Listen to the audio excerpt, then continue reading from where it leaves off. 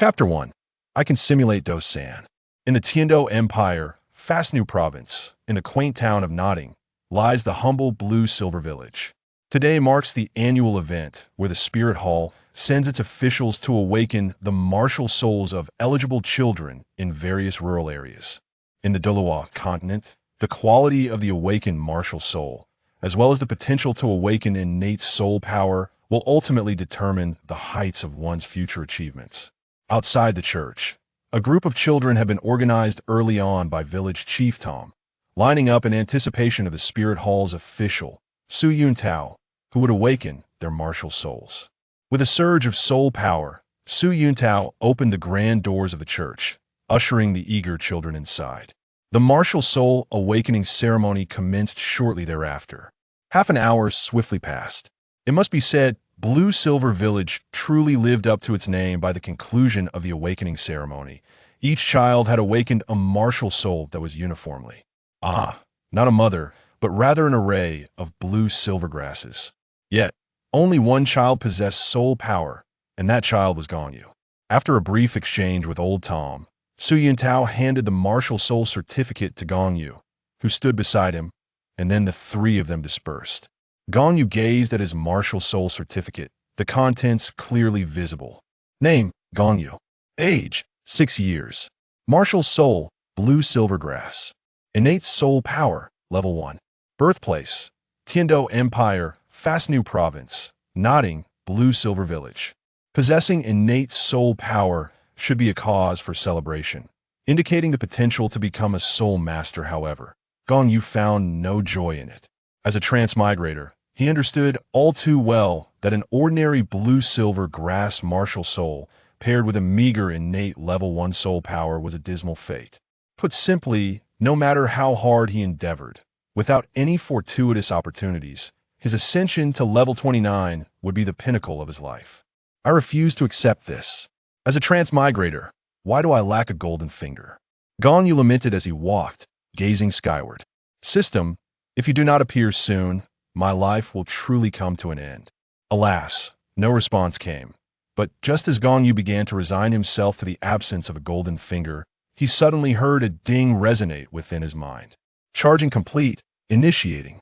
Initiation successful. This system is named the Douluo San Simulator. Simulated world bound.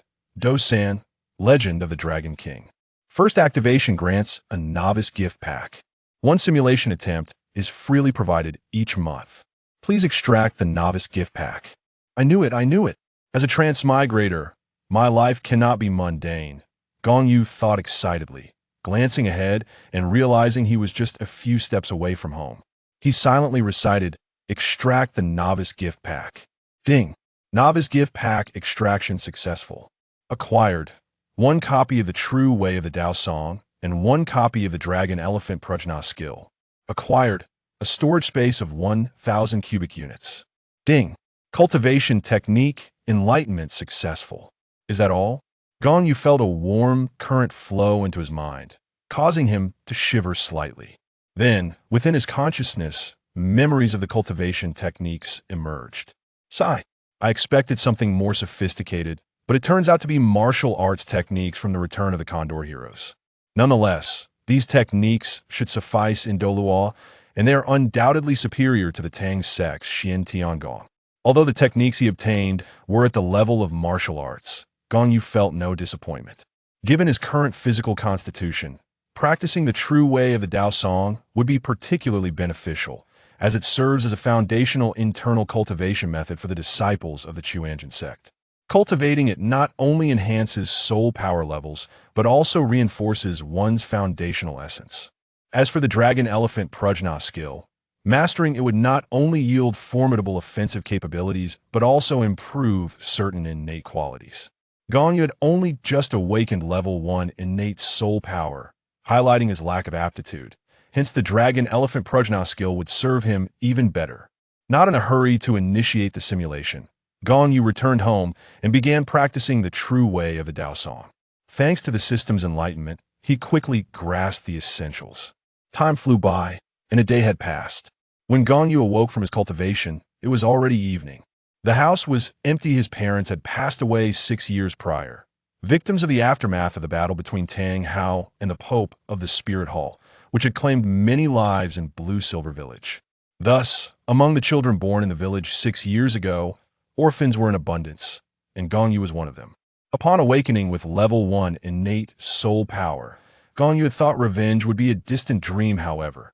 Now that he possessed a golden finger, everything seemed different. Rising from his seated position, Gong Yu cleaned himself, for he had expelled a considerable amount of impurities from his body due to his initial successful cultivation, leaving him looking as though he had just emerged from a filthy ditch. After his bath, a neighbor arrived, calling for Gong Yu to join for dinner.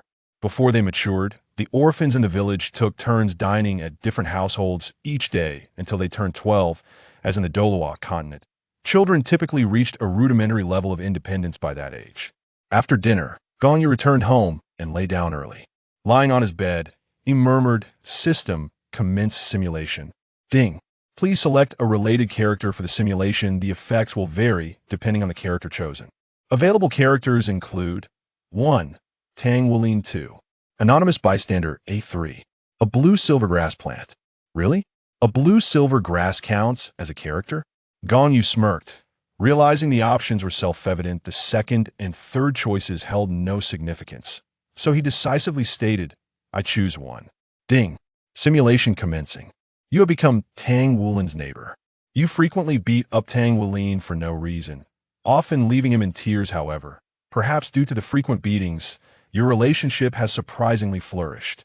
Today, at the age of 6, you and Tang Wulin head to the Red Mountain Academy in Aolai City for your martial soul awakenings.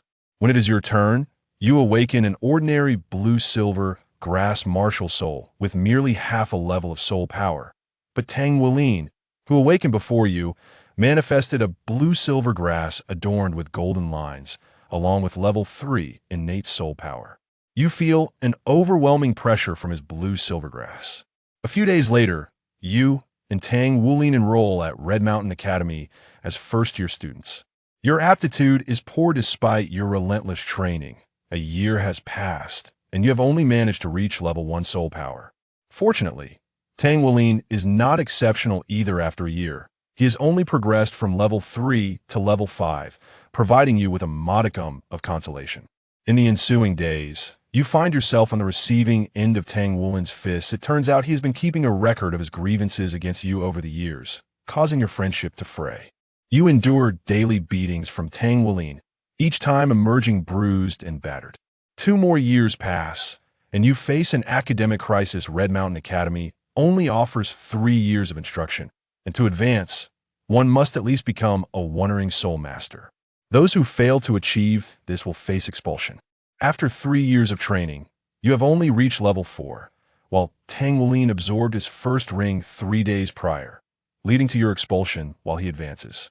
Jealousy and despair begin to creep into your heart. After the summer break, Tang Wulin attends East Sea Academy, leaving you to languish at home as an ordinary person.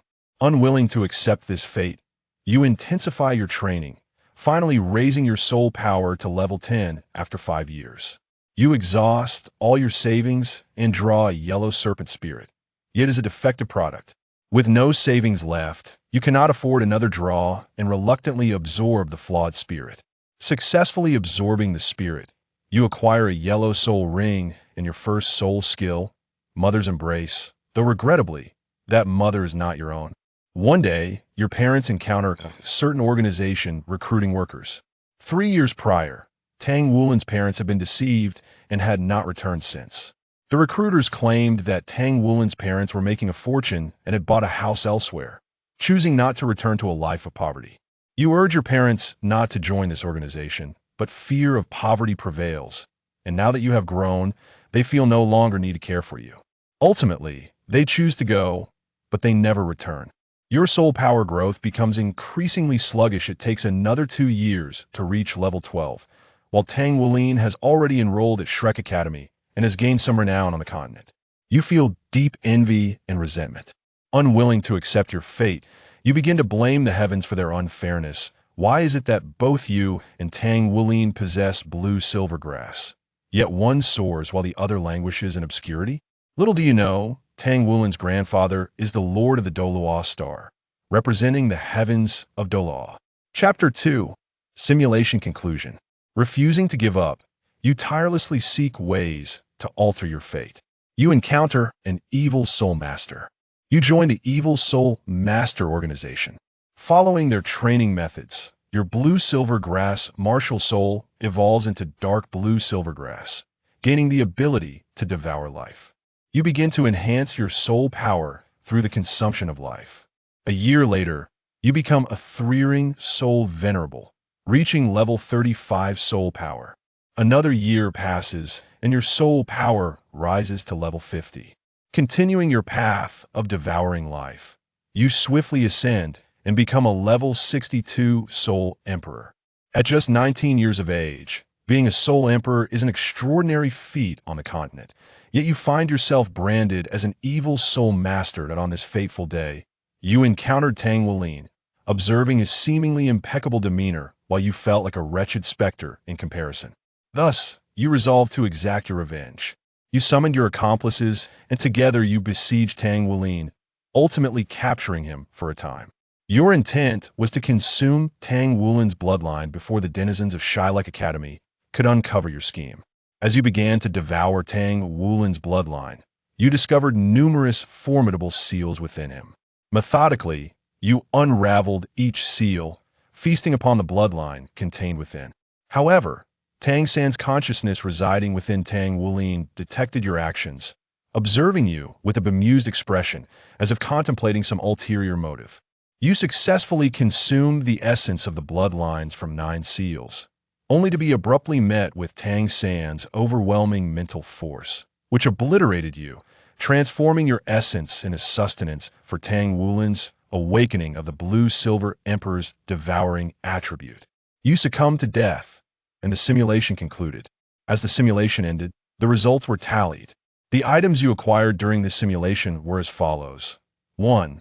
The essence of the 9 bloodlines of the Golden Dragon King 2. The cultivation method of the Evil Soul Master 3. A defective snake-type soul spirit. Choose one from the 3. I choose 1. Gong Yu's eyes brightened at the options presented, given that he already possessed a cultivation method. There was no need to select the Evil Soul Master's approach. The defective snake-type soul spirit was even less appealing. Thus, he decisively opted for the first choice. In the next moment, a surge of warmth coursed through his body, transforming his bloodline and bones, amplifying his strength exponentially and rejuvenating his entire being. Suddenly recalling something, Gong Yu inquired, System, since I have acquired part of the Golden Dragon King's bloodline, there won't be any repercussions from the Golden Dragon King imprisoned in the Divine Realm, will there? Ding! This system is solely responsible for simulations and does not address inquiries. Oomph! If you refuse to respond, I shall see for myself when I reach the Divine Realm, Gong Yu muttered, accepting the system's silence and refraining from further questions.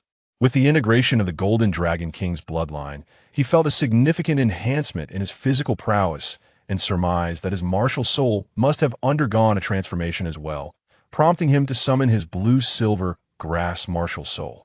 Indeed, the blue-silver grass had indeed changed now, infused with the essence of the Golden Dragon King's bloodline. It had transformed into a golden hue, although the level of his soul power remained unchanged.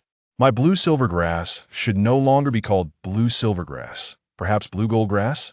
No, that sounds rather unappealing. Blue-silver grass it shall remain. Ah, the name matters little. What's important is that my aptitude has improved. I shall diligently cultivate, and when I acquire more simulation opportunities next month, I will engage in another simulation. With 2 months until school begins, I can simulate twice more before heading to Notting Academy. With no further ado, Gong Yu settled into a cross-legged position, entering a state of cultivation. During cultivation, time invariably flows swiftly, and before long, dawn arrived. As the first light of day broke over the horizon, Gong Yu slowly opened his eyes, exhaling a breath of stale air before rising to his feet. Upon assessing his soul power, he found it had risen to level 2. The total amount of soul power required to progress from level 1 to level 2 was minimal. Thus, After a day of training followed by a night of diligent practice, he had achieved his upgrade. That morning, after enjoying breakfast at a neighbor's house, Gong Yu returned home to resume his cultivation. I must devise a sound training plan henceforth. I will practice the complete truth Taoist song in the mornings and evenings, while dedicating my afternoons to the Dragon Elephant Prajna. The Dragon Elephant Prajna is a secretive and protective divine skill, more inclined towards physical cultivation than internal, belonging to the category of external arts. It consists of 13 levels, and upon mastering the first level, I should be robust enough to absorb a millennium-old soul ring. Time passed swiftly, and a month had flown by in the blink of an eye. On this day, while Gong Yu was engaged in practicing the Dragon Elephant Prajna, he was suddenly interrupted by the system's voice echoing in his mind. Ding! A new month has commenced, and the simulation opportunities have been successfully refreshed. Current simulation opportunities. 1. There's no rush, I don't need to simulate just yet. I shall save it for when the need arises, he murmured, once again immersing himself in his training. The Soul Master phase is the most conducive for enhancing soul power, especially with the authentic Taoist internal cultivation method of the complete truth Taoist song at his disposal. Thus, in just a month, Gong Yu's soul power had risen to level 4. Nearing level 5, he anticipated that he would reach level 5 within a few days. His plan was to strive for an elevation to level 7 or 8 within the next month, and upon arrival at Nodding Academy, to aim for level 10 within 2 months. Though my physical constitution has improved, I am still growing, so I must refrain from overly vigorous external training and focus primarily on internal cultivation methods. With the Golden Dragon King's bloodline aiding the Dragon Elephant Prajna, my progress will be swift, allowing for a reduction in training time. After a month of cultivation, Gong Yu had gained considerable experience, leading him to adjust his training regimen according to his actual circumstances. And thus, another month swiftly passed. By reducing the time spent on the Dragon Elephant Prajna and reallocating that time to internal cultivation methods, Gong Yu's soul power had significantly increased, rising by over 3 levels, now reaching level 8. Although the time spent on cultivating the Dragon Elephant Prajna has been reduced, with the assistance of the Golden Dragon King's bloodline, Gong Yu has now perfected the first layer of the technique and is poised to break through to the second layer at any moment. The Dragon Elephant Prajna comprises 13 layers, each corresponding to 10 levels, allowing for cultivation up to level 130. This implies that should Gong Yu master the entirety of the Dragon Elephant Prajna, he could potentially attain the rank of a demigod or even a god king. As for the complete Truth Tao song, this particular mental cultivation method consists of only 12 layers, aligning with the 12 levels of the method's incantation in the 12 Scarlet Palaces. Logically, this means it can only be cultivated up to level 120. However, as this technique is an authentic Taoist method that facilitates the circulation of energy within the body, it can continue to be cultivated beyond level 120, albeit with diminishing effects. On one day, Old Tom brought Gong Yu to Nodding Academy, where they observed 2 individuals being harassed by the gatekeeper from a distance. The gatekeeper merely sought a bribe, a behavior Gong Yu could understand, as the gatekeepers often had little opportunity for profit and thus resorted to extorting new students. Gong Yu quickened his pace, eager to intervene, for this was a notable scene reminiscent of the fateful moments in Douluo. As he approached the school gate, intent on witnessing the unfolding drama, he suddenly heard the system's voice again, granting him another free simulation opportunity. Chapter 3. 6 years old and already contemplating murder. Has no one taught you? Immediately following, another notification from the system chimed. Ding. Target character Tang San has appeared. Destroy Tang San's image as a good child in front of old Jack, and you will earn an additional simulation attempt. Upon hearing this, Gong Yu's interest peaked. Ruining Tang San's reputation was an enticing prospect. After all, Tang San was the son of his enemy, and Gong Yu felt no guilt about exposing his true nature. Gong Yu watched, biding his time for the perfect moment. Soon, the argument between the gatekeeper and old Jack escalated, and in a fit of anger, the gatekeeper shoved old Jack. The gatekeeper, being an ordinary person, lacked strength, yet old Jack's age rendered him unable to withstand the push, causing him to stagger back. This, however, incensed Tang San. He stepped forward, shoving the gatekeeper in return, raising his left hand toward him, which concealed a hidden crossbow. The mechanism within the sleeve crossbow emitted a faint clicking sound, inaudible to those with less acute hearing. However, after more than 2 months of cultivation, Gong Yu's spiritual perception had sharpened, allowing him to hear it clearly. Initially, Gong Yu planned to wait a moment longer before acting, but his peripheral vision caught sight of a short-haired, greasy man approaching. He surmised that this individual must be Yu Xiaojiang. He couldn't allow Yu Xiaojiang to seize the opportunity. Gong Yu thought to himself, hastening to Tang San's side and gripping his arm. "What are you doing? Are you really contemplating murder?" Gong Yu seized Tang San's left hand and, through the sleeve, restrained the wrist where the hidden crossbow was concealed. The sudden turn of events left the onlookers in shock. How had this escalated to a murder accusation? From a distance, Yu Xiaojiang halted, taken aback by the scene. I had no intention of murder. Tang San stammered, his voice betraying his unease, his gaze evasive. Old Jack, attempting to clarify, interjected, "Indeed, little San is the most well-behaved child in our holy soul village. How could he possibly think of murder? You must have misunderstood." "Young man. The most well-behaved child? Perhaps he is the most peculiar one," Gong Yu retorted. Then with his free hand, he yanked on Tang San's sleeve, declaring, "If you had no intention of murder, then what is this?" At that moment, the concealed crossbow was revealed to the crowd, yet they did not recognize it for what it was. It's merely a toy, Tang San protested, struggling against Gong Yu's grip, confident that no one else understood how to trigger the Tang sect's hidden weapon. Toy? Is there truly such a finely crafted toy in this world? Even if there were, look at your tattered clothing and your malnourished appearance. You can hardly afford to buy such an exquisite toy. Gong Yu scoffed, a smirk of sarcasm gracing his lips. He tightened his hold on Tang San's arm, forcing it to extend toward an unoccupied area where a wooden board stood. With a swift motion, he twisted Tang San's wrist, and a series of soft thuds echoed as several steel needles shot forth from the hidden crossbow. The needles, despite being fired from several meters away, embedded themselves into the board, each one penetrating 2/3 of its length. The gatekeeper, witnessing this, was taken aback, cold sweat trickling down his back as he recalled the earlier confrontation, filled with dread at the thought that he could have met his end. You truly intended to kill me," the gatekeeper stuttered, pointing at Tang San, who now appeared equally apprehensive yet unwilling to lose face in front of the crowd. Tang San was astonished that Gong Yu knew how to trigger the hidden weapon. Yet he found himself at a loss for words, unable to concoct a suitable defense in light of the irrefutable evidence, still claiming you had no intention of murder. If you had shot those steel needles at him earlier, he surely wouldn't have lived to tell the tale, Gong Yu asserted, gesturing toward the gatekeeper. "But how old are you? You should be around my age, just 6 years old, and already contemplating murder. Has no one taught you?" At the mention of whether anyone had taught him, Tang San felt a sharp pang in his heart. He had a father, yet he had never received any guidance, causing his expression to harden as he glared at Gong Yu with resentment. "How dare you glare at me? Am I mistaken? At 6 years old, you ponder murder, and you have the audacity to argue?" Gong Yu fearlessly returned the glare.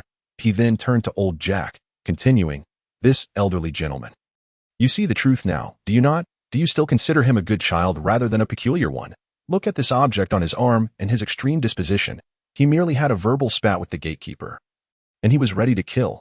For heaven's sake, if someone like him enters the academy with such a dangerous weapon, what if he encounters a disagreement with his classmates?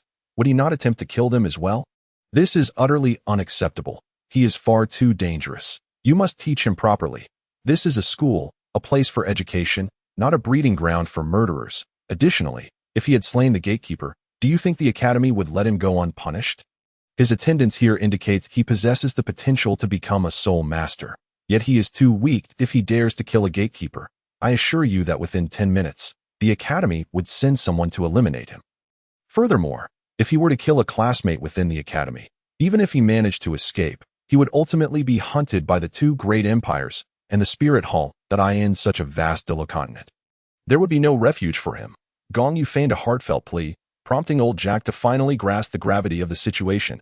With a heavy sigh, old Jack lamented, "Alas, little San, you were once so well behaved. What has brought you to this point? It must be that Tang Hao fellow, always drinking, failing to provide you with even the most basic education. Sigh, I wonder if assigning you a work-study opportunity here is a blessing or a curse. I have no right to meddle in your family affairs. My task was merely to bring you here. You may proceed with your enrollment now, but mind yourself and refrain from any extreme actions in the future." Having spoken, old Jack departed with a look of disappointment, dragging his hunched figure away. After old Jack's departure, Gong Yu finally heard the system's notification sound. indicating the completion of the task, and he successfully obtained a simulation opportunity. Chapter 4. A warning from Yu Xiaojiang upon entering the campus. Tang San finally began to associate with Yu Xiaojiang. The moment this father and son met, Yu Xiaojiang started to flaunt his knowledge.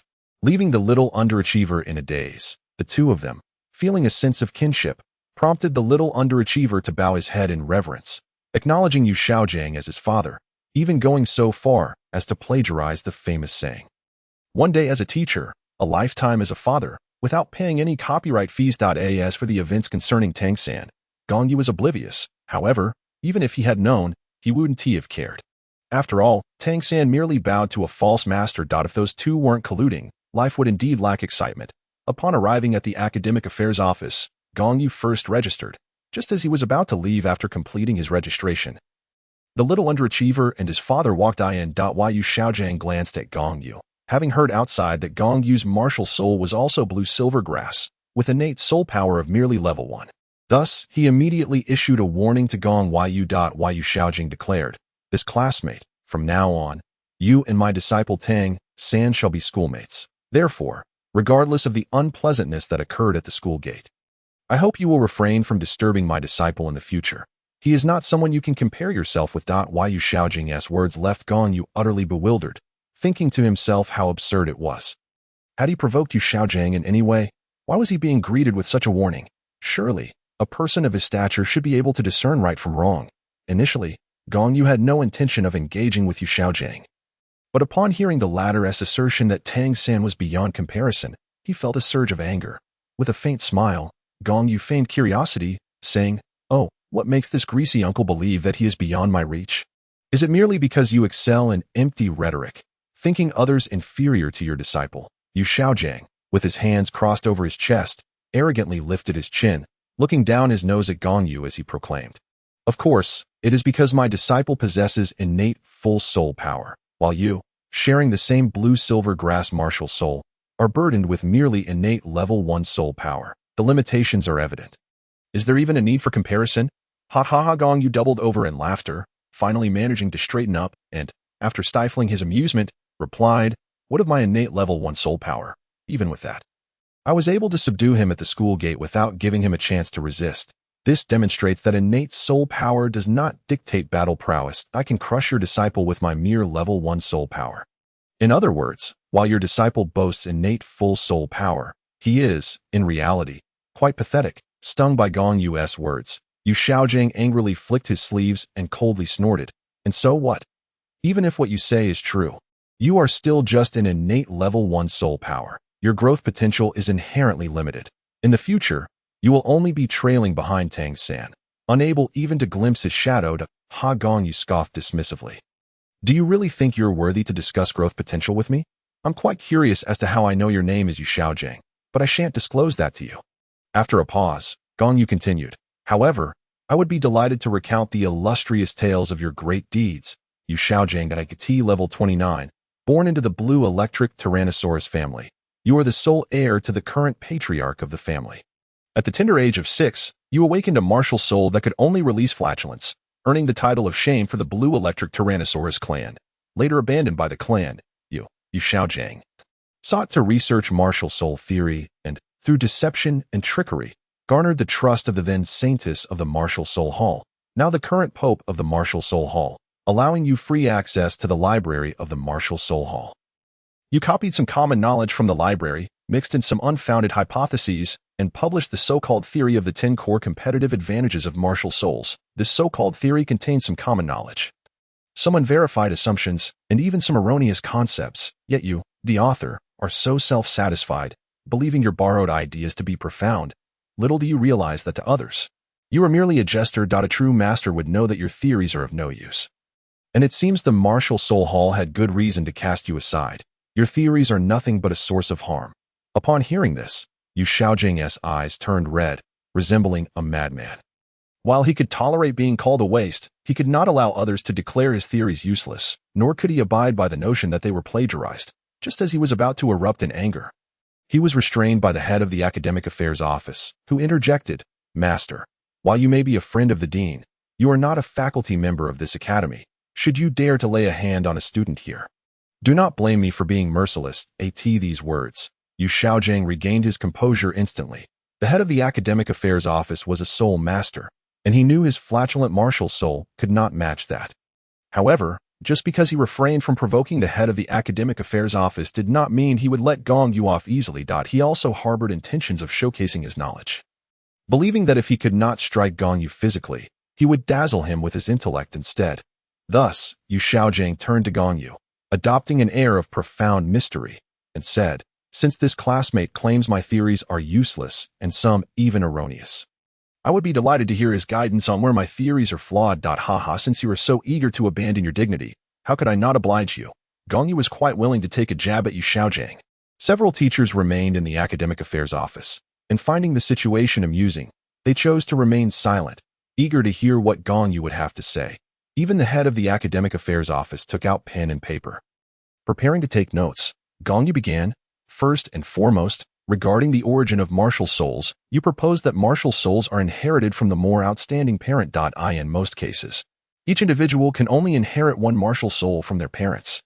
In special circumstances, one might inherit martial souls from both parents, thus possessing twin martial souls. This point you have raised, have I spoken incorrectly?"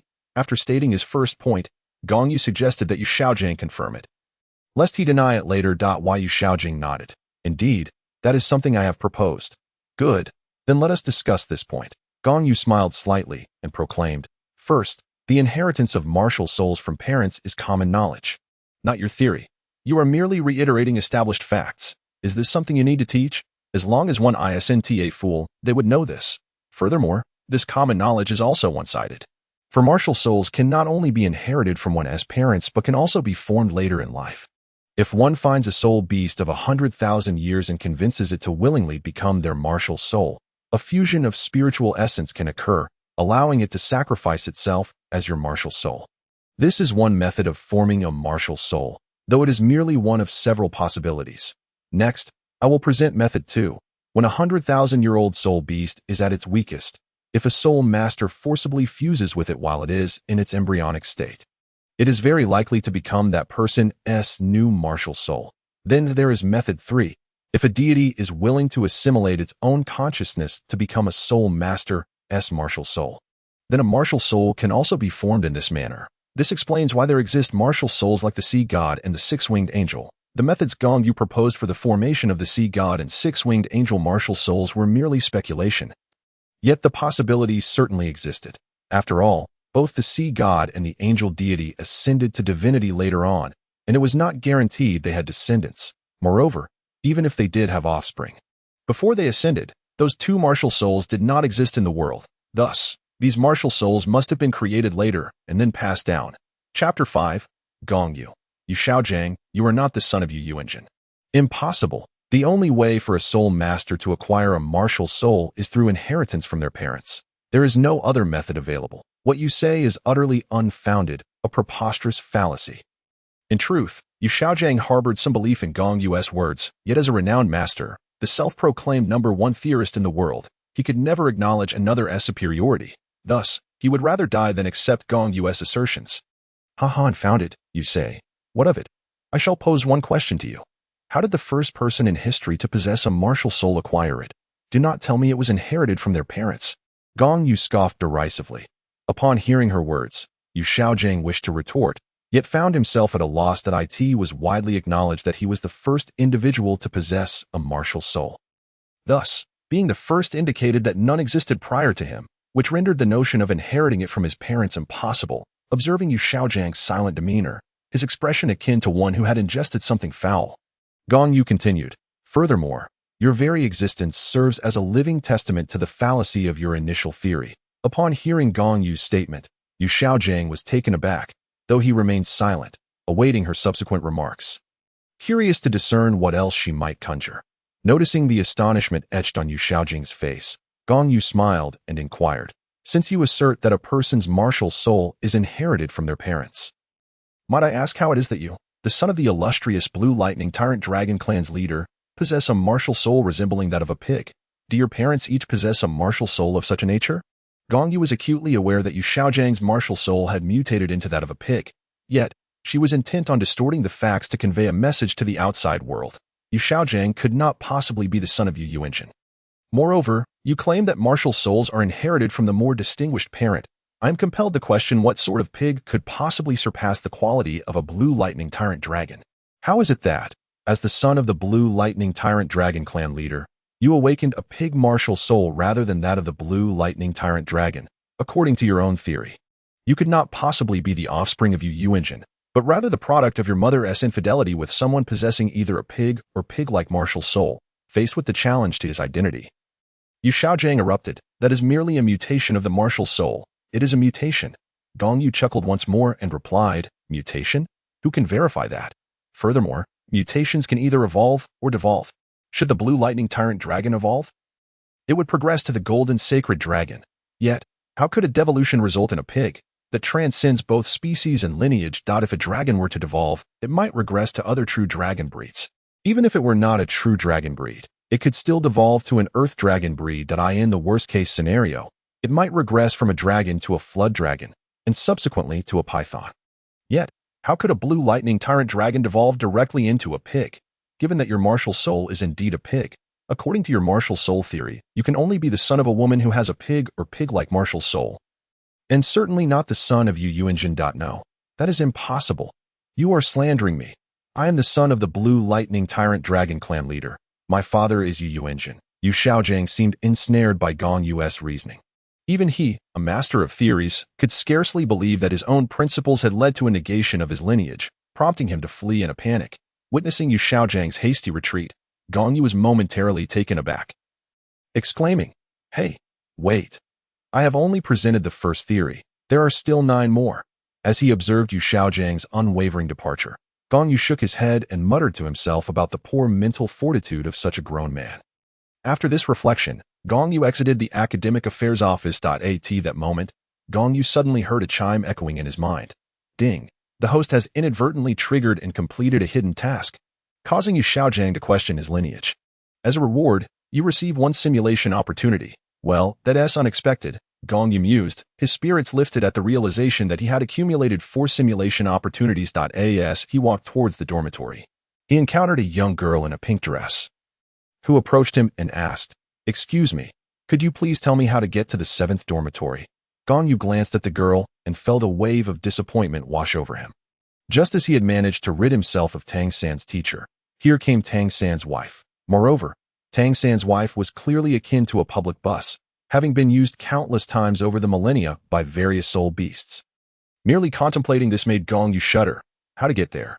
Just walk, Gong Yu retorted, as he too was new and unfamiliar with the location of the 7th dormitory, not being a working student.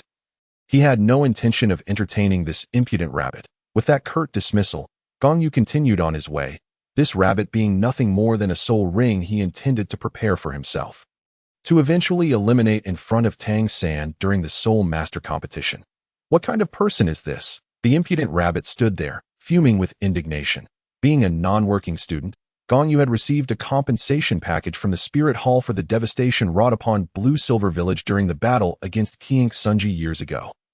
Every household had received compensation, and Gong Yu was no exception. However, given his youth, the funds had been managed by the village chief, Old Tom. Now that he had commenced his studies, Old Tom returned the funds to him. With newfound financial resources, Gong Yu had no intention of wasting time as a working student, who would be burdened with menial tasks while others were busying themselves with their studies. He would much rather devote that time to furthering his cultivation. Before long, Gong Yu arrived at the dormitory, where the rules seemed universally applicable. Upon entering, he was ambushed, but the assailant was swiftly incapacitated by Gong Yu's single punch. Having perfected the first layer of the dragon elephant prajna, he was unafraid even of century-old soul beasts. A mere student stood no chance against him. In the future, it would be prudent to assess one's own strength before attempting to ambush another. Ignoring the person still sprawled on the ground, Gong Yu chose an empty bed and placed his belongings upon it. Moments later, the individual he had struck down finally regained his composure. Rising to his feet, he approached Gong Yu with an awkward smile and said, "Haha, greetings, I am Luo Yun, the head of this dormitory. My earlier actions were not intended as an ambush. It is merely a custom to present a welcome gift to new students. Additionally, in this dormitory, the strongest becomes the head. Yet, I must admit, you truly are formidable. I could not even prevail in an ambush. So it seems you shall be our dormitory head from now on. I have no interest in such matters. Whoever wishes to be head can do so, as long as it does not affect me. Gong Yu replied indifferently that in this lifetime, he had long lost interest in such trivialities. He had held the position before in his previous life. But this is the rule. The strongest is the head. Luo Yun exclaimed, clearly elated at Gong Yu's response that in truth, he had been reluctant to relinquish the position, as it granted him opportunities to curry favor with Xiao Qinyu, the son of the city lord. However, since the dormitory had such a custom, he felt compelled to maintain appearances, planning to continue feigning reluctance to hold onto the title. Whether you want to be head or not is irrelevant to me. Gong Yu dismissed Luo Yun's folly, quickly tidying his bed before heading out to purchase daily necessities. Chapter 6. Level 10. After returning from his shopping trip outside the school with various supplies, the sky was already turning to dusk. Gong Yu first visited the cafeteria for dinner before heading straight back to the dormitory to cultivate. Before long, nightfall descended. As it was his first night residing at the school, he felt somewhat unsettled and struggled to fall asleep. Gong Yu decided to sit in meditation once more and initiate a simulation. System, commence simulation. As the simulation began, he was prompted to select a related character. 1. Su Tian, the illegitimate son of the Xianming sect's leader. 2. A random passerby. 3. An electric eel. Goodness, what are these related characters? Gong Yu lamented. They're even a choice to make. He decisively declared. I choose one. But did the Douluo and Xianming sect not face annihilation? Truly, it seems the 1,000-year-old tortoise and 10,000-year-old turtle have become mere supporting characters, so who cares if they were destroyed? The simulation commenced. 0 years old, you were born in the Douluo Continent. After your mother gave birth to you, she passed away. Your father, the leader of the Xianming sect, sent someone to bring you back to the clan, entrusting you to his legitimate wife, the matriarch of the Su family, for your upbringing. Having not given birth for many years, the Su matriarch treated you as her owing the 1-year-old. The Su matriarch bore a son for your father, naming him Su Dingbang. While she continued to treat you well on the surface, her demeanor towards you became less affectionate over time. Time passed swiftly, and 5 years later, at the age of 6, your clan conducted the ceremony for you to awaken your martial soul. You awakened the Xuanwu turtle martial soul, possessing innate full soul power. The Xuanwu turtle is the evolved form of the Xianming turtle. Only those with the Xuanwu turtle martial soul are qualified to be the clan leader. Your father was elated and rewarded you with a bottle of Xian water pills, already considering you as the future successor. Sensing a threat to her son's position, the Su matriarch secretly devised a scheme. Your father procured a yellow-level golden turtle spirit from the spirit tower of the Douluo Empire for you. Upon absorbing the golden turtle spirit, you gained your first soul ring and your first soul skill, the Xuanwu golden shield. Your father was very pleased, but his legitimate wife grew increasingly envious of you. Though she continued to feign kindness, the Su matriarch's plot finally came to fruition when, one fateful night, a nefarious soul master organization launched an attack, ultimately resulting in your demise. Simulation concluded. Begin settlement. The items acquired in this simulation are as follows. 1. A bottle of Xian water pills. 2. A yellow-level 100-year golden turtle spirit. Settlement rewards are available as a choice. Please select. I choose 1. Gong Yu revealed a smile imbued with deep significance. Was there even a need for deliberation? The choice was unequivocally the Xian Shui Dan. This elixir not only augmented soul power, but also possessed the remarkable ability to cleanse the marrow, precisely what he required at this juncture. Ding. Selection successful. You have acquired 1 vial of Xian Shui Dan. In the next instant, a vial of Xian Shui Dan manifested within his storage space. Gong Yu silently intoned. Extract Xian Shui Dan. In the blink of an eye, a small vial of Xian Shui Dan appeared in his palm. Upon uncorking it, he discovered no fewer than 10 Xian Shui Dan within. Wow, such an abundance of Xian Shui Dan. It should suffice for me to reach the rank of Soul Master. Gazing at the vial's contents, Gong Yu felt a surge of elation and promptly consumed one of the pills. Immediately, he began to channel the all-true Great Tao song, absorbing the medicinal essence of the Xian Shui Dan. And before long, he entered a meditative state. When he eventually awoke, dawn was approaching. At that moment, Gong Yu assessed his soul power and was pleasantly surprised to find it had already reached level 10. However, he soon detected a foul odor, and upon investigation, realized it emanated from his own body. Hastily, he dashed to the bathroom, scrubbing for nearly half an hour before emerging clean. Casting a glance at the wall clock, he noted it was already 5 a.m. With sleep eluding him, he exited his dormitory and found a relatively clean spot on the playground to sit and prepare for cultivation. Yet, having only recently awakened from his meditation, he found it difficult to fully immerse himself in the practice. Sigh. Never mind, I'll forego cultivation today and instead simulate once more while the sky remains dark. With a deep breath, Gong Yu concocted an excuse for himself and prepared to initiate another simulation. System, begin simulation. As the simulation commenced, he was prompted to select a related task. 1. The blacksmith's son. Babylon 2. Anonymous bystander C3. A worm soul beast from within an oligarch. What on earth is a worm soul beast from within an oligarch?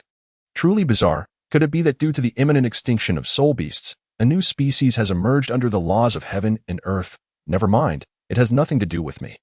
I choose option 1. That the simulation commenced at the age of 6. You, who had been a fool for many years, suddenly transformed into a different person, no longer foolish. It turns out you are a visitor from another realm. Soul transmigrated into this world, having taken over the body of a blacksmith's simpleton son. Your blacksmith father took you to awaken your martial soul. Upon awakening, your martial soul manifested as a massive blacksmith's hammer. With innate soul power of level 6, that your hammer martial soul underwent a mutation, surrounded by arcs of lightning, seemingly enhancing its power. Your father decided against allowing you to absorb a soul spirit immediately. Instead, he opted to employ the family's method of body tempering, intending to refine your physique over the course of a year. A year passed, and at the age of 7, your body had become robust through the tempering process. After testing, your father deemed you ready to absorb a 1,000-year soul spirit. Although you were a transmigrator, before your journey, you had been a street beggar and illiterate, thus lacking any personal opinions and wholly following your father's commands. The following day, your father procured a purple thunder flood dragon soul spirit, approximately 1,000 years old. You began to absorb your first soul ring. However, the agony of absorbing a 1,000-year soul spirit was immense. You persevered, but ultimately, you could not endure the pain. Your father was unable to intervene in time, and you perished from the strain. You died at the tender age of 7, becoming the most unfortunate of transmigrators. Simulation concluded. Commencing settlement. From this simulation, you have obtained the following items. 1. A copy of the family's body tempering method. 2. 1,000-year thunder flood dragon soul spirit. Choose 1. As a fellow transmigrator, I feel a sense of sorrow for the simulated version of myself. However, it simultaneously affirms that this simulator can indeed recreate the experiences of transmigrators. If that is the case, it may not be impossible in the future to simulate a transmigrator from a cultivation world, potentially acquiring techniques from the realm of cultivation. The more Gong Yu mused over this, the more plausible it appeared. He surveyed the settlement options once more. Choosing option 1 was unnecessary, with the dragon elephant prajna skill at my disposal. It far surpasses that outdated family method of body tempering. Hence, I opt for option 2. That upon making his choice, a purple soul spirit was immediately placed into his storage space, which he promptly extracted. Chapter 7. The first soul ring under the night sky. Gong Yu held the 1,000-year thunder flood dragon soul spirit. Bathed in moonlight, the translucent membrane allowed a clear view of the slumbering soul spirit. Its body enveloped in arcs of electricity, appearing rather adorable. After a moment of contemplation, Gong Yu murmured, I have already perfected the first layer of the dragon elephant prajna skill. My physical constitution can easily withstand the 1,000-year soul ring. Additionally, the pressure from the remnants of the Golden Dragon King's bloodline within me gives me a distinct advantage when absorbing dragon or quasi-dragon soul rings. Even if there were a 2,000-year dragon soul ring nearby, I would still be confident in my ability to contend for it. Therefore, absorbing this thunder flood dragon soul spirit should pose no problem. After careful consideration, Gong Yu resolutely decided to absorb the thunder flood dragon soul spirit. He grasped the soul spirit forcefully, shattering the transparent membrane encasing the thunder flood dragon. Instantly, the spirit opened its eyes, its entire body crackling with electricity, and transformed into a pale purple soul ring. Gong Yu pinched his fingers together, drawing the purple soul ring towards himself, then gently closed his eyes, beginning to channel the all-true great Tao song to absorb the energy of the pale purple soul ring. Time flowed steadily, and after an hour had passed, the dawn had yet to break. However, Gong Yu slowly opened his eyes, and upon sensing his soul power, his expression brightened, though he was unsure of the exact number of levels he had risen. He was certain it was more than just 1. Moreover, having consumed the Xian Shui Dan, The levels granted by the elixir were reflected in his soul power, but the levels he had accrued after reaching level 10 remained unmanifested due to the lack of a soul ring absorption. Nonetheless, this did not imply that he had not advanced. Furthermore, absorbing a 1,000-year soul spirit would undoubtedly facilitate a breakthrough beyond just one level of soul power. The precise level, however, would only be determined upon testing at the Martial Soul Hall. Now, let us test my first soul skill. With a thought, the golden blue-silver grass martial soul materialized. It was no longer a mere sprig of blue-silver grass, but had grown into a robust golden vine with numerous branches. Additionally, due to the absorption of the Thunder Flood Dragon Soul Spirit, arcs of electricity danced along every inch of the golden blue-silver grass. First soul skill, Thunder Vine Entanglement. As Gong Yu uttered the incantation, the blue-silver grass transformed into countless tendrils imbued with the power of thunder, targeting a tree approximately 50 meters away, roughly 10 years old, and ensnaring it fiercely. In the blink of an eye, the entire trunk of the tree was ensnared tightly by the blue-silver grass. With a mere thought from Gong Yu, the electrically charged tendrils constricted. The sound of cracking echoed as the tree was crushed into fragments. Charred marks from the lightning searing its remains, with some pieces still flickering with residual arcs of electricity. This 1,000-year soul skill is incredibly powerful, and the resilience of the blue-silver grass is remarkable. Gong Yu murmured, expressing immense satisfaction with his first soul skill. Just then, he suddenly felt a surge of energy and blood within him, prompting him to sit down quickly, gently closing his eyes and channeling the all-true Great Tao Song. He felt an explosive sensation within, as though a membrane had ruptured. Upon opening his eyes, a look of joy spread across his face. The all-true Great Tao Song had broken through to the second layer. Yet, the energy within him continued to surge. What could be the cause of this? Could it be due to the Golden Dragon King's bloodline? The reward I received from the simulator was the essence of the Golden Dragon King's bloodline from Tang San's 9 seals within the simulator. But I do not have a Divine King Father to impose any seals within me. So this must be the reason for the surging energy. This one do. If this continues, I might perish from the expansion of my energy and blood. I must urgently consult the system. Even if it is reluctant to respond, I must ask that I refuse to believe it will remain indifferent while I am on the brink of death. Thus, Gong Yu called out to the system in his mind. Expecting no reply, yet to his surprise, it responded. Ding. Answering one question requires the expenditure of one simulation attempt. Now, Gong Yu was in considerable discomfort, so he gritted his teeth and used one simulation attempt to pose a question. I need to know the cause of my energy and blood surging and how to resolve it. Is that not 2 questions? Do you not know numbers? This is one question. Hurry and tell me. Ding. One simulation attempt deducted. The following is the answer to your question. The cause is similar to what the host speculated.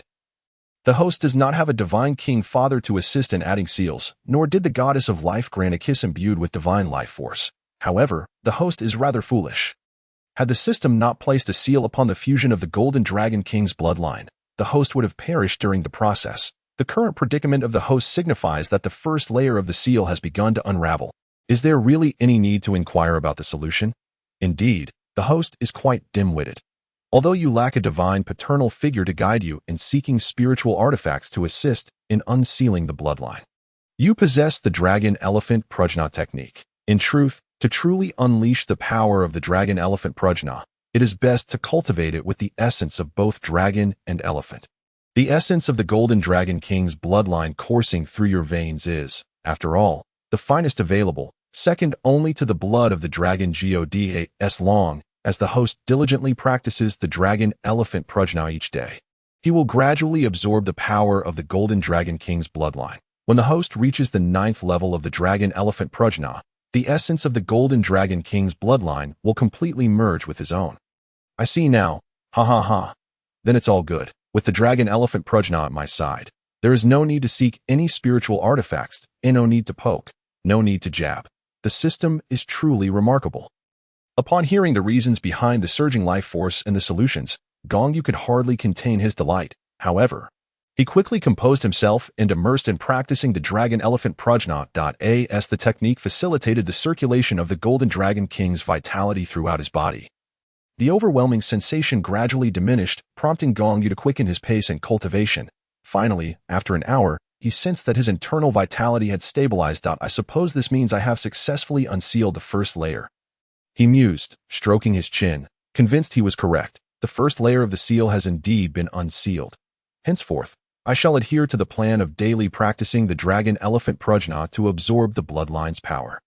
Harnessing the abundant life force inherent in the Golden Dragon King's bloodline, I have cultivated the dragon-elephant prajna to the second level, and not merely at its nascent stage, but rather having achieved a minor success in the second level.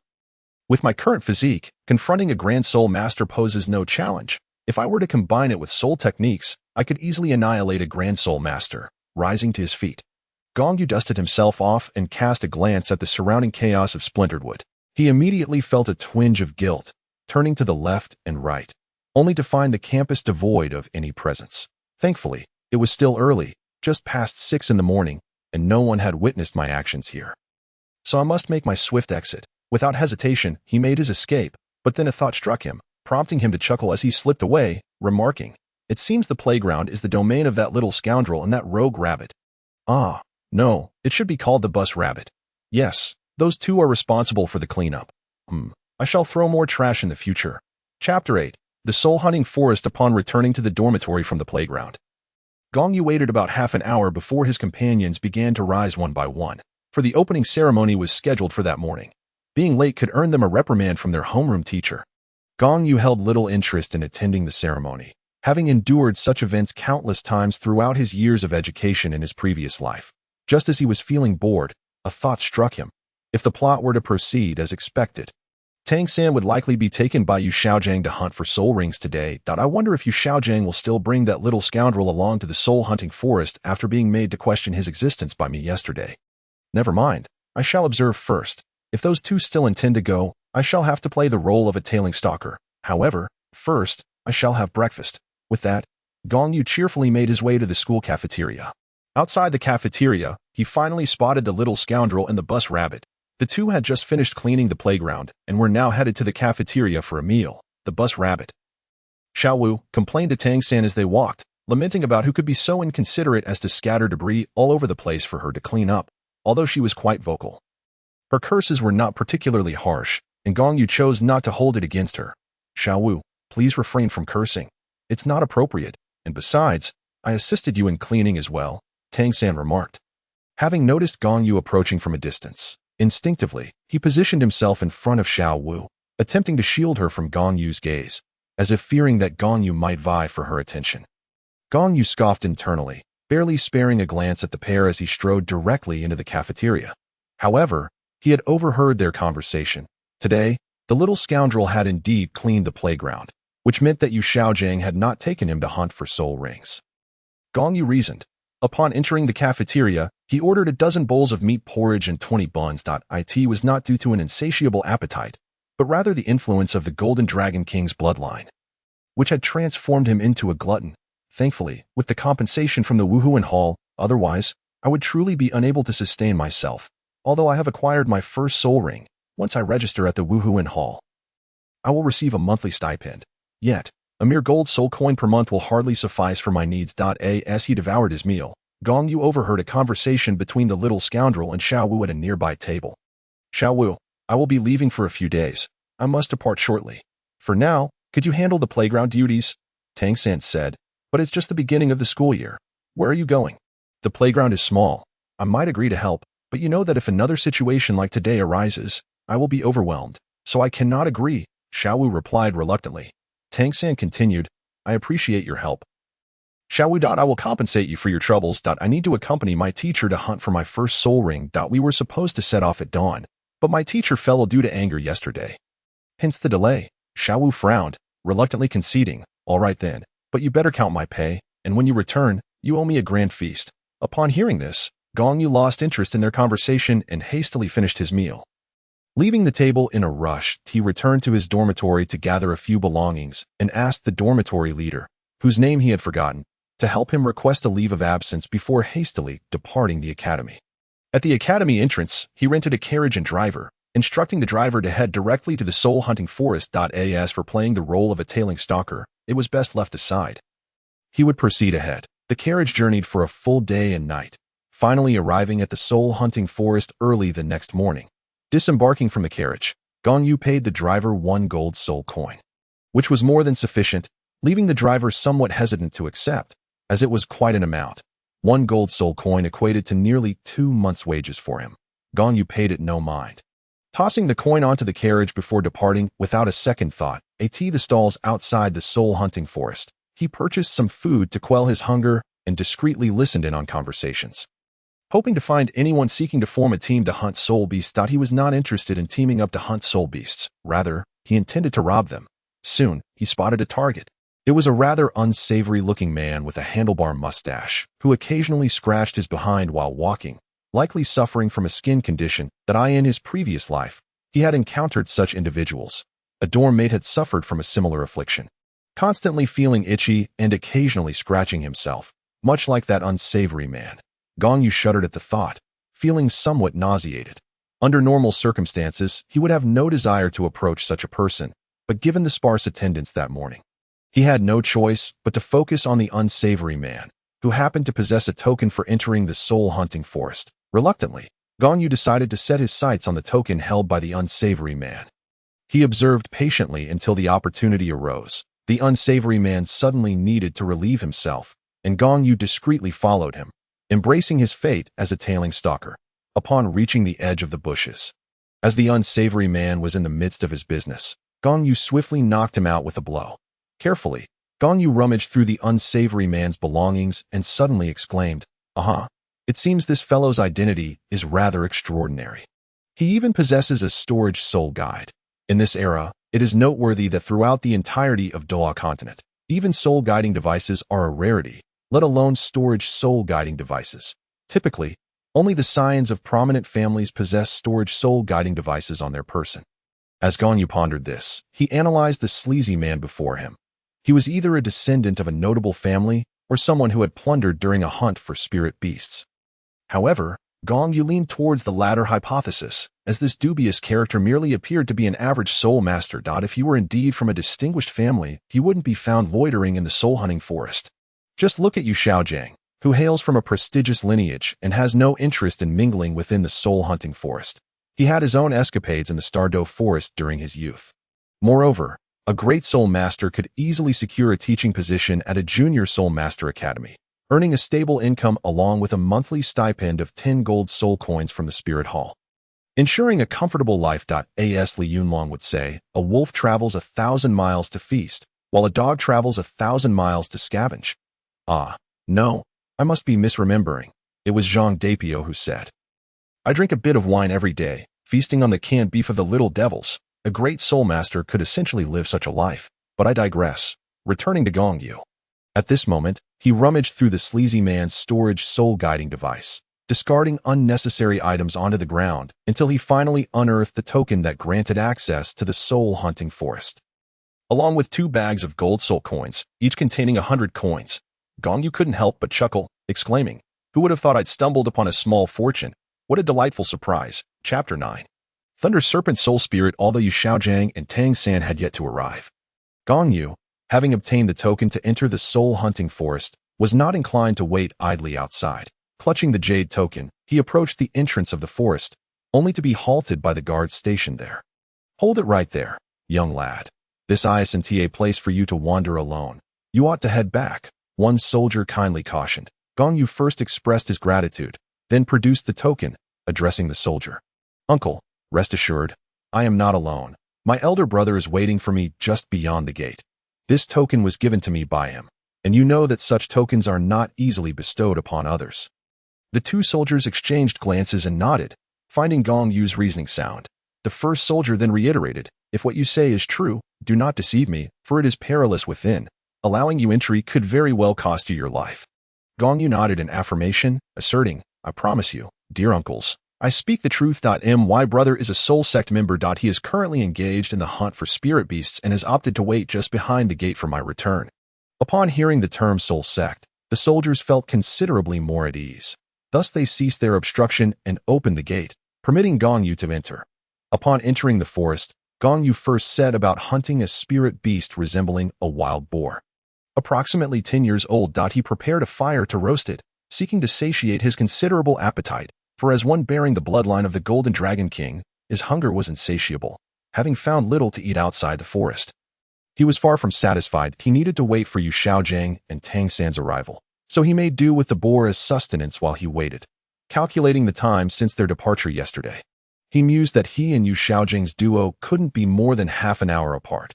Yet, where could they be? After half an hour of roasting, the boar was ready, but still, there was no sign of Yu Xiaojing and Tang San.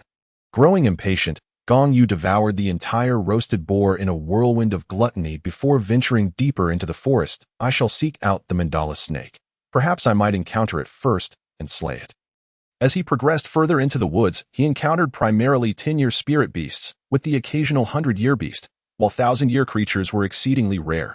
However, this was understandable, as the soul-hunting forest was primarily a breeding ground for low-level spirit beasts, intended to facilitate the hunting of first and second spirit rings for novice soul masters. Hence the predominance of 10-year beasts near the periphery.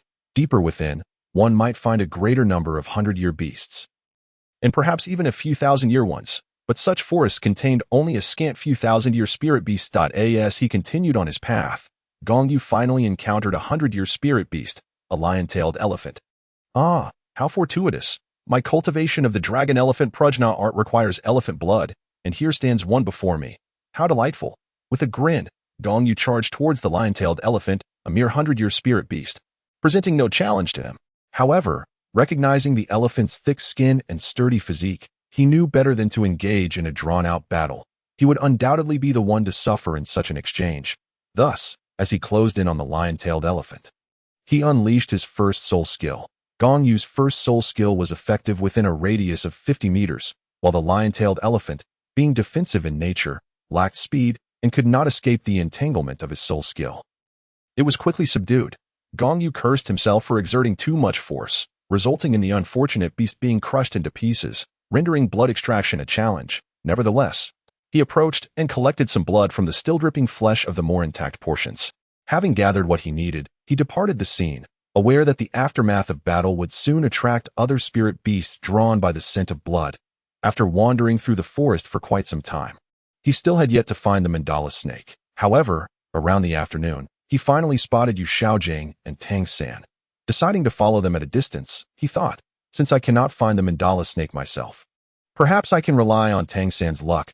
He should encounter it soon enough. After trailing them for a considerable while, evening descended while Yu Xiaojing commanded his farting pig martial soul to release a noxious cloud, incapacitating a group of 10-year level ghost wolves. He then approached, wielding a dagger to slay one, commencing his instruction of Tang San on how to absorb a spirit ring.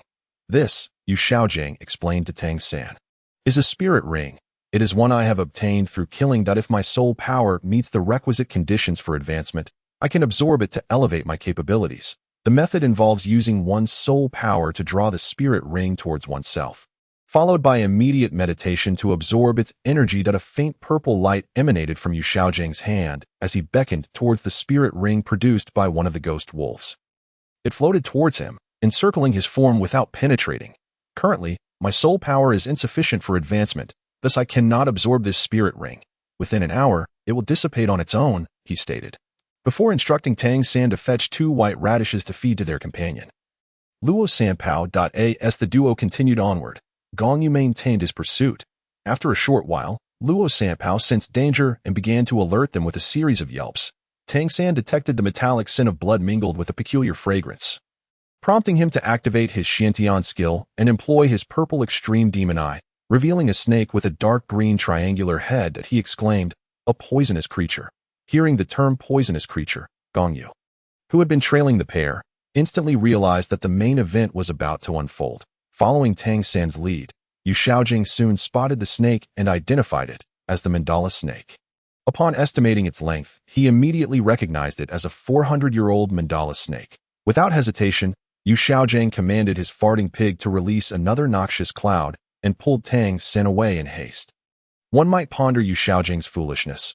Why provoke a 400-year-old snake spirit beast by having a pig fart? It was as if he were deliberately aiming to attract the creature's attention. He could have simply led his student away quietly, especially under the cover of night, when fleeing would be even more difficult. The mandala snake pursued Yu Xiaojing and Tang San. Gong Yu found himself unperturbed. He leisurely followed the trail they left behind. When he finally caught up with them, he discovered that Tang San had successfully slain the mandala snake. That why Yu Xiaojiang suggested that Tang San absorb the spirit ring from the snake, and Tang San complied. However, Yu Xiaojiang, having been poisoned by the snake, had already succumbed to a drowsy stupor nearby. At this moment, Gong Yu, concealed not far off, revealed a sinister smile. Tang San, should you wish to absorb that spirit ring, do not hold your breath. With that, Gong Yu summoned his Thunder Serpent Soul Spirit, instructing, go, impede Tang San from absorbing that spirit ring and drive him away. Chapter 10. Tang San's Centenary Slug First Soul Ring at the command of Gong Yu. His Thunder Serpent spirit swiftly surged towards Tang San's position. The sound of rustling filled the air, as Tang San, who had already drawn the soul ring to himself and was preparing to absorb it using his Xian skill, heard the commotion. An instantaneous feeling of impending danger washed over him. He turned his head to glance at Yu Xiaojiang, calling out teacher. Unfortunately, he received no response from Yu Xiaojiang, prompting him to call out several more times. Yet still, there was silence. In that moment, Tang San became increasingly anxious. He could clearly discern something was amiss with Yu Xiaojiang, but the threat was now too close for him to investigate further. At that instant, a thunder serpent materialized not far from Tang San. Holding his breath and remaining utterly still, he attempted to disguise himself as a mere log, skillfully flicking a pebble to divert the thunder serpent's attention. Alas, Gong Yu had been observing all along. As Gong Yu's spirit, the thunder serpent was inherently connected to his will and thus recognized Tang San's ruse without difficulty. Consequently, it launched a fierce assault upon Tang San. Employing the ghost shadow perplexing steps, Tang San evaded the thunder serpent's strikes multiple times. However, the battle's impact expanded, and fearing for the safety of his beloved teacher, he resolved to draw the thunder serpent away on his own. At that moment, Gong Yu approached the corpse of the mandala snake, directly engaging with the soul ring that had obliterated it. Just then, the thunder serpent returned, although Tang San had sought to lure it away. It could not venture far, as doing so would result in its dissolution. Thus, Tang San found himself running in circles, unable to truly redirect the thunder serpent's focus. Yet, it did not return empty-handed. It clutched a sizable adult slug in its mouth. Having understood Gong Yu's intention to procure a centenary soul beast, quickly, kill it, Gong Yu commanded, pointing at the slug. In response to the order, the thunder serpent unleashed a bolt of lightning, instantly slaying the slug, which was followed by the emergence of a yellow soul ring. This soul ring was intended for Tang San to absorb, though it remained uncertain whether he could, given that he had not personally dispatched the creature. However, Gong Yu recalled the incident during the second battle when the beast tide had besieged Shilik City, where many soul beasts had been slain, and their soul rings stored for those in need. Those soul rings did not reveal the identity of the slayers, yet were still available for absorption, suggesting that even soul rings from beasts not personally killed by a soul master could indeed be absorbed. Though no one had ever tested this theory, regardless of the outcome, Gong Yu had prepared the slug soul ring for Tang San, and whether it could be absorbed would be revealed once Tang San attempted it. After all, there was nothing to lose by waiting, and with the destruction of the mandala snake's soul ring, Gong Yu had achieved his goal upon witnessing the condensation of the slug's soul ring. He instructed the thunder serpent to carry away the slug's remains, leaving only the mandala snake's soul ring on the ground, while the slug's soul ring floated unclaimed, easily mistaken for that of the mandala snake. Gong Yu then departed, retreating to a nearby hiding spot. Approximately 10 minutes later, Tang San returned, panting heavily, seizing the opportunity while the soul ring still held considerable duration. He first checked on Yu Xiaojiang's condition and discovered that his teacher had been poisoned. Without hesitation, he set about administering an antidote. Employing a rather crude method of bloodletting, he worked to expel the toxin, and after around 10 minutes, the poison was nearly eradicated, allowing him to bandage Yu Xiaojiang's wounds. With time to spare, as soul rings dissipate only after an hour of being unabsorbed, and considering the events that had transpired, they had wasted at most 40 minutes.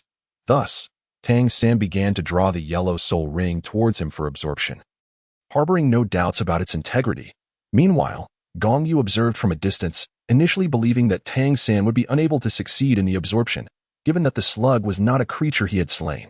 To his astonishment, Tang San successfully absorbed the soul ring, leading Gong Yu to marvel at the remarkable fortune of this child of destiny. Having witnessed Tang San's achievement, Gong Yu discreetly departed, as his objectives had been fulfilled, rendering further observation unnecessary.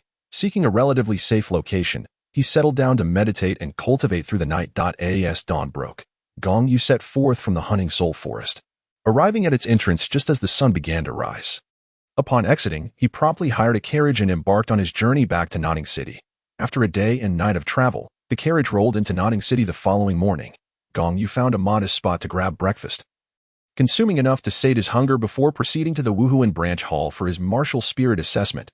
Upon arrival, he encountered Master Meicia Nua, and after a brief introduction regarding his purpose, he was led directly to undergo the evaluation.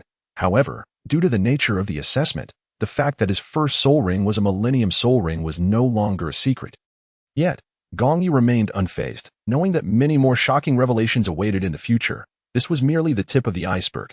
After the evaluation, Gong Yu learned that his spirit power had reached the 15th level. He was not particularly surprised, as he had anticipated this outcome, estimating his spirit power to be around levels 15 to 16. Exiting the Wuhuan branch hall, Gong Yu held an iron badge inscribed with the date and location of his assessment. He then returned directly to the academy. First, he reported his absence to his homeroom teacher, who had many inquiries but ceased questioning upon seeing the iron badge issued by the Wuhuan Hall. Relieved by the sudden quiet, Gong Yu excused himself from the teacher and returned to his dormitory. In the dormitory, he found only one classmate present. Inquiring about the situation, he learned that the others had gone out. As the city lord's son, Yu had summoned representatives from each dormitory to discuss the afternoon's competition against the labor students, claiming he intended to adopt a girl with a rabbit martial spirit as a pet. Gong Yu could not help but feel a moment of silent sympathy for Yu, recognizing him as Tang San's first stepping stone. With time to spare, Gong Yu contemplated joining the fray in the afternoon. Determined not to let Tang San steal the spotlight, his opportunities for simulation, aside from the monthly free one, could only be obtained from Tang San or individuals closely associated with him. Therefore, wherever Tang San was, he needed to devise a way to ensure Tang San faced setbacks. Chapter 11. Unveiling Tang San's underhanded tactics. Shortly after lunch, Yu led a group of upperclassmen, along with a few lowerclassmen, towards the academy's back mountain. Similarly, Wu led only the members of their dormitory. The other labor students were reluctant to join Wu's ruckus. Not everyone was as naive as she, and many labor students preferred to avoid trouble, especially with nobles like Yu, who was considered one of Notting City's aristocrats. Gong Yu hastily finished his meal and quickly made his way to the back mountain, though he arrived a bit late. As the skirmish had already commenced, stealthily blending into the crowd, he positioned himself behind Yu's group, keenly observing the unfolding events. At that moment, Yu's subordinate, Lu Long, was overpowering the labor student Wang Xing, who appeared on the verge of defeat.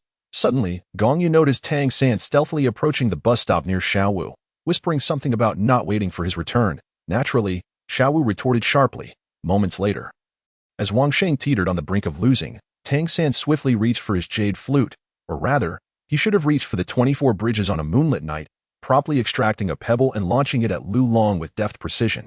In pain, Lu Long revealed an opening, which Wang Xing seized upon, swiftly turning the tide and defeating Lu Long after his victory.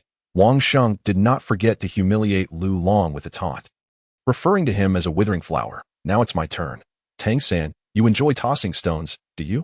Let me show you how to expose your tricks, Gong Yu thought to himself, stifling a chuckle.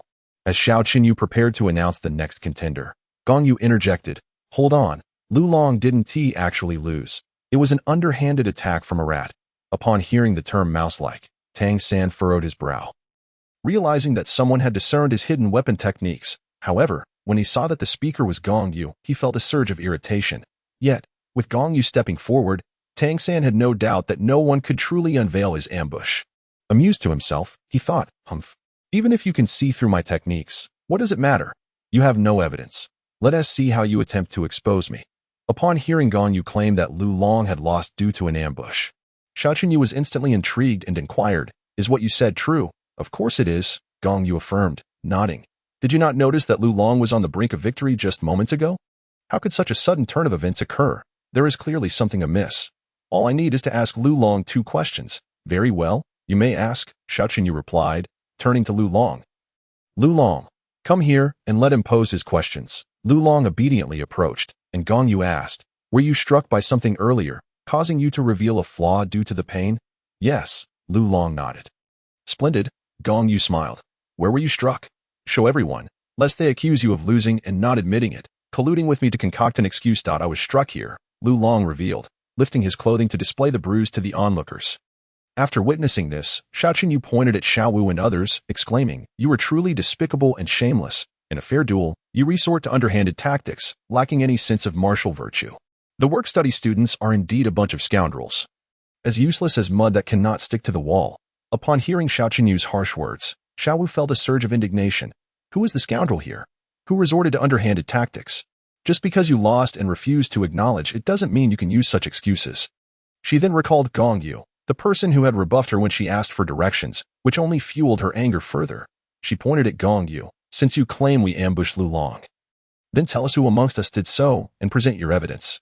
"You want evidence, do you? Very well." Gong Yu smiled slightly, pointing at Tang San. "The one who ambushed Lu Long is that fellow named Tang. A true scoundrel. As for evidence, allow us to examine it together." Gong Yu led everyone to the area where Lu Long and Wang Xing had fought, searching the ground until he found the stone Tang San had thrown.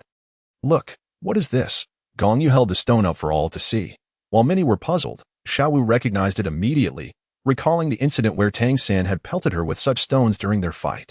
She shot a glance at Tang San, who averted his gaze, feeling guilty. Xiao Wu had already deduced that it was Tang San who had struck first, yet he stubbornly refused to admit it. Retorting, "Humph, a mere ordinary stone proves nothing." Gong Yu scoffed, still denying it. "Are you? Very well. I shall present further evidence." He then produced a revealing powder and addressed the crowd. "Surely you all recognize this powder?" Xiao Yu was the first to respond. "That revealing powder, commonly used in investigations. Just sprinkle it in a location, and it will reveal the traces of the culprit's soul power. Each individual's soul power signature is unique. If we sprinkle this powder on the stone and compare it with Tang San's soul power, we shall know whether he ambushed Lu Long. At this point, Tang San began to argue. "That stone could have been one I discarded days ago. Or perhaps someone picked it up and placed it here. This does not prove I ambushed Lu Long." Upon hearing this, the crowd exchanged incredulous glances, as if looking at a fool. Gong Yu then retorted, "Fool, unless the authorities preserve a record of one's soul power using specialized tools, it dissipates within half an hour in the air. Why don't you show us the traces of your soul power from days ago? Illiterate, lacking knowledge. No wonder you only resort to ambushes." As a martial artist from a different realm, Tang San was unfamiliar with this system and had little education, making his ignorance understandable. Gong Yu proceeded to sprinkle the revealing powder on the stone, and in an instant, a trace of soul power appeared. He then addressed Tang San. "Now, summon your soul power, and we can compare the traces. If you wish to prove your innocence, comply. Of course, to ensure fairness. We shall do the same. I shall go first." Gong Yu demonstrated by using his soul power on another stone, revealing his own trace and proving his innocence. The crowd prepared to follow suit. But Tang San interjected, "No need. I admit to having ambushed Lu Long." He had no choice but to concede. Refusing to allow Gong Yu to check his soul power traces would only suggest his guilt, leading him to realize it was better to admit his wrongdoing than to lose face further. Chapter 12. Seeking compensation from Tang San. Upon hearing Tang San's admission, the crowd murmured in astonishment. Engaging in hushed discussions, Wang Xing, standing nearby, felt a deep sense of shame as he looked at Tang San, anger bubbling within him. "I thought I had finally won against Lu Long through my own skill, only to discover you were scheming behind the scenes. Thank you for making me lose face in front of my classmates. The competition was between Lu Long and me, and per the rules, outsiders should not interfere. What have I done to deserve this? You are a true coward, Tang San, and I feel ashamed to be associated with you." With that, Wang Sheng stormed away from the back mountain in a fit of rage. After being berated by Wang Sheng, Tang San's gaze turned to Gong Yu, his eyes filled with intensified hatred. Xiao Wu noticed Tang San's turmoil and felt compelled to teach Gong Yu a lesson. She stepped forward, saying, "All right, Xiao Laoda, we'll concede this round to you work-study students. Who will you send to compete next?" However, before Xiao Yu could respond, Gong Yu interjected, "Oh, so you think that by simply admitting defeat, you can sweep the previous incident under the rug? What do you take us for? Let us set aside the matter of compensation for now. Your work-study students are impoverished and cannot afford much. But surely, an apology is in order. Should Lu Long suffer unjustly at your hands without recompense?" Ling Yun chuckled to himself, thinking, "Tang San, aren't you fond of bowing and acknowledging your superiors? Let us see if you'll do it this time." Xiao Wu felt a bit embarrassed. Gong Yu was right.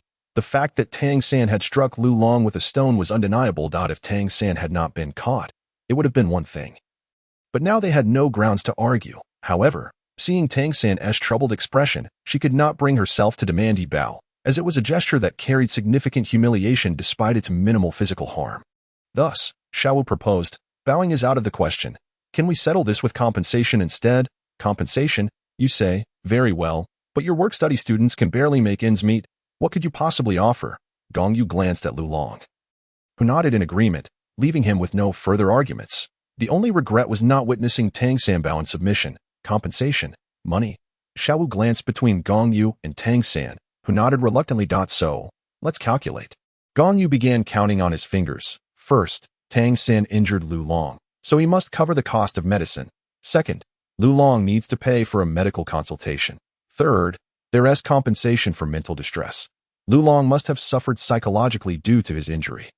Fourth, there is loss of study time, as Lu Long's mental state has surely hindered his academic progress. And lastly, this is serious, Lu Long has suffered after effects and has even coughed up blood. So surely that warrants compensation. Xiao Wu, upon hearing Gong Yu's demands, felt herself reaching the boiling point. You? Why don't you go rob a bank? I can begrudgingly accept the first few points. But the last one, Lu Long has not coughed up blood. Who says Lu Long hasn't? Gong Yu smiled at Lu Long. Hurry, cough up some blood. Oh dear, you're so slow. Just bite your tongue or gum yourself. Just get some blood out. Upon hearing this, Xiao Qinyu and the others regarded Gong Yu with the same astonishment one might reserve for a creature of the fantastical, involuntarily shivering at the audacity of his actions, which were nothing short of brazenly deceitful. Xiao Qinyu, in the recesses of his mind, resolved that in the future, he must avoid provoking Gong Yu at all costs, lest he fall victim to the latter's cunning schemes. Subsequently, Lu Long followed Gong Yu's instructions, gently biting the tip of his tongue and spitting out a few drops of mixed blood. Gong Yu then turned to Xiao Wu and remarked, you see, the aftermath has manifested. Lu Long has spat blood. Do you still wish to refuse compensation? Xiao Wu, indignant, began to argue further, but was silenced by Tang San's gentle tug on her sleeve, signaling her to cease her dispute. For he understood that she could not possibly win against Gong Yu's rhetoric. Thus, the so-called compensation was reluctantly accepted by Tang San. Very well, we shall compensate. Pray tell, how much do you require? Xiao Wu fumed as she pointed an accusatory finger at Gong Yu. Gong Yu glanced at Lu Long, aware that Tang San was to compensate Lu Long, and the latter, under Gong Yu's scrutinizing gaze, felt an involuntary shiver run through him. He cautiously proposed, how about 10 silver soul coins? Upon hearing this, Gong Yu dramatically covered his eyes, exclaiming, even if Tang San is willing to compensate, Lu Long, you cannot possibly be so miserly as to demand such a paltry sum. Your ambitions are far too limited. Gong Yu pondered for a moment and thought, well then, let me assist you in extracting a fairer amount. He then addressed Xiao Wu, stating, Lu Long has declared it shall be 10 gold soul coins. Lu Long was taken aback, for he had clearly stated 10 silver soul coins, but now it had transformed into 10 gold soul coins under Gong Yu's influence. He immediately attempted to correct himself. I meant to say 10, but Gong Yu swiftly interrupted him, turning to Xiao Wu and asserting, you see, Lu Long has indicated 10, which unequivocally means 10 gold soul coins. Xiao Wu was rendered speechless, yet Tang San interjected. Very well, I shall compensate with 10 gold soul coins. However, I do not currently possess such a sum. You must provide a deadline. Upon hearing Tang San's response, both Lu Long and Xiao Qinyu were struck dumb. Lu Long contemplated the fact that Tang San was genuinely willing to offer 10 gold soul coins, an amount that represented several years' wages for an ordinary person. Meanwhile, Xiao Qinyu mused that he had learned an invaluable lesson today. The art of extracting wealth without effort was truly remarkable and applicable in many situations. A deadline, you say, very well, I shall inquire with Lu Long to ascertain how long he is willing to wait. After speaking, Gong Yu cast a glance at Lu Long, who raised a finger and softly suggested, perhaps 1 year. Gong Yu feigned understanding and nodded before addressing Tang San. As you can see, Lu Long has raised a finger, indicating he will grant you 1 month. Lu Long was no longer merely dumbfounded. He was terrified at the prospect of Tang San needing to procure 10 gold soul coins in just 1 month, a sum equivalent to the monthly allowance of a high-ranking soul master. Xiao Qinyu looked at Gong Yu with eyes brimming with admiration, eagerly anticipating the moment he could boast about his classmate Gong Yu upon returning to the Lord's mansion. Tang San gritted his teeth and declared, very well, 1 month it shall be. I shall earn the 10 gold soul coins to compensate Lu Long within this time frame. Yet, Gong Yu interjected, words alone are insufficient. We cannot simply take your word for it, especially considering your earlier behavior has failed to instill trust. And what do you propose? Tang San retorted, though inwardly he had cursed Gong Yu 1,000 times. Wondering why he had to be so pedantic. Surely he, Tang San, was not the sort to shy away from compensating 10 gold soul coins. Gong Yu replied, you must swear an oath upon your martial soul.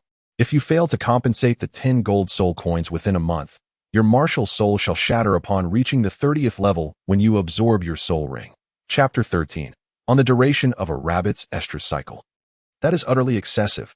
How can one demand such a casual oath upon a martial soul? Xiaowu fumed, pointing an accusatory finger at Gong Yu, ready to unleash a torrent of invectives. However, her tirade was abruptly cut short by Gong Yu's interjection. Then what of it? If you wish to avoid the consequences of your oath, simply fulfill the compensation within the designated time frame, Gong Yu stated with unwavering composure. Tang San pulled Xiaowu aside, saying, Xiaowu, enough. I shall take this oath. Rest assured, 10 gold soul coins is a trivial amount for me to procure. However, Tang San's attitude only served to infuriate Xiaowu further, who gazed at him with a sense of frustration at his lack of defiance. Tang San then proceeded to make his oath. I swear upon my blue-silver grass martial soul that if I fail to compensate Lu Long 10 gold soul coins within a month. Yet, as soon as he began to utter the words, Gong Yu interrupted once more. Wait, Xiaowu, exasperated, exclaimed, are you ever going to let this be? Why can't you express everything you need to say in one go instead of interrupting others mid-sentence? What business is it of yours? Gong Yu shot a glance at Xiaowu before turning back to Tang San, instructing, remove the words blue-silver grass from your oath. Do not specify any particular martial soul. Upon hearing this, Tang San hesitated, pondering if Gong Yu had somehow discerned the existence of his second martial soul. Given the knowledge he displayed in refuting their teacher, it was evident that he possessed considerable understanding. If their teacher were aware of Tang San's dual martial soul, then it was likely Gong Yu knew as well. At that moment, Tang San's animosity towards Gong Yu intensified. Enough already. Tang San possesses but a single blue-silver grass martial soul. Is it not sufficient to swear by it? What exactly do you desire? Xiaowu could no longer contain her anger and felt the urge to confront Gong Yu physically, realizing that his actions had become overly conspicuous. And considering that Tang Hao might be nearby, Gong Yu felt a flicker of concern that Tang Hao might suspect he was aware of Tang San's dual martial soul and thus harbor ill intentions. Thus, Gong Yu hastily concocted an excuse, stating, as I mentioned earlier, martial souls can also be acquired postnatally.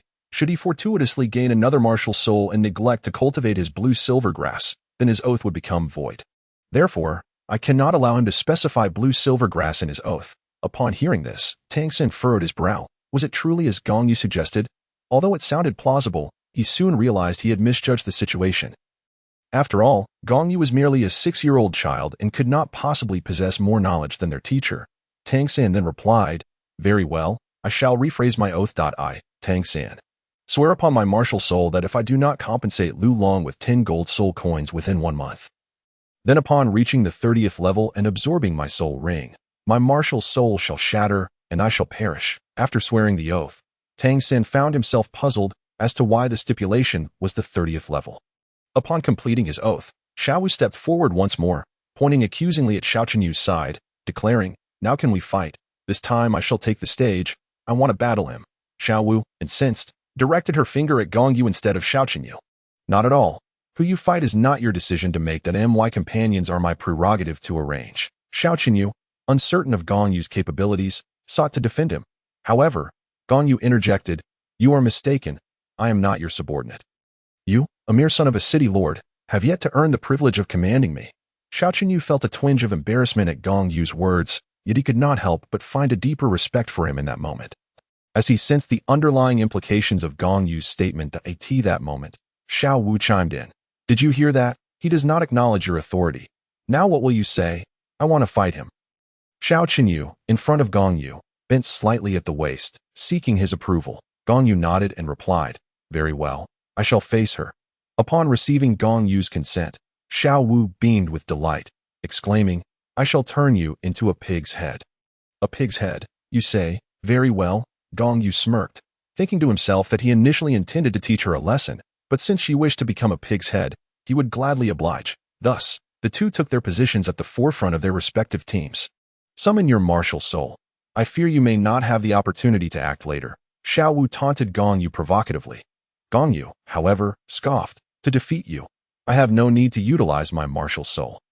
Xiao Wu coldly huffed, Since you say so, I shall not hold back. Soft Bone Rabbit, manifest. As she spoke, Xiao Wu spun around in place, and a fluffy, cotton-like short tail appeared at her rear, accompanied by a yellow soul ring that emerged from beneath her feet. 100-year yellow soul ring. The astonished Xiao Yu gazed at Xiao Wu's soul ring in disbelief, turning to Gong Yu, convinced that he had acted recklessly this time. Bah, a lecherous rabbit. It's merely a soul beast bus. Gong Yu continued to dismissively regard Xiao Wu. What lecherous rabbit? This is the soft-bone enchantress rabbit. Xiao Wu, infuriated, pointed an accusatory finger at Gong Yu and demanded, "What do you mean by calling it a soul beast bus? Are you insulting me?" In truth, Xiao Wu, upon hearing the term soul beast bus, suspected that her true form had been revealed, prompting her to question Gong Yu further to gauge his knowledge. "What do you mean?" Gong Yu wore a mischievous grin and remarked, "Hee. What I mean to say is that the soft-bone rabbit, as a soul beast, reaches sexual maturity merely 3 months after birth, with a subsequent estrus cycle occurring every 815 days. Consider this. Once the soft-bone rabbit enters estrus, it must seek a mate among soul beasts. Averaging one mating every 815 days, how many times does that amount to in a single year? And what if it were a soft-bone rabbit of 10,000 years? How many times then? Extending this further to 100 years, 1,000 years, or even 10,000 years, just how many soul beasts must it have mated with? The most daunting thought is this. If it were a soft-bone rabbit of 100,000 years, it would have mated at least 1 to 2 million times over that span. Let us assume 1 million times.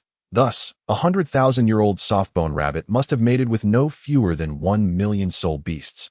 Wouldn't you agree that this resembles a soul beast bus? All this regarding the rabbit's estrus cycle is purely imaginative. Enjoy it if you like, but if not, I cannot help it. I'm merely here for amusement. Tang Hao, who had been secretly observing from the shadows, subtly nodded in agreement, finding merit in Gong Yu's argument. Initially, he had intended to teach Gong Yu a lesson for bullying Tang San, but Gong Yu's words sparked a revelation, prompting him to reconsider and let Gong Yu be. Simultaneously, Tang Hao mused that he had originally planned to keep Xiao Wu as a daughter-in-law for San Heir. However, that was no longer feasible. Such a promiscuous character could not possibly enter the Tang family. Absolutely not. She could only serve as San Heir's soul ring. Xiao Wu, seemingly struck by the truth of his words, felt a flush of color rise to her cheeks.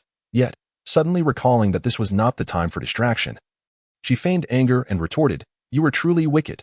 The rabbit is so adorable. How dare you slander it? Just watch as I flatten you." Following this declaration, she charged at Gong Yu. Chapter 14. The roughhousing of the rogue rabbit in the blink of an eye. Xiao Wu had reached Gong Yu, her right leg bending at the knee, the tip of her foot launching forth aimed squarely at Gong Yu's chin. Although the force appeared minimal, the speed was remarkable. Gong Yu deftly dodged to the left, evading the incoming kick, while simultaneously reaching for Xiao Wu's ankle, forcefully slamming her to the ground much like the Hulk throwing Loki. Gong Yu was not one to hold back with Xiao Wu. After all, she was a 10,000-year soul beast, and a few slams would not bring her harm. Xiao Wu found herself thrust to the ground, face down, where abrasions began to mark her skin, turning red from the impact. After enduring multiple painful slams, Xiao Wu learned to adapt. As she neared the ground once more, she braced herself, using her hands to push against the earth to shift her center of gravity. Then executed a spinning kick with her free leg aimed at Gong Yu. Gong Yu, quick as a flash, seized her other leg with his free hand. Gripping both of Xiao Wu's legs, he continued to slam her down. Casting glances at Tang San, his face adorned with a grin that incited an urge to retaliate. "Stop it. Release Xiao Wu." Tang San pleaded, clutching his chest, feeling a stab of pain as if he were experiencing it firsthand. Gong Yu continued to slam Xiao Wu but addressed Tang San. "She refuses to concede, indicating she's fine. Why should you be anxious? What concern is it of yours as a mere spectator? Do you intend to interfere in the match?" Tang San, increasingly agitated by Gong Yu's taunts, felt his eyes redden with fury, his hand already poised to draw a hidden weapon from beneath the moonlit bridge, ready to unleash it upon Gong Yu. Gong Yu had long sensed Tang San's intentions, yet he persisted in his treatment of Xiao Wu, warning, "You would do well to abandon any thoughts of using that treacherous weapon against me. Do you truly believe I wouldn't use this rabbit as a shield if you dared to fire?" Upon hearing this, Tang San's hand retreated, relinquishing the notion of attacking Gong Yu with a concealed weapon. Xiao Wu's friends, including Xiao Qinyu, averted their gazes, unable to bear the sight of Xiao Wu being so mercilessly battered that a timid little girl nearby was on the verge of tears from fright. Hidden in the shadows, Tang Hao swallowed hard, internally lamenting, "Whose child is this? Truly too brutal." At that moment, Tang San cried out in desperation, "Xiao Wu, just admit defeat. If you concede, he will let you go." However, this only fueled Xiao Wu's indignation, making her even less likely to surrender. She believed she had the strength to break free, but forgot that she was no longer the 10,000-year soul beast in her true form. Rather, she was merely a 6-year-old child, lacking the strength to escape Gong Yu's grip. Though both were 6 years old, Gong Yu's training in the dragon elephant prajna, having reached the 2nd level, granted him a foundational strength of 1,000 pounds. Not to mention the enhancement from the Golden Dragon King's bloodline. For instance, Tang Wulin, due to the Golden Dragon King's bloodline, possessed a mere 11th level soul power, yet had a strength of 2,700 kilograms. Therefore, Gong Yu's foundational strength of 1,000 pounds was not particularly high. Nevertheless, even that modest strength was beyond Xiao Wu's ability to break free from at this moment, unless she transformed into her true form, which was impossible. "Heh, you refuse to concede, do you? Then I shall continue," Gong Yu thought, feeling somewhat satisfied he would release her immediately if she surrendered. But since she did not, he had no choice. After several more painful slams, Xiao Wu could no longer endure it and finally relented. "I concede. I concede. Just let me go." "Oh dear, why concede so soon? It's utterly dull." Gong Yu smirked, tossing Xiao Wu into the air, spreading her legs apart so she resembled a Y shape. Then delivered a kick to her rear, simultaneously releasing his grip, sending her flying. Xiao Wu soared through the air, landing several meters away. At that moment, Tang San rushed to her side, helping her up while casting a fierce glare at Gong Yu. His expression seething with rage as if he wished to tear Gong Yu apart. Gong Yu returned Tang San's glare with one equally menacing, spitting dismissively, "Such a weak rabbit." With that, he turned and departed without a backward glance. After taking only a few steps, he heard Xiao Wu's voice calling out behind him, "Ouch, that hurts. Senaire, be gentler." In the depths of Gong Yu's heart, he couldn't help but clench a handful of grass. Had this been on Earth, such a phrase would undoubtedly lead to a significant misunderstanding. Xiao Wu, supported by others, managed to stand up. She no longer resembled her former adorable self, although Gong Yu had turned her into a grotesque sight. Her face had taken on a flattened, coarse appearance due to the rough treatment she had endured. Whistling a cheerful tune, Gong Yu made his way back to the dormitory, deciding against attending afternoon classes. According to the regulations of the Junior Soul Master Academy, as a first-ring Soul Master, he was already eligible to apply for graduation. He indeed harbored such intentions. However, having reached level 15, he thought it prudent to remain at the academy a bit longer. Once he attained level 20, he could hunt soul beasts and conveniently depart thereafter. In the dormitory, Gong Yu sat cross-legged on his bed, and at that moment, a familiar chime echoed in his mind. Due to his earlier exposure of Tang San, he had earned a simulation opportunity, and yet another opportunity was granted because of his altercation with Xiao Wu. Thus, within a mere hour, he had accumulated 2 simulation chances, bringing his total to 3. For the time being, he felt no urgency to engage in simulations. His cultivation technique was sufficient, and he had Xian Shui Dan at his disposal, ensuring he lacked resources. Even the process of digesting the bloodline power of the Golden Dragon King was adequately supported by the Dragon Elephant Prajna skill, so he resolved to save his simulation opportunities for future use. A month swiftly passed. During this time, Gong Yu had completely absorbed the residual effects of the previous Xian Shui Dan, elevating his soul power to level 16. He then retrieved another Xian Shui Dan, tossed it into his mouth, and began to circulate the true Dao Song, absorbing its potency. Under the influence of the Xian Shui Dan, Gong Yu entered a meditative state, awakening only by dusk. Upon inspecting himself, he noted only minimal impurities expelled, which was understandable given that he had consumed the Xian Shui Dan a month prior and had already eliminated many impurities. Assessing his soul power, he found it had risen by over a level, now peaking at level 17, certain that upon fully digesting the Xian Shui Dan's effects, he would ascend to level 18. The efficacy of the Xian Shui Dan had begun to wane. This time, it had only increased his level by a little over 1, and future enhancements would diminish even further. He estimated that after consuming 4 or 5 more, its effects would be entirely exhausted. However, by then, Gong Yu would have amassed several simulation opportunities, making it an opportune moment to engage in simulations for potential fortunes. Chapter 15. The Potted Blue-Silver Emperor. 3 months passed in the blink of an eye. One midday, while purchasing snacks at a stall in Nodding City, Gong Yu noticed a burly man in a black robe, covertly observing Tang San as he energetically wielded a hammer, forging iron. The man in black nodded subtly, clearly impressed by Tang San's performance. Observing the man, Gong Yu mused. Isn't that Tang Decue? Has he come to watch his son again, ever vigilant to ensure his offspring isn't bullied? Given his son's propensity for violence, frequently resorting to lethal force, it was hard to believe he himself would ever be victimized. Yet, Gong Yu suddenly recalled that there was a class competition scheduled for the afternoon.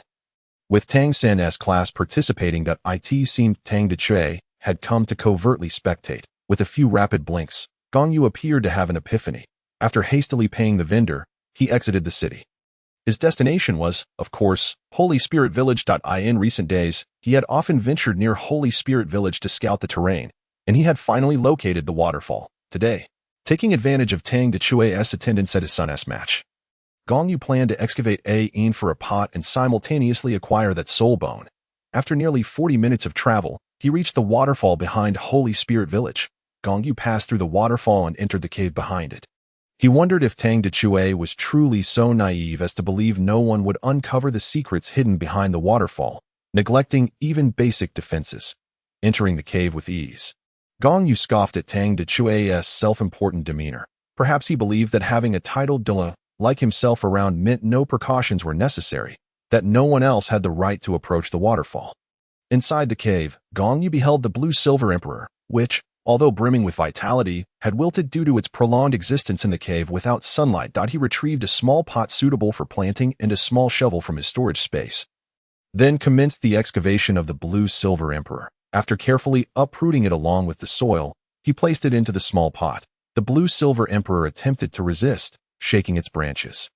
But Gong Yu summoned his golden blue-silver grass, emanating the aura of the golden dragon king's bloodline, which instantly quelled Ain's defiance.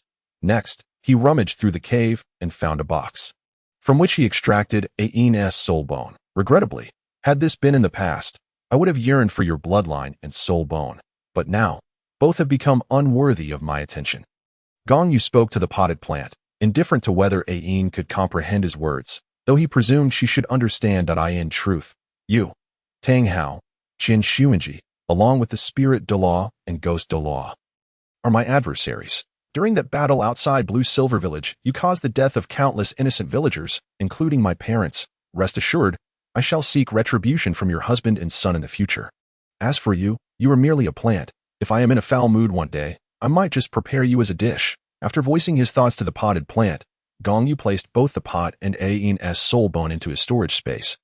A gift from the system that allowed for the storage of living beings, he then departed Holy Spirit Village, opting for a less traveled path to avoid encountering Tang Decue, winding his way back to Notting City after some time. In Notting City, he rented a house with a courtyard for 2 months, moving out of the academy starting today. With just over a month left before the academy's break, Gong Yu had managed to elevate his soul power to level 19 during the past 2 months. With the aid of Xian Shui Dan, he was confident of reaching level 20 before the academy's recess, at which point he would apply for early graduation, retrieving the potted Ain from his storage space. He placed it on the balcony of his bedroom, allowing it to bask in the long-awaited sunlight. Its leaves trembled slightly, seemingly expressing joy. Following this, Gong Yu set out once more, seeking Xiao Yu and requesting his guidance to the talent market. Upon learning Gong Yu's intentions, Xiao Yu appeared quite delighted, bowing and saying, "Brother Yu, are you looking to purchase a maid?" Ever since witnessing Gong Yu's overwhelming defeat of Xiao Yu had developed a profound admiration for him. Beginning to refer to him as Brother Yu and often introducing himself as Gong Yu subordinate, despite Gong Yu never acknowledging it. "Yes, I wish to take a look and perhaps acquire a few individuals." Gong Yu replied nonchalantly. Naturally, visiting the talent market meant he was looking to purchase people. Although the Empire had laws prohibiting human trafficking, the intertwined interests and complex powers behind such transactions rendered those laws effectively meaningless. While no one might openly engage in the trade of human lives, clandestine dealings continued unabated. Xiao Yu inquired further, "What kind of maid does Brother Yu prefer? One with ample bosom, a shapely figure, or perhaps both?" Gong Yu stated, "I seek someone clean, ideally possessing the blue-silver grass martial soul." Internally, Gong Yu contemplated finding a young girl with the blue-silver grass martial soul, nurturing her in the direction of Ain, so that one day she might consume Ain and awaken the bloodline of the blue-silver emperor, ultimately inheriting the blue-silver emperor's soul bone. Xiao Yu pondered, "A clean one. There are indeed some. Though they may not be very old, likely around your age, 6 or 7 years. Gong Yu understood the implication behind Xiao Qinyu's words. Those girls captured for trafficking, once they reached about 12 years of age, would often resort to various services to survive. Only those who had not yet reached that age could be considered clean, as they were too young to perform such services unless they fell into the hands of those with a proclivity for child exploitation. Soon, the two arrived at the talent market, where some individuals were caged and subjected to the whims of onlookers, while others dangled from beams, presumably having attempted to escape only to be caught. In his previous life, Gong Yu had never witnessed such scenes. Though his heart ached, this was the reality of the era. He could not change it alone, and as for the future, it would be addressed when the time came. Xiao Qinyu escorted Gong Yu to a familiar acquaintance, though this so-called acquaintance was merely a business venture in which he had privately invested. The trade of human trafficking was typically orchestrated by officials behind the scenes within the two great empires. And Xiao Qinyu's father, being the lord of Notting City, naturally had his hands in such dealings. Come, Lao He, allow me to introduce you to my newly appointed boss. Xiao Qinyu presented a middle-aged man in his 40s to Gong Yu. Making the introduction, the man, referred to as Lao He, glanced at Gong Yu, who appeared to be younger than Xiao Qinyu by a few years, and immediately began to speculate about Gong Yu's status. Thus his demeanor towards Gong Yu grew markedly warmer. Chapter 16. The piglet Gong Yu smiled at the middle-aged man named He and said, "Ah, so you are boss He. What a pleasure. Ah, so it is Gong Xiao. Greetings. Lao He replied with a smile, engaging in pleasantries before continuing. I hear from Xiao Xiao that Gong Xiao is looking to purchase some clean piglets. Indeed, Gong Yu responded with an expression of calm indifference. I do require some clean ones. I trust Xiao Qinyu has conveyed my specifications to you. The term piglet lingered unuttered on Gong Yu's lips. Precisely, Xiao Xiao has informed me. Lao He maintained a facade of a smile and added, we have just received a fresh batch, guaranteed to be clean. Would you like me to show you? He glanced at Xiao Qinyu, who then looked at Gong Yu. However, Gong Yu shook his head, unwilling to revisit those distressing locales. Yet, he maintained an air of nonchalance, saying, there is no need to view them. Simply bring me 7, ages 6, 7, or 8 will suffice. Understood, Lao He replied, visibly pleased, before turning to leave. Shortly thereafter, he returned with 7 little girls, their hands bound. Perhaps due to Gong Yu's insistence on cleanliness, the girls' faces had been washed. Gong Yu pretended to ponder, stroking his chin thoughtfully. Seeing Gong Yu's demeanor, Xiao Qinyu assumed he was deliberating on his choices and inquired, Brother Yu, have you found any you favor? Would you like to exchange for a different batch? Gong Yu shook his head, replying, no need for an exchange. That would only prolong the process. That I'll take these 7. Oh, by the way, do any of them possess a blue-silver grass martial soul? At this moment, Lao He interjected, yes, the one in the blue attire, the tallest among them. Very well, let's proceed with that arrangement. Time to settle the bill. Gong Yu expressed his desire to leave this place as soon as possible. However, Xiao Qinyu blocked his path, asserting, wait, Brother Yu, this is our own business. You need not pay. Moreover, such young piglets are hardly worth much. Consider them a gift. That is out of the question. Gong Yu replied, if you wish to gift me something else, I assure you I will accept without hesitation. However, purchasing individuals requires my payment. Once paid, they become my responsibility, which carries a different significance, but they are merely piglets, not people, Xiao Qinyu argued, oblivious to the deeper implications of Gong Yu's words. He was solely focused on pleasing Gong Yu. And despite Gong Yu's refusal, he still sought to negotiate. Just as Gong Yu was about to respond, the girl with the blue-silver grass martial soul suddenly spoke up. If you wish to buy me, you must also purchase my sister, otherwise, I will not leave with you, even if it costs me my life. Her spirit remains unbroken even in this place. Quite remarkable. A smirk appeared on Gong Yu's lips as he turned to the blue-silver grass girl, asking, your sister is here as well? Indeed, the girl replied, that day, my sister and I were catching loaches in the fields when we were knocked unconscious. Upon waking, we found ourselves here. At that time, my sister was confined with me, but they later separated us. Upon hearing this, Gong Yu glanced at Xiao Qinyu, who then looked at Boss He, and the latter nodded in affirmation. Gong Yu then stated, Xiao Xiao, did you not say you would provide a gift? We can consider it 7 purchased, 1 gifted. How about you include her sister? Not a problem. Just another piglet. Xiao Qinyu's eyes brightened, pleased to finally offer something to Gong Yu, thus redeeming his visit. Soon after, the sister of the blue silvergrass girl was brought forth. The moment she saw her sister, she ran over, exclaiming, "Sister! Sister!" The blue-silver grass girl wept as they embraced, only to notice her sister's clothes stained with blood. Alarmed, she released her sister, discovering that 2 fingers were missing from her sister's left hand. "What happened to you, little sister?" The blue-silver grass girl's eyes misted over with tears. "I'm fine, sister." Her sister feigned strength, comforting her. "I'm all right. Please don't cry." Unable to bear the sight, Gong Yu retrieved a pouch of gold soul coins from his storage space, tossing it onto the counter without hesitation. He then picked up the contracts of the little girls and declared, "Come, from now on, you will be my people." Xiaoqun Yu followed suit, and the 8 little girls cautiously trailed behind, lacking any intention to flee. They were too fearful of the consequences should they be recaptured. On their way back, they passed a clothing store, where Gong Yu bought each of the 8 girls a few suitable outfits before returning to the small courtyard he had rented. "That will suffice. Xiao, you may leave me here. I shall reside here for the time being. Should you need anything, you may come find me directly. I will be spending less time at the academy going forward." Gong Yu informed Xiaoqun Yu. "Understood, brother Yu. I shall take my leave," Xiaoqun Yu replied before turning with his entourage to depart. "Come inside with me." Once Xiaoqun Yu had left, Gong Yu turned to the 8 girls and guided them into the courtyard. Inside, he arranged them in a line and began to speak. "You 8 are those I have purchased, but I do not intend to treat you as mere property." As he spoke, he produced their contracts and, with a flicker of flame, set them ablaze. As you can see, I have burned your contracts. From this moment forward, you are truly free. Therefore, if any of you wish to leave, you may do so now." "Can we really leave?" the blue-silver grass girl pondered, longing for her parents. "You may depart. If you do not wish to stay, you are free to go, and the same applies to the rest of you," Gong Yu affirmed. The blue-silver grass girl turned to her sister and said, "Sister, shall we return home? Mom and Dad must be worried sick since they haven't found us for so many days." "Sis, do you know how to get back?" Her sister shook her head, responding, "Besides, sister, we cannot go back. It was our parents who sold us to provide for our younger brother, to lessen the burden of food on the family. They conspired to sell us. That's impossible. Sister, you mustn't speak such nonsense.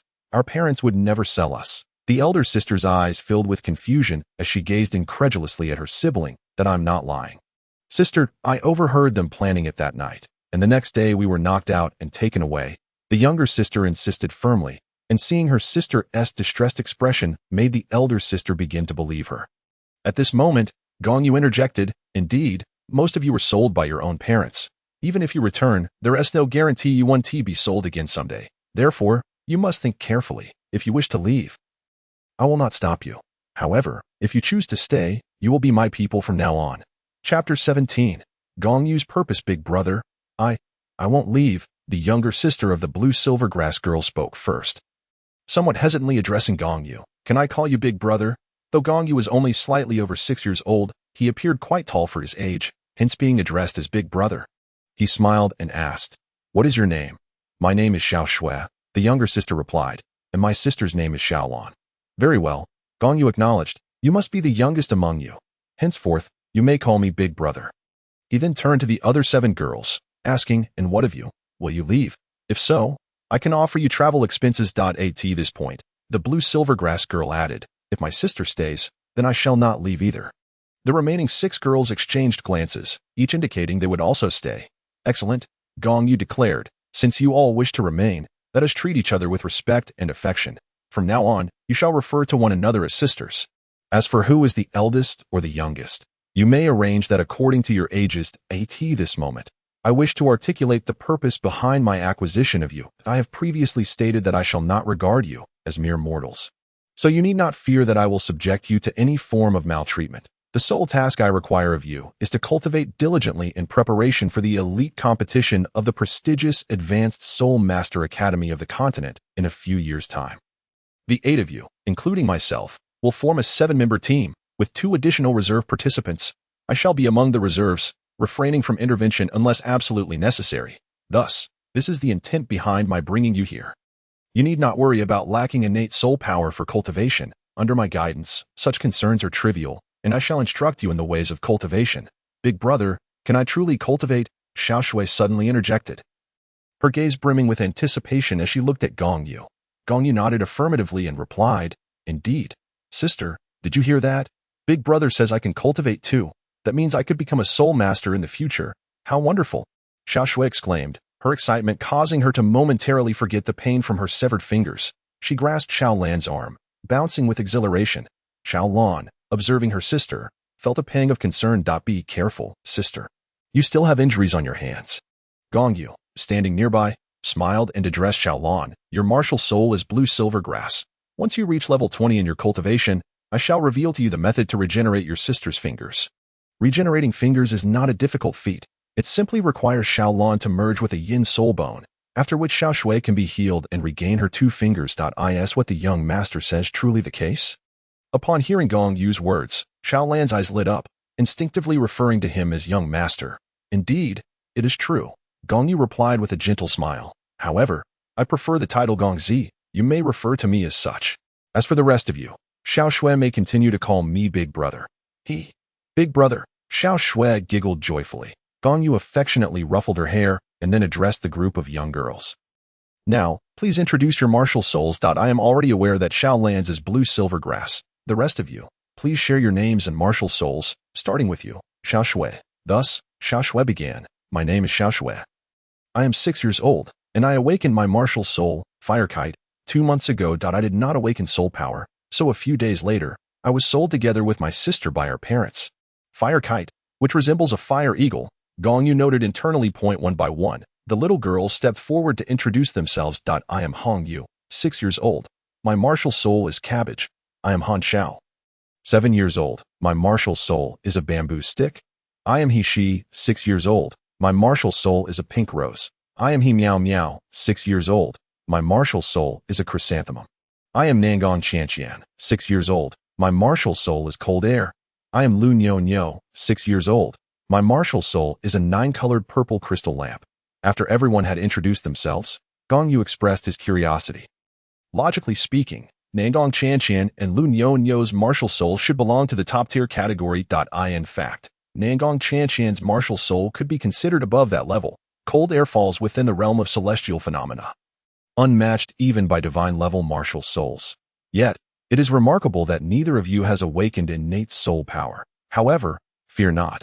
With my presence, you shall all cultivate soul power. I shall introduce myself as well. My name is Gong Yu. I am nearly your age, turning 7 in 2 months. My martial soul is also blue silver grass, albeit a mutated variant. You shall see for yourselves in due time.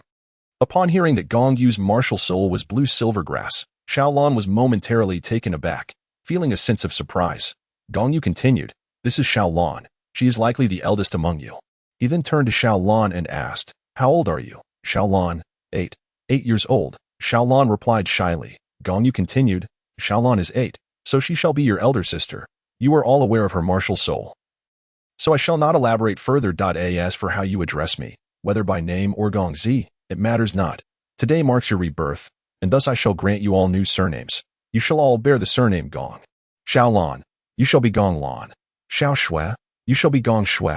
The others shall be Gong Yu, Gong Xiao, Gong Qianqian, Gong Miao Miao, Gong Nyo Nyo, and Gong Shi. Gong Shi sounds awkward, resembling congratulations, so she shall be Gong Shir. From this day forth, we are one family. Now, you may freshen up. I will prepare a meal for you. After we eat, I shall teach you how to cultivate. The bathing facilities are located in the room to your left. You shall reside there for the time being. I will arrange the sleeping arrangements later.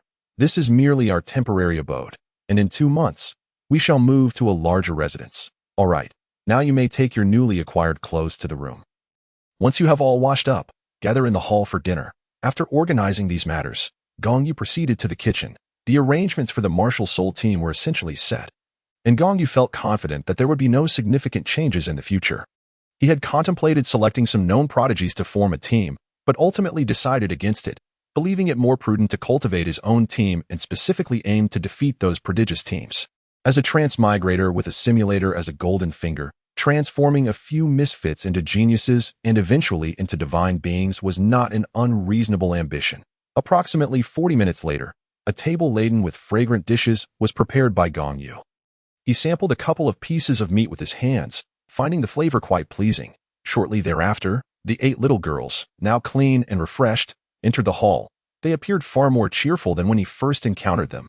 As evening approached, The 4 beds and a large wardrobe he had ordered finally arrived, and the movers set them up in the room shared by Gong Lan and her companions, perfectly filling the space while leaving 2 passageways clear. The bunk beds were just enough for the 8 girls. Currently, Gong Yu was low on funds, so he could only make do with such arrangements for the time being. After a while, Gong Yu called all 8 girls to the training room. The girls lined up, and Gong Yu began to speak. In a moment, I will teach you how to cultivate, but first, you must each possess soul power. Please sit cross-legged. Upon hearing Gong Yu's instructions, the little girls promptly seated themselves, their faces glowing with excitement. Gong Yu nodded in satisfaction, then approached Gong Lan, saying, "We'll start with you, elder sister." He addressed Gong Lan further. "Laner, your martial soul is blue silver grass, making it comparatively easier for you to acquire soul power." Gong Yu then produced a small glass vial containing a green liquid the size of a thumb, opened it, and handed it to Gong Lan, saying, "Laner, this is the essence I extracted from the blue silver emperor. The blue silver emperor is still blue silver grass, but it is the sovereign of its kind, akin to an emperor. Drink this essence, and I will assist you in refining and absorbing it." Without hesitation, Gong Lan took the vial and downed the contents. The remaining 7 girls watched with wide, curious eyes. "Very well, now sit cross-legged and close your eyes." Gong Yu instructed Gong Lan, who complied. He then sat behind her, pressing his palms against her back, channeling soul power into her to assist in refining the blue silver emperor's essence. After approximately 10 minutes, Gong Lan fully absorbed the essence, causing her blue silver grass martial soul to emerge. What was once ordinary blue silver grass now bore faint golden patterns, hinting at a transformation. Following this, she expelled numerous impurities from her body. Her hair, still black, now exhibited a subtle bluish hue at this point. Gong Yu spoke again. "All right. Now sense your surroundings and see if you can perceive anything in the air." "Understood," Gong Lan replied, following Gong Yu's guidance. A moment later, she said, "I sense some sparkling particles in the air." Gong Yu nodded inwardly and explained, "Precisely. Those are the elemental energies of heaven and earth, the free soul power that exists in the atmosphere. By absorbing those sparkling particles into your body and transforming them, they will become your soul power. So those particles are what will transform into my soul power. Am I truly able to cultivate in the future?" Gong Lan, with a hint of excitement, inquired of Gong Yu. Of course, Gong Yu replied with a smile, adding, "However, the meditation techniques on the continent yield a remarkably low conversion rate for the unbound soul energy of the world, resulting in a painfully slow cultivation speed. Therefore, I do not intend to teach you those methods. Instead, I shall impart to you a cultivation technique that will significantly accelerate your progress compared to any meditation method. Now, I will assist you in drawing energy into your body, allowing it to circulate within you. You must remember the pathway of this energy's flow. Henceforth, you can draw energy on your own, following the same route." "Yes, I will remember diligently," Gong Lan responded resolutely. Subsequently, Gong Yu began guiding Gong Lan in drawing energy into her body, leading it through her meridians. After completing a full cycle, the energy settled within her dantian, forming the first strand of soul power that belonged solely to Gong Lan. Do you feel it? Gong Yu's voice resumed. "The area beneath your lower abdomen is called the dantian. Within it lies a mass of energy, your soul power. You are now a level 1 soul master." Upon hearing Gong Yu's words, Gong Lan immersed her consciousness in her dantian and, upon discovering the energy mass, felt an overwhelming surge of excitement. "Thank you, my lord." Just as Gong Lan was about to kneel in reverence to Gong Yu, she was gently pressed down. "You need not concern yourself with such formalities. I have no interest in that tradition. Simply keep it in your heart. Now, continue your cultivation using the method I just taught you, and refine more strands of soul power. I must first attend to the others." Gong Yu then produced 2 Xian Shui pills, dividing one into 4 smaller portions, resulting in a total of 8 servings. The girls had never cultivated before, and consuming too much at once would likely overwhelm them. Even with Gong Yu's assistance, they would struggle to endure an abrupt influx of soul power. Thus, he opted to distribute the Xian Shui pills in smaller portions. Of course, this was a secondary reason. The primary reason was that Gong Yu had only 6 Xian Shui pills remaining. There simply weren't enough to give one to each of them, as he needed to reserve 2 for himself, leaving 4 for the 8 girls. Gong Yu first gave a small portion to Gong Lan, encouraging her to consume it and refine it independently, as she was now fully capable of refining a quarter of an Xian Shui pill. After addressing Gong Lan's needs, Gong Yu began assisting the remaining 7 girls in refining their pills, teaching them the method he had previously imparted to Gong Lan. guiding them to channel energy through their meridians and circulate it. After more than 3 hours of diligent effort, all 8 girls had successfully become soul masters. Gong Lan was particularly fortunate, as the infusion of blue-silver royal juice had elevated her soul power to level 2, while the others remained at level 1. Nevertheless, all 8 girls had finally embarked on the path of soul masters. Time swiftly passed, and 2 months elapsed without any major incidents, save for one minor commotion. A scruffy hooded man wielding a hammer-like martial soul had wreaked havoc on several cities' martial soul branches. Upon hearing this news, Gong Yu surmised it was Tang Hao's doing, likely a result of his frustration over the theft of a yin and a yin soul bone, leading him to unleash his wrath upon the martial soul branches. Notably, Su Yuntao from Notting City had drawn suspicion from Tang Hao due to his visit to Holy Soul Village, resulting in a severe beating. Unfortunately for Tang Hao, he ultimately gleaned no useful information and, dismissive of the likes of Su Yuntao, spared his life. Later, news spread from the Martial Soul Hall confirming that the hooded man was indeed Tang Hao, prompting a renewed manhunt for him. The remaining events were of little concern to Gong Yu. After 2 months of cultivation, his soul power had reached level 20, and prior to the school's break, he had applied for an early graduation from Notting Academy to IT Home. The 8 girls demonstrated commendable cultivation progress, averaging an increase of 1 level per month. By the end of 2 months, they had all attained level 3 soul master status, with Gong Chanqian, Gong Nonyo, and Gong Lan achieving level 3, while Chanqian and Nonyo ascended to level 4. And Gong Lan reached level 5. Gong Chanqian and Gong Nonyo possessed top-tier martial souls, though for reasons unknown, they had not awakened innate soul power until now, allowing them to cultivate at a faster rate than others. As for Gong Lan, her accelerated progress was attributed to the nurturing effects of the blue-silver royal juice, which had positively transformed her blue-silver grass. Chapter 19. Simulation. Once more that night, Gong Yu lay in bed, unable to fall asleep. Several months had passed, and his resources had been depleted. Thus, he resolved to simulate once more, hoping to gain new insights from the simulator. Prepare for simulation. Please select a related character. 1. Evil Soul Master A Tai. 2. Qiangu Family Branch Descendant Qiangu Xianglin. 3. A caterpillar on the golden tree. Goodness, how am I to choose this time? That caterpillar is audacious enough to crawl on Tang San's mother. What is it planning? God-slaying or God-devouring? Never mind. I shall not select the caterpillar. And as for the evil soul master, I shall pass. This time, I choose to be a member of the Qiangu family. I select option 2. If the simulation commenced at 0 years old, you were born into the Qiangu family, becoming a branch descendant. At 1 year old, your parents were killed by unidentified assailants, leaving you an orphan. You were sent to the Qiangu family's orphanage for upbringing. At 2 years old, no significant events occurred. Your life was rather tranquil. At 3 years old, again, no significant occurrences transpired. Your life remained peaceful. At 4 and 5 years old, no notable events unfolded, and your life continued in serenity. At 6 years old, alongside peers your age, you underwent martial soul awakening with the assistance of family members. You awakened the martial soul serpent staff, a variant of the dragon staff that had devolved, representing a regression. Fortunately, the deterioration of your martial soul was not severe. The dragon patterns had merely transformed into serpent patterns. And you still awakened a high innate soul power, reaching level 8. Despite your level 8 innate soul power and the potential for a title in this lifetime, those with the true dragon staff martial soul regarded you as an anomaly, with many believing that dragons should not coexist with serpents, resulting in few who held you in esteem. 2 months later, your soul power increased to level 10, and with the family's provision, you acquired a yellow earth dragon soul spirit. Upon absorbing the earth dragon soul spirit, you gained your first soul ring, and your serpent staff evolved, the serpent patterns transforming into dragon patterns. You obtained your first soul skill, Dragon's Dive. In secret, you found a secluded spot to test the power of your first soul skill. As your soul ring shimmered, you struck with your staff, unleashing a dragon-shaped force that soared forth, shattering a tree aged over a decade with remarkable force. Your actions caught the attention of a cloaked figure. The figure sought to take you as a disciple, displaying their soul power, which was at level 99, a demigod. Lacking knowledge of such matters, you understood only that it was impressive. You accepted the cloaked figure as your master.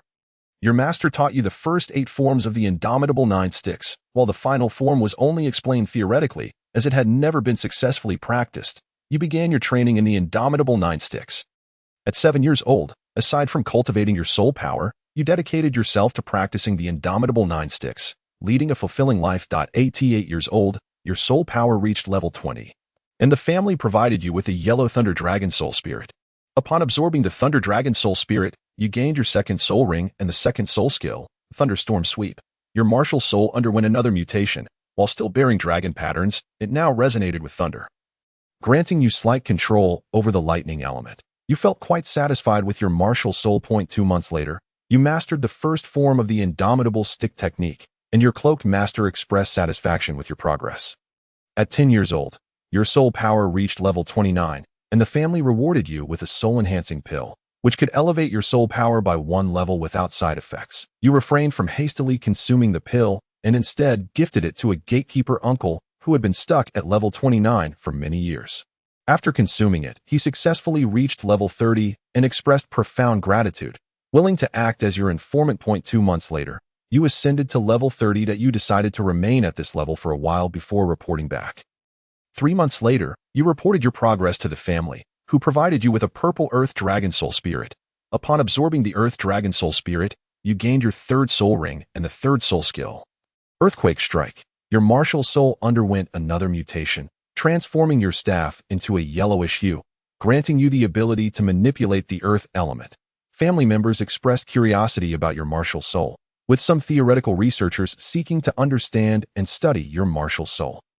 Suddenly, you became the center of attention within the family. At 12 years old, you mastered the second form of the indomitable stick technique. Influenced by the unwavering spirit of your martial soul, your mental strength surged, reaching the pinnacle of the spiritual realm.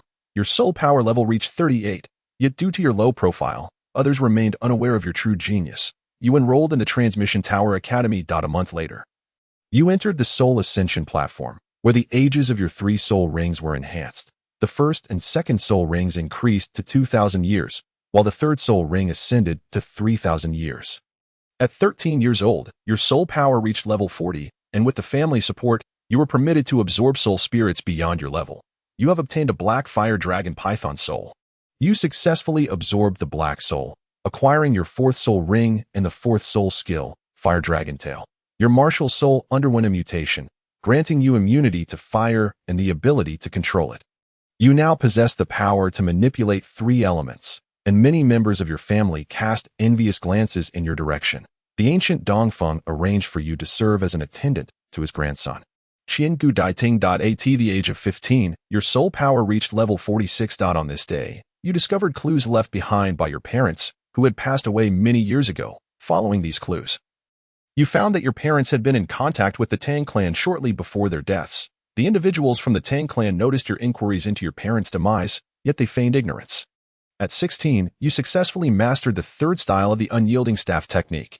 Your enigmatic teacher, shrouded in black, had vanished without a trace, and you found yourself missing him after years of separation. 2 months later, your soul power increased to level 50. In an effort to test the mutation of your martial soul, your family provided you with a 30,000-year-old Wind Dragon Soul. Upon absorbing the Wind Dragon Soul, you acquired your 5th soul ring.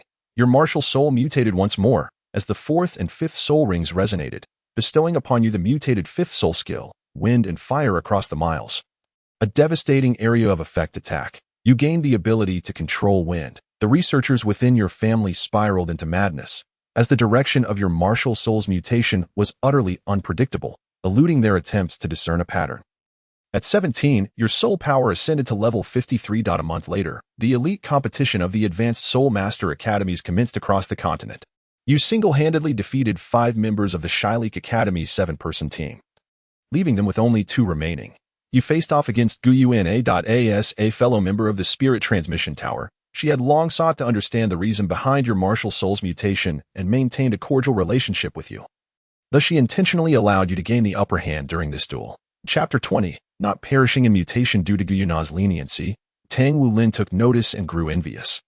Tang Wulin developed a sense of hostility towards you. Gu Yuna's concession led to her exit from the competition, as she had not anticipated that you, influenced by the indomitable will of the evil-subduing dragon, would match her in mental fortitude. Most significantly, you possessed several elemental control abilities, and in a moment of oversight, she was defeated by you. You confronted the final member of the Shyleek Academy, Tang Wulin, who was elated, believing he could finally teach you a lesson. Tang Wulin's soul power was comparable to yours. He had recently returned from the Dragon Valley, having just acquired his innate green soul ring a few days prior. Leveraging the bloodline of the Golden Dragon King, Tang Wulin engaged you in a fierce exchange. Believing your martial soul to be related to dragons, he attempted to suppress you with the Golden Dragon King's bloodline. However, his suppression ignited the indomitable spirit of your martial soul, the evil subduing dragon. You broke through in your unyielding staff technique, mastering the fourth style. The oppressive aura emanating from Tang Wulin's Golden Dragon lineage irked you, and your unwavering will regarded him as an evil entity. You lost your sense of self, only able to utter the words evil subduing. With a single strike, you sent Tang Wulin flying, thanks to the formidable defenses provided by the body of the Mountain Dragon King. Tang Wulin sustained only minor injuries, yet you propelled him into the audience section. Tang Wulin was defeated. As you distanced yourself from him, your consciousness returned. You emerged victorious in the competition, single-handedly dismantling the illustrious Shylek Academy, renowned for 2 millennia, in this elite tournament of advanced Soul Master Academies. Your name began to circulate widely. The Shylek faction harbored resentment towards you, viewing you as a thorn in their side. A meeting of the Shylek Sea God Pavilion was convened, placing you on their assassination list. Aware of the consequences of standing out, you chose to remain low-key and, upon returning to the Spirit Transmission Tower, immersed yourself in rigorous training. 18, your soul power reached level 57. The fervor surrounding your remarkable achievements gradually subsided, allowing you to fade from the public eye. You began to devise plans in secret, continuing your investigation into your parents' deaths. At 19, your soul power ascended to level 60. With the aid of your family, you acquired your first true soul ring, originating from a 5,000-year-old hellish demon dragon. You surpassed the soul ring's age limit during absorption. The fearsome beast, Ziji, bore a grudge against you, vowing to one day take your life. You obtained the 6th soul skill, piercing heaven and earth, which allowed you to create a black hole vortex in the air with a single strike. Your martial soul underwent another mutation, and the patterns on your martial soul transformed into that of a black dragon. You awakened the attribute of devouring. 20, aided by the devouring attribute, you ascended to level 70. Fearing that your rapid ascent might draw suspicion regarding your use of the devouring attribute for cultivation, you concealed your elevation to level 70. You disguised yourself and left your family to pursue training in the extreme northern lands. There, you encountered a dying ice dragon ape, estimated to be around 70,000 years old. In a daring move, you slayed the ice dragon ape and successfully absorbed its soul ring, boosting your soul power to level 71. You attained the true form of your weapon soul and awakened the domain-type soul skill, Chaotic Snowstorm, yet another area of effect attack. Your martial soul underwent a transformation, granting you control over ice and water. You obtained a piece of the creature's skeletal remains, and upon absorption, your soul power rose to level 72. You mastered the 5th style of the unyielding staff technique, a feat many in your clan could only aspire to achieve in their lifetimes. Yet you accomplished it at such a young age. At 21, you uncovered that your parents had encountered 7 individuals from the Tang clan before their demise. You arranged to meet with these 7 individuals, only for them to be murdered overnight, severing your lead. At 22, your soul power reached level 77. You continued your investigation into your parents' deaths, discovering they had been undercover agents sent to the Tang clan by your family. At 23, your soul power ascended to level 80. You met with the elder brother of your clan leader, Jian Guqing Feng, who held you in high regard. He and his wife took you on a sea expedition to hunt a 100,000-year-old golden gun dragonfish soul beast. You absorbed the soul ring from the 100,000-year-old golden gun dragonfish, which provided you with 2 soul skills. You acquired an external soul bone, manifesting as a long, club-like spike atop your head. Fortunately, it could be concealed when not in use. Your martial soul mutated for the 8th time, transforming the dragon patterns on your staff into golden ones. You gained the ability to manipulate the golden element. At 24, you spent a year training with Qian Guqing Feng. Under his guidance, your soul power broke through to level 85. At 25, with Qian Guqing Feng's instruction, you mastered the 6th style of the unyielding staff technique. Although Qian Guqing Feng's martial soul was not the Panlong staff, he possessed unique insights into the unyielding staff technique. At 26, your soul power reached level 90, and you felt a powerful, unyielding will calling to you. Harnessing this indomitable spirit, your mental power transcended into the realm of the spiritual domain. With the surge of this unyielding will, you comprehended the essence of the 7th style of the unyielding staff technique. Successfully mastering it, you returned to your clan, preparing to absorb a 100,000-year-old soul spirit they had provided for you. On your way, you learned that Guyuna's martial arts competition for suitors was about to commence. You believed that women would only serve as distractions, thus you had no intention of participating. Sensing the aura of the Golden Dragon King, you discovered that Tang Wulin had disguised himself as a member of the Blue Lightning Tyrant Dragon clan to enter the competition. A voice within your will seemed to taunt, dismissing the Golden Dragon King as insignificant, asserting that you, the evil subduing dragon, were a being of unwavering defiance. You registered to participate in the competition for suitors. Your family, realizing your return due to your participation, recognized your ascension to the rank of quasi-title and provided you with a 100,000-year-old light sacred dragon soul spirit. You were astonished by the spirit transmission tower's prowess. Capable of producing genuine dragon soul spirits, you discovered that the true dragon soul spirit was an undercover agent of the spirit transmission tower, having stolen the dragon bones from the Tang clan in the Dragon Valley for research and manufacturing purposes. Upon absorbing the 100,000-year-old light sacred dragon soul spirit, your soul power surged to level 91 that you gained 2 soul skills from your 9th soul ring, Heaven and Earth Unbound and Purification of Turbidity.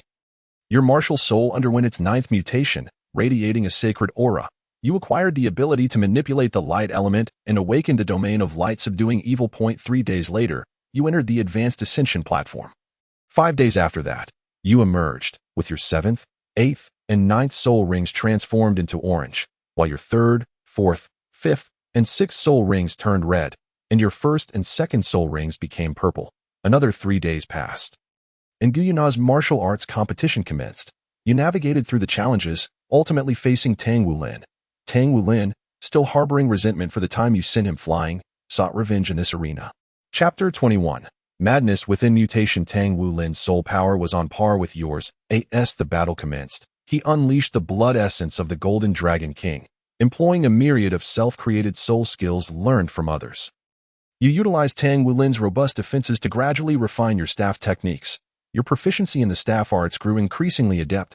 With a single strike, you overturned Tang Wulin, revealing his true form, which was recognized by the members of the Spirit Transmission Tower. Ignoring the revelations, Tang Wulin rose and re-engaged you, unleashing the Golden Dragon's 9 styles upon you.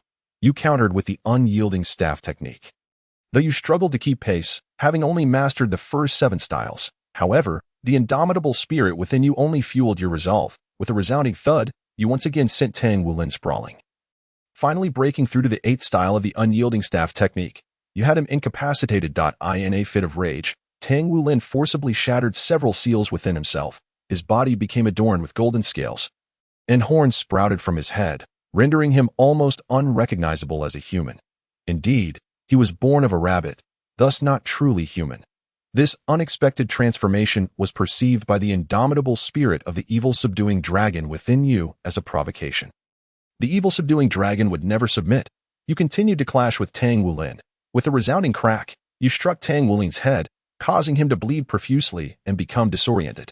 Your martial soul absorbed the essence of the bloodline of the Golden Dragon King from Tang Wulin's blood.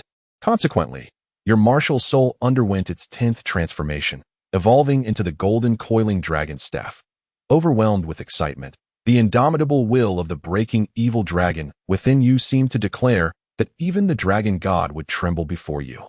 The Golden Dragon King was insignificant in comparison. You sought to capitalize on your momentum to defeat Tang Wulin and devour the essence of the Golden Dragon King's bloodline. Just then, Tang San's divine thought intervened, delivering a blow to Tang Wulin, which also represented a squandered opportunity from the 3 chances he had left with him. Tang San's divine thought intended to launch a second attack to annihilate you. For you had bested his son twice and had usurped his place as the new child of the plane. He could not allow your existence. Tang San's murderous intent ignited the ultimate indomitable spirit of the breaking evil dragon within you. Awakening your true form as the breaking evil dragon king, the spirit of the breaking evil dragon seemed to convey the message that even the god king was inconsequential should the dragon god appear. He would dare to strike. Harnessing the true form of the breaking evil dragon king, you met Tang San's full force assault at level 150 with unwavering resolve. You shattered Tang San's divine thought. And the will of the breaking evil dragon within you seemed to proclaim that you were the breaking evil dragon, unafraid of anyone. You were an indomitable entity, and no one could compel you to yield. Nor could anyone stand above you. Before Tang San's divine thought could be obliterated, it successfully relocated Tang Wulin. The voice of the breaking evil dragon faded away. In your confrontation with Tang Wulin, you emerged victorious. Half an hour later, You faced Qian Gu Zhangting. They intended to have you concede in the arena as per their plan. Upon your entry, you effortlessly sent Qian Gu Zhangting flying with a single strike. Muttering, "No one can stand above you," to in the final match. You confronted Gu Yu and Gu Yu Na sensed the overwhelming indomitable will within you, causing her heart to tremble from the remnants of the dragon god's memories. She recalled the disdainful gaze of the breaking evil dragon directed at the dragon god. The final bout could not commence, and Gu Yu Na conceded on the spot. She contemplated that if you could provide a way out for the Soul Beast clan, marrying you would not be out of the question. That evening, before their wedding night, Qian Gu Dongfeng appeared, attempting to incapacitate you and replace you with Qian Gu Zhangting. However, your indomitable will surge forth, not only toppling Qian Gu Dongfeng, but also delivering a fatal blow. You entered Gu Yuna's chamber, where she had conjured an illusion to distract you, attempting to slip away, although you initially had no intention of consummating. Her actions provoked the noble indomitable spirit of the breaking evil dragon. The voice of the breaking evil dragon re-emerged, asserting that even the dragon god would be struck down. The diminutive silver dragon king was inconsequential. Did she still wish to resist? You dealt with Gu Yu Na decisively. You absorbed the bloodline of the silver dragon king from her. Your martial soul underwent its 11th transformation, evolving into the 9-colored coiling dragon staff. You discerned that the essence of the breaking evil dragon was formed from the righteous chi of heaven and earth. You received a blessing from the primordial forces of the universe, which propelled your cultivation from level 91 to the pinnacle of level 99, just shy of godhood. The following day, Qian Gu Dongfeng's father, Qian Gu Daiting, sought revenge. You engaged in a fierce battle, exchanging blows with the 8th form of the indomitable staff technique, shaking the very foundations of the realm. Suddenly, you found it uninteresting and, feeling disinclined to continue, delivered a fatal blow to Qian Gu Daiting. As a human, you could not withstand the endless indomitable will of the breaking evil dragon. You succumbed to madness. You began to wreak havoc across the Douluo star. And even Tang Hao, the lord of the plain, dared not intervene, for his son's level 150 divine thought had been obliterated by you. You pierced a gaping hole through Douluo star, unable to bear the indomitable will of the breaking evil dragon. Your body began to disintegrate, and your soul began to dissipate. You were on the brink of death. In your final moments, your memories began to rewind. This retrogression revealed to you that your father had been sent as an undercover agent to the Tang sect, acquiring a drop of purple gold dragon blood within the Dragon Valley, which radiated an indomitable will. You recalled that your enigmatic mentor in black was none other than Qian Gu Daiting. You witnessed your father's secret being discovered by Qian Gu Daiting. You saw your parents murdered by Qian Gu Daiting before your father's sacrifice of that drop of purple gold dragon blood into your infant body, which had caused your martial soul, the coiling dragon staff, to mutate into the coiling serpent staff. As your memories faded, you identified the murderer of your parents, avenged them, but ultimately perished. Simulation concluded. Beginning assessment. In this simulation, you acquired the following items. 1. Mutated martial soul. Coiling serpent staff. 2. Indomitable staff technique. Training method 3.1 of the 9 rings. Only one can be selected. 4. Golden gun dragon fish. External soul bone 5. Tang Wulin's blood 6. Ji Yuna's blood. Due to your triumph over Tang San's level 150 divine thought in this simulation, you have earned the achievement of defeating a god king, granting you an additional opportunity to select simulation items. Choose 2 from 1. 8. As Gu Yu's eyes brightened, he remarked, "Is there even a need for consideration? The truly valuable items are options 1, 2, 5, and 6. Option 5 is unnecessary since I already possess the Golden Dragon King's blood. Option 6 is also redundant, as I can obtain it myself in the future. Therefore, the only truly valuable items are options 1 and 2, so I choose 1 and 2. With Gu Yu's selection made, 2 warm currents surged into his body, instantly revealing the cultivation methods for the first 8 forms of the indomitable staff technique in his memory, alongside the theory for the 9th form. He then sensed the emergence of an additional martial soul within him, summoning it forth to discover that it was indeed the coiling serpent staff, transformed from the coiling dragon staff. Although Gu Yu did not acquire any training resources in this simulation, he gained a second martial soul, reaping considerable rewards. Content: he fell into a deep slumber. Chapter 22. Now arrives upon awakening early in the morning. Gu Yu felt a subtle swelling in his left hand, as if something were yearning to emerge. With a thought, he summoned the entity to discover the mutated martial soul, the coiling serpent staff, which had undergone further transformation after a night of merging with the bloodline of the Golden Dragon King. Goodness, This martial soul is more capricious than a human, Gong Yu exclaimed. Astonished that it had evolved directly into the golden coiling dragon staff in a single night. He knew that the coiling serpent staff in the simulator had undergone countless mutations before finally transforming from serpent patterns to dragon patterns. Yet this evolution had occurred in just one night due to the fusion with the golden dragon king's blood. This is fortuitous. Henceforth, when absorbing soul rings, I shan't need to endure numerous mutations. Even if further mutations occur, they will only lead toward elemental mastery. As for the final step, evolving into the 9-colored dragon pattern staff, that will require me to seek out the blood of the Silver Dragon King. He pondered whether the presence of the Golden Dragon King's blood within him might attract the Silver Dragon King. While he considered the possibility, he could not ascertain that the Silver Dragon King would indeed come. Perhaps it was currently enjoying a peaceful slumber. Now that the martial soul had mutated, it could no longer be called the Coiling Serpent Staff. A new name was in order. He decided to call it the Golden Dragon Breaking Evil Staff instead. After finalizing the name, Gong Yu rose, donned his attire, and freshened up before departing for the hall. In the hall, Gong Lan had prepared an extensive breakfast spread, eagerly awaiting everyone to awaken. In truth, Gong Lan was the eldest in the household, 2 years older than Gong Yu, thus assuming the responsibility of caring for everyone. Over the past 2 months, she had become familiar with Gong Yu's habits, especially his hearty appetite, leading her to prepare a feast that would likely see 90% consumed by him. Every mealtime, Gong Yu found himself in an awkward position, but he had no choice. It was the burden brought upon him by the Golden Dragon King's bloodline, and having merged with it, he must bear it. After a while, 6 girls entered the hall one after another, but the youngest, Gong Shui, was noticeably absent. Just as Gong Lan was about to rise to fetch her, Gong Shui strutted in with an air of defiance.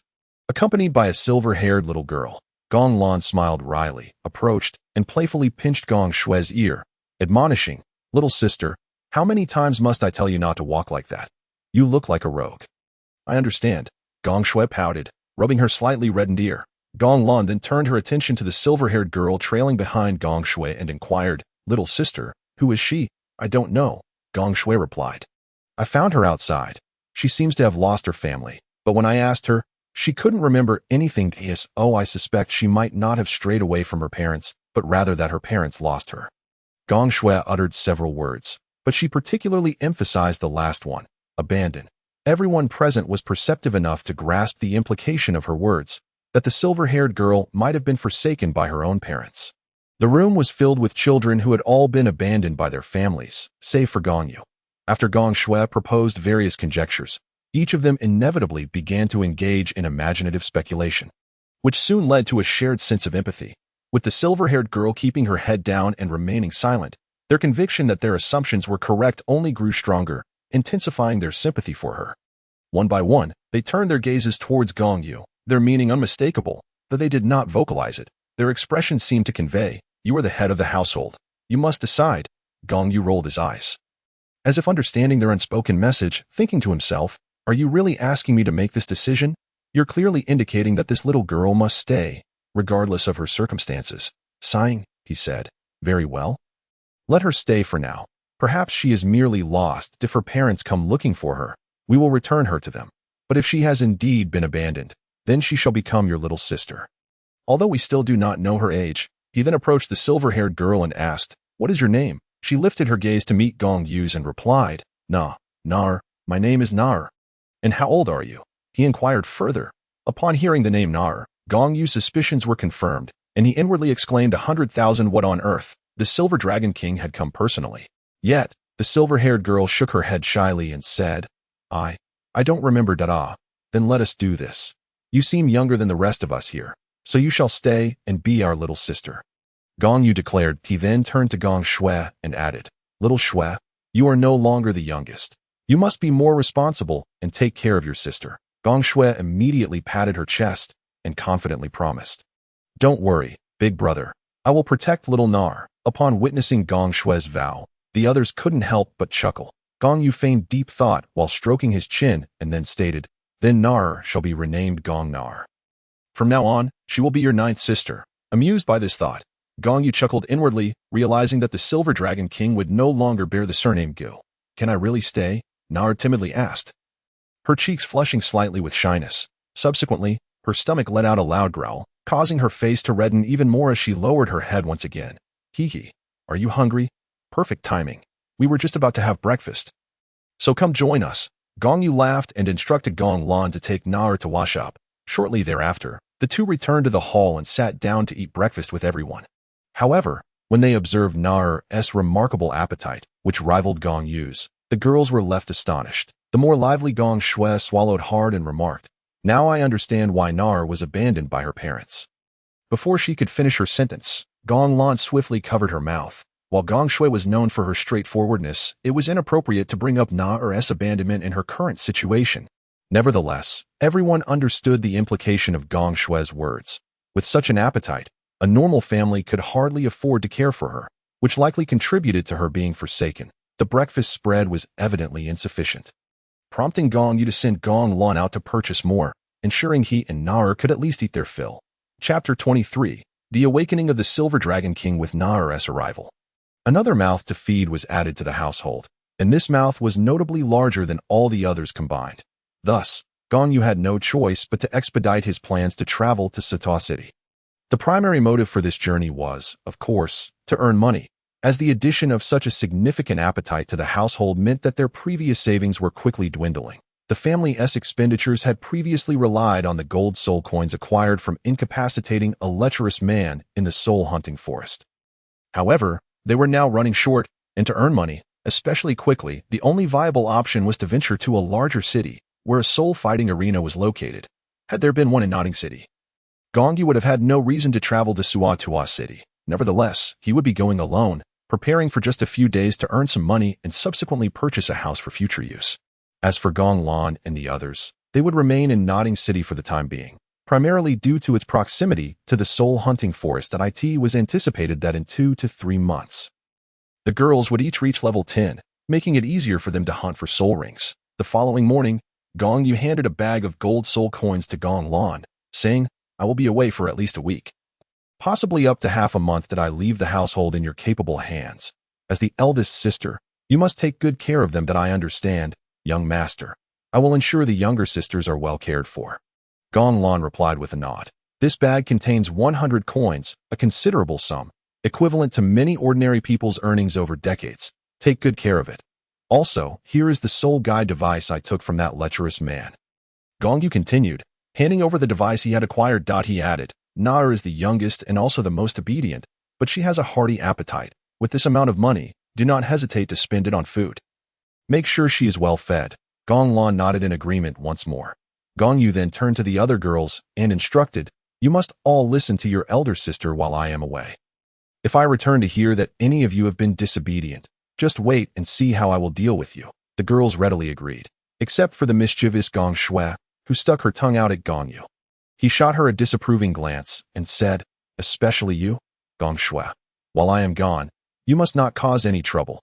Also, refrain from wandering outside. You are still vulnerable, and it would be easy for human traffickers to capture you. I would not want to return to find any of you missing." He added, "Take good care of your ninth sister. She is the youngest, and you must protect her." Though Nar was nominally the youngest, there was no soul master on the continent who could pose a threat to her. After a lengthy series of instructions, Gong Yu finally set off. However, he needed to acquire his second soul ring first, as entering the soul fighting arena required at least being a great soul master. Those below level 2 were not permitted to participate. To ensure a profit, he had to guarantee his eligibility to compete and secure victories. Originally, his first soul spirit could yield 2 soul rings, but this was selective. While a soul spirit could produce multiple soul rings, the years of each would be divided accordingly. Therefore, Gong Yu opted not to split his soul rings, necessitating the hunt for a second. Where should he go to obtain this soul ring? Gong Yu pondered. The soul-hunting forest was out of the question due to the low-level soul beasts found within, which he deemed unsuitable. The Stardow forest was too distant, and given his current strength, venturing there would be perilous. After much contemplation, Gong Yu ultimately resolved to go to the Sunset Forest. Since I am heading to the Sunset Forest to obtain a soul ring, why not just go to Heavendow City? It is much closer to the Sunset Forest, and since I am going to earn money, it matters little where I do so. With this thought in mind, he set off. Upon exiting, he entered the carriage only to be startled by the presence of another figure inside. Nar. "What are you doing here?" Gong Yu inquired curiously, but upon looking at Nar, he noticed something was amiss. "You are not Nar." Gong Yu quickly realized that the consciousness of the Silver Dragon King had awakened within Nar. I wish to accompany you, the Silver Dragon King declared, his tone leaving no room for refusal. Have you spoken to them? They are now your sisters, Gong Yu asked. Humph, you know my identity well, the Silver Dragon King replied, detecting the nuances in Gong Yu's speech. How could such mere mortals be worthy of being my sisters? This remark irked Gong Yu. What do you mean they are unworthy of being your sisters? If you have come to live in the human world, you must consider yourself a human. They are now Nar's sisters, and if they were to hear such words, it would surely break their hearts. Therefore, whether you are the Silver Dragon King or Nar, since you have entered the realm of humanity, you should experience life as a human. Gong Yu continued, I know you are drawn to the Golden Dragon King's bloodline within me, and I am not afraid to tell you that you cannot take it. If you doubt my resolve, I will not resist. Try to see if you can extract even a trace of the Golden Dragon King's bloodline from me. As she spoke, Gong Yu directly spread her arms wide, standing before the Silver Dragon King without the slightest hint of resistance. The Silver Dragon King, of course, would not let such a splendid opportunity slip away. She truly intended to extract Gong Yu's bloodline. However, at the moment she attempted to act, she was repelled by an indomitable will. You. How can you possess the unwavering will of the anti-evil dragon, after being pushed back by that forceful will? The Silver Dragon King was momentarily astonished, quickly recalling the feeling of being scorned by the indifferent gaze of the dragon god. A shiver ran down her spine. Gong Yu, no longer concealing anything, summoned his second martial soul for the Silver Dragon King to see. Instantly, a golden coiled dragon staff materialized before her, because my second martial soul embodies the indomitable will of the anti-evil dragon. This soul mutated after merging with the bloodline of the Golden Dragon King within me. However, this mutation is reciprocal, meaning my Golden Dragon King bloodline also contains the indomitable will. Therefore, even if you were to obtain the Golden Dragon King bloodline from me, you would not be able to merge with it. In fact, you might even be assimilated by the will of the anti-evil dragon. Gong Yu's audacity in speaking so freely to the Silver Dragon King stemmed not only from the presence of the indomitable will but more importantly from the seal placed on his Golden Dragon King bloodline by the simulator. Under such a seal, the Silver Dragon King could never seize his bloodline. After listening to Gong Yu's explanation, the Silver Dragon King fell silent, yet her eyes darted back and forth, as if plotting something. Gong Yu then inquired, So, what are your intentions? Will you return to the Stardow Forest? Or will you stay with us as a sister? However, I must make it clear that while you may be my sister, you are not to flaunt your status as the Silver Dragon King. At this moment, the Silver Dragon King spoke again. You seem to know me quite well, Gong Yu replied. I know many things, but I cannot disclose them. How did you come to possess the Golden Dragon King bloodline? The Silver Dragon King pressed. As I mentioned, I cannot say. Gong Yu deftly avoided the question. The Silver Dragon King did not mind his evasive response. So she continued, Are you from the divine realm? No. Gong Yu answered succinctly this time. Very well, I shall remain. The Silver Dragon King nodded in agreement. Chapter 24. Bloodline summoning. The Silver Dragon King insisted on accompanying Gong Yu, leaving him with no choice but to concoct an excuse to inform Gong Lan before they set off together. How should I address you from now on? Should I call you sister, ninth sister, Nar, or perhaps Lord Dragon King? On the road, feeling bored, Gong Yu decided to tease the Silver Dragon King to pass the time. Call me whatever you like, she replied nonchalantly, before adding, but my name is Gu Yu Na. Upon hearing this name, Gong Yu retorted, You're joking. You've never had a name. When you fled from the divine realm, you were called the Silver Dragon King, and to this day you are still the Silver Dragon King. Your subordinates refer to you as master. So this name is entirely fabricated. You seem to know quite a bit about me. How much do you know about the divine realm? They each questioned one another, clearly on different wavelengths, yet not minding the disconnect. Gong Yu chose not to respond, instead stating, No, you cannot be called Nar. Once you enter the Gong family, you must take the Gong surname, so you shall be called Gong Yu Na. I am asking you a question. How long will you pretend to be deaf and mute? The Silver Dragon King chided, having received no response from Gong Yu. But he countered, What do you want me to answer? How could I possibly know much about the divine realm? You escaped from there. Don't you know more than I do? With Gong Yu's retort, the Silver Dragon King fell silent, when the atmosphere inside the carriage grew unbearably tense. She broke the silence first. From now on, you can call me Nar. Very well, Gong Nar. Gong Yu smiled in response. Could you give me a drop of your blood? Nar suddenly made this request, her tone laced with a hint of pleading, leaving Gong Yu feeling awkward. It was a dilemma. Should he give or not? Ultimately, he decided to comply. I still have to merge with the Golden Dragon King bloodline. Here you go, he said. Gong Yu pinched the tip of his left thumb to his index finger, allowing a drop of golden blood to flow forth, which promptly reached Nar. This golden blood had transformed after merging with the Golden Dragon King bloodline. Finally, Gong Yu added, no matter how much blood I give you, it will be futile. The blood flowing from my body cannot be merged with. I know.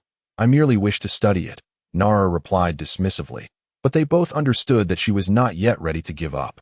Gong Yu continued, in truth, you and the Golden Dragon King need not necessarily consume one another. Furthermore, even if you successfully merged, it does not guarantee the revival of the Dragon Goddess power. Nara listened in silence, fully aware of the truth in his words, yet the burden she carried weighed heavily upon her, making it difficult for her to let go, even if she were willing to forsake the idea of consuming the Golden Dragon King. The Golden Dragon King would not be so inclined to relinquish her. If given the chance, the Golden Dragon King would undoubtedly pursue the Silver Dragon King relentlessly. Since she remained silent, Gong Yu continued to chat aimlessly. In fact, merging with my bloodline is not entirely impossible. Upon hearing this, Na's attention was finally piqued. How so? Gong Yu thought to himself. Does she truly wish to consume me? With a bittersweet smile, he replied. This merging of bloodlines cannot be accomplished by you. You have already tried and failed. Na's expression shifted, growing somewhat uneasy and guarded. Are you suggesting that you would consume me? What nonsense are you spouting? How could I possibly consume my own little sister?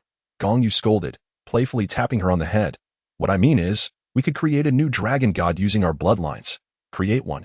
How would we do that?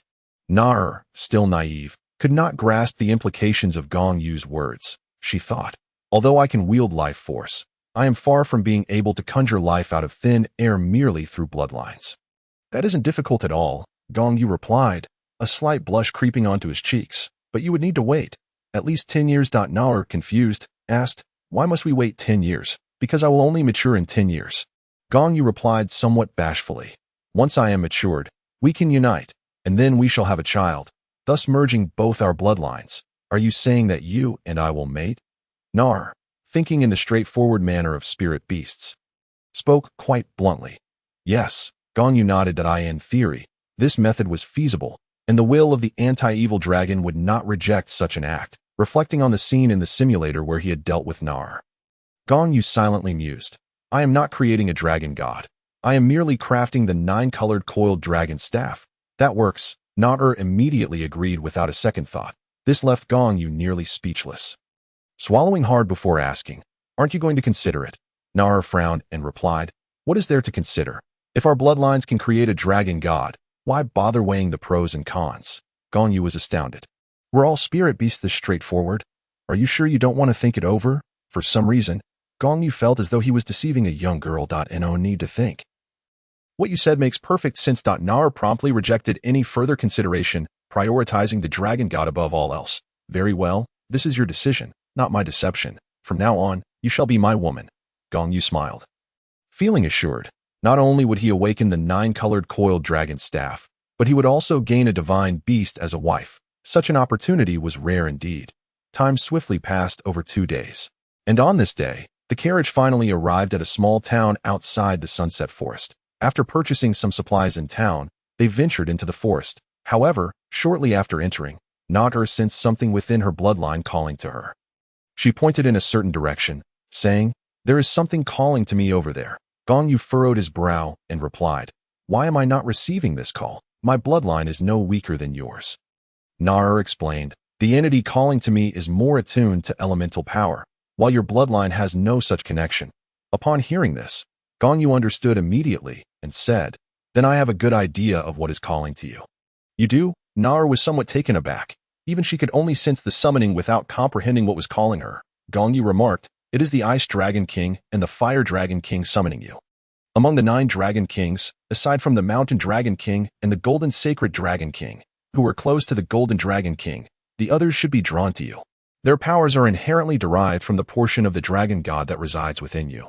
Thus you are not their mother, yet you surpass them in that regard. Chapter 25. The second soul ring is settled. I am the Silver Dragon King and possess a deeper understanding of the 9 Dragon Kings than you do. There is no need for such detailed explanations. The Nara shot Gong Yu an exasperated glance, thinking to herself that he was rather verbose. Indeed, I may have been overly sentimental, Gong Yu replied with an awkward smile. After all, who could know the 9 Dragon Kings better than the Silver Dragon King? I intend to go there, Nara declared, pointing towards the direction of the bloodline summoning. Gong Yu nearly broke into a cold sweat. Swallowing hard as he immediately opposed, "No, I know you wish to seek the resting place of the Ice and Fire Dragon Kings, but you cannot go there for the time being." Nara furrowed her brow, though her tone was not overly forceful as she inquired, "Why?" Observing the softening of Nara's demeanor, Gong Yu explained, "Because that place is a garden of a title Douluo. Although that title Douluo may be weak, a title Douluo is still a title Douluo, and I currently lack the ability to escort you there." Yet Nara countered, "I am not afraid of him. He is merely a title Douluo, and I can handle him. Why won't you heed my advice? Aren't you several 100,000 years old? Is this the extent of your intelligence?" Gong Yu exclaimed, supporting his forehead. "Yes, you might be able to deal with that title Douluo. But how do you know that the place isn't being monitored by the divine realm? Do you really believe it is mere coincidence that the bodies of the Ice and Fire Dragon Kings fell in such a specific location?" "You make a valid point," Nara conceded with a nod, adding, "In that case, I shall not go. I will take a nap. Do take care of my other persona." "What nonsense! You arrive here and declare your intention to sleep. Where have you been all this time?" Gong Yu nearly exploded with frustration, thinking, "This little dragon intends to sleep here. I came to hunt for soul rings and now have to look after a burden." However, the consciousness of the Silver Dragon King was unconcerned with such matters. Without any forewarning, in the blink of an eye, the true Nara had switched back to her awareness. "Young master, how did I end up here?" Nara opened her drowsy violet Castellan eyes, her first sight being Gong Yu, prompting her to curiously ask. Gong Yu sighed, saying, "Nara, try to recall the memories from this journey. You should understand why you are here." Nara nodded, attempting to recollect, her face flushing crimson. "So, you already know my identity?" Nara lowered her head, unable to meet Gong Yu's gaze. Her sentence trailed off. But Gong Yu took her small hand and led her deeper into the sunset forest. Speaking as they walked, "There is nothing to be concerned about. You must have seen in your memories that the Silver Dragon King has already agreed to bear my children in the future. Henceforth, your identity will be that of my fiancé. Yes, I need to find an excuse to deceive Gong Lan and the others. Upon returning, I shall tell them that we were betrothed since childhood. But due to an encounter with malicious individuals, my parents were harmed, and I inadvertently lost my memory. With just an address on a piece of paper, I arrived at your doorstep. Now, having accompanied you on this journey, my memories are restored, and I recall that my parents had instructed me to seek refuge with you before their demise. Since we had never met, I failed to recognize you the first time we met." I understand." Nara lowered her head once more, her face as red as an apple, inciting a desire to take a bite. "All right, from now on, be bold and do not constantly keep your head down. You are my fiancé, more noble than anyone else on this continent." Gong Yu proudly lifted his chin, thinking to himself, "I possess a system. Who on this continent can be more noble than one who has a system?" Yes, Nara nodded vigorously, immediately lifting her head, thinking, "I am indeed the person of the Silver Dragon King. I cannot always keep my head down." Then Gong Yu inquired, "What kind of martial soul do you possess? Is it elemental control or the Silver Dragon Spear?" "The Silver Dragon Spear." As she spoke, Nara raised her right hand, and a silver-white long spear adorned with dragon patterns appeared in her grasp. "Then your soul ring must have been self-consolidated. You shouldn't need to absorb a soul ring," Gong Yu mused, eyeing the Silver Dragon Spear and recalling the Golden Dragon King's seal on his own body. Each layer of the seal corresponded to a life force soul ring, and upon breaking the 4th layer, he would obtain the Golden Dragon Spear. Yet Nara shook her head, stating, "I do not need to consolidate soul rings. They will naturally generate into growth-type soul rings." Is that so? Gong Yu expressed surprise. "Indeed. Look, as long as I focus my thoughts, the soul ring will emerge on its own." Upon hearing Nara's words, Gong Yu immediately looked over to see a deep yellow soul ring pulsating beneath her feet. "How do you achieve this? Can you teach me?" Gong Yu swallowed hard, contemplating that if he could master such an ability, he would no longer need to hunt soul beasts daily for soul rings. "I am not sure. It is not my doing. It must be her doing. I merely summoned it with a thought." Nara giggled, covering her small mouth. "Forget I asked." Gong Yu chuckled awkwardly, but suddenly a rustling sound echoed nearby. He halted and moved in front of Nara, Instantly becoming vigilant that a soul beast is approaching, Nar also paused. Gripping the silver dragon spear in a defensive stance, as the sound drew nearer. An ice-like, jade-like spider soon appeared less than 100 meters ahead of them. That is the ice jade silk spider. Gong Yu extended his spiritual energy to monitor the spider's every movement. That I do not recognize it, but it does not seem very strong. Upon sensing the strength of the ice jade silk spider, Nar relaxed considerably. Not too bad, Gong Yu remarked. To identify the ice jade silk spider, we primarily observe the scales on its back. This type of spider, before reaching 100 years, grows a white scale for every 10 years of cultivation. Once it reaches 10 scales, the first scale begins to turn yellow, and with each century of cultivation, another scale transforms into yellow. This continues until it reaches 1,000 years, at which point every 1,000 years, a purple scale appears, and at 10,000 years, a black scale emerges. I see that spider has 3 scales that have transformed into purple, while the 4th is nearing deep yellow, indicating it is close to 4,000 years old. If it comes to a fight, I may not stand a chance. Gong Yu was aware of his own limitations, although he had cultivated the dragon elephant prajna to near perfection of the 2nd level, and his physical strength was sufficient to absorb a soul ring of around 3,000 years. He feared that battling such a nimble 3,000-year soul beast would be beyond his capabilities. Sigh, I lack agility. Otherwise, I could contend with this spider. Gong Yu felt somewhat frustrated, recalling that the starter gift package from the system had provided him with the complete truth heart method but neglected to include the golden goose technique, leaving agility as his weak point. It seems I need to learn the ancient tomb style of catching sparrows to acquire lightness skills. No, wait, in this world, I should be catching the swift-tailed swifts. After murmuring to himself, Gong Yu turned to Nar, asking, "Are you sure this spider is not strong enough for you to handle?" Na nodded, saying, "I can borrow a bit of her strength, so defeating this little spider should pose no problem." "Very well, then I shall rely on you. I have chosen this spider for my soul ring." Gong Yu smiled faintly, appreciating the advantage of having a capable partner by his side. Chapter 26. Nar is actually a violent woman. The ice jade silk spider seemed to have noticed Gong Yu and Nar, releasing a strange hiss that resembled a challenge, or perhaps an excited call. Upon spotting its prey, it began to twist its 8 ice-like legs, moving towards Gong Yu and Nar with the grace of a shadow.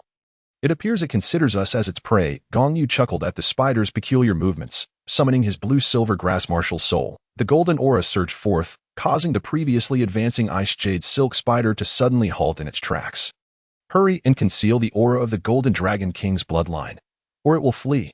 How many soul beasts in this world can withstand the pressure of the golden dragon king's bloodline? Nar grew anxious, fearing that Gong Yu might scare off the spider, leaving her without a chance to engage. "Very well, I shall refrain from intervening and will merely observe. But Nar, do be cautious." Gong Yu forced a smile, feeling a touch of embarrassment as he allowed Nar to play freely. However, recalling how he had previously regarded Nar as a mere burden, he felt a pang of guilt. It dawned on him that he himself had become the true burden.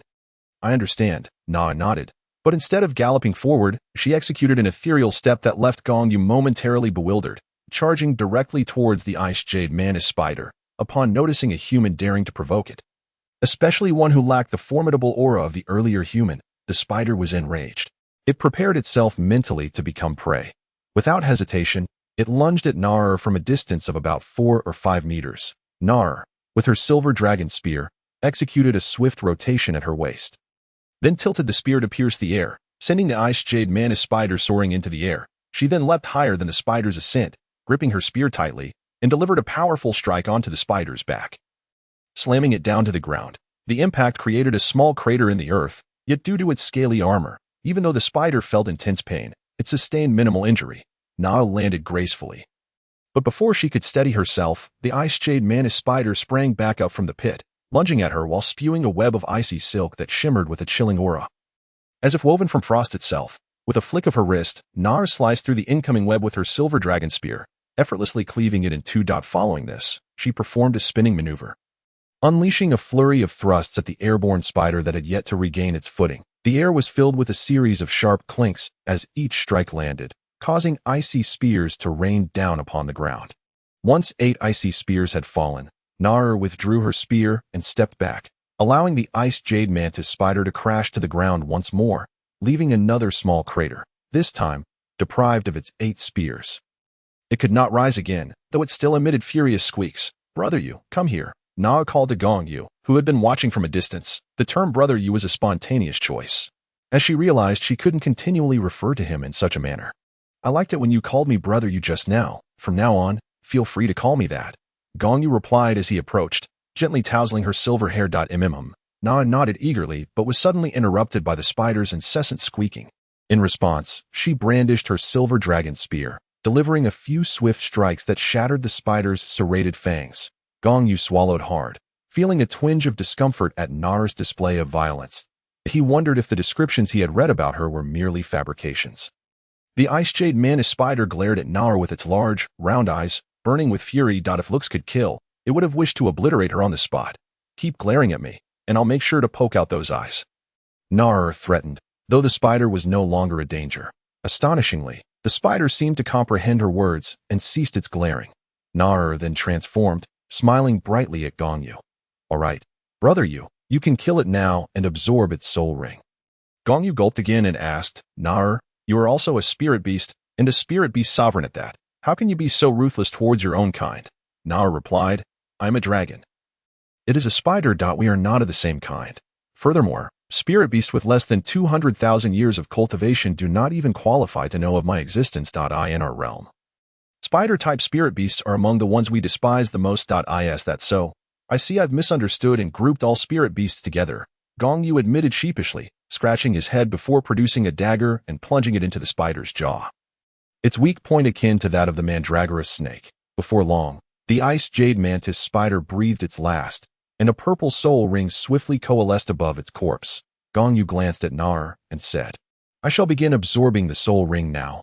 I would appreciate your protection. Na nodded. Rest assured, brother Yu, I will guard you diligently while you absorb the soul ring. Gong Yu nodded in agreement, then seated himself in meditation.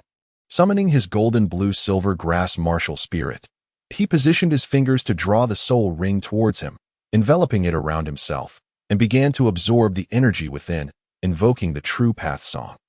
Perhaps due to the spider's agonizing demise or Gong Yu's robust physique, the absorption of this 3,000-year soul ring proceeded remarkably smoothly, as if the ice jade mantis spider willingly offered its soul ring to him.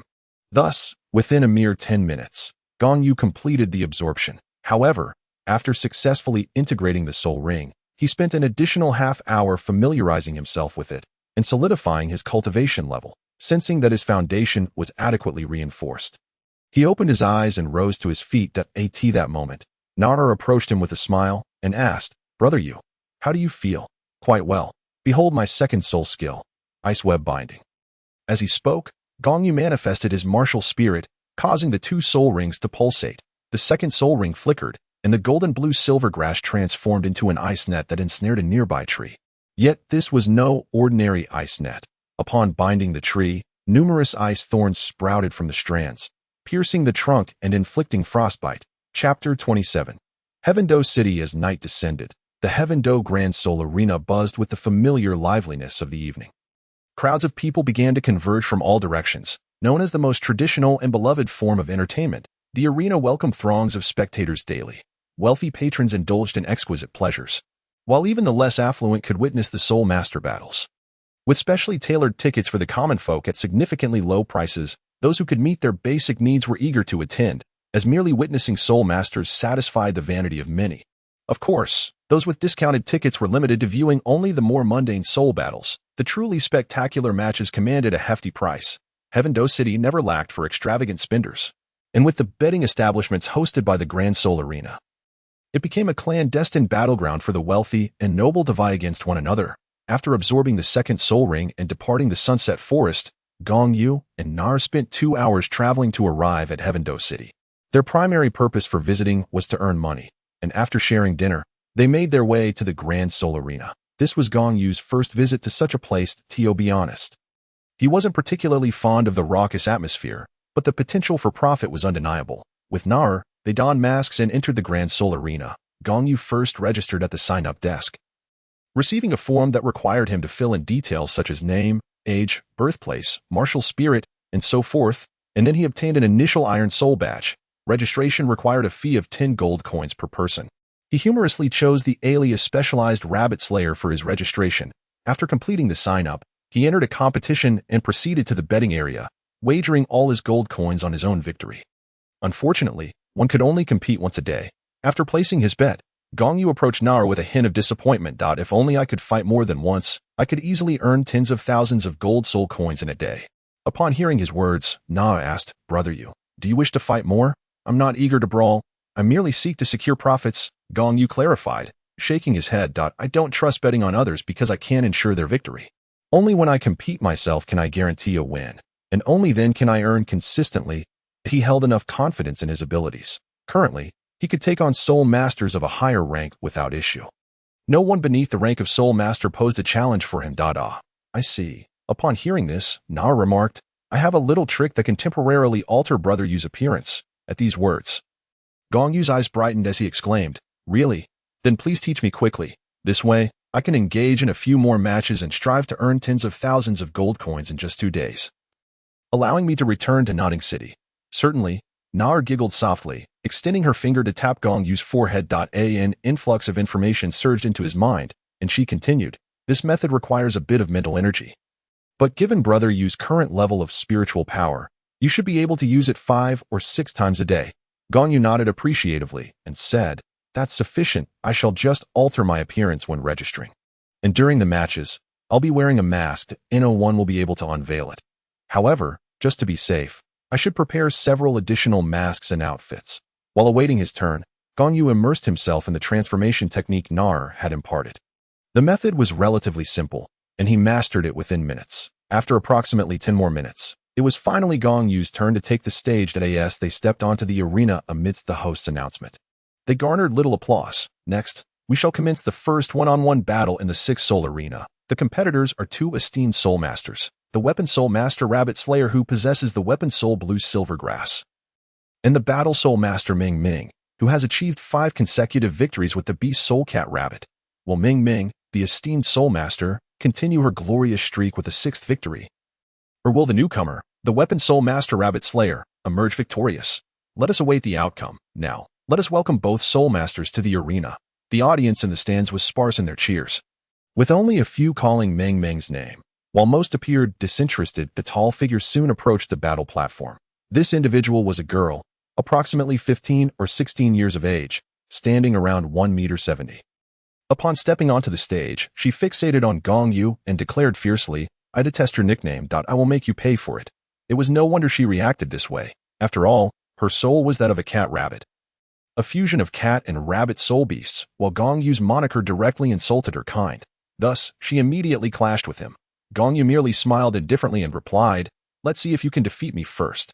Please reveal your soul. The host's voice rang out once more. Ming Ming immediately summoned her soul. It resembled an odd creature that was neither wholly cat nor rabbit, appearing somewhat unsightly, as 2 yellow soul rings materialized from beneath her feet. Meanwhile, Gong Yu remained stationary, making no move to summon his own soul. Observing Gong Yu's inaction, Ming Ming frowned and urged, Unleash your soul, or you won't even have the chance to strike. Gong Yu retorted, It's unnecessary. My soul is blue silver grass, which is ubiquitous. You've seen it before, so let's just begin the fight. Frankly, I don't even need my soul to deal with someone of your caliber. What did you say? The Soul Master Ming Ming was incensed by Gong Yu's words. Fine, if you don't need your soul, then I shall accommodate you. With that, Ming Ming charged towards Gong Yu with remarkable speed. As she closed in, her first soul ring glowed, and she instantly unleashed her first soul skill, creating 3 clones of herself. The 4 figures danced about, making it difficult to discern which 3 were mere illusions and which was the real Ming Ming. They swiftly converged on Gong Yu from all directions. It was assumed that Gong Yu would be overwhelmed by the 4 Ming Mings, but as they approached, he seized one of the clones by the ankle and, reminiscent of his earlier encounter with Xiao Wu, he slammed Ming Ming onto the arena floor 2 or 3 times. Ming Ming could not withstand such a brutish display of combat and promptly cried out, I concede. The host quickly reacted, rushing to the arena to announce, the Weapon Soul Master Rabbit Slayer emerges victorious, with a record of 1 win and 0 losses. Ming Ming's record now stands at 5 wins and 1 loss. Rabbit Slayer Master, please proceed to the registration desk for your points. Gong Yu nodded in acknowledgement. At that moment, Ming Ming approached him and inquired, How did you know which of the 4 figures was my true self? The real one casts a shadow. You fool, Gong Yu retorted before departing without a backward glance. After registering his victory, He collected his winnings from the betting station and swiftly found Nar in the spectator area. Not long after, Gong Yu altered his appearance once more and registered for several more matches, betting all his earnings each time and doubling his returns. After 5 or 6 rounds, he had amassed over 30,000 gold coins. The following night, he employed a similar strategy, albeit with smaller bets to avoid drawing attention. Ultimately, he reaped a substantial profit yet again. Combined, his earnings over the 2 nights totaled over 200,000 gold coins, prompting him to set off with Nar back to Notting City on the morning of the 3rd day. 2 days later, Gong Yu and Nar returned to Notting City. Upon entering, Gong Shui rushed over to inquire if Gong Yu had brought her a gift. However, before he could respond, Gong Lan had already tugged her away by the ear. Gong Yu chuckled at the scene. Having grown accustomed to Gong Shui's mischievous antics, he felt that her daily joy was a good thing, as it helped her forget the painful memories of the past. Yet, he couldn't shake the concern that her resilient facade might be a fade, considering the abandonment she had endured from her family. Coupled with the hardships suffered at the hands of traffickers, such pain was not easily forgotten. Upon arriving in the hall, Gong Yu instructed Gong Lan to summon the others. Once assembled, he addressed them. I have purchased soul guide devices for all of you, which can be used for storage, akin to what your elder sister possesses. Such items are quite rare. I searched extensively in Tiando City to procure one for each of you. Indeed, soul guide devices were scarce in this era of Douluo Continent, and among the few available, storage types were even rarer and exorbitantly priced. He had acquired 7 soul guide rings, each with a capacity of 3 cubic meters, costing him 70,000 gold soul coins, a third of his earnings from the past 2 days. As soon as Gong Yu finished speaking, Gong Shui scampered over excitedly, exclaiming, "Really? Big brother, you were too kind. Do you know, every time I saw my sister's ring that can store items, I was envious to the core. Now I finally have one. I want the blue one." Gong Yu affectionately ruffled Gong Shui's hair, smiling as he handed her the blue ring, before distributing the remaining ones to the others. When it came to Gong Lan, he said, "Laner, you already possess one, so I did not buy you another. However, here, take this black gold card." Gong Lan took the black card and asked, "Young master, what is this black gold card? With this card, you can deposit and withdraw money from any bank in the Tiando Empire." Gong Yu patiently explained. It contains a sum of 10,000 gold soul coins, of which 1,000 is pocket money for each of you 8, while the remaining 2,000 is allocated for our living expenses. The girls, all young and from impoverished backgrounds, were astonished. For them, simply having enough to eat was a luxury, and they had scarcely even touched copper soul coins, let alone seen a gold card. "Young master, giving each of us 1,000 is too much. We can barely spend that much," Gong Lan remarked. Unlike the younger girls who were less aware of the value of money, she understood that a single gold soul coin held significant worth. And for many impoverished families, accumulating 1,000 gold soul coins was a lifetime's effort. Hence, she felt quite uneasy when Gong Yu proposed that sum, understanding the pressure Gong Lan faced with such a large sum for the first time. Gong Yu reassured her, "If you can't spend it now, just save it for later. You will eventually find ways to use it. Moreover, your standard of living will only improve from here on out. You must gradually learn to adapt to this lifestyle." Gong Yu insisted, and Gong Lan had no choice but to accept. However, upon noticing Nar beside her, she queried, "Young master, we all have pocket money, but why doesn't Nar?" At that, Gong Yu recounted Nar's circumstances. Though most of what he said was fabricated, the girls listened with rapt attention, and it was Gong Shui who broke the silence first, exclaiming, "Who would have thought? I never imagined that you would be our 9th sisters, only to end up as the young mistress, while I revert to being the youngest." At this, laughter erupted among the group, while Nara stood to the side. Her cheeks flushed, softly muttering, "I am still your 9th sister," Gong Shui replied. "Humph, that's more like it.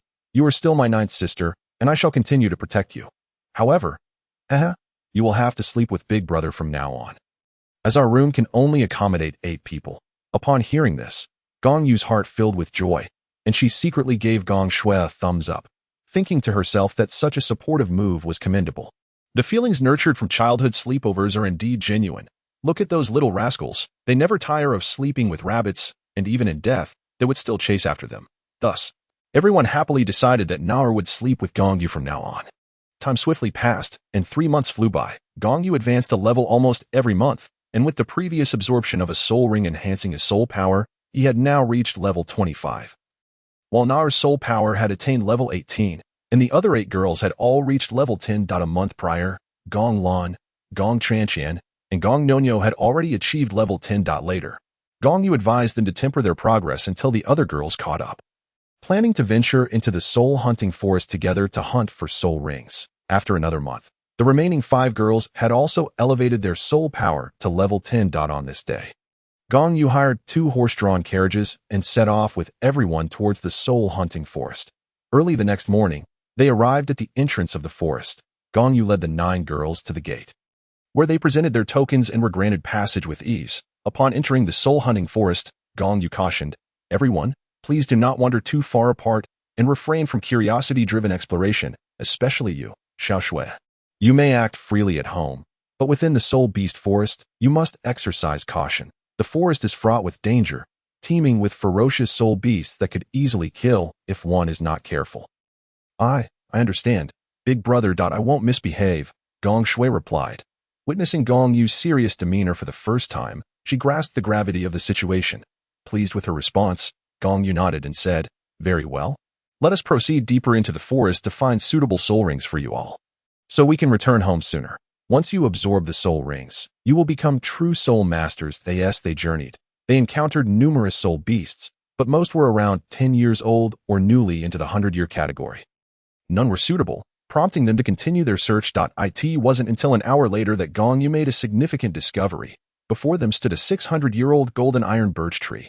"Gong Xiao, the soul ring you seek is here," Gong Yu said, focusing intently on the golden iron birch. "Your martial soul is a bamboo stick, and it needs to enhance its hardness. This golden iron birch is among the hardest woods in existence, making it perfect for you." At that moment, Nar interjected, "Brother Yu, that golden iron birch is around 600 years old. Is it really safe for second sister to absorb it?"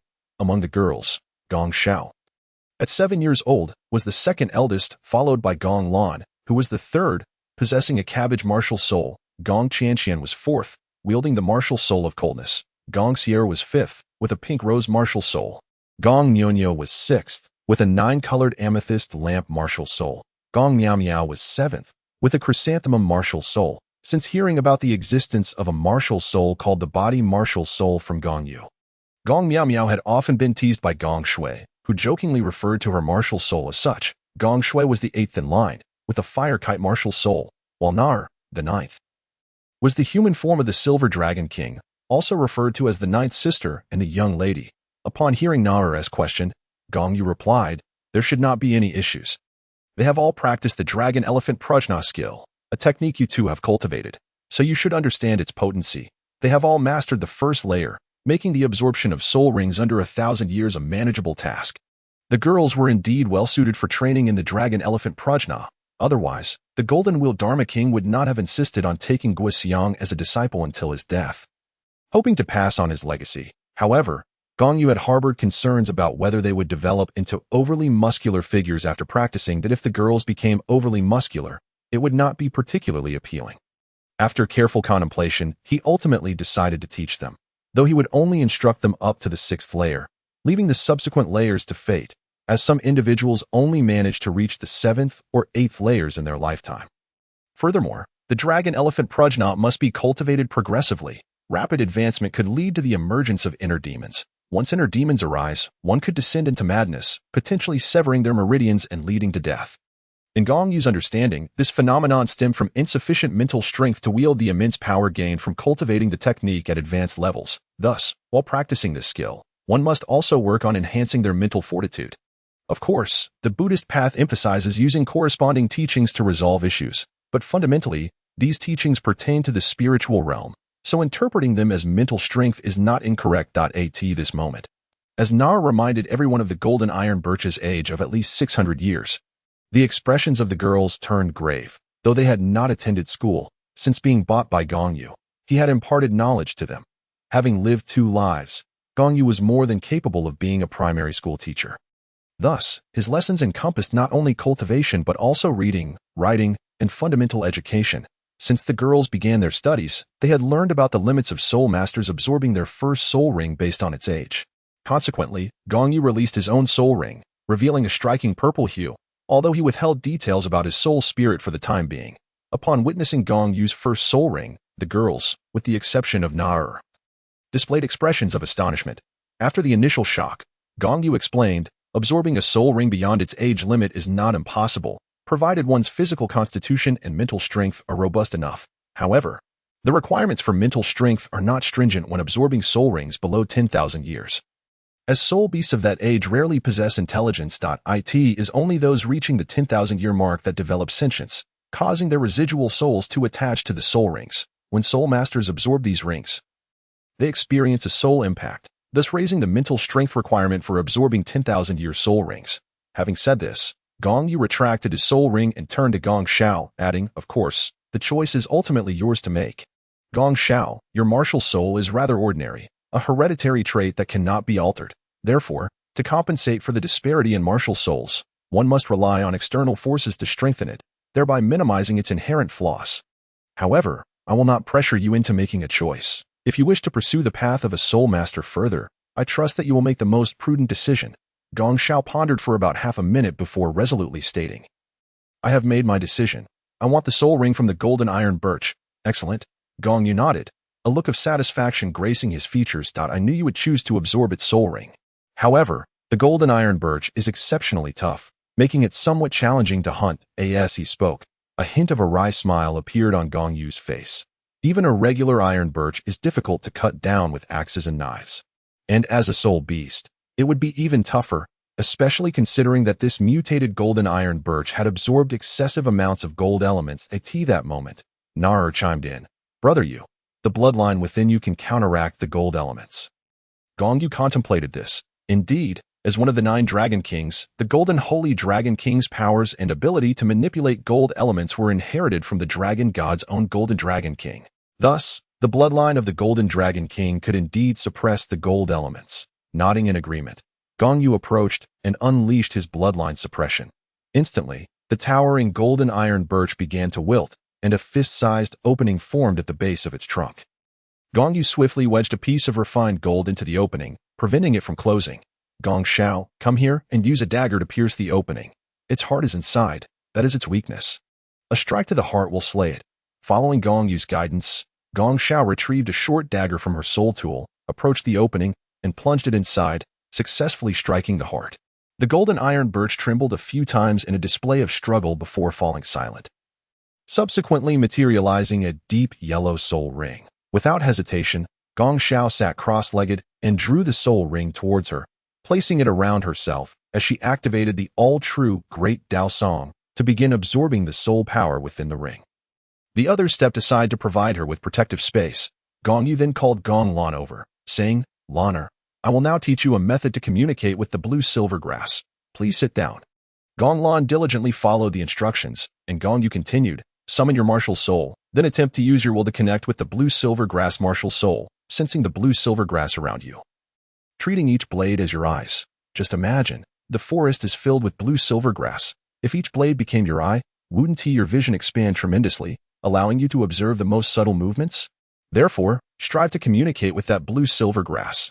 You have absorbed the essence of the blue silver emperor's sap, which means you possess the bloodline of the blue silver emperor, until the new emperor appears. You could be considered their heir, thus they should heed your call." Gong Yu was unsure if this method would work. Recalling the little rascal in the book who could only communicate with the blue silver grass after reaching level 40 and practicing the distraction control method of the 7 treasure glazed tile school. However, just as Gong Yu doubted Gong Lan's ability to succeed, he noticed a fluctuation in her spiritual power, as if her mental strength had ascended a level while attempting to connect with the blue silver grass. How fortunate. The breakthrough in mental strength is significantly more challenging than that in soul power. Unexpectedly, she achieved it under these circumstances. Beside him, Gong Yu looked at Gong Lan with a sense of admiration.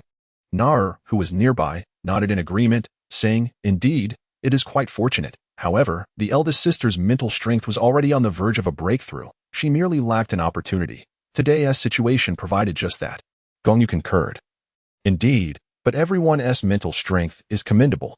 Have you not noticed? The complete truth Great Dao Song I imparted to you all is a technique that cultivates both mental and soul power. Thus, it is only natural that you possess greater mental strength compared to your peers." Upon hearing this, Nader expressed her surprise.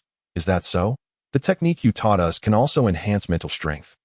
"I hadn't noticed." Gong Yu shot her a knowing glance. "That's because your mental strength was already quite high. You started strong but have since plateaued. making it difficult for you to perceive any subtle increases. Nar felt a bit embarrassed, understanding that her mental power was akin to that of the Silver Dragon King, reaching the divine origin realm, yet it had not been fully unleashed. The high level of her spiritual power rendered her sensitive to minor fluctuations nearly imperceptible. Gong Yu continued, "Do you remember the phrase swift rotation atop the Niwen Palace? The Niwen refers to the Niwen Palace, also known as the Upper Dantian or Sea of Consciousness, each time you circulate your soul power. Do you not perform a rotation within your Sea of Consciousness? This is equivalent to impacting the Sea of Consciousness, naturally enhancing your mental strength." Chapter 30.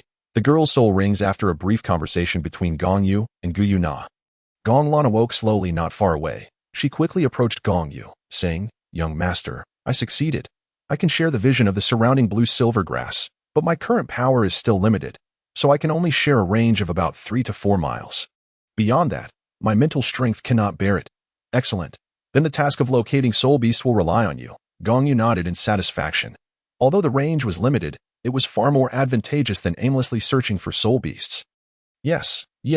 Seeing Gong Yu pleased, Gong Lan smiled sweetly, then added, "I discovered a soft bone rabbit ahead, which I estimate to be around 600 to 700 years old." Upon hearing this, Ling Yan's eyes lit up, and he immediately said, "A soft bone rabbit? It may not be suitable for others, but it is perfect for Gong Yu. Her cabbage martial soul follows an auxiliary path, given the characteristics of the soft bone rabbit. Absorbing it should grant her a commendable auxiliary skill." Curious, Gong Yu asked, "Young master, what are the characteristics of the soft-bone rabbit?" Gong Yu explained, "Well, a 100,000-year-old soft-bone rabbit generally awakens skills like teleportation or invincible golden body. The younger ones should possess similar capabilities. They just haven't awakened these hidden talents yet due to their age." Gong Yu inquired further, "If I absorb the soul ring from the soft-bone rabbit, is it possible for me to gain such auxiliary skills?" "Theoretically, it is possible, but the probability of success is uncertain," Gong Yu replied, observing Gong Yu's reaction. "So, do you wish to hunt the soft-bone rabbit Gong Lan mentioned?" Gong Yu nodded. "Yes, young master, I want that rabbit's soul ring." "Very well," Gong Yu agreed. "Once Gong Shao absorbs her soul ring, we shall go and assist you in hunting it, and perhaps we can enjoy rabbit meat for dinner." "Great, rabbit meat for dinner." The mere mention of food excited Gong Shui, who had been silent until now, causing her to lick her lips. The others burst into laughter at her enthusiasm. After approximately half an hour, Gong Shao slowly opened her eyes. Although she absorbed a soul ring over 600 years old, her process was remarkably smooth, without any overwhelming soul power impacts. Gong Yu thought to himself that a 600-year soul ring seemed somewhat low for the girls. But finding a soul beast of a similar age in the soul-hunting forest was not an easy task, so he refrained from setting overly high expectations. Upon seeing Gong Shao awake, Gong Yu approached her and asked, "How do you feel, Gong Shao?" The other girls gathered around as well. "I'm not entirely sure, but I sense a change in my martial soul," Gong Shao replied. Summoning her martial soul, originally a green bamboo stick, it now appeared before everyone as a golden bamboo stick. "Your martial soul has actually mutated," Gong Yu exclaimed. Stroking his chin, "It must have inherited the golden elemental capabilities and hardness of the golden iron birch. Try out your soul abilities." Gong Shao nodded and stepped aside, her feet glowing with the soul ring energy as she called out, "Golden strike." With a swing, she struck a nearby 3-meter-high piece of adamantine rock, shattering it into pieces, the force extending to a radius of 2.5 meters. Gong Yu nodded in satisfaction, saying, "For a first soul skill, such power is impressive." A 3-ringed soul master would likely hesitate to take that strike without using their third soul skill.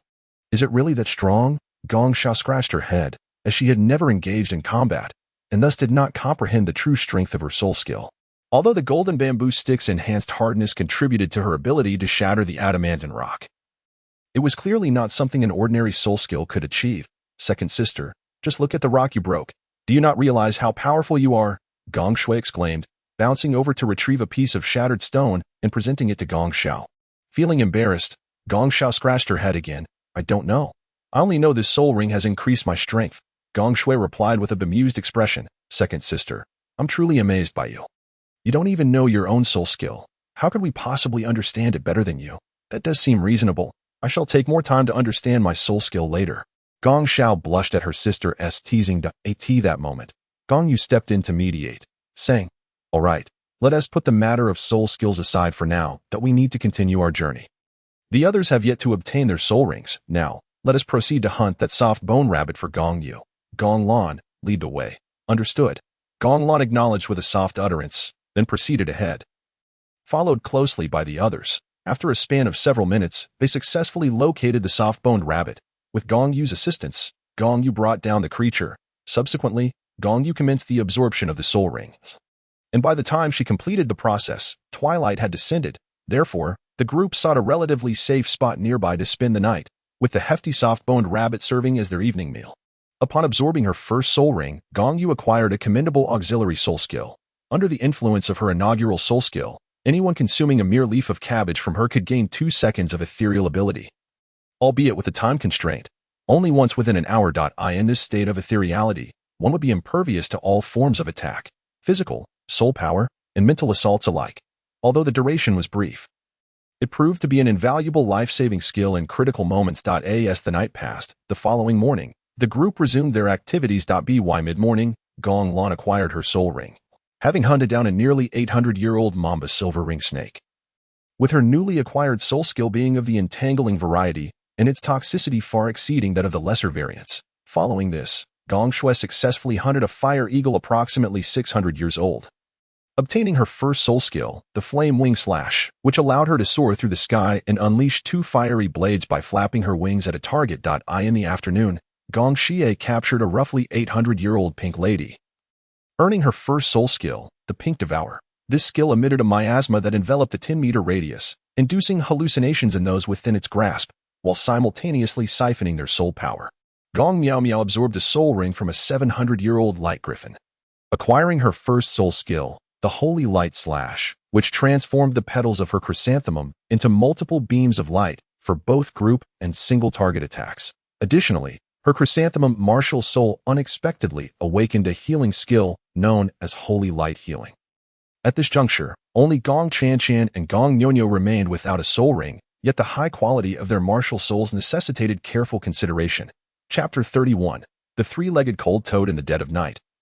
A chill swept through the air, accompanied by the croaking of frogs that echoed in the ears of Ling Yun, abruptly rousing him from his meditation. Everyone, wake up. We have a situation, he urged. Gong Yu first approached Nar, rousing her. After all, they were the 2 strongest among them, and in any potential crisis, they would need to rely on each other for combat, while the other girls could be deemed to possess some combat capability. Their individual strengths remained uncertain. Thus, Gong Yu did not expect them to contribute significantly in battle, but merely hoped they could protect themselves. After awakening Nar, the 2 proceeded to rouse the others. Once everyone was alert, Gong Yu inquired, "Did you hear the frog calls?" The girls shook their heads, with only Nar remaining silent, sensing that something was amiss in their surroundings. Even in the height of summer, the temperature fluctuation at night felt rather extreme. Gong Yu realized his question was in vain and added, "Look at the plants on the ground, especially the blue-silver grass. Frost has formed on its leaves. Is frost unusual?" Gong Shui tilted her head. Glancing around, noticing the peculiar looks directed at her, she appeared somewhat confused. "What's wrong with what I said?" Gong Lan, somewhat exasperated, retorted, "You fool. It's summer. Though it's late summer, it's still summer. How could there be frost?" "Ah, it seems so. Kiki." Gong Shui chuckled, her thick skin preventing any embarrassment, and then asked, "What could have caused the frost on the plant leaves?" Gong Yu turned to Gong Chanchan, asking, "What do you think?" Gong Chanchan surveyed the group, noting their anticipation for her response, and said, "I sense a soul beast nearby that aligns closely with my attributes. It must be that soul beast causing this." Gong Yu nodded in agreement. "Indeed, there should be a soul beast nearby that matches your attributes. However, I am uncertain of what kind or its age." With that, he looked at Gong Lan, instructing, "Lanner, use the perspective of the blue-silver grass to search the vicinity. If we can locate that soul beast, it would resolve your 4th sister's soul ring issue." Understood. Gong Lan promptly settled down, beginning to communicate with the surrounding blue-silver grass. After approximately 5 or 6 minutes, Gong Lan spoke again. "I found it. About 500 meters away, there's a silver frog with 3 legs, radiating a chill." With a chuckle, Gong Yu exclaimed, "Lanner, that is not just any frog. Based on your description, it appears to be a 3-legged cold toad. A variant of the 3-legged silver toad. Legend has it that the moon is transformed from the 3-legged silver toad, making the 3-legged cold toad a divine beast. The one you see, Lanner, likely possesses divine beast blood. A divine beast, Gong Chanqian interjected. If it is a divine beast, should we still hunt it? Gong Yu smiled lightly. It's merely a legend. Who knows if it's true? Moreover, encountering a soul beast that aligns so closely with one's attributes is rare. We have no reason to let it go. However, he added, Loner, can you discern the age of that three-legged cold toad? I am unfamiliar with this soul beast, so I cannot determine its age, Gong Lan replied. Somewhat shyly, Gong Yu acknowledged that is fair, then lead the way, and let us go investigate together. Under Gong Lan's guidance, they cautiously approached the area, roughly 500 meters away. The three-legged cold toad seemed to sense their approach and had fallen silent. Yet, even without hearing its croaking, the closer they got, the stronger the chill they felt. As they neared within 20 meters of the creature, frost began to form on their clothes and shoes. At this moment, Gong Yu quietly advised, everyone, activate your dragon elephant prajna skill and circulate your blood to combat the cold. Upon hearing this, everyone began to channel their dragon elephant prajna, with only Nar and Gong Chanqian abstaining. Gong Chanqian's martial soul was inherently cold, rendering her immune to the chill, and Nar, being the Silver Dragon King, commanded the ice element among her abilities, thus also remaining unperturbed by the cold. Gong Shui should have been unaffected as well. Given her attributes countered the cold cicada. However, her flames lacked purity, preventing them from resisting the chill emitted by the cold toad. Yet, the inability to resist did not preclude her from drawing fire. Therefore, Gong Yu turned to Gong Shui, instructing, Little Shui, when the time comes, directly manifest your martial soul and ascend into the sky to divert the three-legged cold toad's attention. Hee. All right. Finally, I get to do something. Gong Shui beamed, her excitement palpable. As they continued forward for another 10 meters, they finally caught a clear glimpse of the three-legged cold toad. Gong Yu swallowed hard, feeling a tinge of disappointment as he remarked, to determine the age of toad-type soul beasts, one first considers their height. Typically, toads grow in height until they reach 1,000 years of cultivation, increasing by 5 centimeters every century, ceasing growth upon reaching half a meter tall. However, this also indicates that it has reached 1,000 years. At this stage, its belly will develop flower-like patterns, with each pattern symbolizing 1,000 years. 1 pattern signifies a millennium, 2 patterns denote 2,000 years, and so forth. The patterns range from light to dark. The deeper the color, the older the stage it represents. The belly of that three-legged silver toad only has one light pattern, suggesting it has just recently reached the 1,000-year mark. But what about 10,000 years? Wouldn't that require 100 patterns? What if its belly can't bear that many flowers? Gong Shui loved to stir up trouble, her mischievous gaze aimed at Gong Miao Miao, who possessed the chrysanthemum martial soul. Gong Miao Miao rolled her eyes in exasperation, turning away to signal her disinterest in Gong Shui's banter. Now is not the time for jesting with your seventh sister. Gong Yu gently chided, then added, toad-type soul beasts rarely live beyond 10,000 years, as they occupy the lowest tier of the food chain and have many natural enemies. Thus, you need not worry about encountering one that has lived for 100 millennia. Oh, I understand now. Gong Shui rubbed her head, feeling the lingering pressure from the gentle thump she received. Though it wasn't painful, the sensation remained as if something was pressing down on her. Gong Yu then turned to Gong Chanqian, stating, the soul beast has surpassed its age limit. I fear you may not be able to absorb it. Yet, Gong Chanqian responded, I am uncertain if I can successfully absorb it, but my martial soul seems eager to assimilate that soul beast ring. So I wish to give it a try. However, this could be life-threatening. Are you certain you want to attempt it? Gong Yu sought to confirm with Gong Chanqian once more. Perhaps we should search again tomorrow. We might find a soul beast that aligns with both your attributes and age. Gong Chanqian remarked, young master, my martial spirit ardently desires that soul ring, so I still wish to give it a try. Gong Yu nodded and replied, very well, but I must make it clear that if you cannot endure while absorbing the soul ring, I will intervene at any moment. I understand. Thank you, young master. I will succeed. With Gong Yu's consent, Gong Chanqian immediately broke into a smile. All right, let us begin. Gong Yu began to direct. Xiao Xue, summon your martial spirit and soar into the sky to provoke that three-legged cold toad, drawing its attention. But remember not to fly too high. Otherwise, you may easily become the target of some aerial soul beast during the night. I understand, big brother, Xiao Xue replied, immediately summoning her martial spirit. And a deep yellow soul ring flickered beneath her feet as she ascended into the air. Gong Yu then turned to Gong Lan and said, Lanner, once Xiao Xue distracts the three-legged cold toad, use your first soul skill with the blue silver grass to entangle it. Your first soul skill. derived from serpents, has a certain suppressive effect on toads. All right, I understand. Gong Lan nodded. Next, Gong Yu looked at Gong Xiao and instructed, Gong Xiao, once your elder sister has ensnared the three-legged cold toad, strike it on the head. However, Gong Xiao appeared somewhat anxious and said, can I really do it? I'm afraid I might hit it too hard and kill it. Gong Yu reassured her, do not worry, that three-legged cold toad is a 1,000-year soul beast. It will not be so easily killed by you. If you genuinely fear killing it, just hold back a bit, around 30% of your strength. You can gauge the exact amount yourself. Gong Xiao still seemed a bit nervous. I understand. Meanwhile, Xiao Xue had already taken to the skies, circling above the three-legged cold toad. She saw her soul ring flicker and called out, first soul skill, blazing wing slash. Chapter 32, The Ferocity of the Cold Toad on the Ground. The three-legged cold toad, confronted by Xiao Xue's provocation in midair, croaked twice before aiming at her and extending its long tongue, attempting to ensnare her and draw her in to devour. Xiao Xue, already prepared in the air, immediately unleashed a fire blade slash as soon as she saw the toad's flesh-colored tongue shoot towards her, swiftly dodging and continuing to harass the three-legged cold toad. The three-legged cold toad, thus distracted, focused all its attention on dealing with Xiao Xue. At that moment, Gong Lan made her move. With her right hand, the blue silver grass, now having grown into vines, extended towards the ground, while beneath her feet, a deep yellow soul ring emerged in rhythm.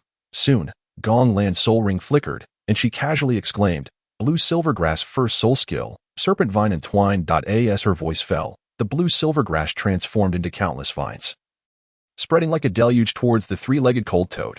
Gong Lan's first soul skill could target any object within a 50-meter radius, and the distance between the three-legged cold toad and them was merely 10 meters, making it easy for the encroaching blue-silver grass to envelop the creature. However, the three-legged cold toad was not easily subdued. It immediately emanated an intense chill, freezing Gong Lan's blue-silver grass in an instant. The thick, arm-like vines, once gathered, became solidified in ice, resembling exquisite ice sculptures. Seeing this, Gong Yu frowned and said, this won't do. Lanner's blue-silver grass lacks the immunity to ice. It was frozen before it could even approach the three-legged cold toad, rendering it unable to entangle it. Just then, Xiao Xue, still airborne, called out to Gong Yu, big brother, my soul power is nearly depleted. Gong Yu sighed, fully aware that Xiao Xue was merely an 11th level soul master, and her first soul ring had been absorbed beyond its age limit, resulting in significant energy expenditure. She barely had enough soul power to perform her first soul skill twice, and attempting a second time while maintaining her flight was impractical. Thus, Gong Yu turned to Naer and said, Naer, it seems this time we must rely on you. Upon hearing Gong Yu's words, the others felt little concern. Rather, Gong Xiao breathed a sigh of relief, thinking she no longer had to worry about accidentally killing the soul beast with a single strike. Nana nodded and replied, I'll handle it. Brother you stay here to protect the sisters. A mere 1,000-year soul beast is hardly a concern for me. A three-legged silver toad, a divine beast. Naer had never heard of it. Perhaps it was so, but there were many divine beasts. As a member of the dragon clan, she had never truly regarded other divine beasts, especially this one, which merely possessed a trace of an incredibly diluted divine bloodline. Well, that should suffice. After all, you've already bested the ice jade silk spider, which is over 3,000 years old. This 1,000-year three-legged cold toad is no match for you. Gong Yu nodded. He, too, was unafraid of the cold, as absorbing the ice jade silk spider's soul ring had granted his golden blue silver grass ice attributes, and his robust vitality afforded him a degree of immunity to cold. Then, Naer charged forward with her spear. But the soul ring beneath her feet was no longer the yellow one seen 3 months ago in the setting sun forest. It had transformed into purple, indicating the growth of her soul ring's age. Gong Yu was not surprised, as he had known that Naer's soul ring could increase in age. The others, however, were astonished. Upon seeing Naer's purple soul ring, they couldn't help but express their amazement. Sister Jiao is indeed the young master's fiancée. It turns out she, like the young master, possesses exceptional talent. Gong Lan remarked lightly, feeling a twinge of envy, though her envy was solely directed at Naer's talent, as matters of love were far beyond her current age to contemplate. Upon hearing Gong Lan's words, the other girls nodded in agreement, finding her sentiments quite reasonable. While Gong Lan spoke, Naer had already concluded her battle. Xiao Xue, watching from above, felt a pang of envy at Naer's gallant demeanor, regretting that as a flight-type beast spirit master, she would never have the opportunity to fight as Naer did. Soon, Gong Yu led the girls toward Naer. Upon reaching her side, He instructed Gong Qianqian to step forward with her dagger to finish off the still-breathing three-legged cold toad. A light purple soul ring rapidly coalesced and took form as Gong Qianqian sat cross-legged, drawing the soul ring to herself and beginning the absorption process. However, the soul ring of the three-legged cold toad seemed exceptionally domineering. As soon as Gong Qianqian began to draw it in, a torrent of frigid energy surged into her body, and the violent aura of the soul ring forcefully initiated a physical transformation within her. Though the energy within the soul ring lacked consciousness, it was far beyond Gong Qianqian's will to control. Under the intense fluctuations of soul power, Gong Qianqian felt as if her body might explode.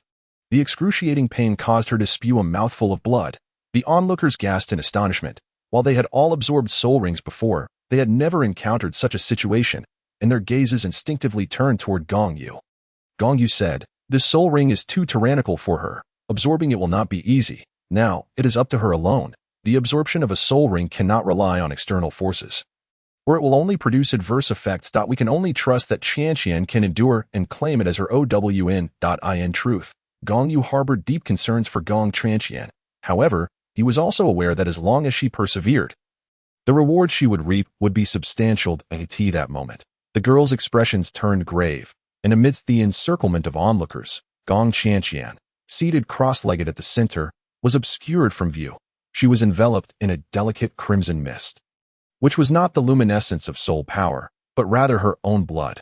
Not long ago, as violent waves of soul power surged through her, her skin began to ooze fine beads of blood, which, upon evaporating into the air, transformed into this ethereal red fog. Gong Qianqian furrowed her brow tightly, her lips pressed together, her body convulsing uncontrollably, and with the blood pearls emerging from beneath her skin. One could only imagine the intensity of the pain she was enduring. Fortunately, shortly thereafter, the chaotic energies surrounding her began to stabilize, indicating that her condition was improving.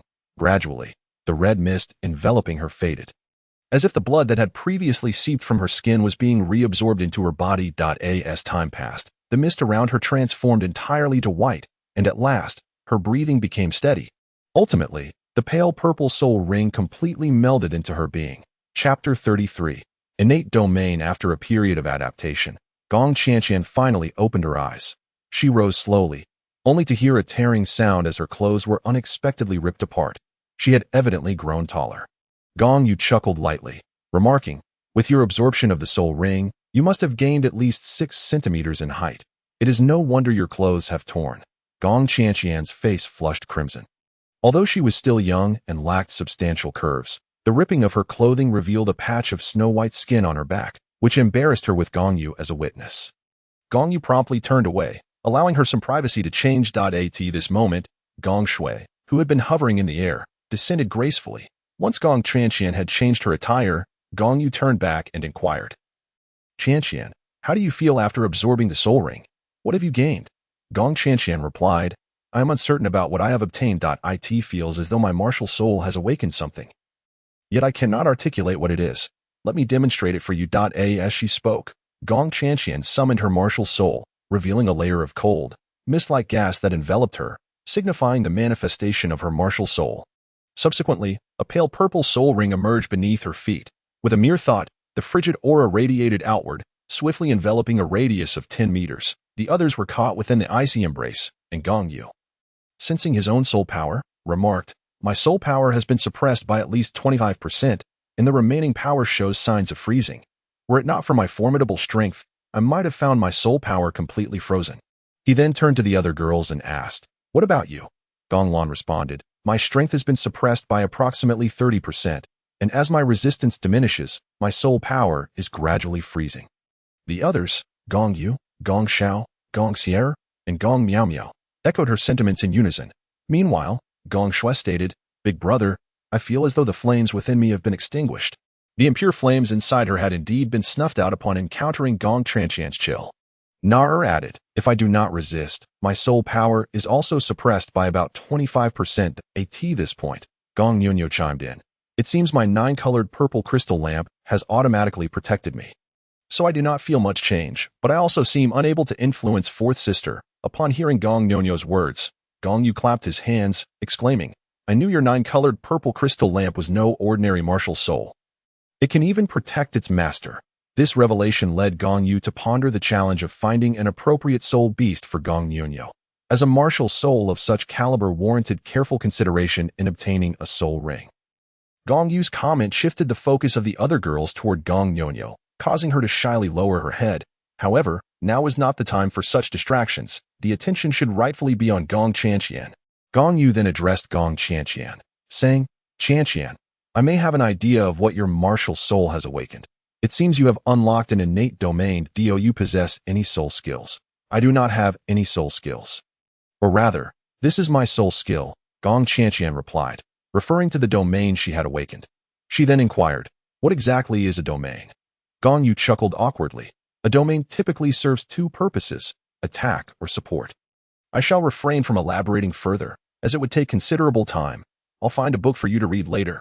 Yet Gong Chanqian had more questions, asking, what about my earlier suppression of everyone's soul power and the freezing of their energies? Does that count as support or attack? That should be regarded as a combination of both. Gong Yu stammered, feeling increasingly awkward, as he too was not well versed in the nuances of domains.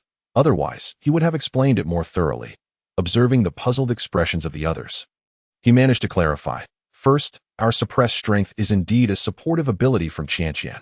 Just think, if you were all to face an enemy and she unleashed her domain to suppress them, wouldn't that diminish the enemy's power? That would effectively assist everyone.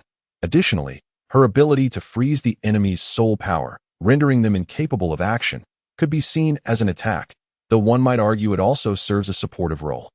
But my domain has another capability. It seems I can also launch attacks against others, Gong Chanqian interjected. Gong Yu's eyes brightened, quickly demonstrated, but be careful not to target us. Attack that tree 3 meters away. Understood. Gong Chanqian nodded, her thoughts summoning forth a flurry of frost blades that danced wildly within her domain, then unleashed their fury upon the tree. In the blink of an eye, the entire tree was mercilessly hacked to pieces by the raging frost blades.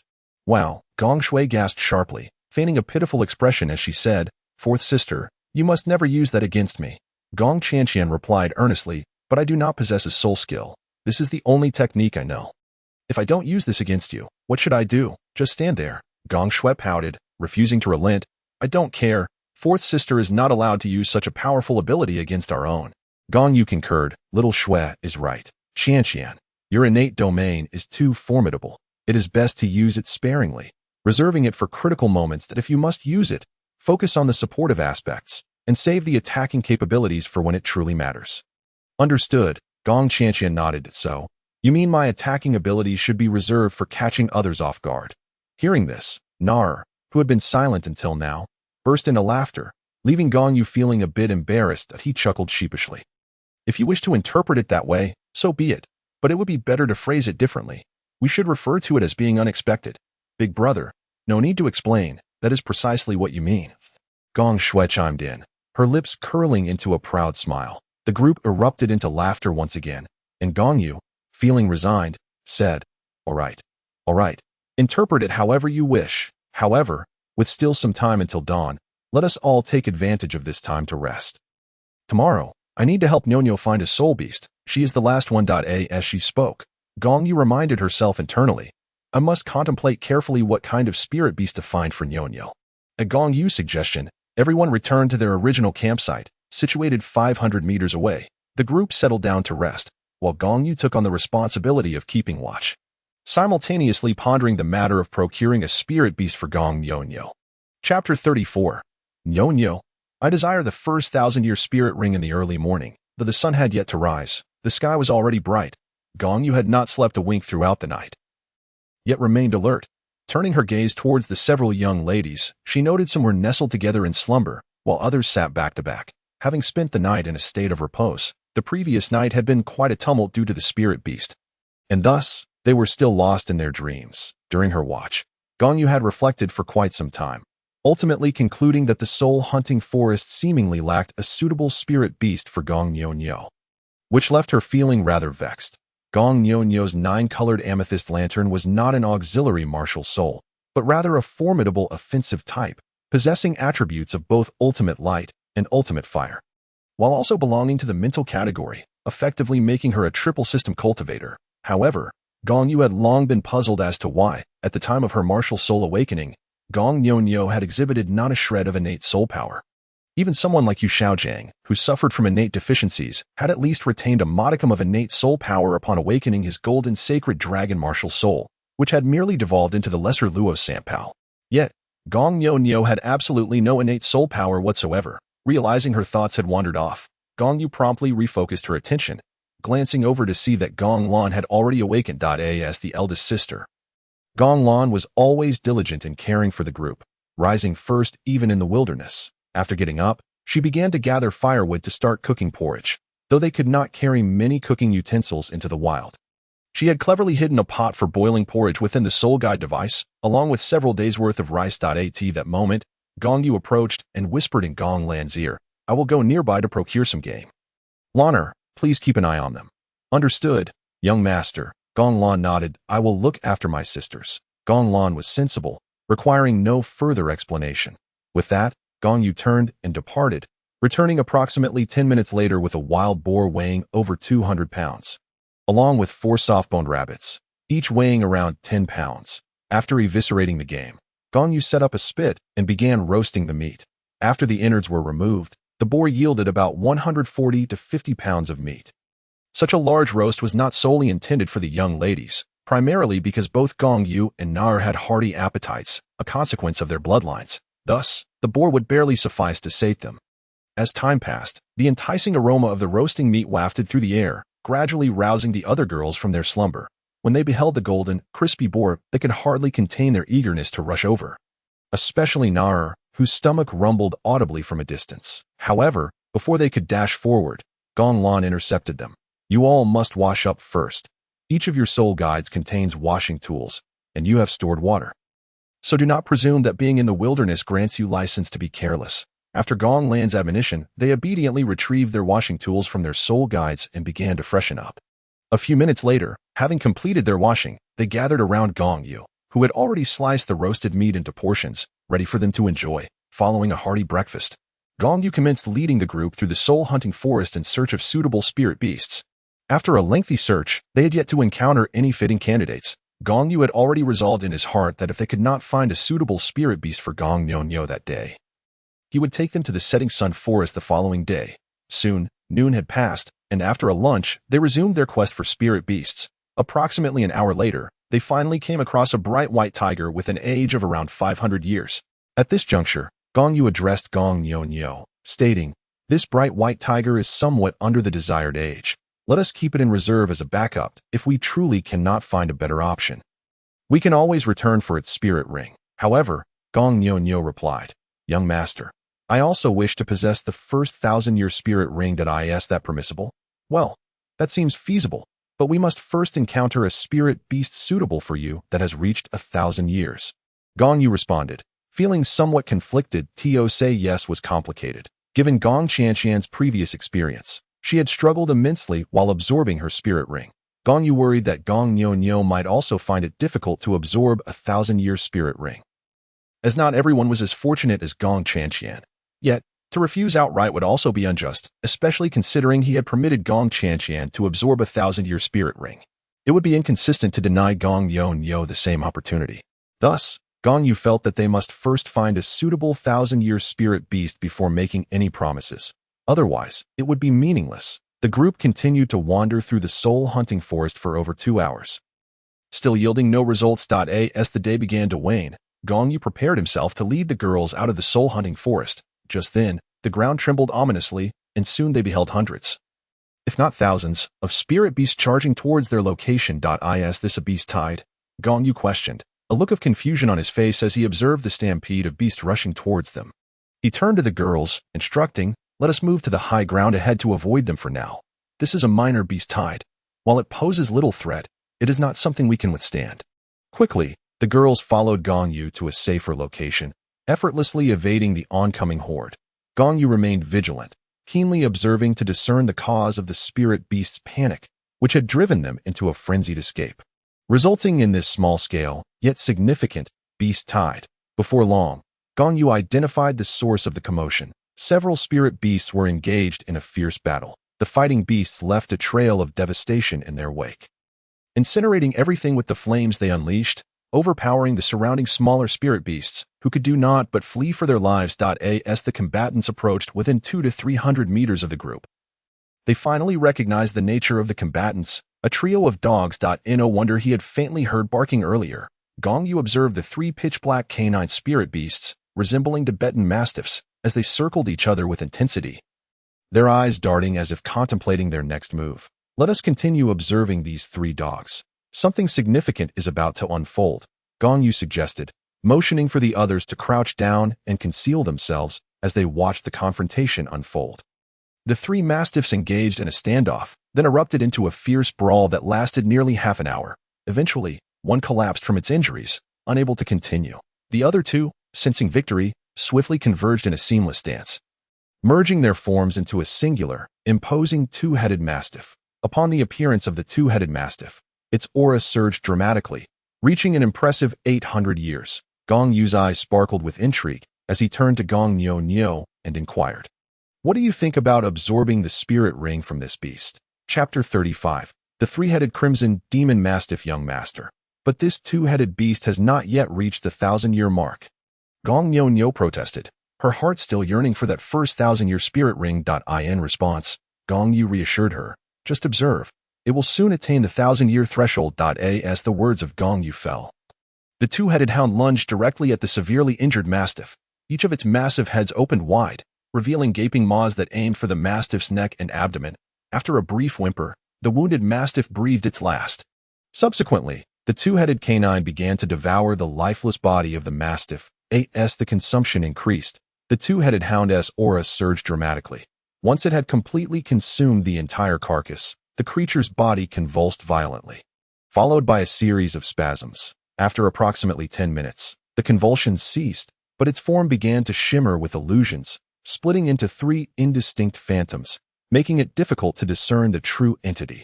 After about a minute, the three phantoms coalesced once more, solidifying into a tangible form. At that moment, something began to protrude from the bifurcation of its neck, rapidly expanding until it took the shape of a dog's head.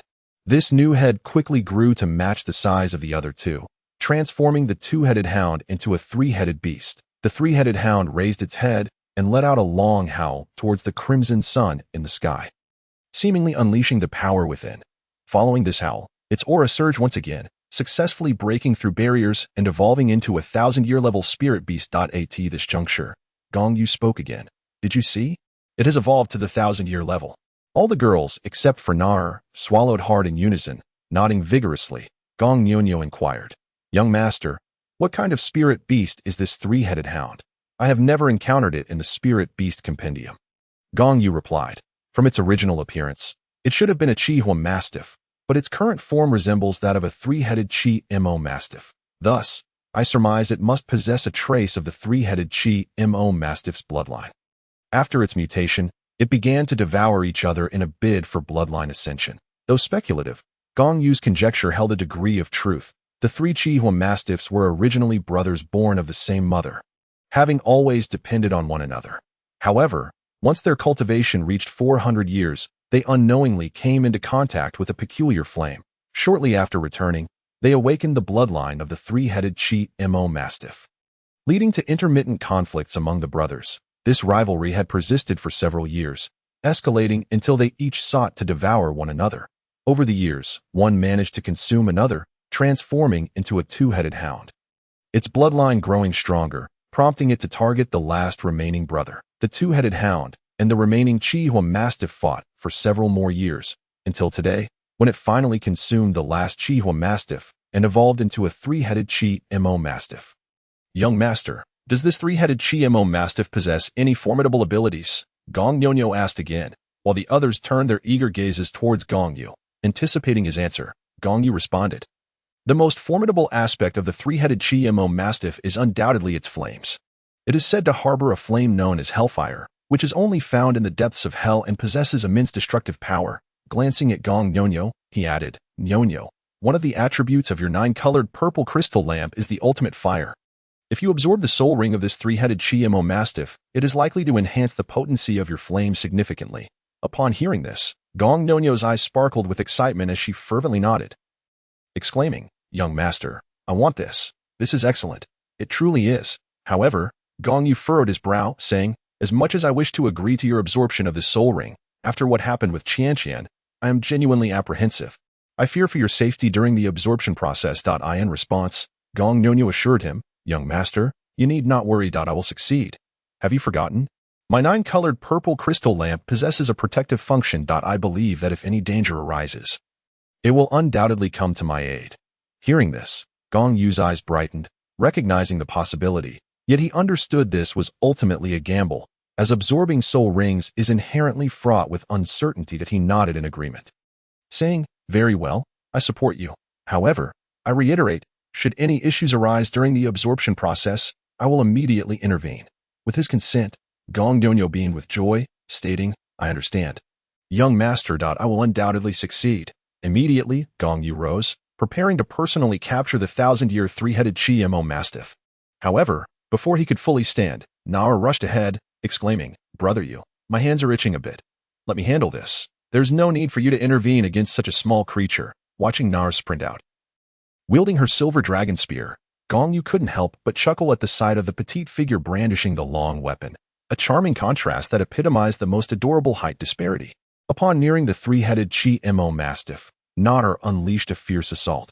Initially, the beast managed to exchange blows with her, but gradually, it began to falter. However, the 3-headed Chi-Mo mastiff was no pushover. Upon realizing it could not best Nara, it employed a splitting technique, dividing itself into 3 phantoms that attacked Nara from different directions. Nara executed a series of agile maneuvers, swiftly striking down the 3 illusions of the mastiff. Upon landing, they collided and reformed into the 3-headed Chi-Mo mastiff. Once more, Nara approached and severed the mastiff's 4 legs with her silver dragon spear, absorbing a portion of its life force. At this point, the 3-headed Chi-Mo mastiff was left with only a breath of life. It was then that Gong Yu and the other girls approached. Standing before Nara, Gong Yu handed a dagger to Gong Yu, instructing her to deliver the final blow to the 3-headed Chi-Mo mastiff. Without hesitation, Gong Yu took the dagger and walked over, swiftly plunging it into the beast, ensuring its demise. Subsequently, a faint purple soul ring materialized, prompting Gong Yu to sit cross-legged and draw the soul ring towards herself, commencing the absorption of its energy through the true Dao Song. Chapter 36. Harvest Review. Clearly, Gong Yu's concerns for Gong Yu were somewhat unwarranted. He had anticipated that her absorption of the 1,000-year soul ring would be as arduous as Qianqian's experience, yet the reality far exceeded his expectations. Initially, the purple soul ring's energy did pose some challenges for Yu. But as she felt the onset of pain, her 9-colored purple crystal lamp unexpectedly radiated a golden purple light, enveloping her. In the blink of an eye, she stabilized herself under the illumination of the golden purple glow. She successfully absorbed the soul ring of the 3-headed Chi-Mo mastiff in less than half an hour. As Yu slowly opened her eyes, everyone gathered around her. Sixth sister, how do you feel? The ever-enthusiastic Gong Shui asked, while the others regarded Yu with expressions of concern. I feel great, Yu replied, her eyes glistening with tears, touched by the long-lost concern shown to her. Sniffling, she stood and added, I have acquired a soul skill, but I am uncertain of its power and must test it. Taking a few steps forward, she conjured a lamp radiating 9-colored light, with a faint purple soul ring materializing beneath her feet. With a slight flicker, she called out, First soul skill, Infernal Fire Radiance. Instantly, the lamp blazed with light, and a beam of crimson flame shot forth, striking a nearby tree stump the height of an adult. In an instant, the stump ignited into a fierce blaze, the flames exploding outward and engulfing a 5-meter radius. Within mere seconds, everything within that area was incinerated, including the surrounding stones, which melted into liquid form. Your soul skill is quite formidable. It even melts stone. If it were a person, the consequences would be dire, Gong Yu remarked dryly, while the other girls nodded in agreement. I suppose I should refrain from using this soul skill too often, Gong Yu said, her face tinged with embarrassment, perplexed by the potency of her ability. It's all right. Just avoid using it against allies. If you must, do so with restraint. However, when confronting enemies, do not hesitate, Gong Yu patiently advised, keen to alleviate any psychological burdens that might hinder her actions in the future. I understand, young master. Yu nodded slightly. Then Gong Yu turned to Gong Shui and said, Xiao Shui, you shall follow your sixth sister in her cultivation from now on. She possesses an extraordinary fire attribute. While your flames are rather chaotic, training alongside her will undoubtedly be beneficial for you. Gong Shui nodded and replied, I understand. Big brother. Gong Yu then glanced at the sky. Noting that dusk was approaching, he promptly addressed the girls. Since we still have some time, let us depart from the soul-hunting forest. We shall not spend the night within its confines. After saying this, he led the girls towards the outskirts of the soul-hunting forest. Approximately 2 hours later, the sky had darkened, and the group finally exited the gates of the soul-hunting forest. They stopped at a small stall outside to grab a bite to eat. Although it did not fully satisfy their hunger, it would have to suffice. After their meal, and upon receiving unanimous agreement from the girls, Gong Yu hired 2 horse-drawn carriages, and they set off for Nodding City that very night. On the way back, Gong Yu reflected on the gains of the past few days. The eldest, Gong Lan, possessed the martial soul blue silver grass, with her first soul ring deriving from a nearly 800-year-old mamba silver ring snake, granting her the soul skill, serpent vines and twine. The second, Gong Xiao, wielded the martial soul bamboo stick, which had mutated into a golden bamboo stick. Her first soul ring came from a 600-year-old golden iron birch tree, endowing her with the soul skill, Golden Strike. The third, Gong Yu, had the martial soul cabbage, with her first soul ring sourced from a rabbit over 600 years old, granting her the ability to provide teammates with a 2-second period of nullification, during which no attacks would be effective. The fourth, Gong Chanqian, wielded the martial soul of cold air, with her first soul ring coming from a 1,000-year-old 3-legged cold toad. Although she gained no specific soul skill, she acquired an innate domain that combined offensive and supportive capabilities. The fifth, Gong Xier, possessed the martial soul pink rose, with her first soul ring from an 800-year-old pink lady, bestowing her with the soul skill, Pink Devour. The sixth, Gong Nyonyo, wielded the martial soul 9-colored amethyst lantern, with her first soul ring from a 1,000-year-old 3-headed red demon hound, granting her the soul skill, Infernal Fire Radiance. The seventh, Gong Miao Miao, possessed the martial soul chrysanthemum, with her first soul ring derived from a 700-year-old radiant griffin, granting her the soul skill, Holy Light Slash, a petal attack that can target multiple foes or a single one. And she also awakened a companion support skill of the chrysanthemum martial soul, Holy Light Healing. The eighth, Gong Shui, wielded the martial soul fire kite, with her first soul ring coming from a 600-year-old blazing eagle, granting her the soul skill, Blazing Wing /AS. For the ninth, Nar, who was estimated to be over 1,000,000 years old, could be temporarily disregarded due to her overwhelming power. Shortly after noon the following day, the group finally returned to Nodding City. The first order of business was to satiate their hunger, so Gong Yu led everyone to a restaurant for a hearty meal. After dining, Gong Yu originally intended to take the girls to the Spirit Hall for martial soul assessments. However, considering that their first soul ring seemed quite extraordinary, he feared they might attract unwanted attention and be subjected to dissection for research purposes. Therefore, he promptly abandoned the idea of undergoing martial soul assessments. The registration was merely for the monthly stipend of 1 gold soul coin, but since the group was not in need of money, there was no necessity to disclose their information under the watchful eyes of the Spirit Hall. Thus, he guided the girls home instead. Upon returning, he did not assign any specific training tasks but allowed the girls to familiarize themselves with their respective soul rings. Gong Yu and Nar also retreated to their room. As there were no extra rooms available in the house, they ended up sharing a bed. Lying on the bed, Nar noticed that Gong Yu appeared to be lost in thought, so she inquired, "You go. What are you pondering?" Gong Yu turned to her and replied, "I was considering that we might need 1 or 2 bodyguards that in a few days. We will be leaving. Nodding City is too small and no longer suitable for our stay. However, when we move to a larger city, I will require a strong backing for support." Nar contemplated this and then said, "I can have Tion dispatch a couple of individuals for us." Upon hearing this, Gong Yu's eyes lit up and he exclaimed, "Indeed, let's summon a couple of ferocious beasts. After all, they can transform into human form, making their presence in the human world quite convenient.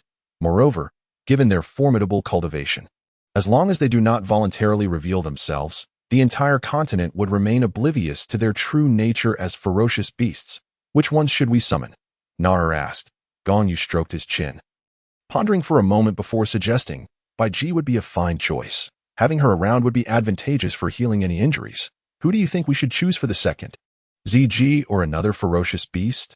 Nara replied, "Let's go with ZG. Female soul beasts tend to be more meticulous. Male soul beasts may either lack intelligence or be overly fierce, which could frighten many people around us." "All right, then summon ZG and Bai Ji. Gong Yu agreed, believing that, regardless of whether ZG and Bai Ji were suitable, at least they would be more pleasing to the eye than other ferocious beasts.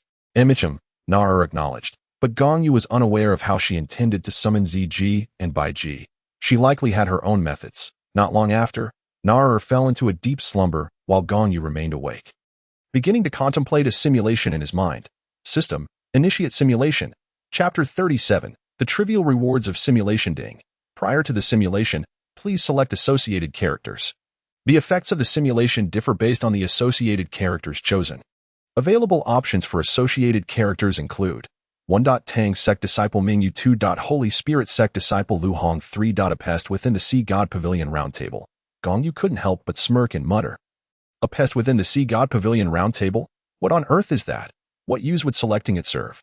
Truly amusing. I suppose I'll choose option 1. Ding. Simulation commencing. At age 0, you were born, and your father named you Mingyu.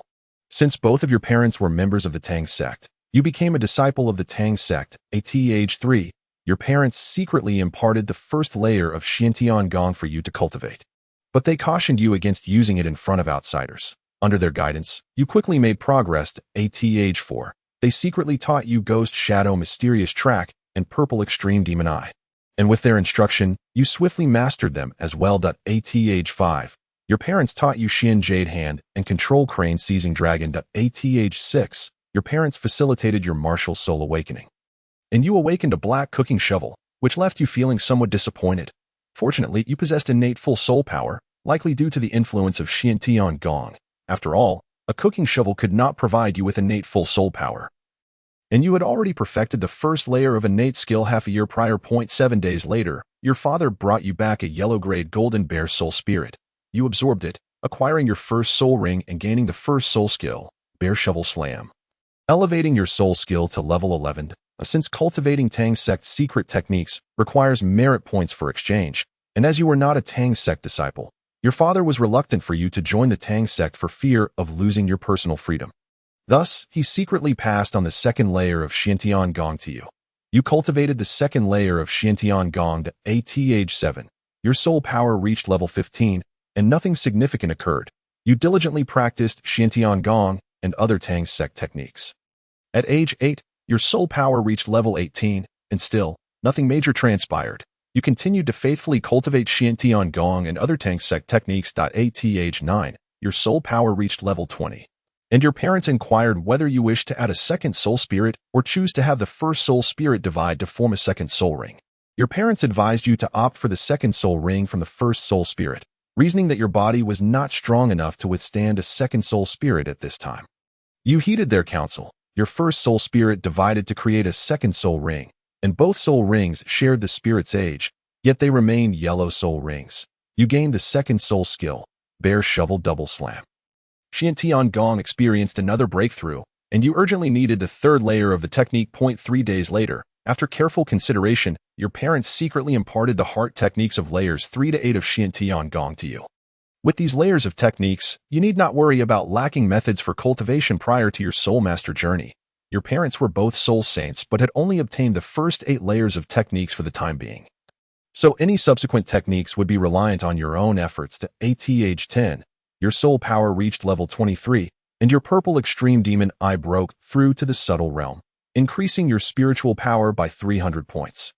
Bringing it to the mid-stage of the spiritual realm. At age 11, your soul power reached level 25, but the secret of your parents imparting Tang Sect techniques inadvertently came to light, fearing punishment from the Tang Sect.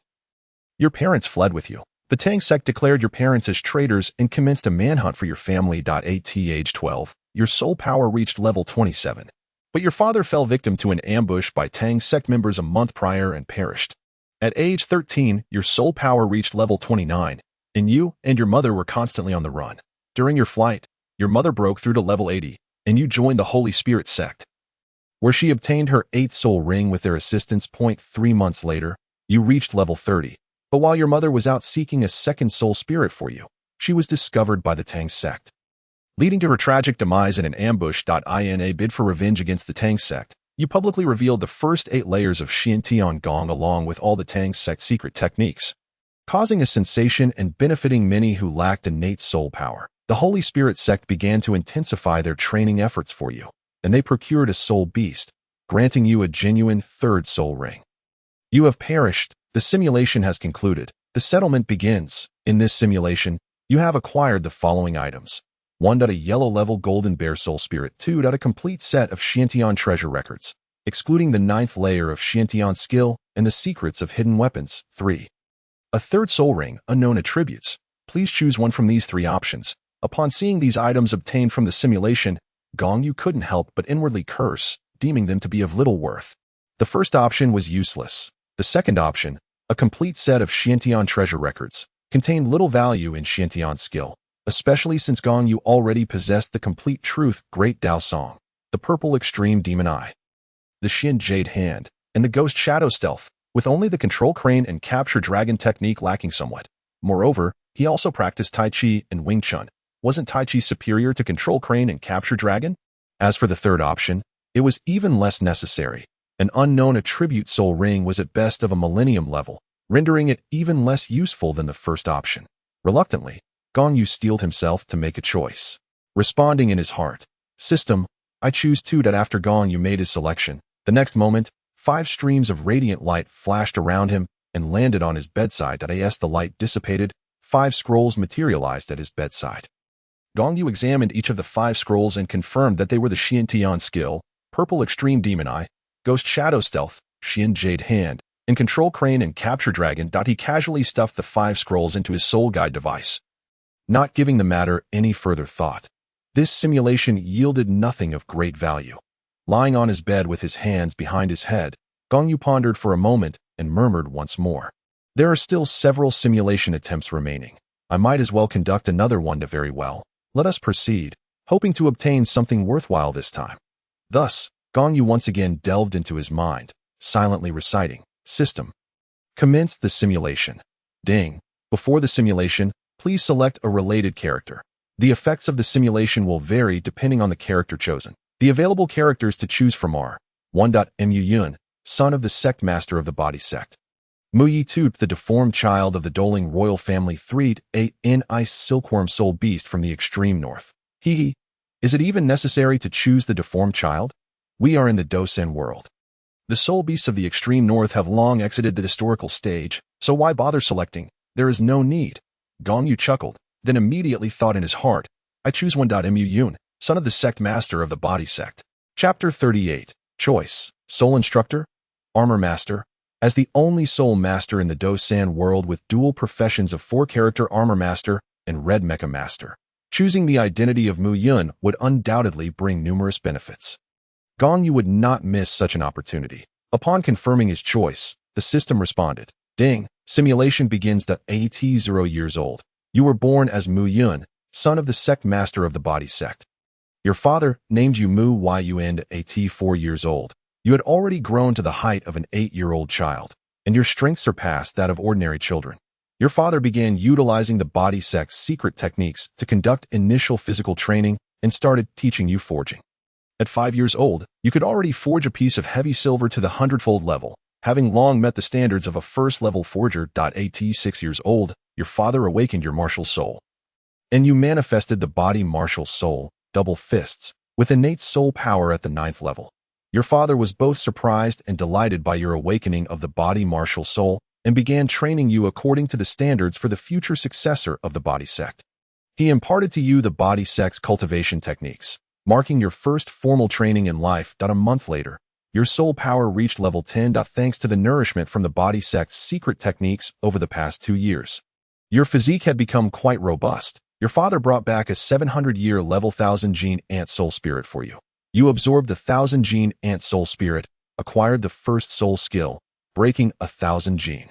And your soul power reached level 11. You officially underwent testing and became a first-level forger. Your one-arm strength reached 300 kilograms, and your father began teaching you the 1000-fold forging technique at 7 years old.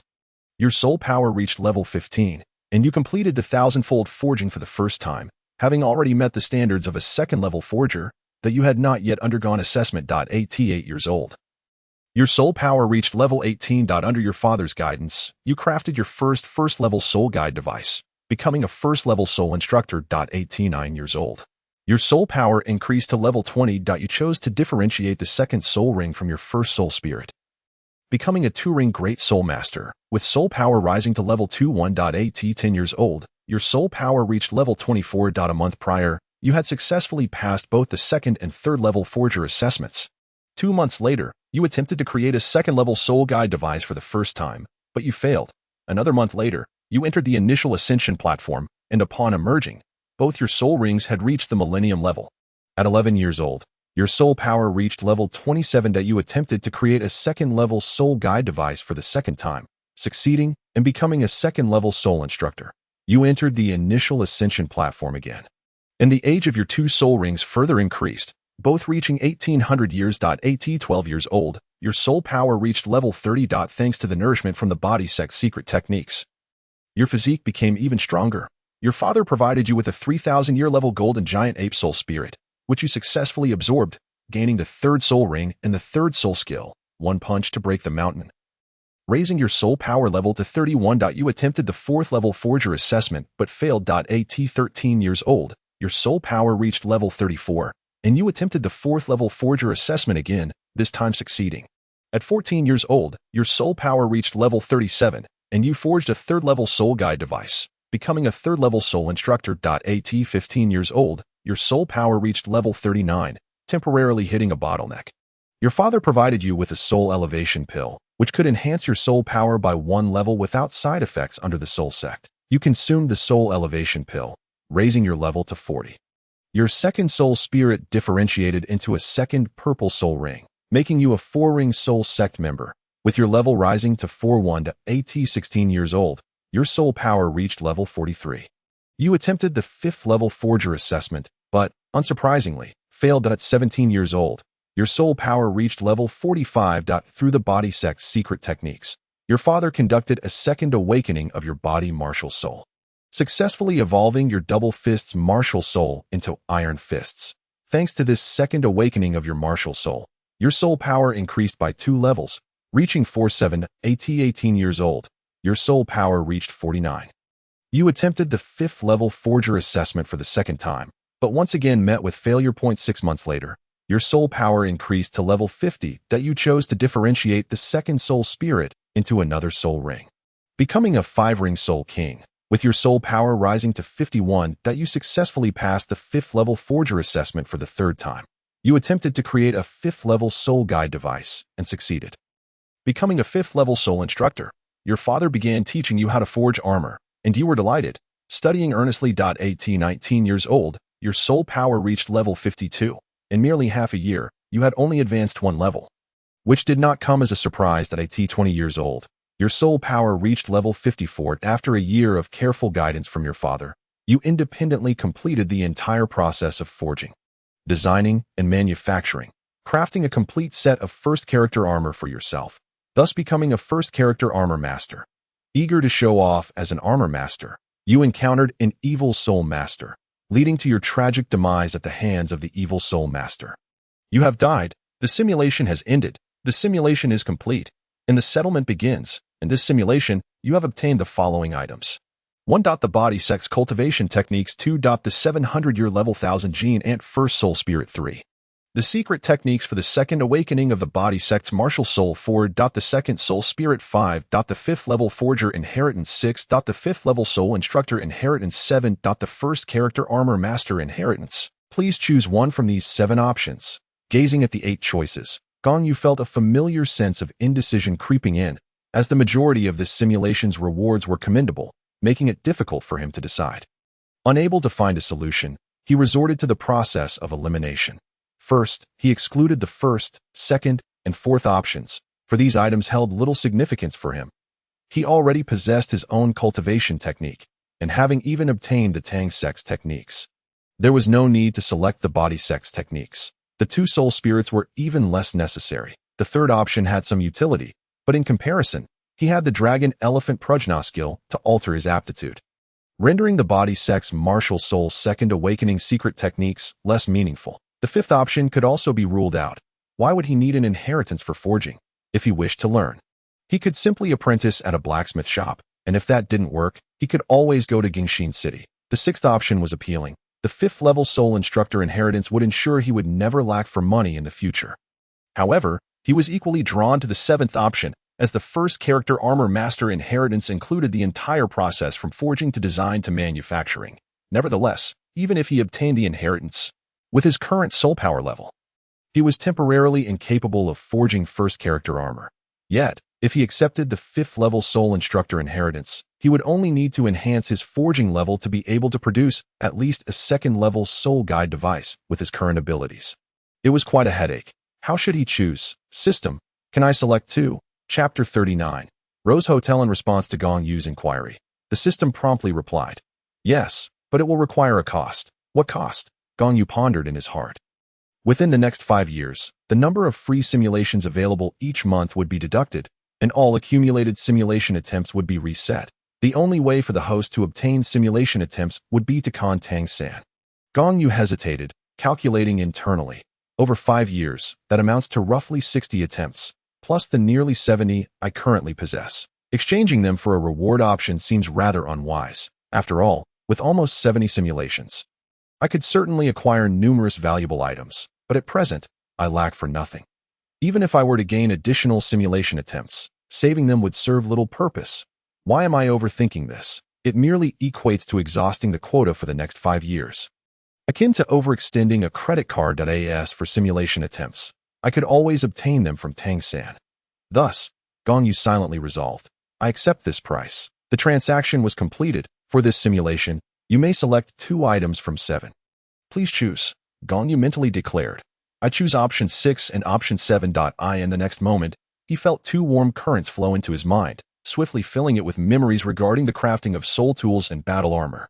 With this knowledge, his future days would be quite occupied. Gong Yu murmured to himself that he still needed to enhance his forging skills. He had merely inherited knowledge, yet lacked any forging ability, rendering him incapable of creating soul tools, let alone battle armor. With this in mind, Gong Yu deemed it necessary to travel to Gongxin City to learn some basic forging techniques. After all, in this era, the status of blacksmiths remains quite low, leading to a rather vague classification of forging skill levels. In this age, Tang Hao, Titan, and Lu Gao, the 3 master craftsmen, could at best be compared to the Saint Craftsman level 2 millennia hence. After all, in the Douluo Continent, only 1 master craftsman can exist at any given time. It is impossible for 3 to coexist simultaneously. 5 years later, in the Baroque Kingdom, Soto City, at the Rose Hotel. On this day, a boy and a girl, both appearing to be around 12 years of age, arrived at the entrance of the Rose Hotel. The boy, dressed plainly, stood about 1.7 meters tall, clad in a neat light blue outfit.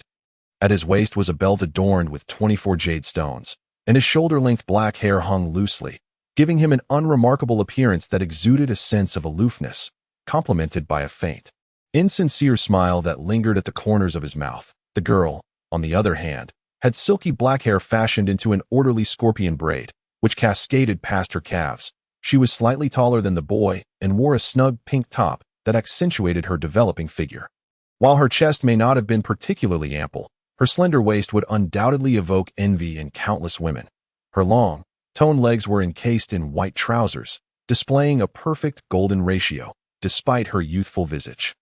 Her rounded, pert backside hinted at a burgeoning allure. Her naturally arched brows framed a pair of sparkling, doe-like eyes, set against a delicate, square face that contrasted sharply with her otherwise commendable physique. Had Gong Yu been present, he would have instantly recognized them as Tang San and Xiao Wu.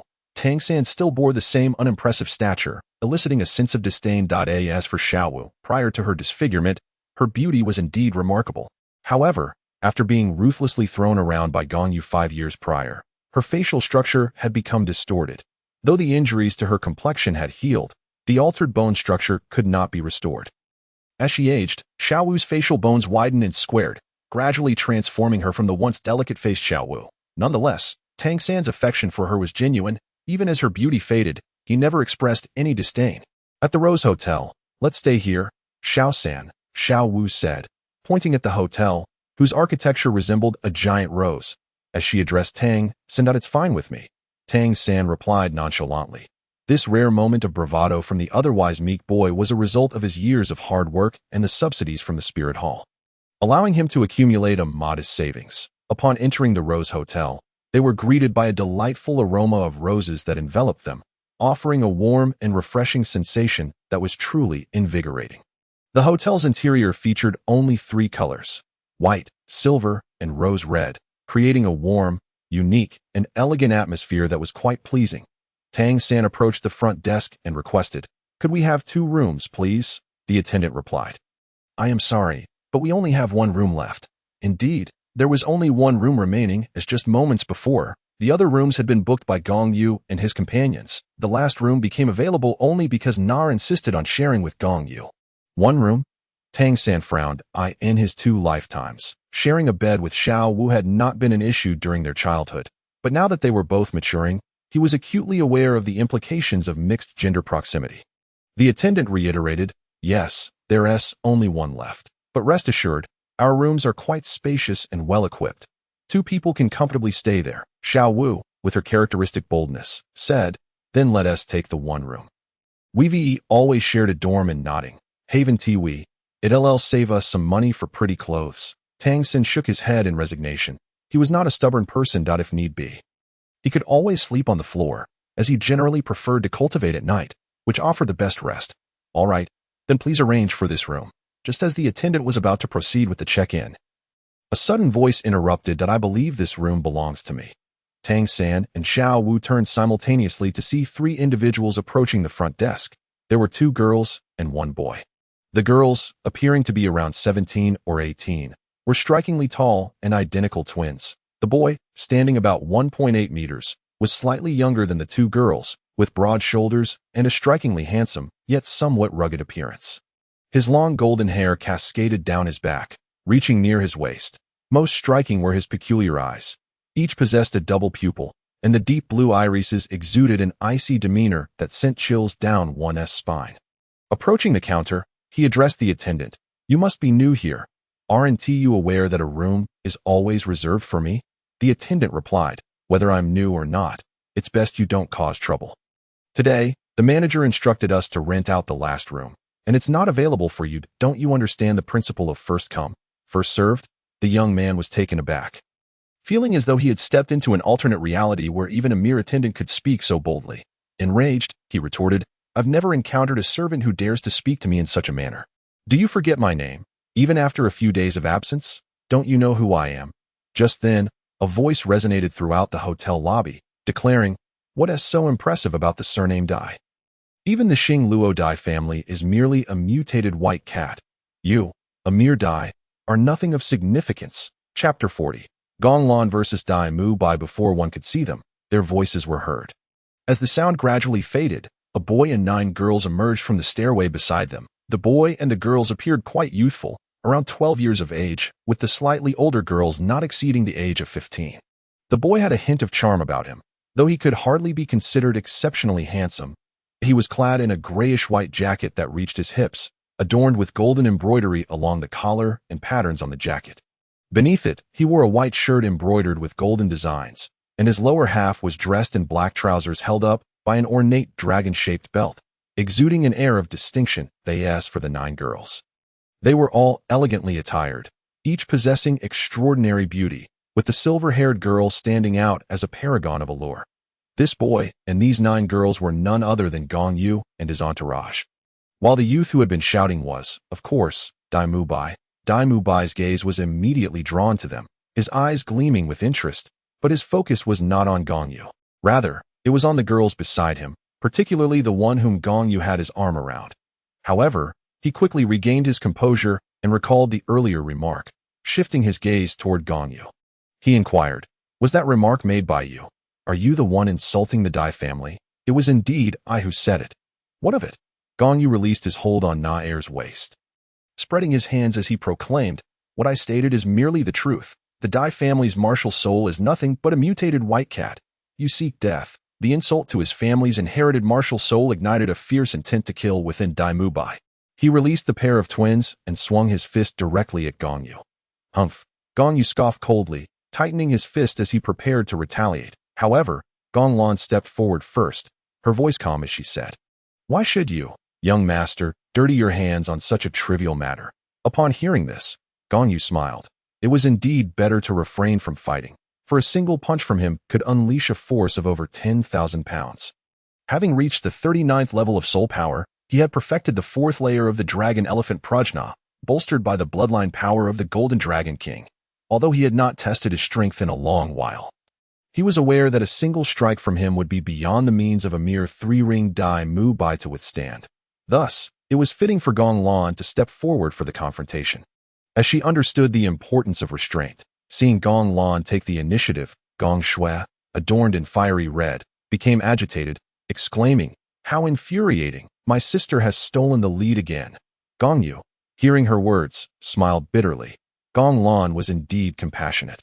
Each time they encountered injustice, she would hasten to act first, fearing that Gong Shui might seize the opportunity and unleash a brutal beating on the offending party. Gong Lan could not bear to see others suffer at the hands of her sister, which is why she consistently stepped forward before Gong Shui.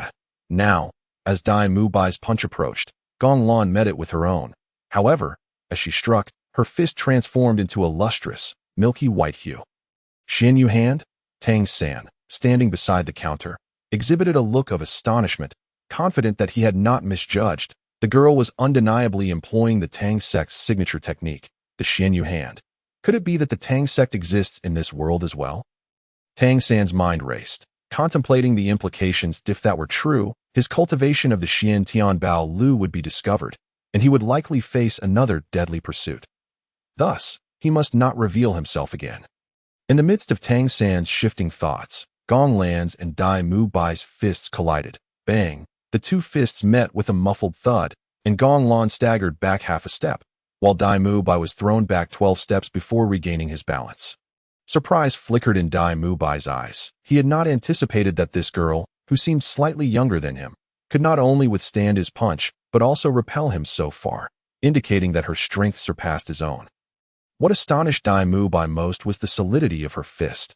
It felt as though it were forged from bronze and iron, and the impact left him with a throbbing pain. "How weak," Gong Lan remarked, her words carrying little injury but a sharp sting of insult. In truth, Dai Mu Bai was not weak. His strength was robust, yet it lacked the explosive ferocity of true power. Instead, coalescing into a concentrated force, any ordinary soul master would likely be overwhelmed by the shockwave of Dai Mu Bai's punch. However, Gong Lan was no ordinary soul master, though she possessed only 32 levels of soul power. 5 levels beneath Dai Mu Bai, she had perfected the 3rd layer of the Dragon Elephant Prajna and wielded the Xian Yu hand, making her impervious to Dai Mu Bai's ordinary attack. "You dare to humiliate me? Fine, very well," Dai Mu Bai growled, his form springing into action. This time, his assault would not be so simple. He leaped from the ground, soaring through the air toward Gong Lan. His limbs extended in an odd manner, seemingly full of openings, yet they moved with a subtle grace, suggesting countless follow-up attacks. Gong Lan smiled calmly, bending her knees slightly, her toes inwardly angled. In an instant, she unleashed her power, her left arm circling outward while her right arm pushed inward, adopting a most peculiar stance. Dai Mu Bai's strike was undeniably seasoned, regardless of how his opponent might block or counter. He had an array of responses prepared. Though his movements appeared full of openings, they concealed profound offensive techniques, rendering his limbs as lethal weapons. Yet before his attack could land, an invisible force surged from below. This force felt viscous, lacking in overwhelming impact, yet possessing remarkable resilience. In midair, Dai Mu Bai found no leverage, feeling as though his body was forcibly diverted from its intended path, causing all his attacks to lose their mark. What is this power? A sense of bewilderment flitted through Dai Mu Bai's mind. While Dai Mu Bai was puzzled, Tang San observed the scene clearly, silently reflecting, "This is the control crane and capture dragon technique. Using 4 ounces to deflect 1,000 pounds. This realization further solidified Tang San's belief that the Tang sect existed in this world. Otherwise, it would be too coincidental for 2 identical Tang sect techniques to appear here.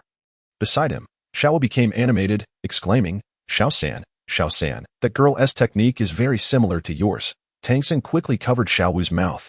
Fearing that her words might expose him, he wished to avoid experiencing another pursuit by the Tang sect. Xiao Wu's exclamation caught the attention of Gong Yu and the others. When they turned to look, Tang San felt a surge of anxiety, yet Gong Yu and the others merely dismissed him, acting as though he were invisible. Chapter 41. Gong Yu. Having encountered him, let us ensnare him. Although Dai Mu Bai's attack had missed, his combat experience was extensive. He twisted his waist midair, executing a horizontal spin before landing gracefully on the ground. However, just then, Gong Lan launched her counterattack. She chose the perfect moment, striking precisely as Dai Mu Bai's feet touched the ground, the moment he was least able to exert force, utilizing the Ghost Shadow Phantom Steps. She appeared before Dai Mu Bai in an instant, both palms aimed squarely at his chest. Ghost Shadow Phantom Steps. Upon witnessing Gong Lan's footwork, Tang San felt a deepening dread, swallowing hard as he envisioned the potential consequences of a pursuit.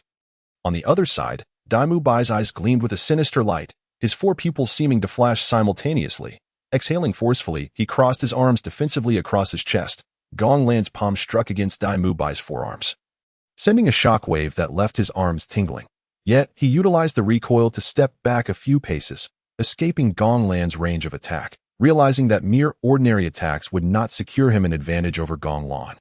Dai Mu Bai called out, "White Tiger, possess me." As the sound descended, a resplendent burst of intense pale light suddenly erupted from Dai Mu Bai. His arms extending outward while his chest puffed up, a cacophony of cracking bones resonated through his body as his muscles swelled dramatically, straining against his garments. Each muscle became distinctly visible beneath his attire, and even the air around him seemed to grow frenzied. His once golden locks transformed instantaneously into a striking blend of black and white, with the latter dominating, while a few strands of black stood out starkly. 4 faint lines manifested upon his forehead, arranged in a pattern reminiscent of a regal character. His hands underwent the most significant transformation, enlarging to nearly double their previous size, their palms cloaked in white as his fingers flexed, short, dagger-like claws extended and retracted from his palms, each claw resembling a blade, measuring a full 8 inches. Glimmering with a chilling luminescence, his upper body gradually leaned forward, and his 4 eyes transformed into a profound, dark blue, evoking the image of a relentless killing machine. Beneath him, 3 brilliant rings of light flickered in succession, rising silently, 2 yellow and 1 purple. The swirling soul rings exuded a torrent of soul power, crashing over him like a tidal wave. Remarkably, these were 1,000-year soul rings. Xiao Wu, ever the chatterbox with her impulsive nature, was silenced by Tang San, who was drenched in cold sweat at the thought of the Tang sect's reputation in this world. The more he pondered, the more dread he felt, wishing to kneel and implore Xiao Wu to refrain from being so talkative. After all, it was none of her business what battles others fought. Dai Mu Bai, Martial Spirit White Tiger, 37th level Battle Spirit Sovereign, please offer your guidance. In engaging with a girl, he not only found himself outmatched but was also compelled to reveal his martial spirit, leaving him feeling quite embarrassed. Yet, out of courtesy, he stated his martial spirit and rank, signifying his formal challenge to Gong Lan. So it is the cat from the Xing Luo Dai family. No wonder he was in such a foul mood earlier. Gong Yu, observing from the sidelines, suddenly interjected with a remark intended to provoke Dai Mu Bai. "You little brat, dare you insult the Dai family's martial spirit?" Dai Mu Bai's eyes glowed with a crimson light, instantly brimming with murderous intent as he prepared to lunge at Gong Yu. However, at that moment, a radiant blue light erupted from Gong Lan. Her eyes were veiled in a subtle purple hue as she slowly raised her right hand. Witnessing the faint purple glow emanating from her eyes, Tang San felt a chill run down his spine as he silently muttered, "That is the purple extreme demon eye." Meanwhile, as the blue light surged from Gong Lan, a cluster of deep blue grass suddenly sprouted from her palm.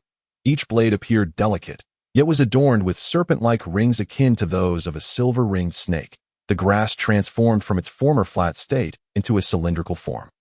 Upon closer inspection, one could discern the fine barbs covering each blade. A milky white light flowed from Gong Lan, causing the deep blue blades to expand dramatically, swiftly attaining the thickness of a human arm.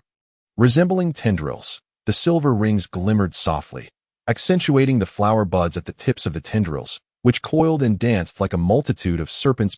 3 soul rings, 1 yellow and 2 purple, emerged rhythmically from Gong Lan's feet, momentarily blinding Dai Mu Bai, Tang San, and Xiao Wu. Gong Lan, Martial Spirit Blue Silver King, 32nd level Soul Sovereign, please offer your guidance. As she declared her challenge, Gong Lan executed a traditional Wing Chun stance. "How is this possible?" Xiao Wu, ever the outspoken one, began to chatter again. Little San, Master once said that the highest age limit for a soul master's first soul ring is 423 years, the second is 764 years, and the third is 1,760 years. How can that girl's soul rings seem to surpass those limits? Tang San nodded thoughtfully, whispering, it's not just seeming. Her 3 soul rings indeed exceed the limits, and by many years at that. Now I'm beginning to question whether my teacher's theories hold true. Moreover, Tang San sensed his own blue-silver grass martial spirit trembling, akin to a mouse encountering a cat. It was no wonder, considering his martial spirit had yet to undergo a second awakening. In contrast, Gong Lan's martial spirit had evolved into the blue-silver king due to her prolonged consumption of blue-silver royal juice.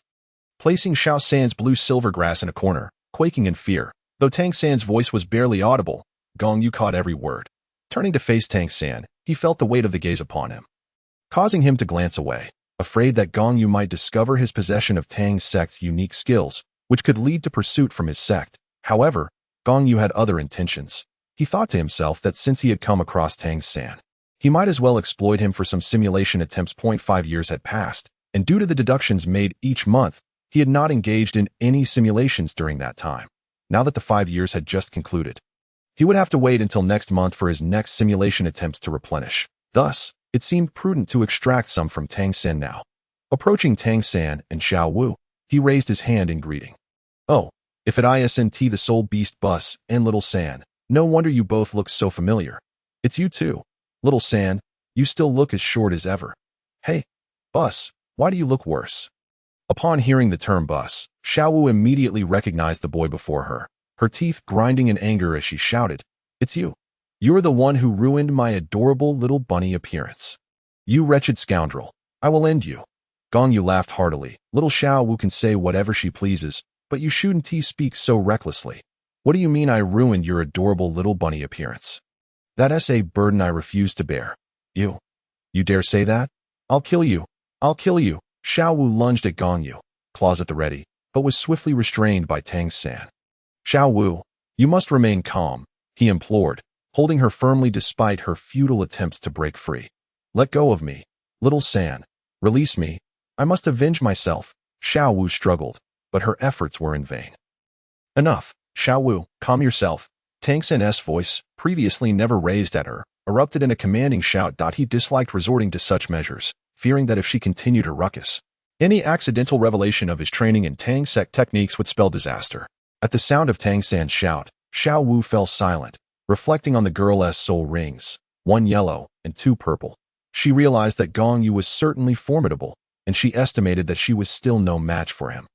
Deciding against further provocation, now that's more like it, what's all this fuss about? Gong Yu remarked as Xiao Wu quieted down. With the tension dissipating, Tang San released his hold on her. Gong Yu withdrew a box of chewing gum from his inner pocket, popping 2 pieces into his mouth and offering the box to Tang San, gesturing for him to join.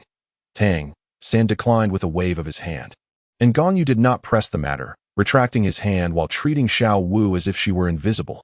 After chewing for a moment, Gong Yu casually asked, I heard you're just a 2-ringed soul master? Tang San nodded silently, choosing not to elaborate, wary that too much speech might lead to missteps. What a pity, Gong Yu feigned a sigh. I remember you possess innate, full soul power. Tang San nodded again. Gong Yu smiled faintly and continued, indeed, what a pity, a genius with innate full soul power squandered by Yu Xiao Gang. What do you mean by that? The mention of Yu Xiao Gang broke Tang San's silence. As doubts began to surface in his mind after witnessing Gong Lan's soul rings, my meaning not clear enough. Gong Yu replied, I mean that Yu Xiao Gang is nothing but a failure. He has no exceptional methods for nurturing talent, merely training geniuses as if they were ordinary individuals. Tang San furrowed his brow, seemingly grasping part of the sentiment, yet not entirely understanding, prompting him to question. What do you mean by training geniuses as if they were ordinary people? Oh, that phrase, savor it slowly, let it sink in. Gong Yu refrained from further elaboration, understanding that certain matters could only be mentally constructed by Tang San himself for him to truly believe. After speaking, Gong Yu turned to leave. However, after taking a few steps, he turned back and added, by the way, Tang San, I forgot to mention that I am already at level 39, and I can vaguely sense the signs of a breakthrough. In no more than 7 days, I shall reach level 40. It seems your teacher once claimed that I could not compare to you. What do you think now? Observing Gong Yu's departing figure, Tang San fell into contemplation. Casting another glance at Xiao Wu, he inquired, Xiao Wu, what do you think our teacher has taught us over these years? Xiao Wu counted on her fingers, reading, running, and weighted running.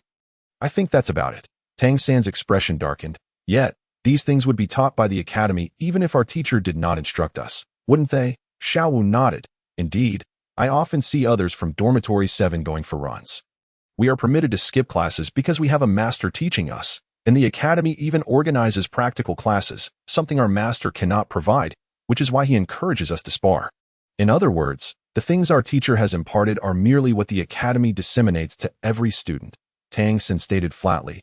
Pointing at Gong Yu in the distance, he continued, Xiao Wu, do you know what his innate spirit power is? Xiao Wu shook her head. I don't know. When I fought him before, he didn't even use his martial soul, but he seemed quite strong. He is just a new student, yet he is already so formidable. He must have innate full spirit power. You are mistaken, Xiao Wu, Tang San countered, shaking his head. When I checked in at the academic affairs office, I happened to encounter him and learned that his martial soul is also blue silvergrass. And his innate spirit power is merely at level 1. Yet, as you just heard, he is now at level 39 and will soon reach level 40. Xiao Wu immediately questioned, how is that possible? With innate level 1 spirit power and a martial soul of blue silvergrass, how could he possibly attain level 40? But that is the truth, Tang San replied. What do you think his spirit rings will be like? I don't know. Right now, I just want to beat him up, Xiao Wu said, clenching her fists tightly. Tang San shook his head, realizing that he would gain no further insights from Xiao Wu. What have I truly learned from my teacher? Tang San pondered internally, feeling that he had fallen far behind. I really need to continue wasting time with him. If the teacher could impart something genuinely useful to me, then it would be worth learning. But the problem is, his teachings are ineffective. As his thoughts swirled, he turned to glance at Gong Lan, who was engaged in a battle with Dai Mu Bai, and internally mused, if only the teacher could train me in the direction of that girl. That would suffice. The issue is, he simply does not know how to do so. He only adheres to his theories. If I had absorbed my first spirit ring beyond the age limit, and my second spirit ring were also 1,000 years old. The lack of comparison leads to no harm. Despite sharing the same grass-type martial soul, Gong Lan evidently surpassed Tang San by a considerable margin, instilling a sense of inequity within him. Tang San's doubts had now extended beyond just questioning Yu Xiaojing. He was engulfed in profound self-doubt. Gong Yu returned to his team, casting a glance at Tang San, who was deep in thought, and a smirk of triumph crept across his lips, knowing that Tang San had begun to overthink. Suddenly, a chime echoed in Gong Yu's mind, followed by a prompt appearing in his consciousness. The host has caused Tang San to doubt Yu Xiaojing, leading him into deep self-doubt. Reward: 1 simulation attempt. Upon seeing the prompt, a faint smile graced Gong Yu's face. Just then, Nara approached and asked, Brother Yu, what are you smiling about? Is it related to that rabbit? Gong Yu immediately glanced at Xiao Wu beside Tang San and replied, so Nara, you have also noticed the true nature of that rabbit. Nara rolled her eyes at Gong Yu and said, Brother Yu, that is not exactly insightful. How could I not recognize what that is? It is just a 10,000-year rabbit. What are you talking about, Nara, a 10,000-year rabbit? Gong Shui was also intrigued by Nara's words, and soon the remaining girls gathered around. Here, Nara raised her head, peering sideways at Xiao Wu, signaling Gong Shui, who then followed Nara's gaze toward Xiao Wu. She is a 10,000-year soul beast. Gong Shui's expression instantly became animated. Chapter 43. The four-eyed cat eagle. Gong Yu raised his head and surveyed the scene. Seeing the girls become excited upon learning that Xiao Wu was a 10,000-year soul beast, he interjected, Hey, why are you all staring at her like that? Don't scare her away. She is my designated 6th spirit ring. However, Nara remarked, Brother Yu, that rabbit's spirit ring actually doesn't suit you. In truth, all the spirit rings Gong Yu had absorbed thus far seemed mismatched. His first spirit ring was lightning attribute, his second ice attribute, and his third fire attribute. Yet, they were all somewhat compatible, as those spirit rings came from soul beasts like dragons, snakes, and spiders. Thus, a mere rabbit was of little concern to him. Gong Yu nodded thoughtfully and said, That is true. Aside from Yuer's cabbage martial soul, it seems no one here is a good fit. However, given Yuer's physical strength, she would need at least her 8th ring to absorb a 10,000-year soul ring.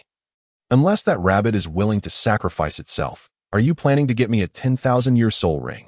Gong Yu was somewhat astonished upon hearing this. Gong Yu replied, your constitution is too weak.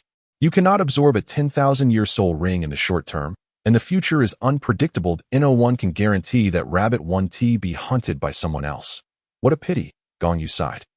Indeed, it is a bit regrettable, but it's not a major issue. It's just a rabbit, Gong Yu said nonchalantly. After all, a 10,000-year soul ring is merely one of many opportunities to acquire in the future. As the group conversed, Gonglan's battle with Dai Mubai had concluded. At this moment, Dai Mubai was entangled by Gonglan's blue-silver king, resembling a tightly wrapped zongzi. Once Dai Mubai's body was covered in purple bruises. Gonglan simply tossed him aside. The purple bruises on Dai Mubai were not solely from Gonglan's strikes, but were a result of poisoning. Gonglan's first spirit skill entangled him, which carried the venom of a mamba silver ring snake. This toxin was not merely a paralyzing agent like Tang San's, but one that could genuinely be fatal. However, Gonglan did not intend to kill Dai Mubai. So before the toxin took effect, she used blue-silver grass to extract the poison from him. Otherwise, he would have already become a corpse. Dai Mubai lay on the ground like a lifeless body. While Gonglan approached Gong Yu and smiled. Master, I'm done with my fight. Before Gong Yu could respond, Gong Shui interjected, Sister always says I strike too hard, but it seems you also went a bit overboard this time. Gonglan's face flushed, followed by an awkward chuckle. That guy was a bit troublesome, and I didn't want to reveal too much of my strength, so I miscalculated and ended up being a bit heavy-handed. But he truly is weak. He couldn't even withstand my first spirit skill, and I didn't even have to use my second. That a hint of pride appeared on Gonglan's face. She often participated in soul battles, and she typically challenged opponents at a higher rank. The soul master level no longer piqued her interest. Gong Shui, however, pressed on. Humph, so even sister can misjudge her strength. In that case, don't compete with me for prey anymore. That I usually just beat someone half to death and find a healing soul master to patch them up. But if anyone gets hit by your poison, even if the toxin is cleared, it would take at least a month for them to recover. That I know. I won't compete with you anymore, Gonglan conceded, feeling a bit embarrassed to argue further. Gong Yu glanced at Dai Mubai lying on the ground and instructed the hotel to send someone to Shilik Academy to pick him up. Then he took the girls out for a stroll. After wandering for a while through the bustling streets, they arrived at a shop that was not particularly large but had a distinctive sign hanging outside. The sign depicted a circular emblem adorned with several unique symbols, resembling the tokens of the Spirit Hall, a sword, a hammer, and a blue lightning Tyrannosaurus. Those unaware would think the shop was affiliated with the Spirit Hall, but Gong Yu knew better. It was merely a storefront operated by unscrupulous merchants masquerading under the Spirit Hall's name. Master, are you planning to go inside? Gonglan inquired. Gong Yu nodded, then took the lead in stepping into the shop, followed closely by the others. Inside the shop, the ambience was somewhat dim. As soon as they crossed the threshold, a peculiar wave of energy immediately seized their attention, emanating from the soul guiding devices. These devices were infused with soul power fluctuations, and if they were not bound to a user's soul power, they would manifest as an outward release of soul energy. The group glanced around, and anything that appeared curious or unusual was promptly purchased. Gong Yu issued a brief command to the others, and they dispersed throughout the shop to begin their examination. Gong Yu, however, approached a wall where his gaze landed on a crystal the size of a human head. He was uncertain whether this crystal was a board crystal, but given that it was the only yellowish crystal in the shop, he surmised it must be a board crystal. Although this item held little value for him, it was essential to acquire, as it could potentially transform into a dragon whisker needle. Yet, he pondered whether Tang San, deprived of the board crystal and unable to obtain the dragon whisker needle, would still be able to contend with Zhao Wujia.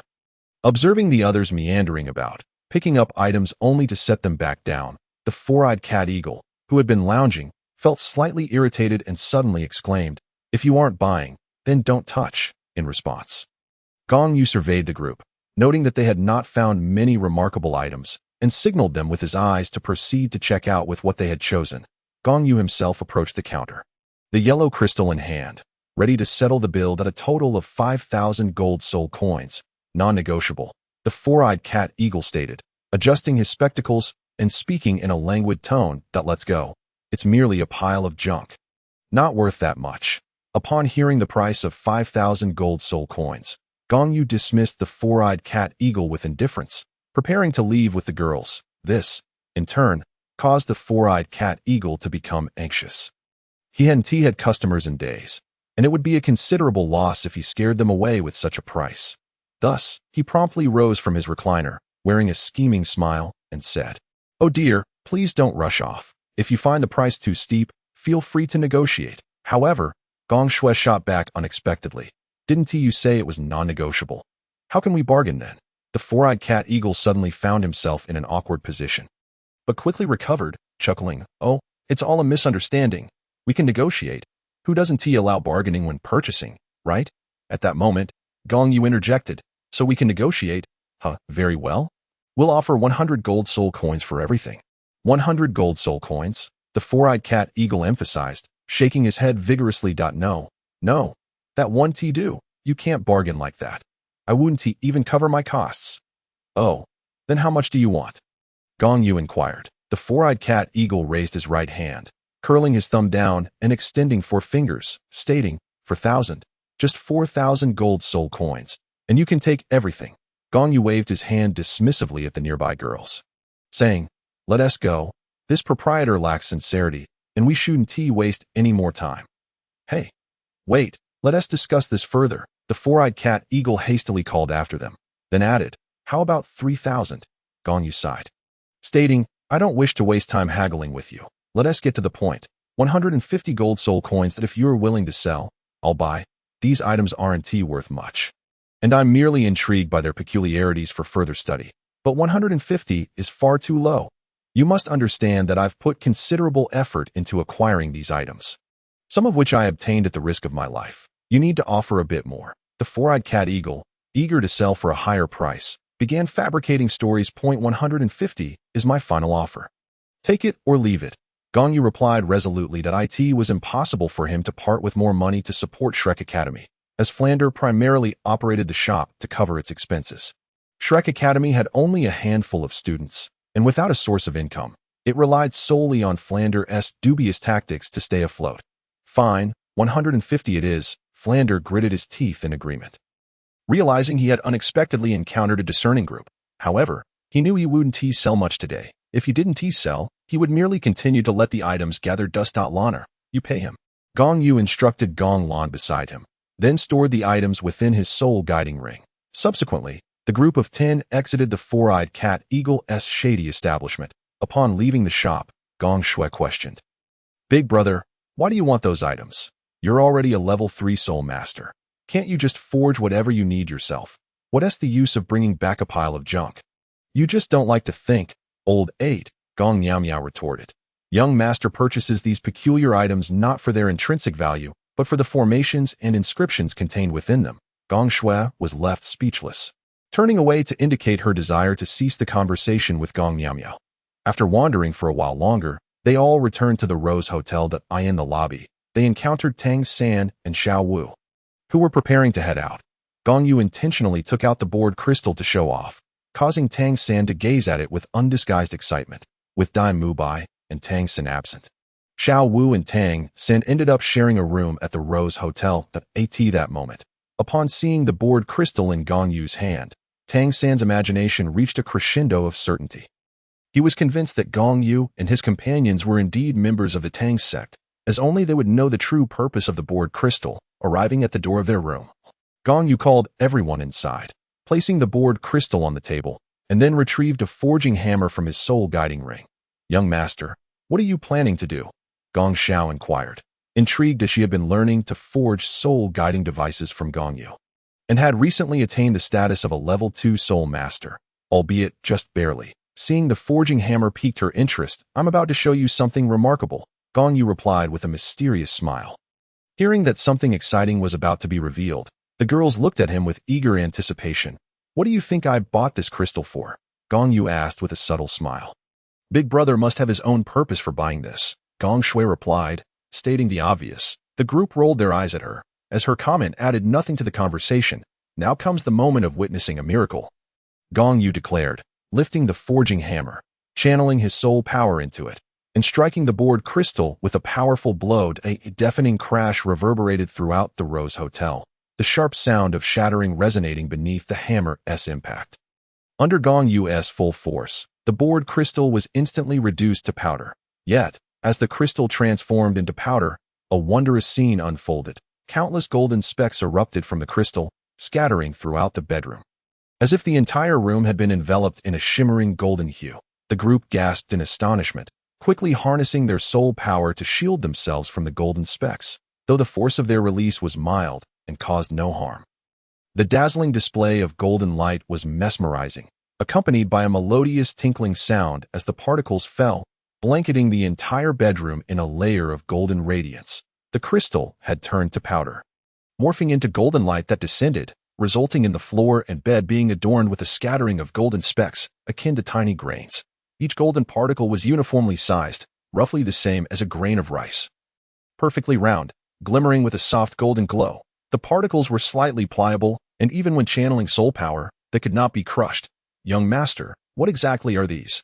Even Gong Chanqian, who typically disdained tinkering with such things, suddenly expressed curiosity. Gong Yu patiently explained, there exists a type of crystal known as hair crystal.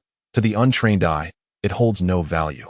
However, to those with special skills, like Tang San, whom we encountered at the hotel entrance, if he were to obtain this crystal, I suspect he would be unable to sleep for days in excitement.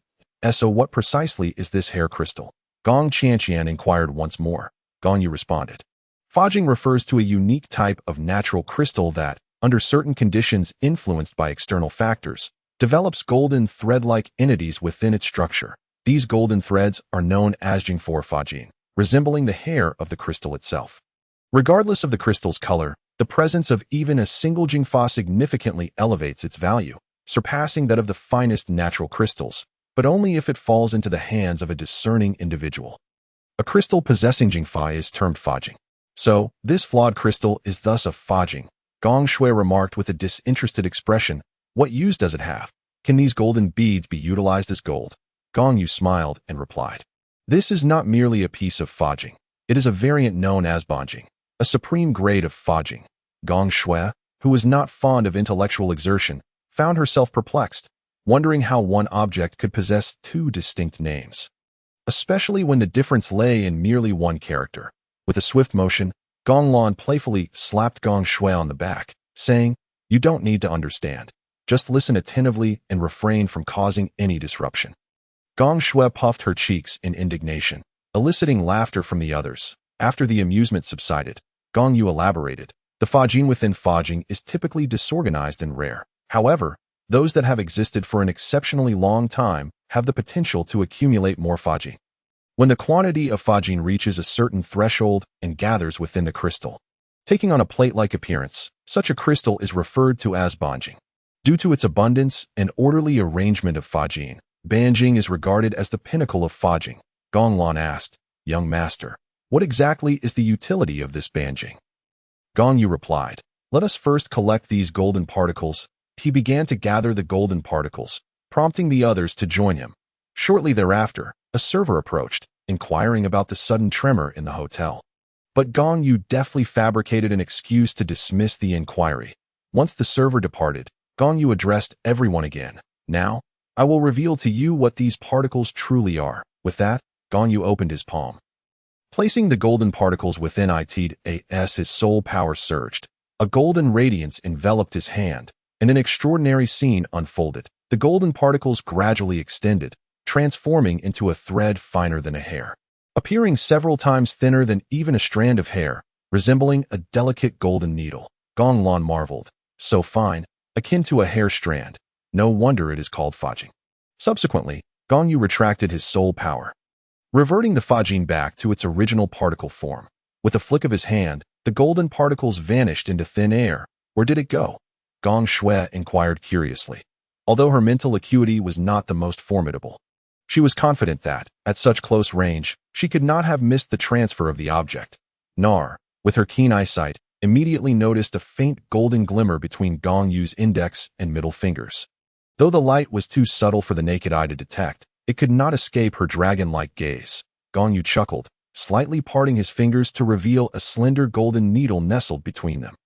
"This is the Longshu needle. Observe closely." He then pinched the needle between his fingers and hurled it towards the large bed. A slender golden light flickered silently as it penetrated the bedding, and curiously, as the golden thread entered, the bedding began to contort rapidly, forming a pronounced bulge in an instant. Gong Yu turned to Nar and asked, "Nar, with your keen sight, have you noticed any changes in the golden needle?" Nar replied, "The needle, upon entering the bed, has recoiled and reverted to its particle form." "Precisely." Gong Yu nodded. "The Fajin is incredibly resilient and possesses astonishing elasticity. Once it is deprived of the support of soul power, it will naturally curl back into itself. Now, do you understand the utility of this object?" The group nodded in understanding, though Gong Shui scratched her head in confusion, exclaiming, "What exactly are we supposed to understand?" "Mistress, you are truly lacking in wit." Gong Miao Miao seized the opportunity to tease Gong Shui.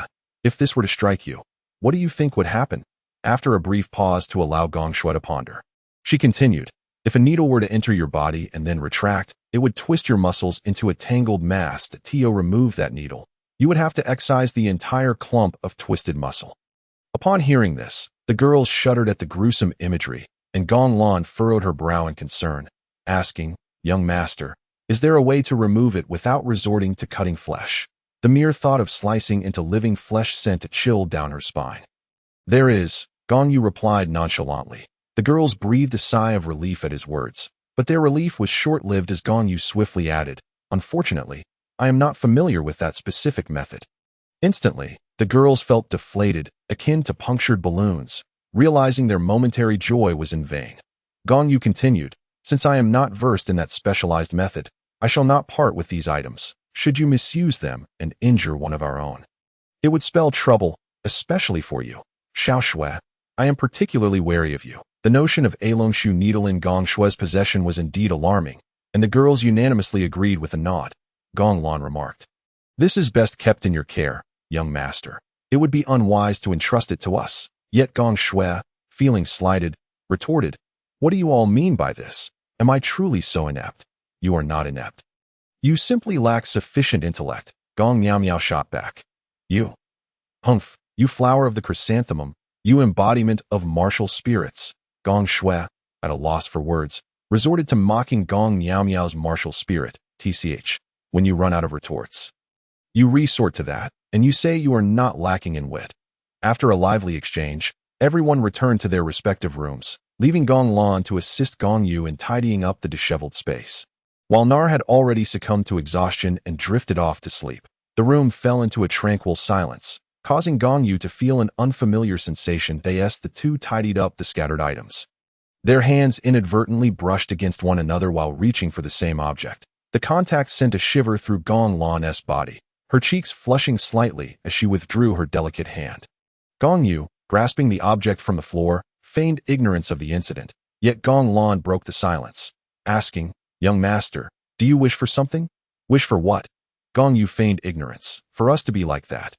Gong Lan's words caused her face to redden even further, and she continued, "If you desire, I am willing. I am already 14. Gong Yu set down the item in his hand, pulling Gong Lan into his embrace and kissing her forehead gently, whispering, "Lan'er, after all these years, I understand the feelings we all shared. I trust you are aware of my sentiments as well. So, there is no need to rush. This continent is on the brink of chaos. Let us first strategize for our future, so that we may embrace the joys of family life, shall we?" "Young master, are you implying that you will provide for your sisters?" Gong Lan's heart swelled with joy at his words. Gong Yu feigned a sigh, remarking, "Alas, it is my irresistible charm that has bewitched you all. I fear no other man shall ever capture your hearts. Thus you shall all have no choice but to marry me." "Your self-absorption truly knows no bounds," Gong Lan laughed. "But hearing those words is enough for me. I shall take my leave now." Afterwards, Gong Lan departed, and Gong Yu, having tidied up his belongings, settled down cross-legged on the sofa. As dusk fell, a wave of soul power surged through the room. Gong Yu slowly opened his eyes, a faint smile gracing his lips, for he had just experienced a breakthrough, elevating his soul power to level 40. Chapter 46. Fire Kite vs. Grass Chicken Phoenix. In the evening, a gentle breeze wafted through. Gong Yu led his companions directly outside, The girls had indulged in several hours of slumber that afternoon, leaving them remarkably invigorated. With their spirits high, Gong Yu decided to take them to expend their energy, and they headed straight for the Seoul Arena in Soto City. All of them registered for false identities at the Soto City Seoul Arena to avoid drawing attention due to their previous badges, which were too conspicuous, potentially deterring others from challenging them. Everyone should register for different matches to avoid being paired together. There's little value in fighting among ourselves, Gong Yu remarked nonchalantly. However, he and Nar did not sign up, as their strength was considerable and fighting would not provide them with meaningful training. After completing their registrations, they retreated to a private box point 10 minutes later. Gong Shui was the first to take the stage. To Gong Yu's surprise, she was matched against the grass chicken phoenix, Ma Hongjun. This fellow, in his pursuit of profit, frequented the arena almost every night, often emerging victorious, but also suffering numerous defeats, resulting in his finances being a mere cycle of gain and loss. Barely sufficient to sustain his visits to the arena, he could never afford the upscale venues frequented by Dai Mubai. Soon, Gong Shui and Ma Hongjun entered the arena from opposite sides. Gong Shui wore a mask, obscuring her features, yet her alluring figure attracted the gaze of many lecherous onlookers, eliciting a chorus of whistles and cheers. Upon catching sight of Gong Shui's physique, Ma Hongjun couldn't help but swallow hard and made a deliberate attempt to flirt. Uninterested in the portly youth, Gong Shui dismissed him entirely. Previously, upon learning the identity of her opponent, Gong Yu had specifically instructed her to fight fiercely, aiming to incapacitate the rotund figure, ideally rendering his third leg useless. Following an introduction from the referee, the battle commenced. A Hongjun unleashed his grass chicken martial spirit, which, upon manifestation, emitted a resounding phoenix cry. The grass chicken swiftly possessed him, causing his short hair to elongate and converge towards the center of his head. Transforming into a mohawk-style .2 yellow soul rings materialized beneath his feet, and elongated feathers sprouted from his exposed, muscular arms, while his hands morphed into claw-like appendages. Immediately, Ma Hongjun attempted to charm Gong Shui, saying, "Beautiful lady, how about considering being my girlfriend? As you can see, my martial spirit is a phoenix, and I sense a strong fire attribute emanating from you. You too must be a fire element soul master. We would be a perfect match." Ignoring his advances, Gong Shui activated her martial spirit, summoning a blazing fire kite that soared from her body, doing a circuit around the stage before returning to her, granting her its power. Instantly, a pair of wings sprouted from her back. Subsequently, a yellow and purple soul ring emerged beneath her feet, and she declared with a hint of disdain, "Big brother was right.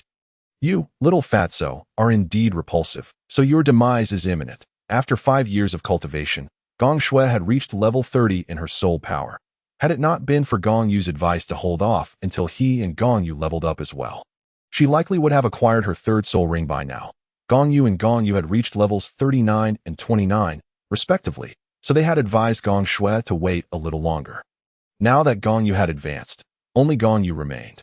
With a chicken cabbage martial spirit and relatively poor aptitude, Gong Yu had still achieved level 29, and after taking the Xian Shui pill, her aptitude had improved slightly, making it reasonable to expect her to reach level 30 soon. After reaching level 30, they would head to the Ice and Fire Yin-Yang Eye to procure herbs for further enhancement of their attributes. As Gong Shui had yet to acquire her third soul ring, she was still classified as a great soul master, which is why she was matched against Ma Hongjun, a 1,000-year soul ring. Ma Hongjun gasped in astonishment upon seeing Gong Shui's soul ring, panic washing over him as he recalled his earlier bravado. How is it possible? How could a second soul ring be 1,000 years old?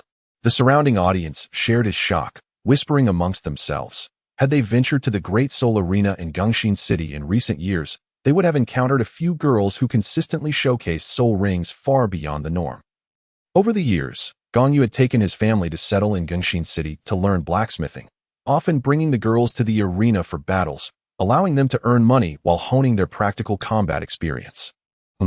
A grass chicken that has never seen the world dares to toy with me. You shall pay for your insolence. Gong Shui spat, and as her first soul ring began to shimmer, she called out. First soul skill, blazing wing slash. She soared into the air, looking down from above, and unleashed 2 crimson fire blades towards Ma Hongjun on the stage. The rotund figure, surprisingly nimble, dodged the fiery attacks with agility, rolling twice to evade. while Gong Shue's fire blade struck the arena floor, exploding in a cascade of flames. A Hongjun retaliated, shouting, "First soul skill, Phoenix Fire Line." He raised his hands, causing his first soul ring to glow brightly before unleashing a stream of thin purple-red flames toward the airborne Gong Shui. As a grass chicken, still not evolved into a true phoenix and lacking a third ring, he could not yet fly, restricting his attacks to ground-to-air engagements. His Phoenix Fire Line allowed for ranged strikes.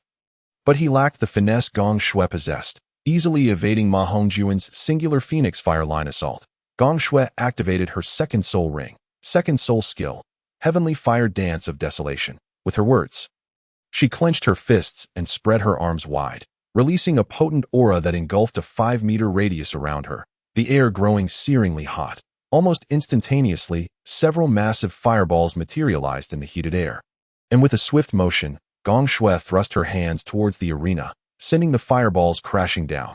Though Ma Hongjun was a fire element soul master, and while his phoenix flames were not pure, their intensity was beyond that of ordinary flames, rendering him unafraid of their heat. Conversely, Gong Shue's flames, though ordinary and similarly impure, had been tainted by the Hellfire's destructive attributes through her years of training beside Gong Yu, making her flames volatile and explosive. A Hongjun may not have feared fire, but he was wholly unprepared for the explosive shockwaves generated by her attacks. Chapter 47. Actions in the Night Humph. Dare to toy with me? I shall obliterate you. As Gong Shui directed her barrage of fireballs toward the arena, the stage resembled a battlefield ravaged by artillery, the explosions illuminating the area like a dazzling display of fireworks. Ma Hongjuan's second soul skill merely augmented the phoenix fire and was ineffective in the face of such overwhelming force. As the fiery spheres surged towards him, he contemplated surrender, yet found himself unable to voice it. Within moments, the fireballs erupted upon the stage, creating a series of violent detonations. After approximately 3 to 4 minutes, the smoke finally began to clear. At this moment, Ma Hongjun lay sprawled on the stage, his clothes obliterated, leaving him clad only in a tattered triangle of fabric, his body charred and blackened, the result of the explosive conflict. The referee appeared on the stage to assess Ma Hongjuan's condition, confirming he was still alive before preparing to announce the outcome of the duel. However, the barely conscious Ma Hongjun interjected, "This madwoman is trying to take my life. All I did was flirt with her. Must she be so ruthless?" After finishing her words, Ma Hongjun fainted directly. The referee checked Ma Hongjuan's breath and discovered that he had merely lost consciousness. Consequently, he picked up the microphone and promptly announced the outcome of the battle. Following this, Gong Shui slowly descended from the stage amidst the cheers of the audience. Upon returning to the private room, Gong Shui exclaimed with excitement, "What a waste of soul power," while she awaited the praises of her companions. She was unexpectedly met with a critique from Gong Yu, who pointed out that victory could have been achieved effortlessly, yet so much soul power was squandered on such a grand skill. What if others were able to deploy a shield to defend against it? Once your major skill exhausts your soul power, what will you do next? Gong Shui was momentarily speechless. She had always taken pride in her second skill's ability to inflict widespread damage, yet had never considered the vulnerabilities it brought her. At that moment, Gong Miao's words served as a wake-up call. Nevertheless, having grown accustomed to their banter, both were unwilling to concede, even when acknowledging the validity of the other's argument. Hence, Gong Shui pouted slightly and retorted, "Isn't it your responsibility as well? I'm only in charge of the offense. The defense is up to you. But what if one day we're not around you?" Gong Miao countered, "Or what if the person beside you is not adept at defense? For instance, if Sanjia is by your side, what then? Would you still rely on her for defense or to defeat the enemy?" Gong Shui was instantly rendered speechless. She cast a glare at Gong Miao and settled down in a corner, indicating her desire to cease the conversation. In their exchanges, she had not triumphed over Gong Miao in quite some time. However, once seated, she began to contemplate the implications of Gong Miao's words. Not long after their verbal sparring concluded, it was time for the fifth sister, Gong Xier, to take the stage. Gong Xier swiftly dispatched her opponent within 3 minutes during the arena match before returning to the private room. Subsequently, every few minutes, another member of their group would step up to the arena, and after their turn, they formed teams to participate in 2-on-2 battles. Approximately 2 hours later, only one match remained, a 7-on-7 contest. Clearly, there were no exceptionally formidable 7-member teams of the same rank in Soto City, so their 7-on-7 match did not last long, and they emerged victorious. Prior to the matches, the group placed their bets. Confident in their success, they could not afford to miss such an opportunity, and earning money from the battle arena was simply too tempting. Once they retrieved their winnings, the group departed the arena. The night was deep, yet they did not head straight back to the Rose Hotel. Instead, they walked to the entrance of a secluded alley. Suddenly, a pale arm emerged from the darkness, extending a piece of paper to Gong Yu. Upon unfolding the paper, Gong Yu smiled and said, "We can proceed to AT number 6, 13th alley in the western part of the city. A transaction will take place tonight. What you do is up to you." "Understood, young master, we shall head there first," Gong Lan replied calmly after receiving Gong Yu's guidance. They asked for their purpose. It was undoubtedly to eliminate human traffickers. Over the years, there had been sporadic reports of officials and traffickers being assassinated within the Tiando Empire. And it was their group of sisters who had orchestrated these acts. Having experienced it firsthand, they held a deep-seated hatred for the trafficking of people. In the past, they lacked the ability to take action. But since all had advanced to great soul masters, they began to formulate plans. Gong Yu did not involve himself in their schemes. However, Ziji, acting on Nara's orders, often provided covert protection for them, ensuring they had never failed in their missions. Although Gong Yu refrained from direct participation in their endeavors, he would always assist them in cleaning up afterward. After all, their focus was solely on eliminating traffickers. And they never considered what to do with the children who had been abducted.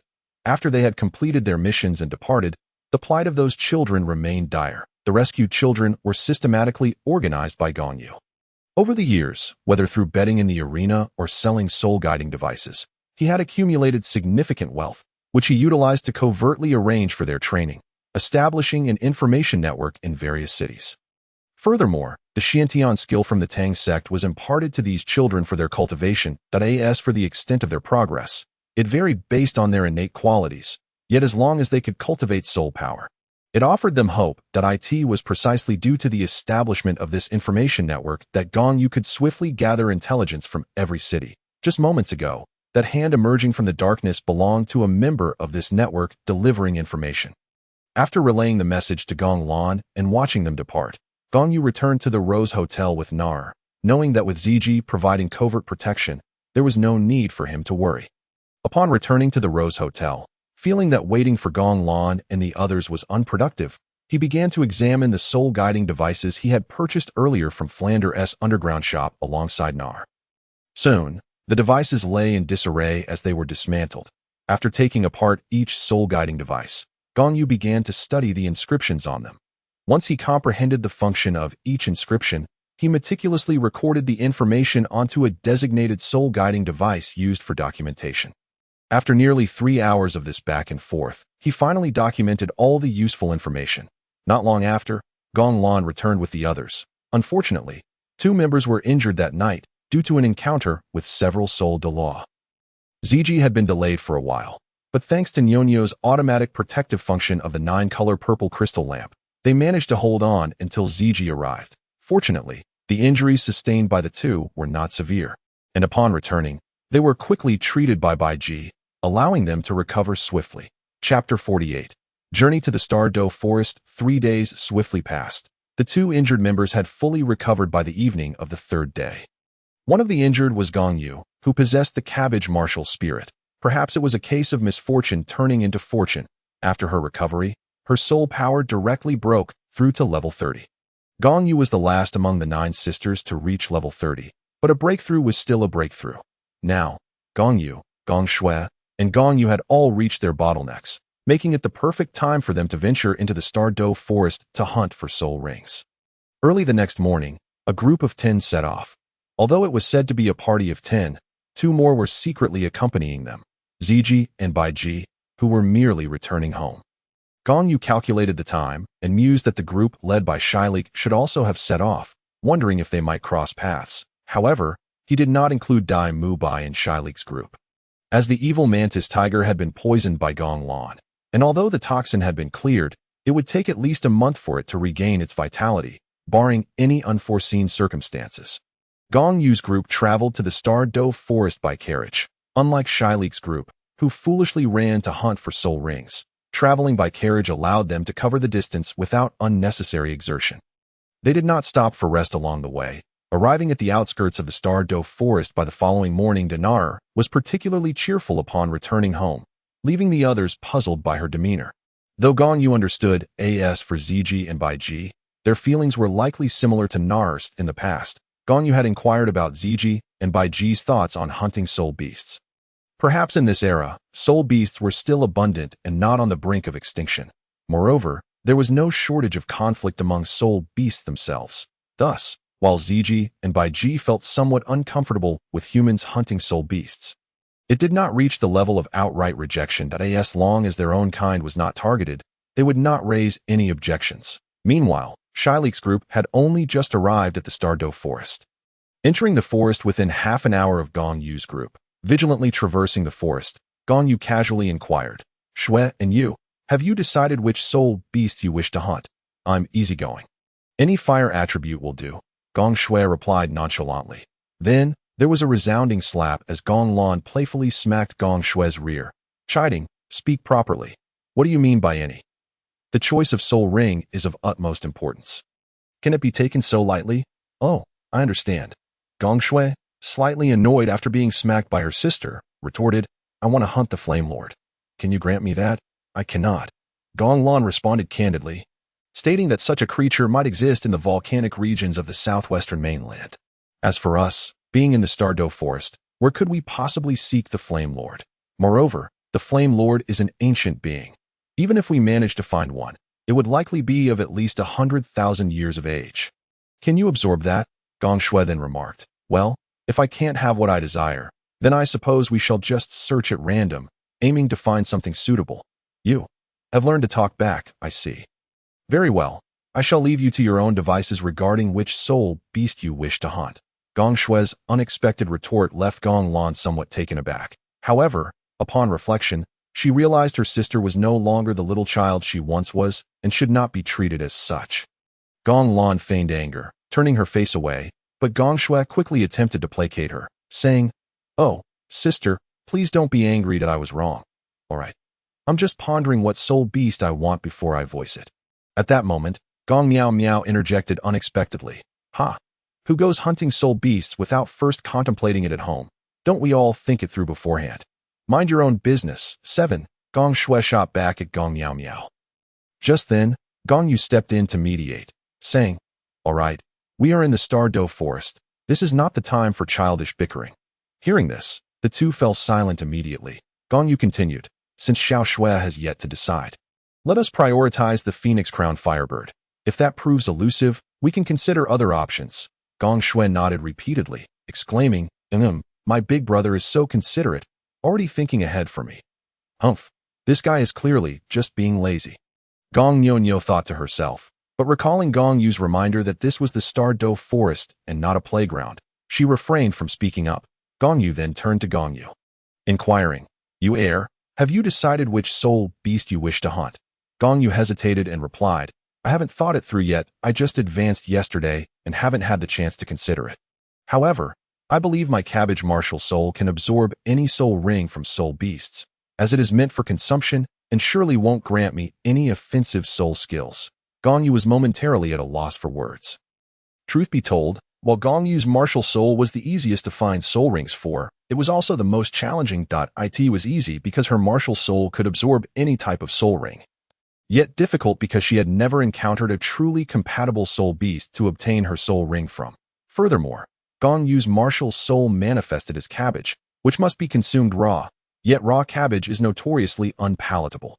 Gong Yu pondered for a moment before stating, "Since you heir, your martial soul can absorb any soul beast's soul ring, let us raise our standards." Gong Yu looked puzzled, as did the others, prompting them to look towards Gong Yu. Gong Yu explained, "We shall specifically seek out exceptional soul beasts for their soul rings." The implication of his words hinted at dragons. Gong Lan was about to speak when Gong Yu covered her mouth. Glancing at Nair to see her expression remained unchanged, which eased his concern that he merely hoped that Ziji had not overheard, but alas, she had. However, Ziji chose not to reveal herself, opting instead to communicate telepathically with Nair. After listening to Ziji's transmission, Na-air approached Gong Yu and softly said, "Brother Yu, it is indeed possible to absorb dragon-type soul beasts." "What do you mean?" This time, Gong Yu was the one who did not understand. He had not expected Na-air, as the Silver Dragon King, to make such a statement. Na-air elaborated. Some dragons that have suffered severe injuries may have their lifespans affected and may choose to sacrifice themselves. But I must ask you one thing. Will our sisters eventually reach that point? The point Na-air referred to was, of course, the ascension to godhood at the 100th level. However, the young ladies were still unaware of such a concept. And it was not the time to enlighten them, so their dialogue was veiled in euphemism. Gong Yu nodded, saying, "I do indeed wish for them to reach that point. Given our bloodline, we are destined for longevity. But if they do not reach that point, they may only live for a millennium at most. Thus, I plan to seek out a legacy of divinity for them in the future. Most of them would only be able to follow the path of divine inheritance. It might only be Qian Qian and Nyo Nyo who could potentially ascend by their own abilities." Chapter 49. The Emerald Swan. Upon hearing this, Na-air nodded. After years of companionship, she naturally understood that Gong Qian Qian and Gong Nyo Nyo possessed particularly unique martial souls. She then added, "Since Brother Yu wishes for them to reach that point, then those dragon-type soul beasts nearing the end of their lifespans would not be a loss if they were to sacrifice themselves. As long as their souls are preserved post-sacrifice, they might still accompany us to the divine realm in the future." Gong Yu nodded in agreement with Na-air's viewpoint, but he still had some questions. So he inquired, "The issue is that it seems only soul beasts of 100,000 years can perform a sacrifice. Where would we find so many dragon-type soul beasts of that age to sacrifice?" Na-air suddenly chuckled. "Brother Yu, you are correct, yet also not entirely. It is true that only soul beasts reaching 100,000 years comprehend the sacrificial act, as they awaken the inherited memories within their bloodlines. And sacrifice is a skill learned from those memories. However, this ability can be passed down. Lower-tier soul beasts do not understand how to sacrifice themselves either because they have not awakened their intelligence or because their lineage has never produced a soul beast of 100,000 years, preventing the transmission of sacrificial knowledge." Gong Yu was enlightened. So, it follows that as long as a soul beast has awakened its intelligence, it can learn the sacrificial method from those in its lineage that have lived over 100,000 years. "Indeed," Na-air replied nonchalantly. "Yet, generally speaking, those soul beasts that reach 100,000 years do not pass down the sacrificial method, as it equates to death, and no one wishes to see their descendants perish." Gong Yu marveled inwardly. The records and literature of humankind would not contain such extensive secrets about the soul beast race, had it not been for Na-air, the soul beast sovereign, elucidating these matters. He might never have learned such truths in his lifetime.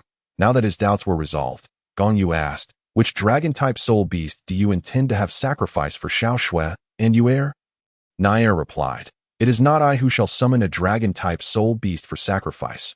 I would not deign to do such a thing, but rather, it is Ziji who will have a mutated soul beast from her clan perform the sacrifice." As the Silver Dragon King, Na-air would never lower her status to compel her kin to sacrifice. What kind of attribute does the mutated hell dragon possess? And what is its age?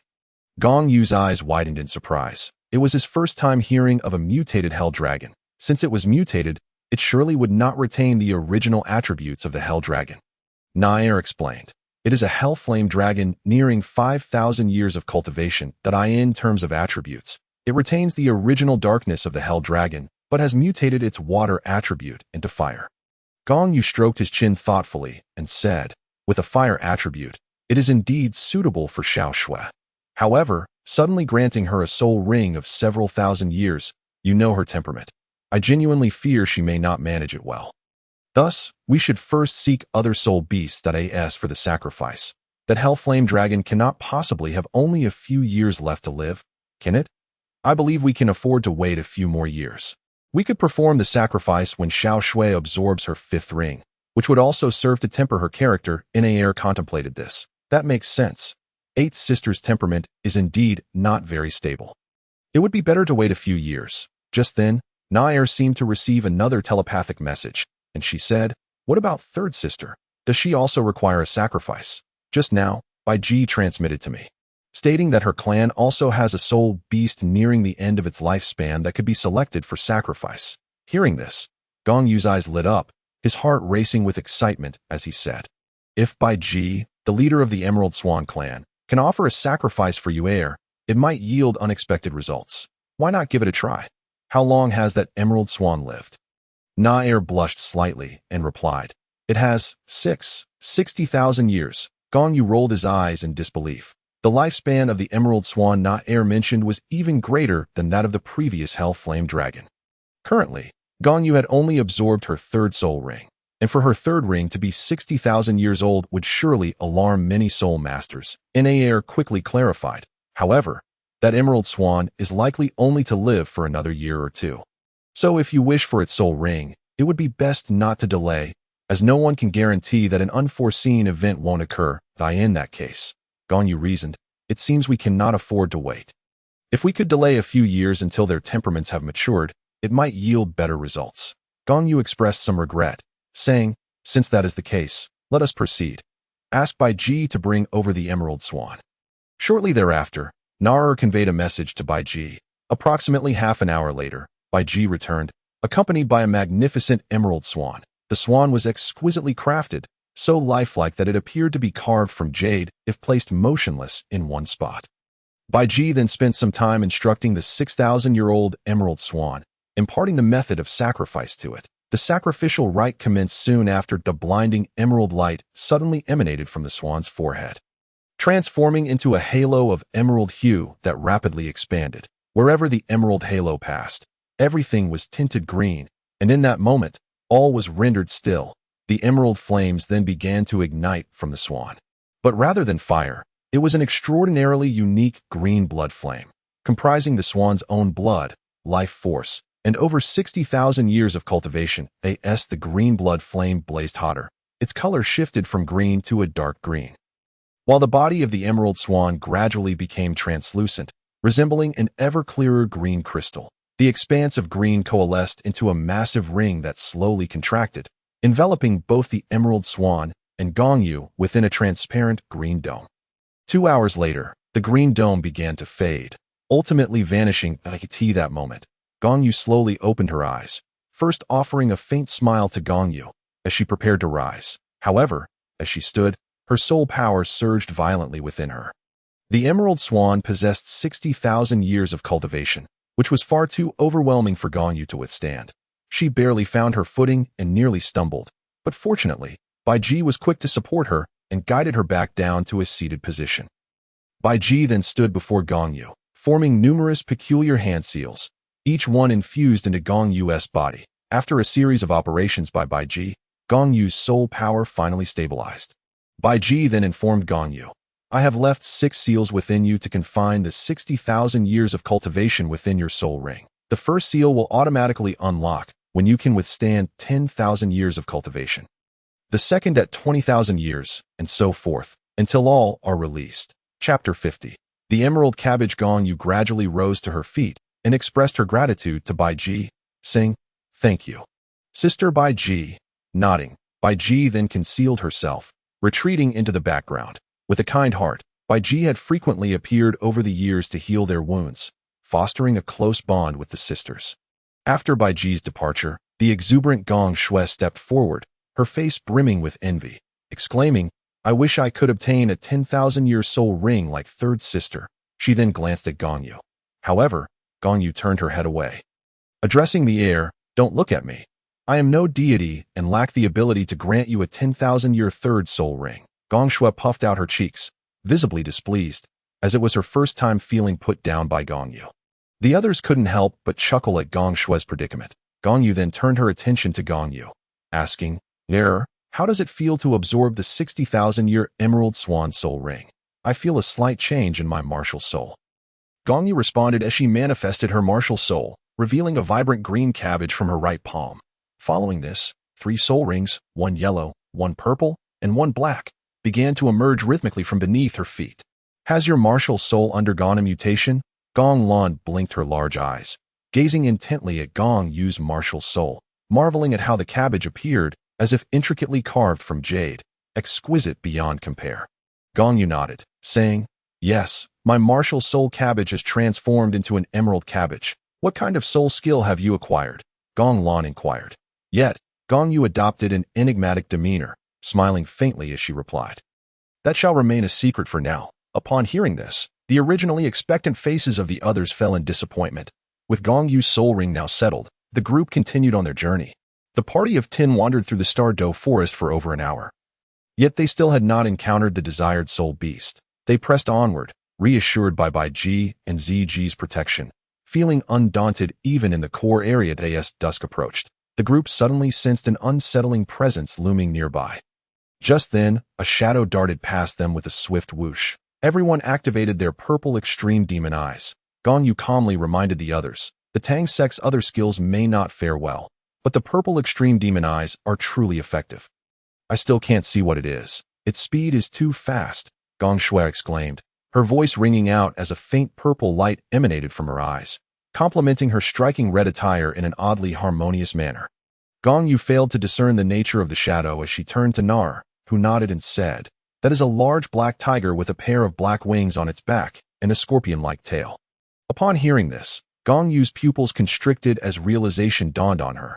She was somewhat astonished, exclaiming, "The dark demon evil god tiger?" Nar nodded in affirmation, having easily picked up on the trace of the tiger due to her ability to tap into her master personality's mental strength. Confirming it as the dark demon evil god tiger without a doubt, Gong Yu sighed, stating, "Let us change direction then.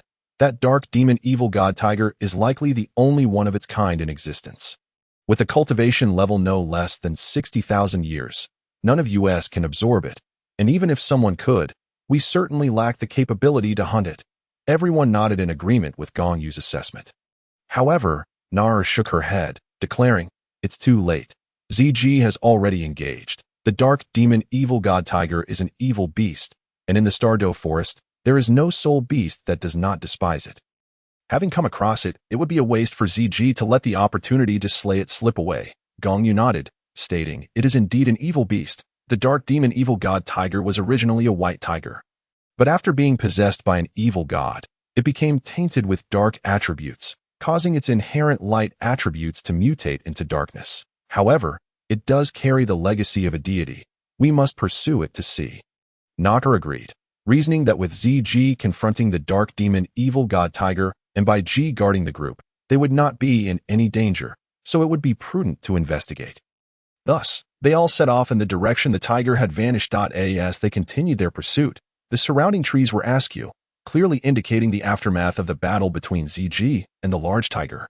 The group followed the signs of the struggle for about half an hour, eventually locating Zji. At that moment, a large black tiger, sporting black wings, lay a few meters ahead, its scorpion-like tail severed and discarded beside it.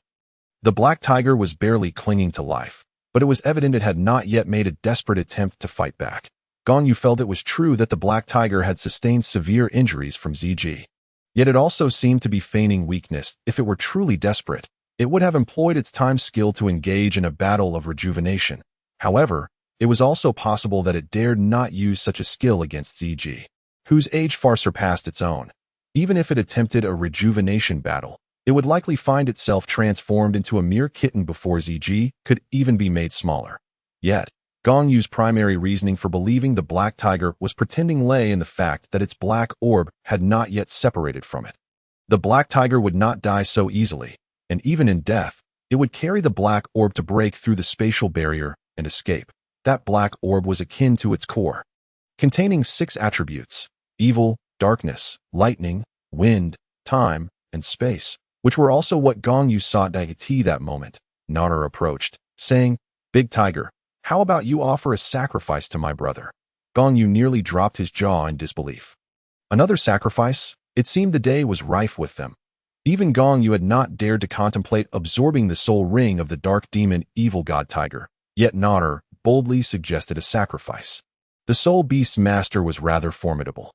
Unfortunately, the dark demon evil god tiger merely rolled its eyes at Gong Yu, offering no further response, clearly unimpressed that I feel utterly disregarded. A wave of displeasure washed over me. Gong Yu spoke softly, yet suddenly felt a tremor within his body. Upon introspection, he discovered that it was his second martial soul, the golden dragon breaking evil staff, that was vibrating. That it appeared that it had been provoked by a diminutive evil soul beast. Awakening the will of the breaking evil dragon. This dragon possessed the ability to vanquish darkness and evil. Thus, the disdain shown by a mere evil soul beast was tantamount to a provocation against the breaking evil dragon. I shall not offer it as a sacrifice. Instead, I intend to absorb its soul ring, Gong Yu declared abruptly, startling those around him.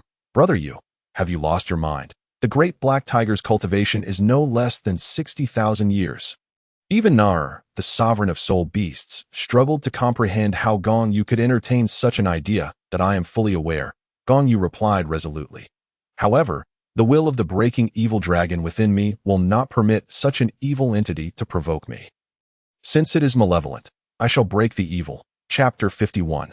The Battle of Rejuvenation. My lord, you must remain calm and not act recklessly, Gong Lan interjected, leaping forward to obstruct Gong Yu, forbidding him from acting impulsively.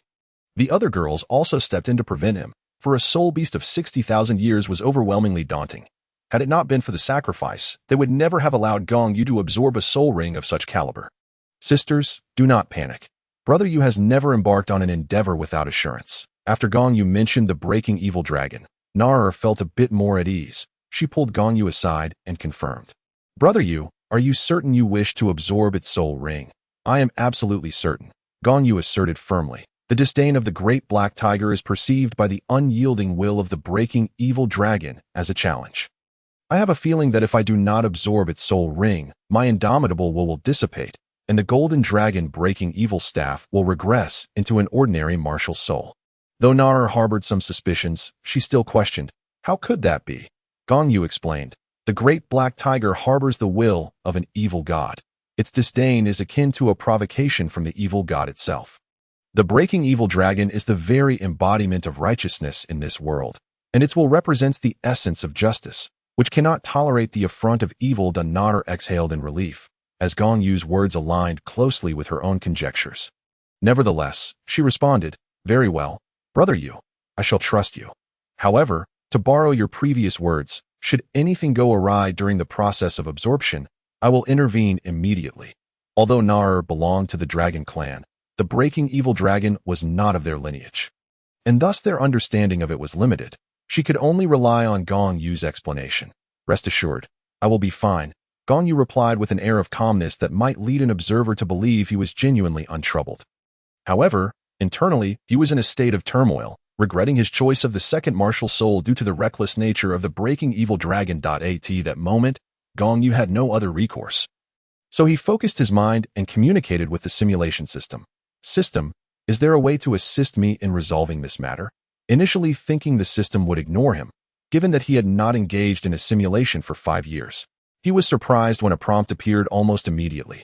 Affirmative, but a price must be paid. Receiving a response, Gong Yu felt a surge of joy and thought, a price, you say? How many simulation attempts will be deducted this time? This system requires an upgrade. The host must forfeit 12 simulation attempts for this system to gather the necessary resources for the upgrade. So, it meant he had to overdraw 12 of his simulation attempts. Gong Yu thought, fine, just 12 attempts that I shall grant this. I am eager to see what new functions you will possess post-upgrade. With the transaction concluded, the host was now free to absorb the soul ring. Seeing the prompt, a subtle smile graced Gong Yu's lips. Amidst the uncertainties surrounding the golden dragon lineage and the will of the breaking evil dragon, it was the system's assurance that truly instilled within him a sense of security. Returning to the group, Gong Yu solemnly assured them, you need not worry. I will be unharmed. You must trust in me that I have never let you down, have I? But, Gong Lan attempted to voice her concerns, only to be interrupted by Gong Yu. You understand me best. You should trust me even more. I. Very well, I will not hinder you, Gong Lan sighed, realizing she could not dissuade Gong Yu. However, if anything were to happen to you, I promise I will follow suit. Upon hearing Gong Lan's declaration, the other girls echoed their sentiments. We feel the same way. Yet, Nar remained silent, prompting the other girls to glance at her. Nar felt embarrassed. Her voice tinged with uncertainty. Should I feel the same? Of course, you are the young lady, Gong Shui exclaimed. Nar thought to herself, even as the young lady, was it necessary to engage in such tragic sentiments? However, she soon recalled that with the unyielding will of the breaking evil dragon safeguarding him, Gong Yu was unlikely to come to harm. Thus, she decided to join in the playful banter, stating, "Very well. I shall feel the same." Subsequently, the girls parted to create a path for Gong Yu. Meanwhile, beside the great black tiger, ZG remained vigilant, occasionally striking the beast with her dragon claws to prevent it from attempting any tricks to escape. At that moment, the great black tiger was already battered and bruised, yet it still bore its wounds in silence, refraining from employing its time-based skills or trapping its soul within the black orb to shatter the barriers of space and flee. Seeing Gong Yu approach after finishing his conversation with Nar, ZG stepped aside.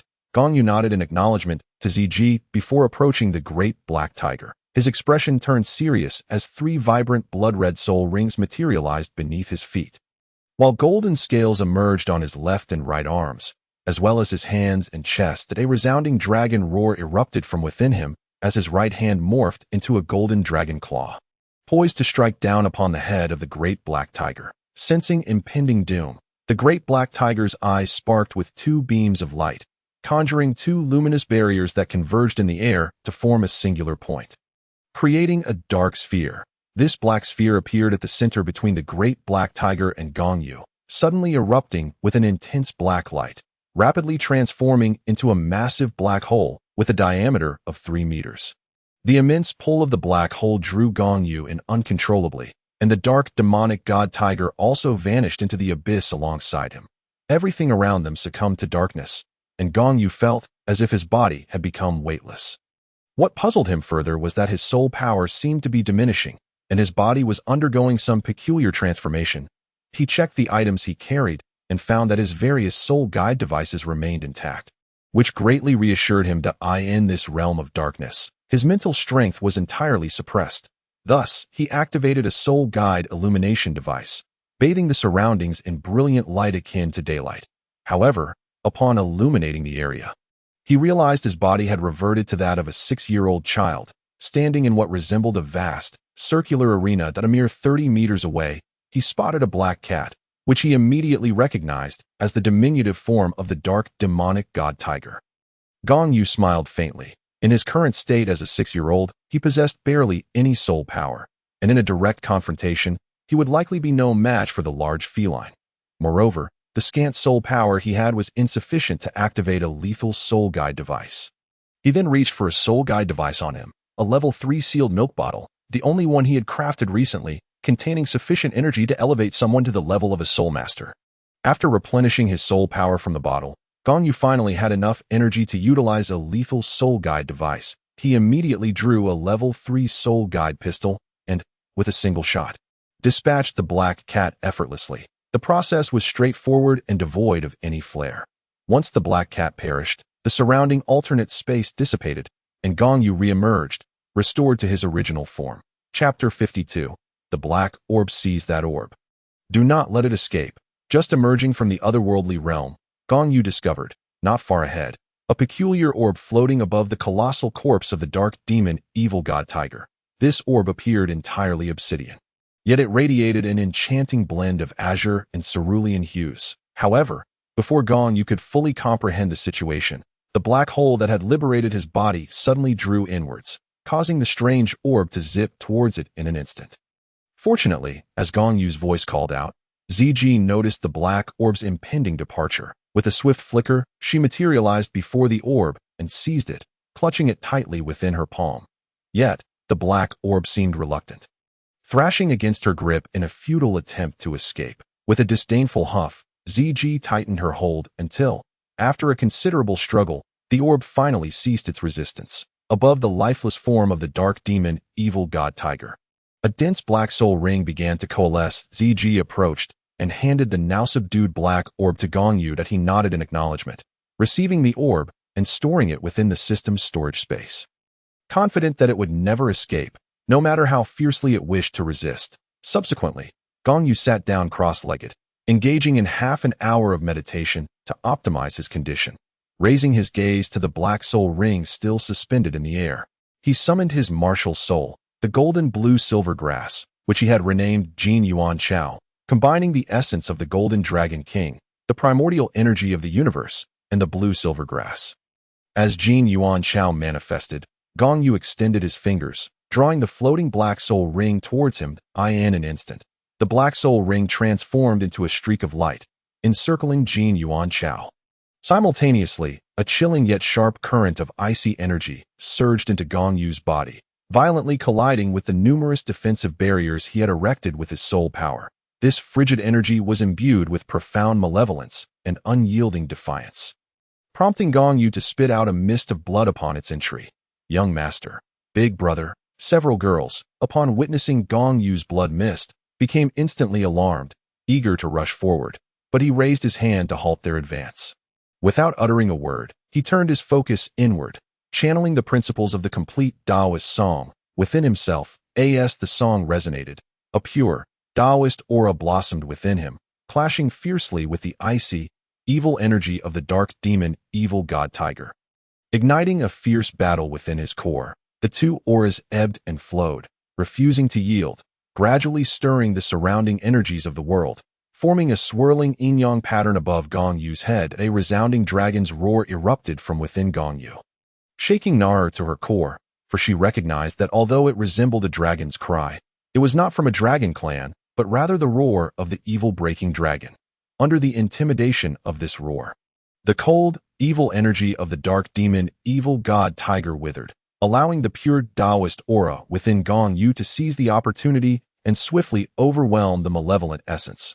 With the eradication of the evil energy, a vast and refined soul power began to surge into Gong Yu's body, cycling through the complete Taoist song, ultimately solidifying into unique soul power that sank into his dantian.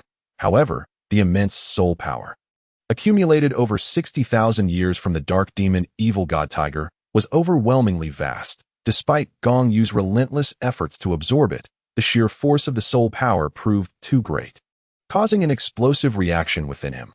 Gong Yu felt his body swell, as if on the brink of bursting, yet he persevered in channeling his techniques, determined to absorb as much as possible. With each morsel absorbed, a fraction of the titanic soul power was consumed, alleviating some of the burden on his body. Externally, Gong Yu appeared grotesquely bloated, resembling a rotund figure. Witnessing this, the girls clenched their fists, torn between rushing to his aid and fearing their movements might disrupt him, leaving them in a state of anxious indecision. Meanwhile, Gong Yu's mind was in turmoil, urgently calling upon the system, questioning why it had yet to activate. The system's response came forth. This system guarantees the host's survival and seals the strength of the soul ring, retaining only approximately 20,000 years of power. The longer the host endures, the greater the rewards. That a surge of relief washed over Gong Yu. Assured of his survival, he felt liberated from worried for the formidable soul power within him. He resolved to endure and gradually absorb it, confident that he would eventually deplete its might. During Gong Yu's absorption of the soul ring, in another realm, the members of Shilek encountered a formidable soul beast, the phoenix-tailed coxcomb snake, perfectly suited for Oscar. Through their collective efforts and with Zhao Wujia's assistance, they ultimately subdued the serpent. Had Gong Yu been present, he would have noticed that all 7 of them had gathered. With Dai Mubai, though still somewhat weakened, now able to move freely. His swift recovery was largely due to Tang San's medicinal knowledge and Oscar's restorative sausages, allowing Dai Mubai to regain mobility within just 2 days. Albeit still appearing somewhat frail, yet unaffected in his martial soul and soul power. Additionally, the chubby figure of the grass chicken, despite suffering a dire defeat at the hands of Gong Shui, sustained minimal actual harm due to his fire attribute. With the help of Oscar's restorative sausages, he too quickly regained his strength, though he was now left with a singed head, resembling a round little bald figure at this juncture, as Oscar prepared to finish off the nearly defeated phoenix-tailed coxcomb snake. Granny Snake appeared with her granddaughter in tow. Thus, a new entanglement ensued between Shilek and the grandmother-granddaughter duo. Eventually, a match was organized to determine the final ownership of the phoenix-tailed coxcomb snake, with Tang San stepping in for Oscar, while Granny Snake's granddaughter, Mengyaran, took to the battlefield. The outcome was predictable, with Tang San emerging victorious, thus allowing Oscar to acquire the phoenix-tailed coxcomb snake as his 3rd soul ring. Meanwhile, Gong Yu's absorption of the soul ring had reached a stable state, and his grotesque, inflated form began to gradually diminish. Chapter 53. Titan Great Ape. As time trickled by, dawn broke, marking the arrival of a new day. The absorption process had persisted throughout the night, And when Gong Yu finally exhaled, emerging from his meditation, he felt invigorated. Upon assessing his soul power, he realized his level had risen from 40 to 43. The soul ring's cultivation had been curtailed to a 20,000-year level, yet it had elevated his soul power by 3 levels, a testament to the immense potency of the dark demon evil god tiger's essence. A faint smile graced his lips as Gong Yu slowly opened his eyes and stood. The girls, upon witnessing Gong Yu's rise, flocked towards him. Gong Shui, in a burst of emotion, leaped into his arms. Sobbing, "Big brother, you're finally awake. Do you have any idea how worried we were? And did you know you turned into quite the hefty figure yesterday? I thought you might never recover."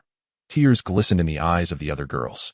While Nara remained composed at the side, Gong Yu gently patted Gong Shui's back, teasing, "Did I become so portly that little Shui began to disdain me?" Gong Shui sprang from his embrace, her voice filled with fervor.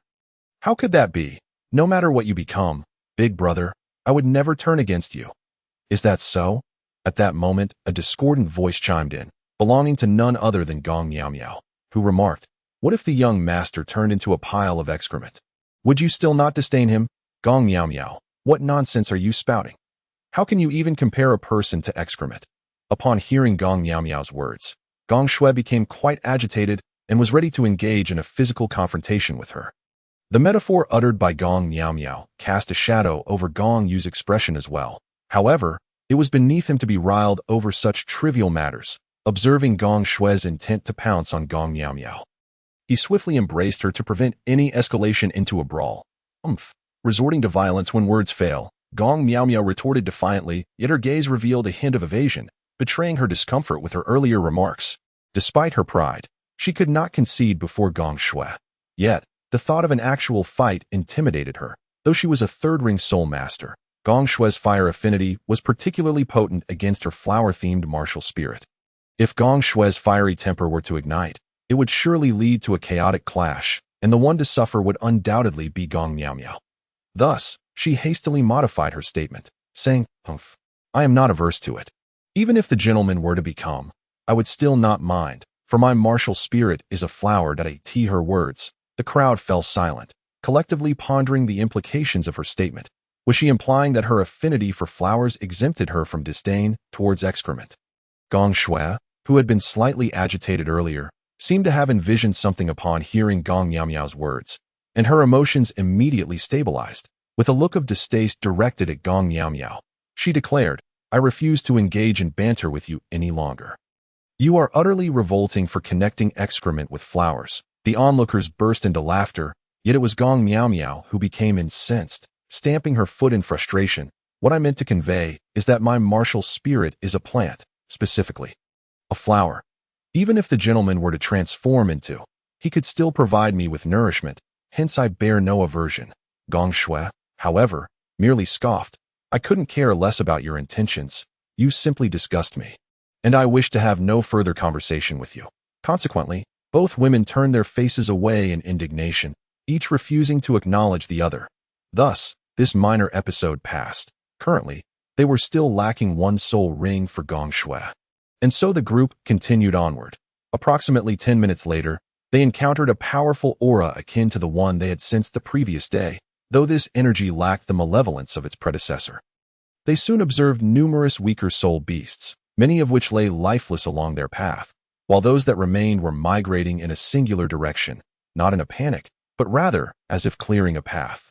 "I shall investigate the matter," Gong Lan declared, stepping forward to commune with the surrounding blue-silver grass, initiating a shared perspective within several miles. Soon enough, she acquired the desired information, stating, "There is a gargantuan gorilla, resembling a small mountain, and atop it stands that girl we encountered at the Rose Hotel, who has transformed into a 100,000-year soul beast." This revelation, Gong Yu's demeanor shifted. His eyes glinted with intrigue as he remarked, "That gorilla must be the Titan Great Ape, also a 100,000-year soul beast." Gong Yu stroked his chin pensively, contemplating that since the Titan Great Ape had appeared, Tang San's third soul ring should soon follow. While the third soul ring itself posed no concern, the 8 spider lances were another matter entirely. That artifact ought not to fall into the hands of that little wretch. Returning to the present, Gong Yu instructed Gong Lan, "Laner, Please observe whether a group of approximately 7 individuals is pursuing the Titan Great Ape. See if any of them include the boy who was with that 100,000-year transformed soul beast last time. Upon hearing this, Gong Lan nodded and resumed her communion with the nearby blue-silver grass. However, this time, she was unable to discern the sought-after details, as her current cultivation level limited her range to about 3 or 4 miles. She shook her head and turned to Gong Yu, stating, "I did not locate the 7 individuals mentioned, that I only discovered an elderly couple and a girl of similar age to mine, who seemed to be pursuing the soul beast." After a moment of recollection, she added, "Oh, the elderly couple were both using walking sticks. The old woman's stick was partially obscured, so I couldn't see it clearly, but the old man held a dragon-headed cane. Could it be the renowned couple, the dragon and serpent? Then their granddaughter, Meng Iran, must be accompanying them." Gong Yu mused, tapping his chin thoughtfully. "Regardless, let us follow them. If they are indeed the dragon and serpent couple, it would be of no detriment to accompany them. Lanner, you shall lead the way, and we will follow that elderly couple," Gong Yu instructed. Gong Lan nodded and took the lead, guiding the group toward the couple she had mentioned. After pursuing them for about half an hour, the group began to slow as they faintly heard voices ahead. Continuing forward for several dozen meters, they navigated through dense foliage and soon emerged into a small clearing.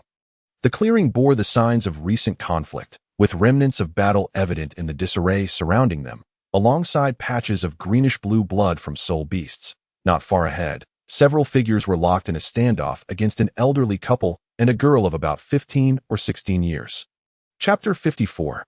Tang San. What matters is the soul ring, not Xiao Wu. "Grandfather, you must stand up for me," cried a girl who appeared to be around 14 to 16 years old, her age closely resembling that of Gong Lan. Though she seemed slightly older, her fury was barely contained as she watched the powerful soul ring slip from her grasp, casting a pleading glance toward the elder beside her, imploring him to advocate for her. The elder, adorned with 8 soul rings, 2 yellow, 3 purple, and 3 black, soothed her by patting her head, signaling her to remain calm. Observing from a distance, Gong Yu surmised that the trio comprised the renowned dragon and serpent couple along with their granddaughter. Meng Iran, and on the opposing side stood Tang San and his companions, a total of 7 individuals, led by a middle-aged man with short legs.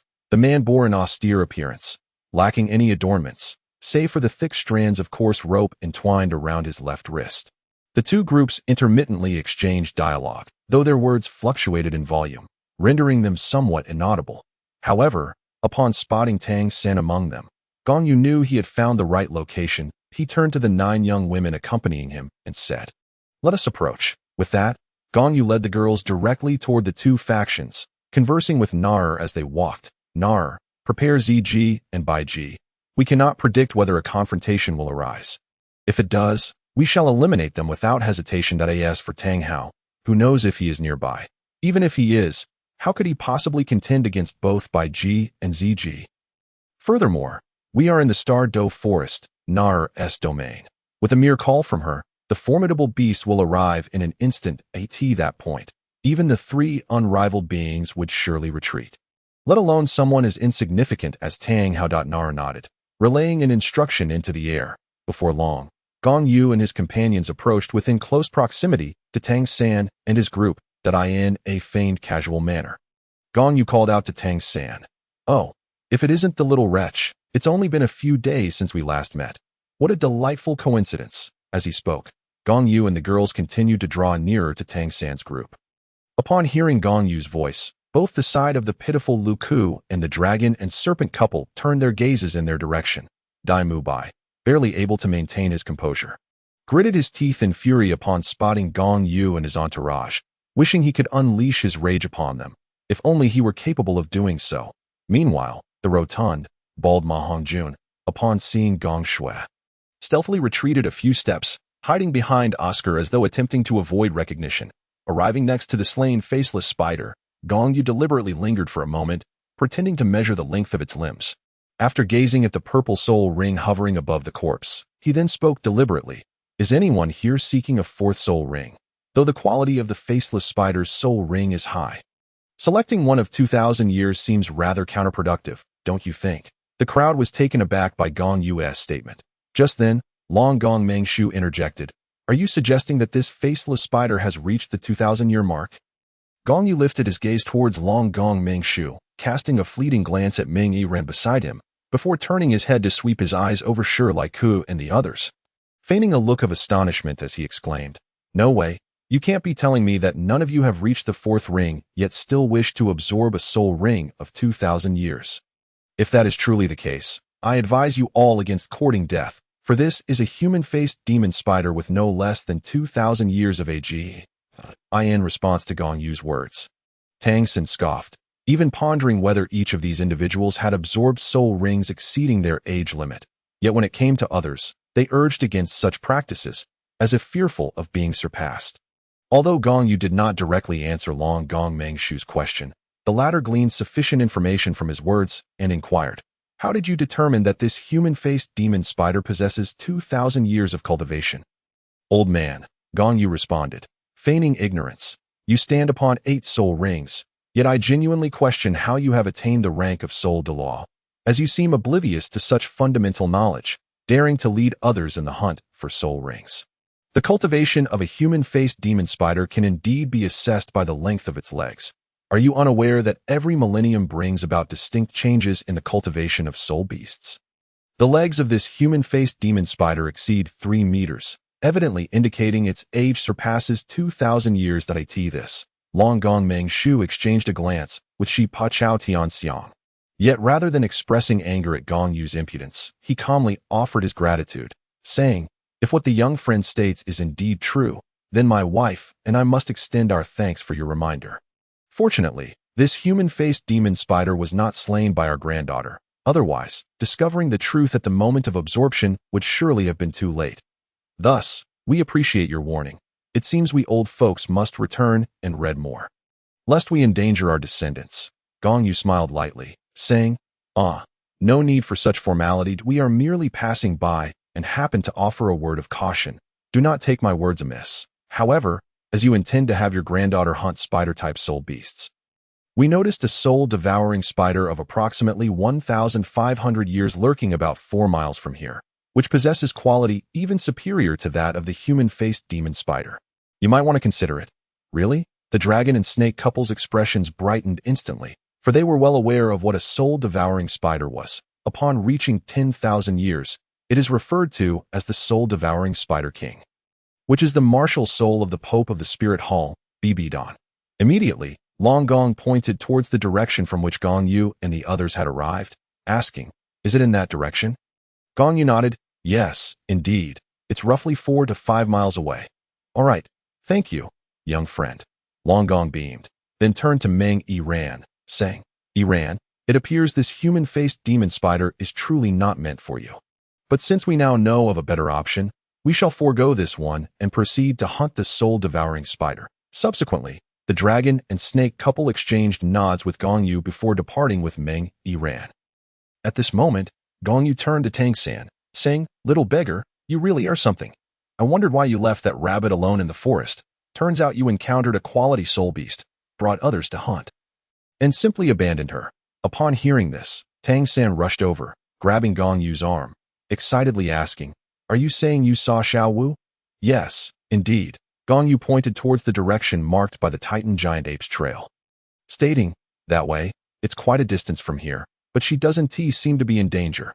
When we spotted her, she was absorbing her 3rd soul ring. Xiao Wu is only at level 29. How could she possibly be absorbing her 3rd soul ring?" "You are clearly lying," Dai Mu Bai interjected unexpectedly, clearly skeptical. "That rabbit is so ugly, I could never mistake her." Gong Yu shrugged nonchalantly, adding, "But whether you believe it or not is up to you.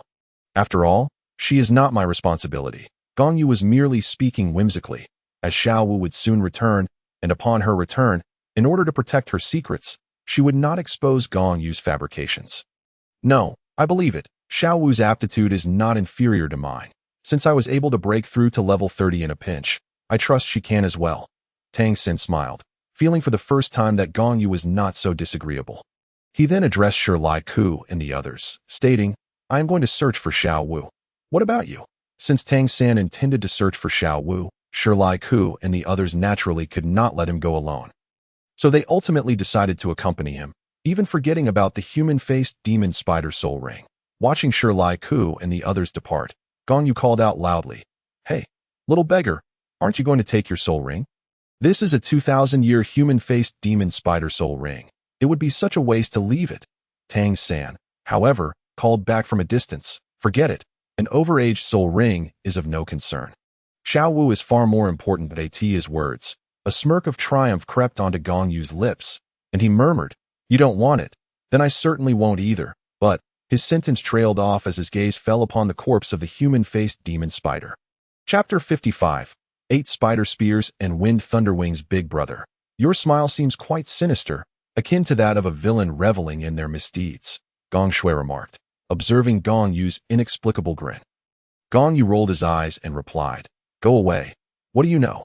He approached the massive corpse of the human-faced demon spider, stepping on it a couple of times, and, finding the purple soul ring floating in the air somewhat bothersome, he directly shattered it with his soul power. However, although the purple soul ring was shattered, it did not dissipate. Instead, it transformed into a stream of purple energy, re-entering the corpse of the human-faced demon spider. The onlookers were astonished by this phenomenon, having never witnessed a soul ring returning as energy to the corpse of a soul beast after being scattered. Are you all curious why that is?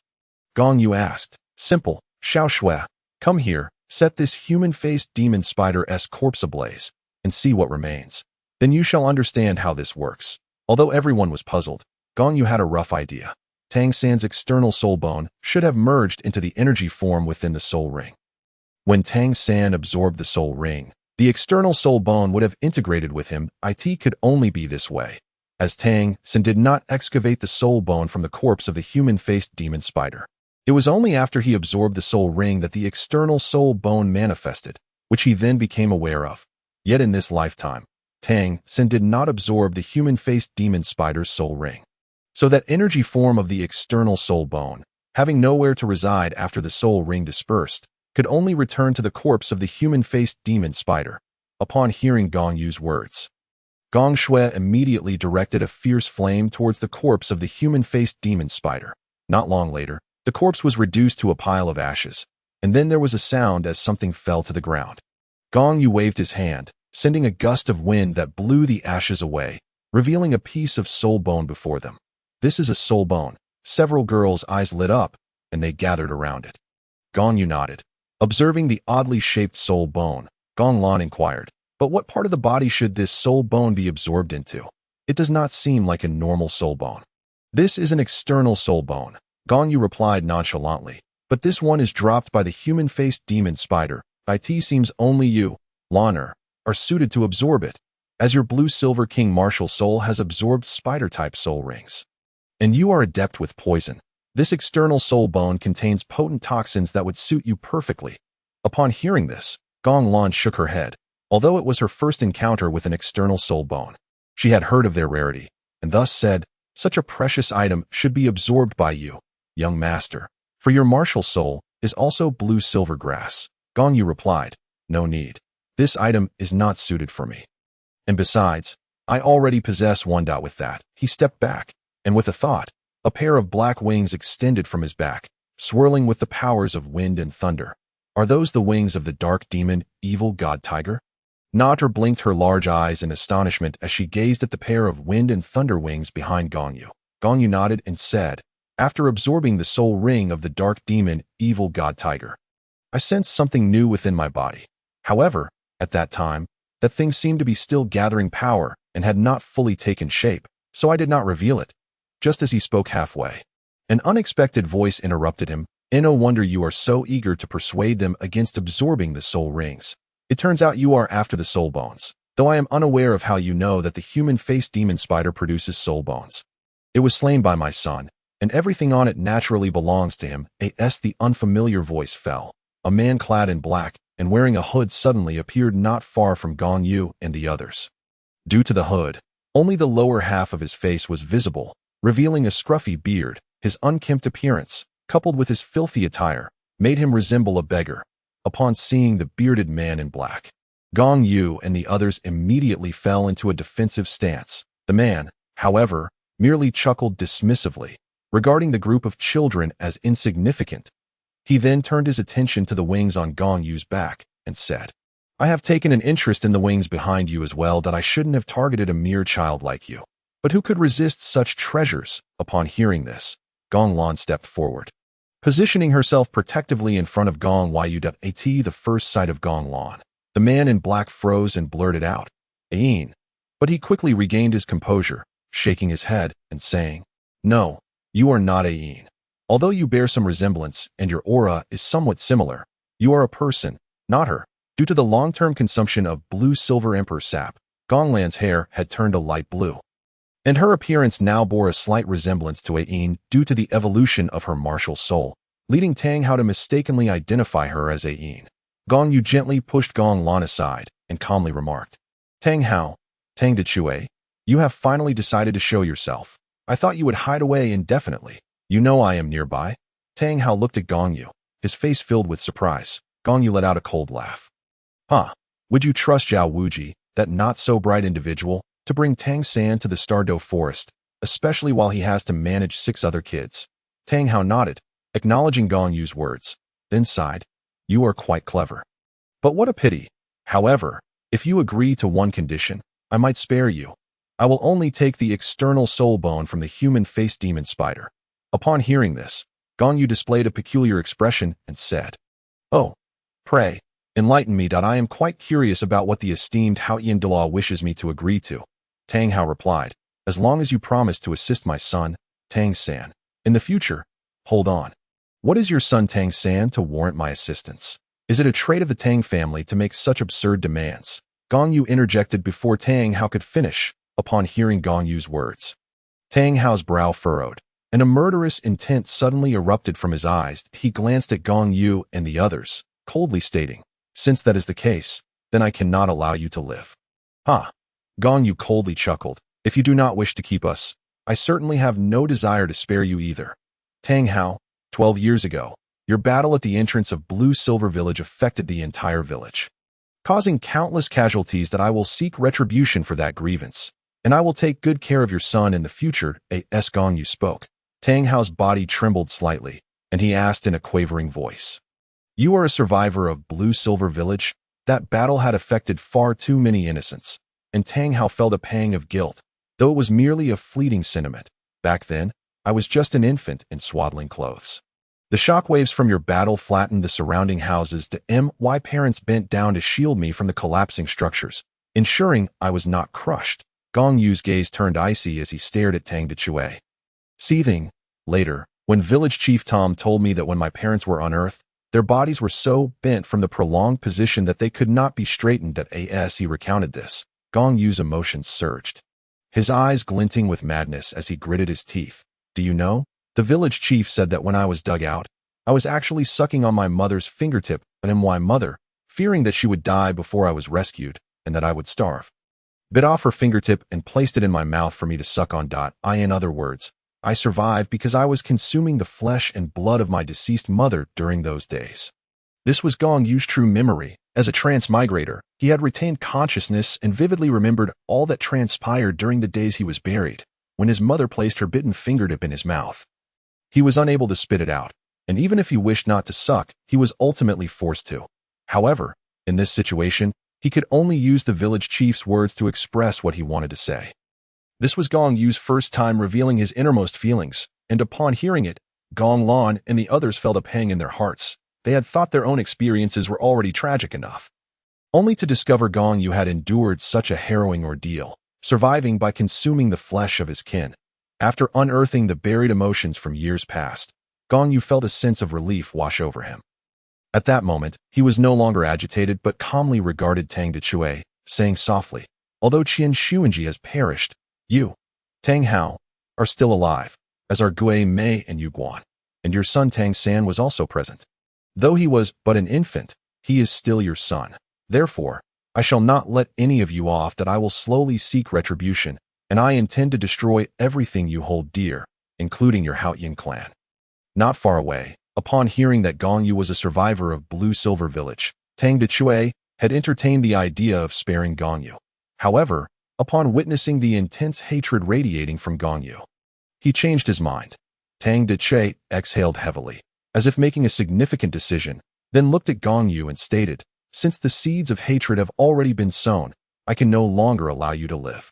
Today, I shall send you to reunite with your parents. As he spoke, the Haotian hammer materialized in Tang Dechue's hand, and with each step he took, soul rings emerged, advancing slowly towards Gong Yu and the others. Gong Yu let out a cold laugh, saying, "If you wish to kill us, I fear you may not possess the capability." Just as Gong Yu finished speaking, the figures of Bai Ji and Ziji appeared. Gong Yu continued, "Sisters Bai Ji and Ziji, please do not kill him. Just remove one hand and one foot at as for his life. I will reclaim it myself later." After hearing Gong Yu's words, Bai Ji and Ziji exchanged glances, nodded in agreement, and erupted with their formidable aura as they charged towards Tang Hao. Sensing the overwhelming energy emanating from Ziji and Bai Ji, Tang Dechue's pupils constricted, and he halted his advance, muttering, "The strength of the 97th level purple garment. No, it should be even stronger. The green garment is not inferior to my grandfather from back then." This is a serious predicament. With just a glance, Tang Hao gauged the cultivation levels of Ziji and Bai Ji, and his expression turned alarmed as thoughts of fleeing began to arise in his mind. However, to escape, he clearly needed to create an opportunity. With a loud shout, he declared, "Great Sumeru Hammer." Exploding ring. Tang Hao was not one to dawdle. Given his old injuries, the longer he delayed, the worse it would be for him.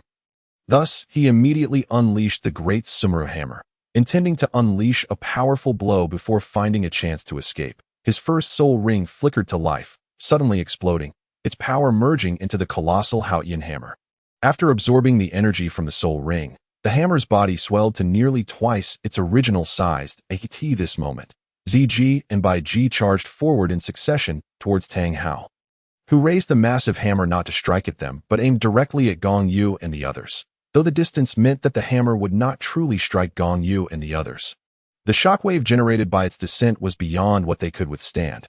Nevertheless, it seemed Bai Ji had anticipated Tang Dechue's underhanded tactic, as she altered her trajectory when he swung the hammer, swiftly repositioning herself in front of Gong Yu and the others. Emerald Guardian. Bai Ji immediately invoked this group defensive soul skill, which could convert enemy attacks into vitality for teammates or herself.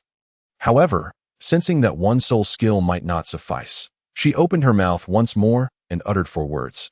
Emerald Light Defense. Suddenly, a resplendent radiance erupted from Biki, as a shimmering green light transformed into a colossal barrier that enveloped the surroundings, tinting everything in a verdant hueat. That moment, Tang Dechue's hammer had only just struck the ground, unleashing a violent explosion that sent shockwaves rippling outward, scattering debris and toppling trees in disarray.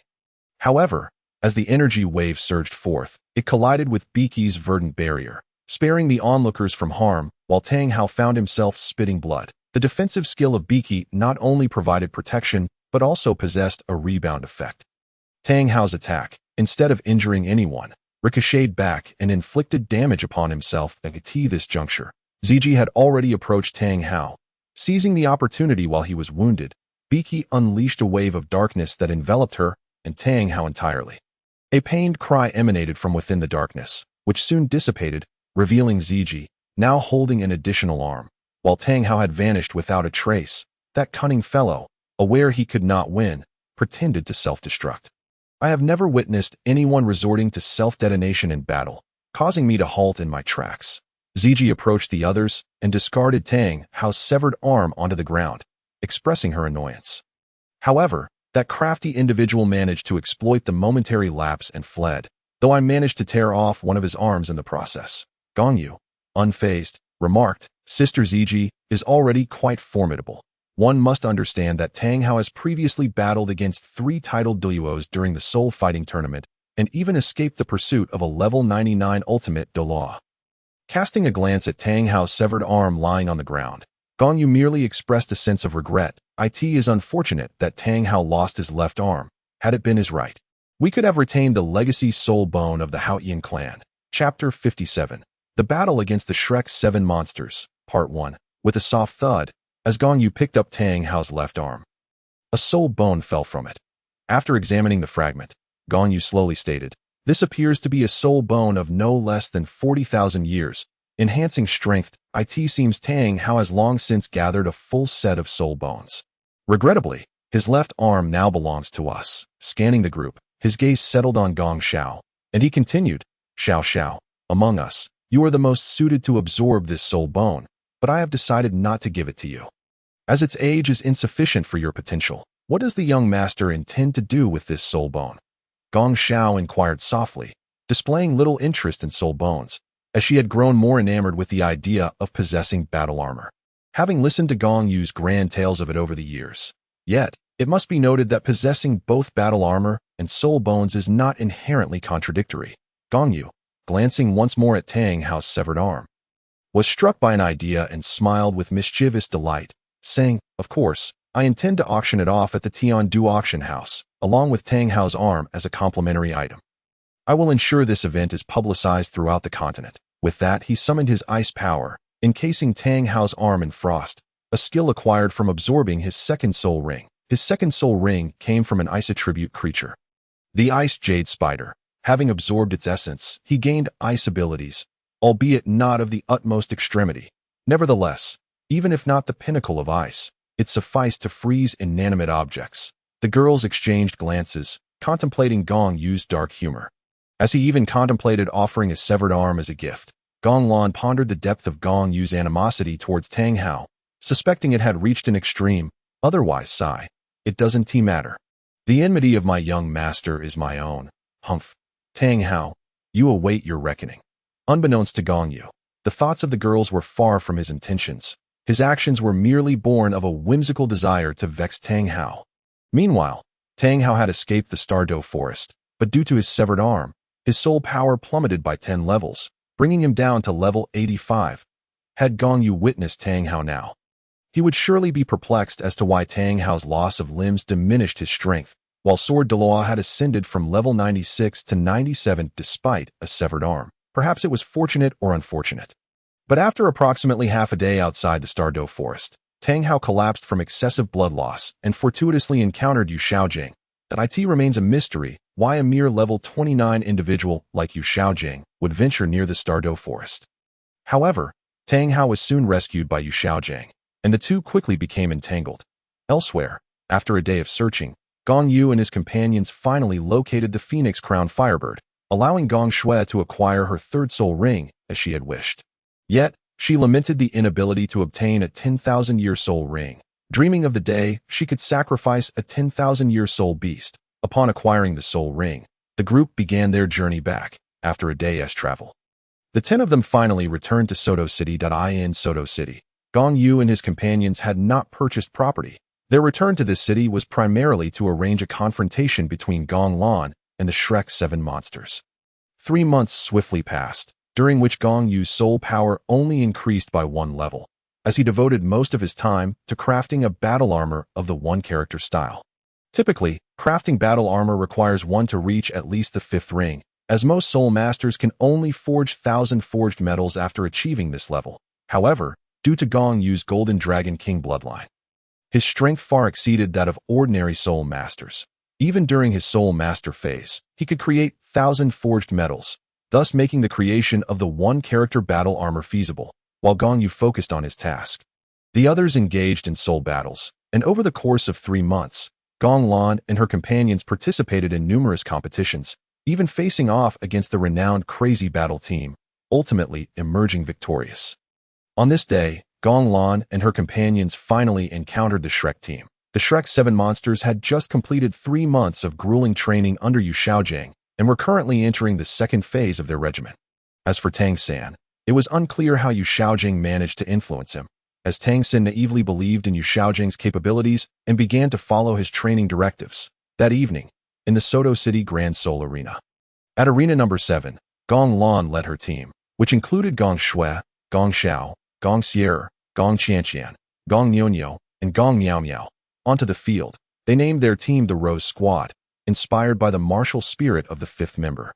Gong Sierra, the Pink Rose. Gong Yu, whose 3rd soul ring was black, was advised by Gong Yu to remain hidden for the time being. Thus her appearances would be infrequent on the opposing side. The Shrek 7 monsters, led by Dai Mubai, also took to the field, donning masks similar to the Rose Squad. Shortly thereafter, The host inquired if both teams were ready, and both captains, Gong Lan and Dai Mubai, affirmed their readiness simultaneously. The countdown commenced. 5, 4, 3, 2, 1. The group battle began. Arena number 7, match 6, commence. Brothers, unleash your martial spirits. In the realm of Shrek, Dai Mubai let out a thunderous roar, his aura surging dramatically as his muscles expanded instantaneously. With both arms stretching outwards, he unleashed his martial soul, the White Tiger. Upon witnessing this spectacle, Gong Lan and the others were instantly enlightened. If they still could not deduce the identities of the opposing team, they would truly be foolish. Before ascending the stage, Gong Yu had not disclosed the identities of the Shrek members, merely stating that they would soon discover who they were, and insisted that only 4 individuals could engage in battle: Gong Xiao, Gong Shi'er, Gong Qianqian, and Gong Miao Miao. Gong Lan was barred from participating, as Dai Mubai and Tang San, along with Xiao Wu, were aware of her presence, and her martial soul posed a suppressive effect on Tang San. Should she intervene, Tang San would be rendered ineffective throughout the match, unless he dared to summon his Haotian Hammer martial soul. Similarly, Gong Shui was also restricted from taking action, for Ma Hongjun recognized her. She had borne considerable frustration in the backstage area before finally acquiescing to Gong Yu's entreaties that as for the 6th member, Gong Nyonyo, she too was not permitted to engage, for her extreme flame was far too potent. A single misstep could lead to the complete annihilation of Shrek in an instant. Thus, from the Rose Squad, only Gong Xiao, Gong Shi'er, Gong Qianqian, and Gong Miao Miao revealed their martial souls: a golden bamboo staff, a pink rose, an icy aura, and a chrysanthemum, respectively. On the side of the Shrek 7 monsters, the 4 soul sovereigns bore identical soul rings. Dai Mubai, Oscar, Tang San, and Xiao Wu each possessed 3 rings, 2 yellow and 1 purple, while the other 3, Ma Hongjun, Ning Rongrong, and Zhu Zhuqing, each had 200-year soul rings. Chapter 58, The Battle Against Shrek Team, Part 2, as Gong Xiao, Gong Shi'er, Gong Qianqian, and Gong Miao Miao displayed their soul rings, a wave of astonishment rippled through the arena. Beneath Gong Xiao, Gong Shi'er, and Gong Miao Miao, 3 soul rings of 1 yellow and 2 purple shimmered in unison. When it came to Gong Qianqian, however, she emanated 3 purple soul rings, the third of which was a deep violet. Clearly approaching the 10,000-year mark. Impossible. Absolutely impossible. How could my theory be flawed? There cannot be anyone who has absorbed soul rings exceeding the age limit within the first 3 rings, within the private box of the Shrek team. Yu Xiaojing was left in utter disarray, collapsing onto the ground in defeat. His antics had even begun to irk Zhao Wujia, who had never been fond of Yu Xiaojing's buffoonery, were it not for Flinder's presence. He would have had no qualms about giving Yu Xiaojing a good beating. I need to step out for a moment, Zhao Wujia grumbled, his displeasure evident. Fearing he might lose his temper, he left the box. As he exited, Flinder approached the disheveled Yu Xiaojing, offering some consolation. Xiao Gang, while the facts are laid bare before us, it merely serves to validate that your theory regarding the age of soul rings is incorrect. It's all right to be wrong about one. You still have 9 other theories. After all, that you're still the esteemed master. In truth, there was something Yu Xiaojing had hesitated to voice. He had long believed he was left with only 8 theories. He had accepted that the theory he had been countered on years prior by Gong Yu was indeed valid, leading him to question his own legitimacy as Yu Yuan Zhan's biological son. In an effort to prove this, he had privately investigated his mother's past, but found nothing, as if many aspects had been deliberately concealed. This only deepened his suspicions regarding his lineage. Yet, Yu Xiaojing was merely a victim of his own overthinking. As for his mother, there truly was little to uncover, which was why he found nothing. It was merely his own conspiracy-laden imagination that led him to believe otherwise. Flinder's attempts at comfort did little to soothe Yu Xiaojing's spirits, but he begrudgingly accepted Flinder's goodwill, standing once more and straightening his disheveled attire before continuing to observe the match. While watching, Yu Xiaojing reminded Flinder, "Flinder, we must recruit that team afterward. Even if we cannot secure the entire squad, acquiring just 1 member would suffice. They are all geniuses, and the secrets behind their ability to absorb soul rings in such a manner must be uncovered." Before he could finish, Flinder interrupted him. "Xiao Gang, stop right there. Those kinds of geniuses are not something you or I can manipulate. Do you truly think those individuals lack powerful backing? Do you believe they are merely products of any ordinary force? Given your background, can you not discern this? So do not engage in reckless endeavors. Flinder lacked any significant backing himself, thus opposing Yu Xiaojiang's proposition on the spot. He still wished to live out a few more years. Sigh. I was impulsive, Yu Xiaojiang sighed. You're right. Those individuals are undoubtedly not nurtured by ordinary forces that we cannot take such risks. However, would it be too much to extend an invitation for them to visit our Shrek team afterward? Very well, I shall attempt to invite them. Flinder understood Yu Xiaojiang's persistence, but merely extending an invitation was acceptable, as the outcome was not solely determined by him at that moment, atop the arena, after experiencing the shock of the Rose Squad soul rings. The Shrek 7 monsters were the first to act. Ning Rongrong held a dazzling light in her hands, where a colorful tower stood over a foot high in her palm. The radiant glow shimmered with regal elegance as she smiled. Her auxiliary soul master spell resonating clearly from her lips. The 7 treasures are renowned. The first proclaims strength. The 7 treasures are renowned. The second proclaims speed. As the 2 soul rings encircling Ning Rongrong ascended, they enveloped the 7 treasures' glazed tower, unleashing 14 beams of colorful light that simultaneously enhanced both herself and her 6 companions. The sense of lightness and warmth spread throughout the Shrek 7 monsters, imbuing them with a 30% boost in power and agility. Meanwhile, from the Rose Squad, Gong Qianqian took the lead, her eyes emanating an icy aura as a frigid mist enveloped her entire being.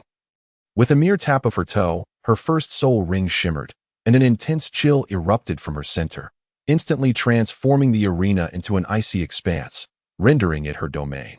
Having completed her fluid movements, the cold mist surrounding her was retracted, revealing her form once again.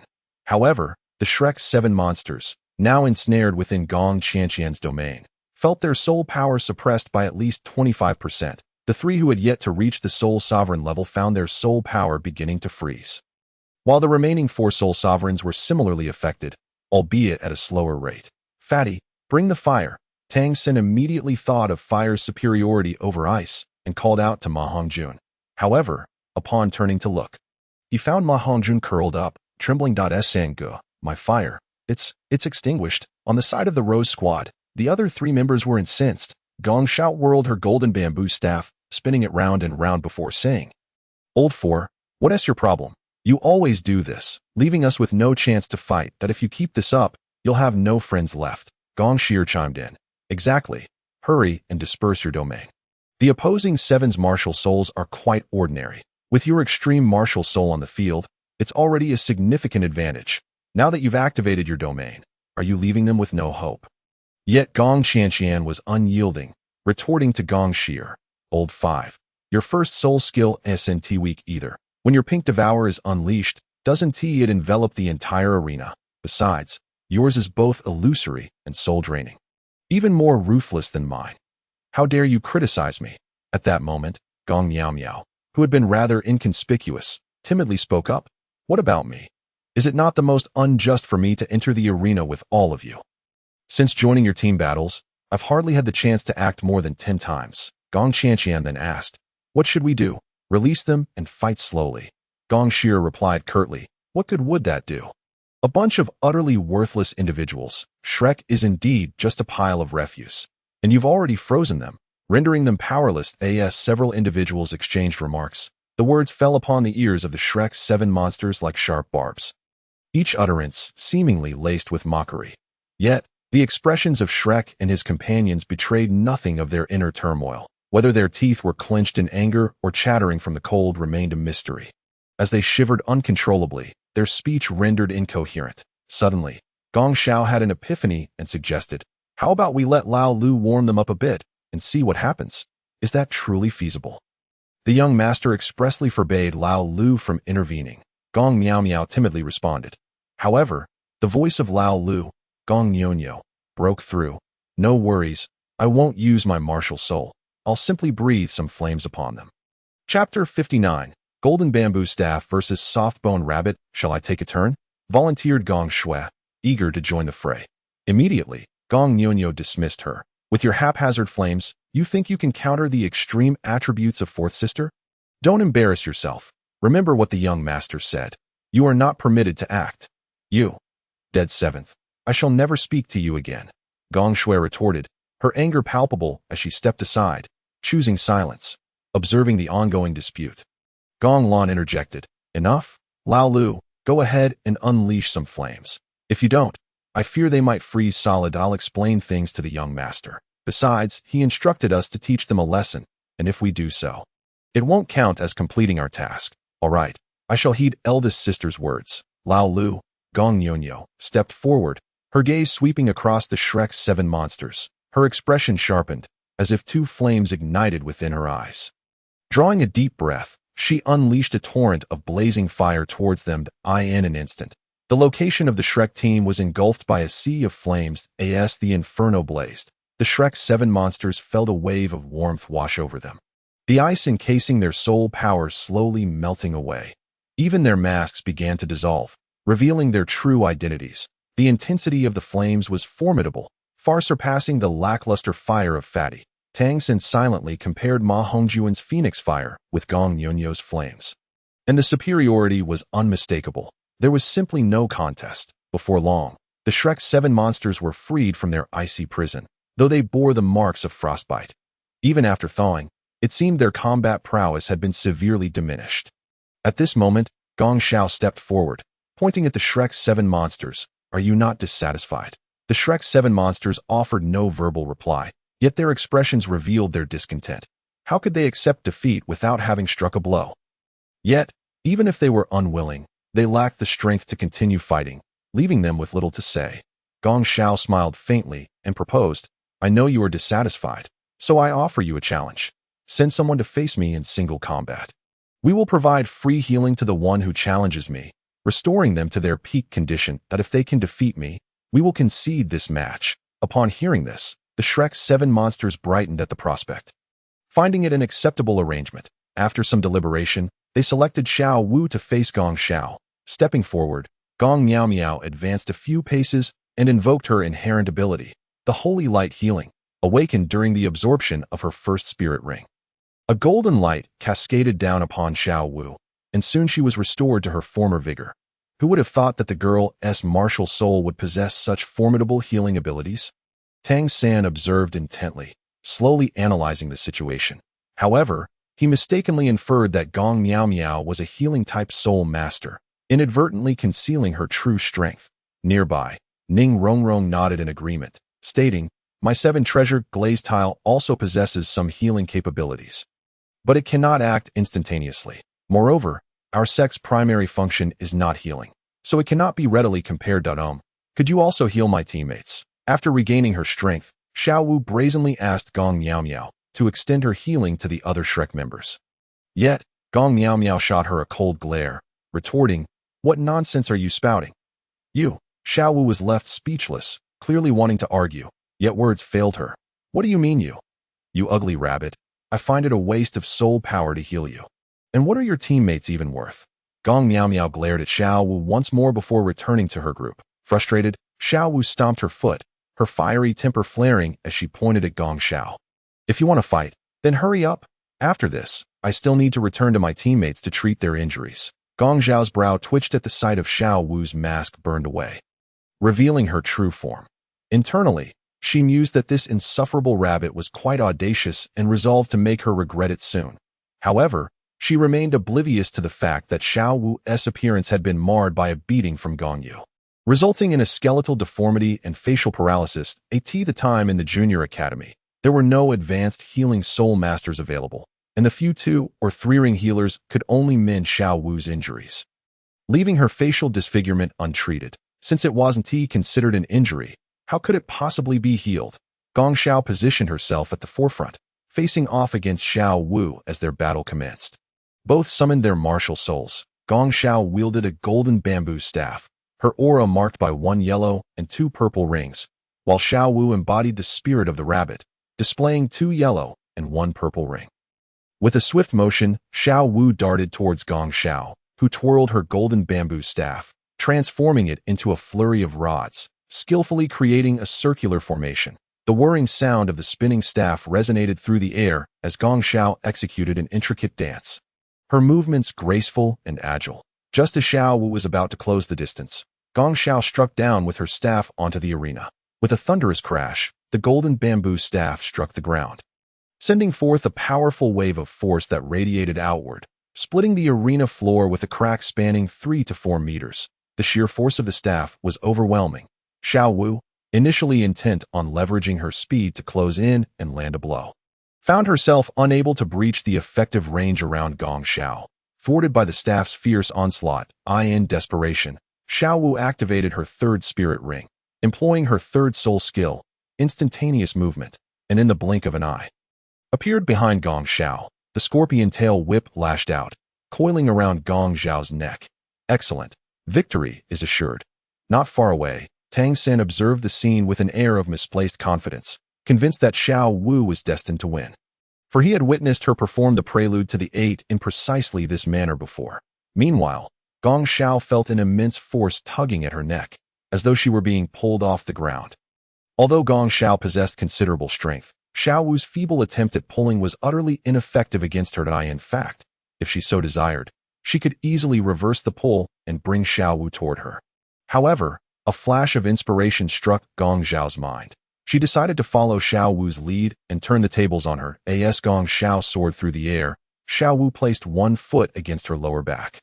Activating her first soul ring skill, waist bow to b, while channeling her waist strength upwards, she arched her neck back and propelled her foot forward, sending Gong Xiao's body into the AI. As the scorpion braid slipped away, Xiao Wu leaped after Gong Xiao, who was now airborne. Chapter 60. Gong Xiao's second soul skill. At the moment when Gong Xiao reached the apex of her ascent, Xiao Wu caught up with her. Intending to grasp Gong Xiao's waist with both hands, ready to unleash the waist bow's power once more. Yet, Gong Xiao revealed a peculiar smile, suddenly spinning around and swinging her golden bamboo staff to strike Xiao Wu's delicate waist. It turned out that during her earlier decision to play along, Gong Xiao had already activated the dragon elephant prajna, fortifying her body with a defensive aura. Thus, although Xiao Wu's first waist bow had lifted Gong Xiao into the air, it inflicted no damage whatsoever, as Gong Xiao's dragon elephant prajna had reached the pinnacle of its third tier and was now beginning to cultivate the fourth tier. Consequently, she found it easy to withstand the meager force of Xiao Wu's kick. Unscathed, Gong Xiao refused to allow Xiao Wu to execute a second waist bow, spinning away from Xiao Wu's grasp and delivering a blow to her slender waist, causing Xiao Wu to burst into tears from the pain. Having failed to initiate her second waist bow while in midair, Xiao Wu lost her point of leverage, and the pain from Gong Xiao's strike caused her to lose control of her descent, plummeting uncontrollably toward the arena. Conversely, Gong Xiao used the momentum from her strike against Xiao Wu's waist to mitigate her own fall, stabilizing her descent as her second soul ring illuminated in the blink of an eye. Gong Xiao's entire form became enveloped in golden arcs of electricity, and she calmly declared, "Second soul skill." Thunder flashed in the next instant.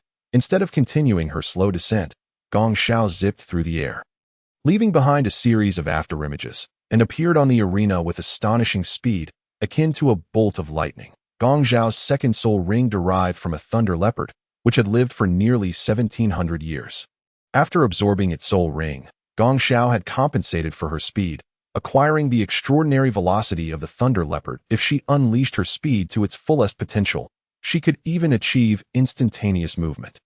However, the speed she displayed now was merely moderate. As Xiao Wu began her descent, Gong Xiao swiftly executed the unyielding staff technique, delivering a blow directly to Xiao Wu's pert posterior. The unyielding staff technique had been passed down from Gong Yu to Gong Xiao, but at present, she had only mastered the first move, while the second move was still under cultivation.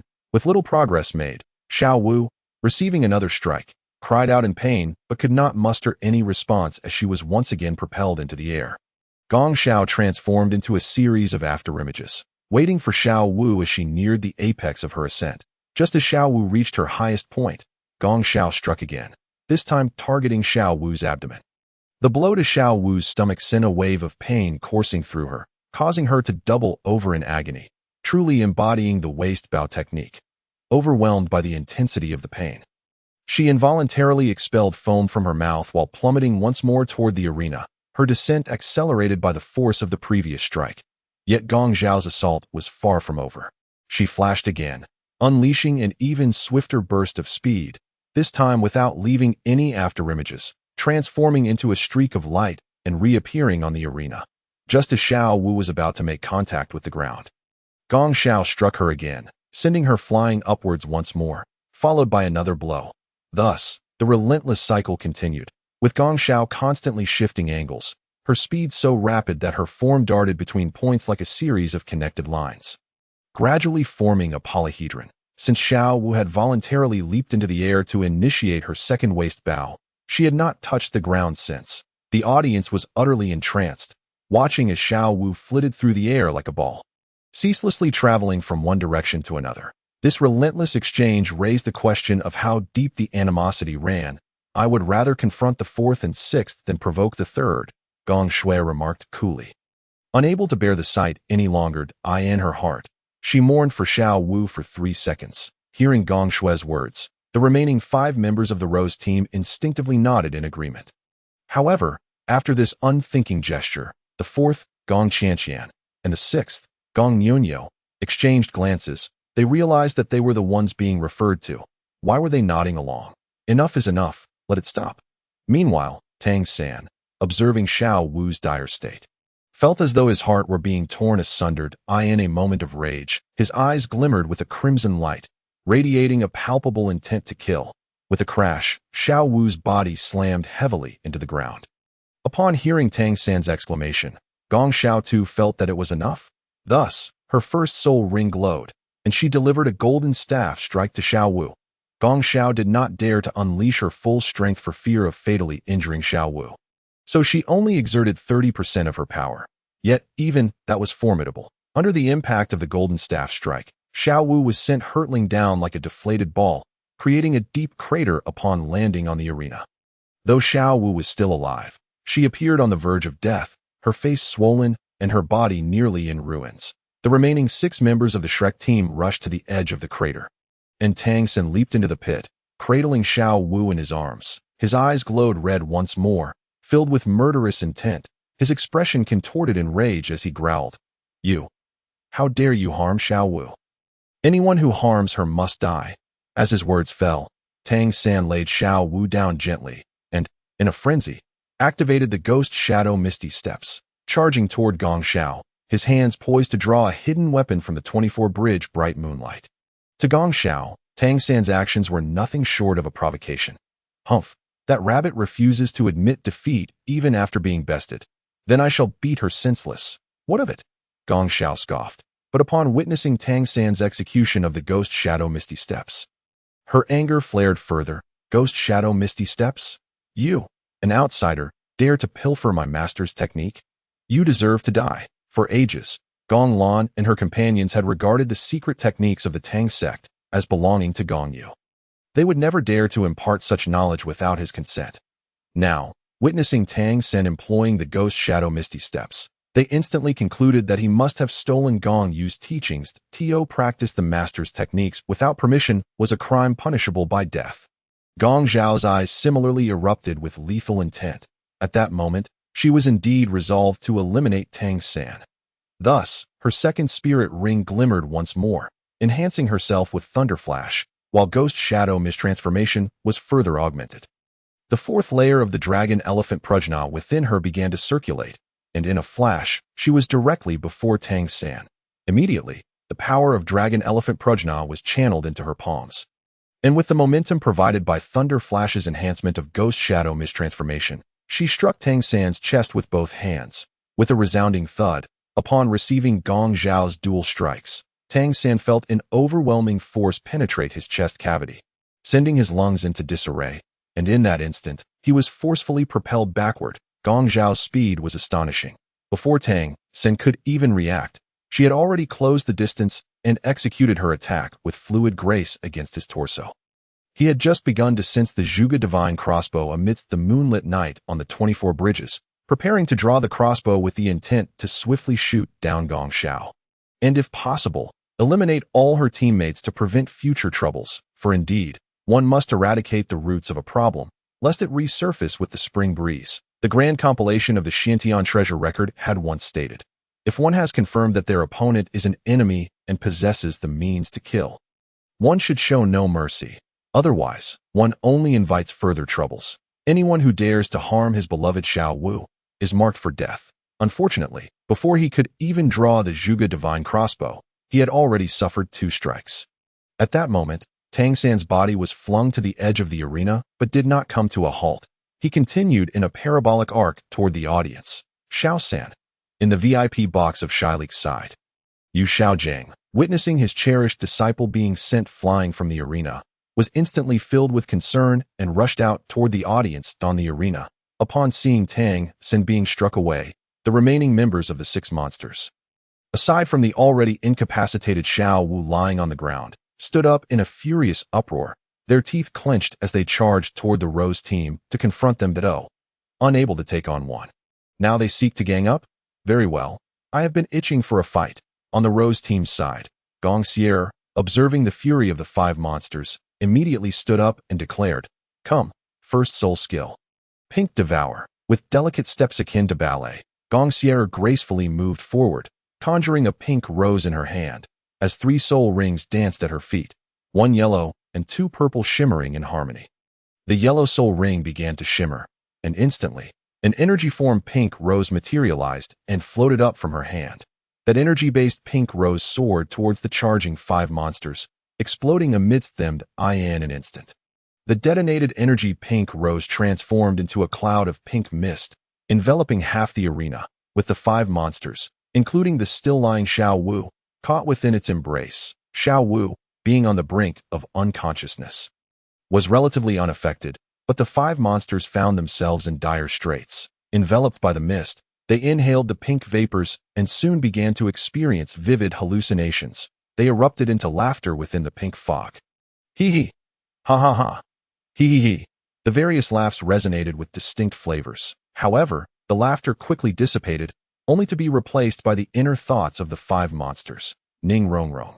I am merely bored and indulging them for amusement. What a repulsive name, Shilik 7 monsters. This bunch, 2 lecherous fiends, 1 vengeful woman, 1 ugly girl, 1 who only fancies ugly girls, and the remaining 1 is of brooding type, casting soul skills while muttering disgusting incantations like big sausage. I have 2 thick slices of bread. Humph, none of them are worthy of being my friends. Dai Mu Bai. Zhu Qing, my little kitty, stop pretending. You traveled so far to find your husband. What is the point of maintaining your aloofness? Come here, and I shall ensure your ecstasy. And Ning Rong Rong, how dare you threaten this prince? I shall have my vengeance upon you. Zhu Qing, that damn Dai Mu Bai. Why is it that he escapes while I must endure everything alone? That lecherous scoundrel, a twin. Huh, why can he play while I cannot? I swear I will make him green with jealousy. I vow to make him green. Ma Hongjun, 3rd brother, Xiao Wu is so ugly. Only you would find her appealing that I'd rather visit a brothel than gaze upon her face. Rest assured, though I am an omnivorous creature, I shall not compete with you for Xiao Wu. However, Ning Rong Rong and Zhu Qing are rather appealing, especially those ample forms of Zhu Qing. Oscar, Rong Rong, my Rong Rong, TSK. What kind of people are these Shilik 7 monsters? Gong Shui remarked, astonished. Gong Miao Miao interjected. The only one who seems somewhat normal is Oscar, but don't you think he resembles a fool? Indeed, he did appear quite foolish. The remaining girls nodded in agreement. That should suffice. Their soul power seems nearly depleted. At that moment, Gong Sierra inquired if they could withdraw. Gong Lan nodded in agreement. Let this be the end. However, Gong Shui's voice rang out once more. Oh, wait a moment. Look at that bald, chubby fellow. He is starting to undress. Upon hearing this, the girls turned their attention to Ma Hongjun, who indeed was in the process of shedding his clothing. Yu Qing, why are you lying here? Are you unable to move? At that moment, Ma Hongjun found himself beside the lying Xiao Wu, glancing around furtively to see if anyone was paying attention. Due to the hallucination, he mistakenly perceived Xiao Wu as Zhu Qing, rendering her helpless, much like the little dragon girl who had been struck at her acupoint by Ouyang Feng. Then, with a rip, Xiao Wu's skirt was torn asunder. Zhu Qing, your brother is coming. Ma Hongjun wiggled his hips, dancing in a bizarre manner, making one think he was performing a folk dance. Stop. Enough. Old 5, dispel your mist. Gong Lan could no longer bear to watch and promptly ordered Gong Sierra to retract her soul skill. Gong Sierra nodded, snapping her fingers, and the pink mist transformed into flowing light, merging back into her martial soul. As the mist dissipated, the five monsters, having inhaled the vapor, regained their senses, albeit feeling utterly drained and collapsing to the ground. A Hongjun, gazing at the prostrate Xiao Wu, exclaimed in terror, "What was I doing? This is terrifying. How could I ever contemplate such a thing with Xiao Wu's face? Absolutely not. Though I am omnivorous, I am also selective. Such ugliness is beyond my capacity." Chapter 62. A blessing in disguise for Xiao Wu He. Are you all right? Are we fighting, or what? Are you going to concede or not? What exactly do you wish to achieve? After such a lengthy bout, it had lost its significance, prompting Gong Shui to exclaim with irritation, "If you do not concede, we shall have no choice but to toss you off the stage one by one." On the Shilik side, upon hearing Gong Shui's inquiry, the five monsters exchanged glances and nodded in tacit agreement. Dai Mubai then directly approached the host to declare their concession. Ultimately, the host determined that the victors were the Rose team. Following their victory, the Rose team returned to their VIP box. On the Shilik side, Flinder appeared, carrying Xiao Wu away to seek the assistance of healing spirit masters, while Tang San had long been taken away by Yu Xiaojing after being sent off the stage. As for Yu Xiaojing's remarks about extending an invitation to the Rose team, Flinder had already forgotten all about it. Back in the VIP box, upon the Rose team's return, Gong Yu smiled and remarked, "You all performed admirably. In reward, I grant you 7 days of rest upon returning. After 7 days, I will journey to Tiando City." Wonderful. Gong Yu had scarcely finished speaking when Gong Shui leaped up in excitement. "What is so wonderful? You are the laziest of them all." Gong Lan shot a glare at Gong Shui. Retorting with irritation, "Humph." Gong Shui pouted, turning her face away, only to inadvertently catch Gong Nyo's disdainful gaze, prompting her to swivel her head in the opposite direction. Subsequently, Gong Yu and the other girls each collected their earnings from today's bets before departing the Grand Seoul Arena to return to the hotel.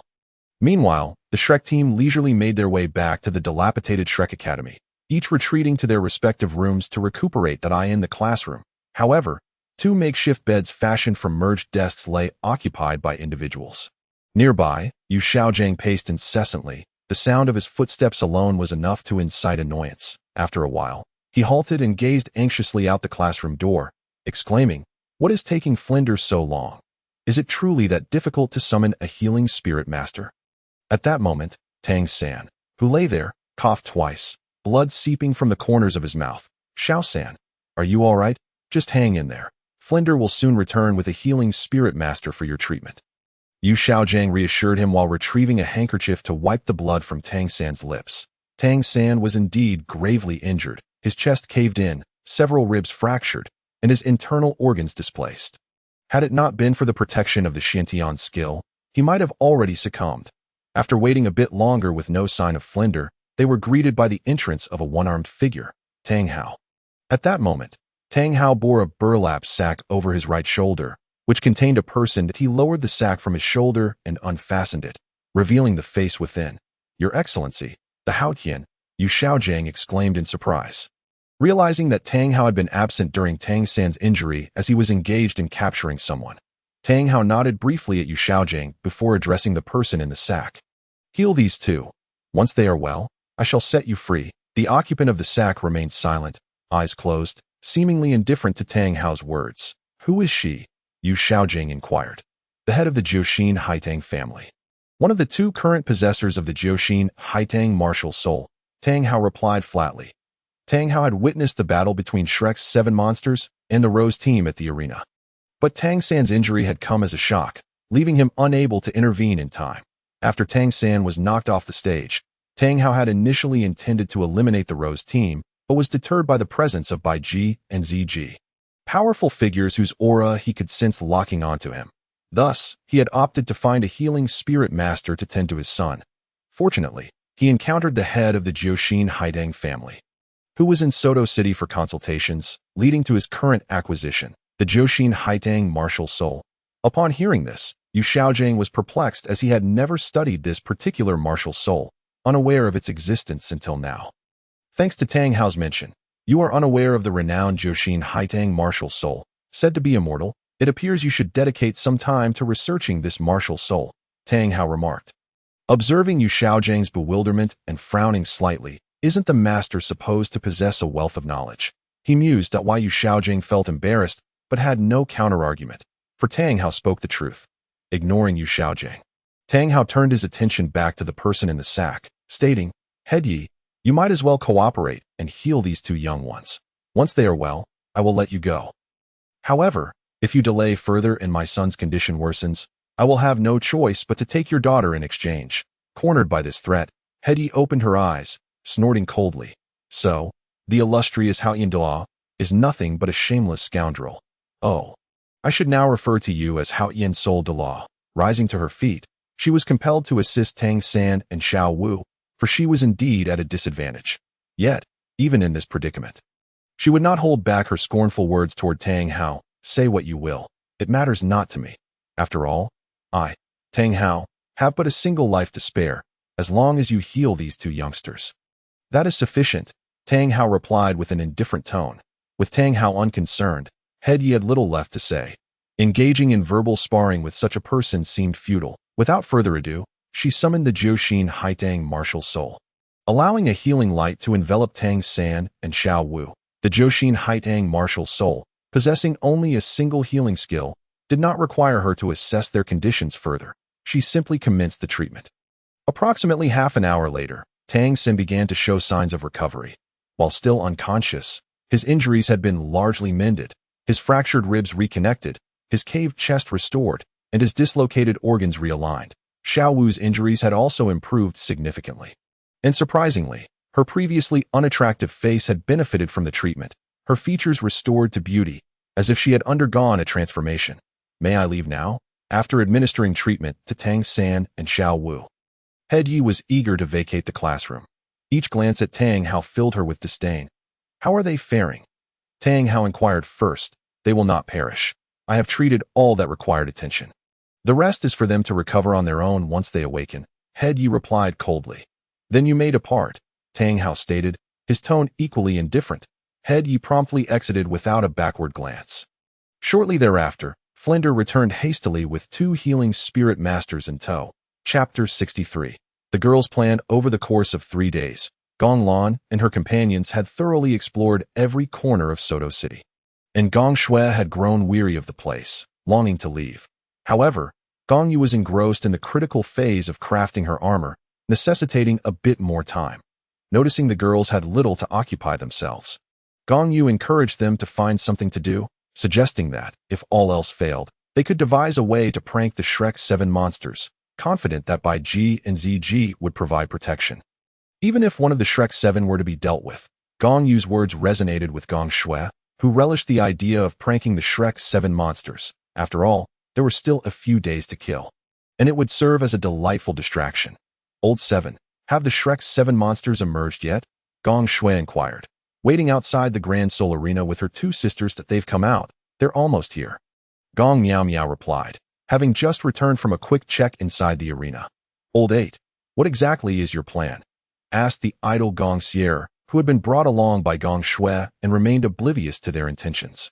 "Sister 5, I merely wish to borrow your first spirit skill," Gong Shui said sweetly, a stark contrast to her usual tone. "What do you intend to use my first spirit skill for?" Gong Sierra asked.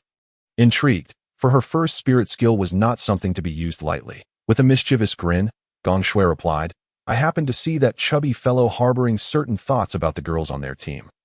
So I thought I might indulge his wishes." "You? How could you be so wicked?" Gong Sierra feigned anger, only to break into a sly smile, adding, "Next time something like this comes up, let me know earlier. I might need to prepare a bottle, lest my spirit power runs out before they finish." "Sister 5, so you're also a bit of a tease," Gong Shui said with a playful grin. "Watch your words. If you keep talking nonsense, I might just stop playing with you," Gong Sierra retorted, attempting to assert her elder sister's authority. "Doh, if you don't want to talk, that's fine. I know what I know," Gong Shui pouted.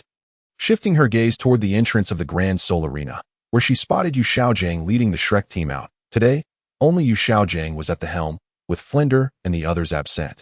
At that moment, Gong Miao Miao remarked, "I wonder who treated Tang San and that rabbit. Tang San was grievously injured by my second sister's strikes, and that rabbit was also severely hurt, yet unexpectedly, her face has improved due to the ordeal." Gong Sierra nodded in agreement, saying, "Indeed, Even I find myself feeling a tinge of jealousy upon seeing her face. Gong Shui, however, felt no envy toward Xiao Wu's appearance, turning to Gong Xier and saying, Sister 5. Stop with the envy and jealousy. Hurry and harness your spirit skill. They're about to reach the center of the plaza. Suddenly, Gong Xier was taken aback, and then, with a hint of astonishment, she exclaimed, Are you intending to have the Shrek's 7 monsters conduct their affairs in the square? Is there anything wrong with that? Gong Miao Miao chimed in, expressing her approval of the square, deeming it spacious enough for the Shrek group. Well, there's nothing inherently wrong with it. It's just quite thrilling. And I quite like that, Gong Xier responded, her excitement palpable. Here they come. Here they come. 5th sister, quickly activate your spirit ability. Gong Shui urged Gong Xier eagerly. Nodding in agreement, Gong Xier summoned her martial spirit. Causing the first spirit ring to illuminate, in an instant, a rose materialized and exploded among the Shrek group, enveloping them, and Yu Xiaojiang in a cloud of pink mist, which they all inhaled without hesitation. Logically speaking, with Tang San's formidable mental fortitude, he should have been able to resist the illusory effects of the pink mist. However, due to his unfamiliarity with such a circumstance, he was unprepared, and the moment he inhaled the mist, he felt his internal soul power being devoured. Consequently, he did not consider the possibility of a mental attack, resulting in his failure to activate the purple extreme magic eyes, and he fell victim before he could react. What ensued was a spectacular scene in the square. Within the pink haze, Xiao Wu paired with Ma Hongjun, Oscar with Zhu Zhuqing, Tang San with Yu Xiaojiang, and Dai Mubai with Ning Rongrong. Unfortunately, this grand spectacle came to an abrupt halt when Gong Xier exhausted her soul power and could no longer sustain the ability, leading to its retraction half an hour later. Awakening the Shrek group and Yu Xiaojiang from their stupor, the crowd had already gathered around the square, and when the 7 and Yu Xiaojiang regained consciousness, they found themselves in a state of bewilderment. The passerby approached and patted Yu Xiaojiang on the shoulder, saying, Brother, how old are you? You look like you're at least 50. You certainly know how to have fun. Here's my business card. Come to my office later, and I'll set you up with a job that you'll surely be satisfied with. Why Yu Xiaojiang wished he could find a hole to hide in, as did Tang San. But when he turned to see Ma Hongjun and Xiao Wu together, his teeth clenched in frustration. However, with so many onlookers, he refrained from expressing his anger. Meanwhile, after regaining consciousness, Xiao Wu immediately struggled free. Get away from me, you disgusting fatso, she exclaimed, grabbing her skirt and running off. Wait, Xiao Wu, since everything has gone awry, why not embrace the mistake? And even if you want to run, couldn't you at least wait until I'm finished? I am only halfway through my business here. Just a few days prior, Ma Hongjun would have felt repulsed by even a glance at Xiao Wu's face, but now, he was willing to overlook everything. In the square, he felt no shame, having already attracted an audience, so he let them continue to watch. Ning Rongrong was nearby, wiping her tears, while Dai Mubai glanced at Zhu Zhuqing with a hint of guilt. Zhu Zhuqing, indifferent to Dai Mubai's gaze, merely donned her coat and left without a word. Oscar remained in a state of confusion, thinking to himself that he had been paired with Ning Rongrong, only to find himself with Zhu Zhuqing instead. Dai Mubai glared at Oscar, his teeth clenched in annoyance. Sensing Dai Mubai's glare, Oscar glanced back, but shrugged, indicating he was also a victim in this situation. Ning Rongrong, sobbing softly, clutched a piece of clothing to her chest and ran away. What on earth has happened? Yu Xiaojing pondered, bewildered. Hadn't they just exited the Grand Soul Arena? How had they ended up in such a predicament in the square? It seems we were affected by a spirit ability, Dai Mubai stated as he rose and donned his coat. Having already attracted attention, he decided to embrace the moment. What do you mean? Yu Xiaojing inquired, as he had been unaware of the events following Tang San's fall from the stage due to his attempt to rescue him. Dai Mubai then recounted the events that had transpired that day. Meanwhile, Tang San, lost in thought, paid little attention to Dai Mubai's narrative. Still troubled by the incident involving Ma Hongjun and Xiao Wu, Hongjun had touched his Xiao Wu, and now that she appeared more beautiful, Tang San's resentment towards Ma Hongjun had escalated. Chapter 64. Choosing an academy. Although Tang San did not actively listen to Dai Mubai's recounting, he had committed the name Pink Rose to memory, thus placing Gong Xier, the possessor of this martial spirit, on his list of targets. Although Tang San was unaware of Gong Xier's name, he could surmise that she was associated with Gong Yu. given the unusual spirit ring combinations that only Gong Yu's group possessed. Consequently, Tang San suspected that today's events might have been orchestrated by Gong Yu. Were Gong Yu to discern Tang San's thoughts, he would undoubtedly protest his innocence, for he had not ventured outside in days, remaining confined to the rented forge, while he had been the one to suggest pranking the Shrek 7 monsters. He had never intended for Gong Shui to engage in such a reckless endeavor. In the following days, within Shrek Academy, the atmosphere was one of mutual disdain, with training sessions neglected and no visits to the Soul Arena. Only Tang San was seen leaving early and returning late, scouring the city for traces of Gong Yu and the others, yet to no avail. After several days, following their mischief, Gong Shui and her companions had feared being recognized and, to err on the side of caution, relocated to a rented courtyard, avoiding even the Rose Hotel. After days of searching, Tang San found no leads, and thus the matter faded into obscurity. On this particular day, Gong Yu finally completed a set of battle armor and gathered the girls, preparing to head to Heavendo City. 2 days later, 2 carriages entered Heavendo City and came to a halt at the entrance of a courtyard. Upon disembarking, the girls eagerly surveyed their surroundings. Aside from Nar, it was the first visit to Heavendo City for the others, and they were captivated by its novelty. At this moment, Gong Yu spoke. Let us return to our residence first. 2 years ago, I enlisted the help of the Blacksmith Association to purchase a courtyard, which is just adequate for our stay. We shall settle in Heavendo City for the foreseeable future.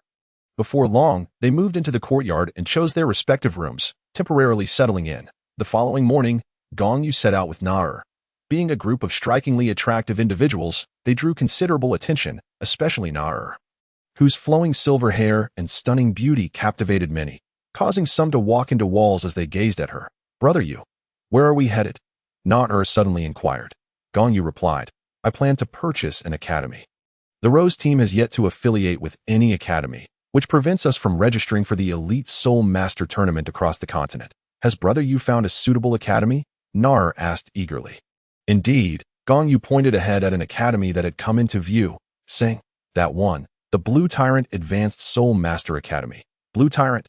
That name sounds rather odd. Nar pouted, still groggy from being roused early.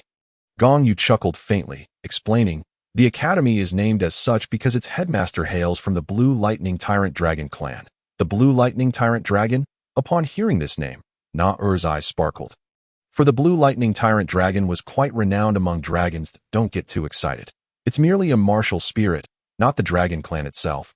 Gong Yu cautioned Nar's interest waned significantly upon realizing it was just a martial spirit.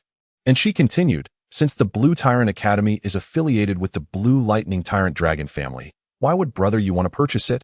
As anticipated, Gong Yu explained, although the headmaster is from the Blue Lightning Tyrant Dragon family, she is an illegitimate daughter who, for various reasons, does not wish to return to her family or acknowledge her identity. Consequently, this academy has faced suppression from the Blue Lightning Tyrant Dragon family and is currently experiencing a financial crisis. Nar instantly understood. So now is the perfect time for Brother Yu to step in, right? With a smile, she observed Gong Yu, sometimes perceiving him as a bit mischievous, favoring opportunities that arose during others' predicaments, and always striking with precision, seeing through it, but not speaking of it. Gong Yu tugged at the corner of his mouth, pondering to himself, well, I do enjoy gaining some advantages, and to forego an opportunity would be foolish. Besides, such a preference of mine is quite harmless. Yet, Nar beside him erupted into a fit of giggles. Before long, the two entered the Lambo Academy, where a teacher named Inshu came forth to welcome them. Although Lu Erlong was the principal, she seldom intervened in the matters of the academy, leaving most of the administration to Inshu. Hello, are you two here to enroll in our academy? Inshu inquired. But he quickly added, forgive my candor, but you both appear quite affluent and do not resemble commoners, whereas our institution exclusively admits students from humble backgrounds. So, before Inshu could finish, Gong Yu interrupted, saying, we are not here to enroll. We have heard of some financial difficulties your academy is facing, and we have come to offer assistance to I am willing to invest 2 million gold soul coins to purchase your academy. May I ask if Teacher Een has the authority to decide on this matter? Upon hearing the figure of 2 million, Inshu considered it to be an exorbitant amount, yet he declined, saying, our principal has stated that we only accept investments. She has no intention of selling the academy. Gong Yu frowned slightly, but quickly composed himself. An investment would suffice. His primary objective was merely to secure a spot in the elite competition for high-level soul masters across the continent. Thus, he continued, investing is acceptable. What is the maximum share you can offer? 50%. Shu raised 5 fingers. However, Gong Yu shook his head. No, that is too little. That I require 85%. At this, Shu found himself in a predicament. Were he the principal, he would have readily sold the academy for 2 million. Running a financially troubled institution held little value. Yet, he truly lacked the authority to make such decisions, so he replied, "This matter exceeds my jurisdiction. That I will take you to meet our principal, and you may discuss it directly with her." Very well. Gong Yu nodded. Subsequently, Shu rose and led Gong Yu and Nar to Lu Erlong's small quarters. As they walked, Shu guided them out of the pointed-roofed building and along a narrow path towards the rear of the academy, swiftly entering the forest surrounding the outer perimeter of the main campus. After proceeding for several hundred meters, the trees began to thin, revealing an exceptionally robust tree with a sign hanging from it, inscribed with the words, "Academy Grounds. Unauthorized entry prohibited." Crossing past this grand tree, the scenery transformed dramatically. Before them lay a small lake, its diameter scarcely 50 meters, with a stream approximately 3 meters wide quietly feeding water into it from the opposite side of the woods, ensuring that this pond remained ever-flowing. Beside the pond stood a modest thatched hut, constructed from wooden planks and straw, harmoniously blending with the surrounding environment. Shu brought Gong Yu and Nar to a halt before the hut. Chapter 65. Lu Erlong. After leading Gong Yu and Nar to the small thatched hut, Shu knocked on the door.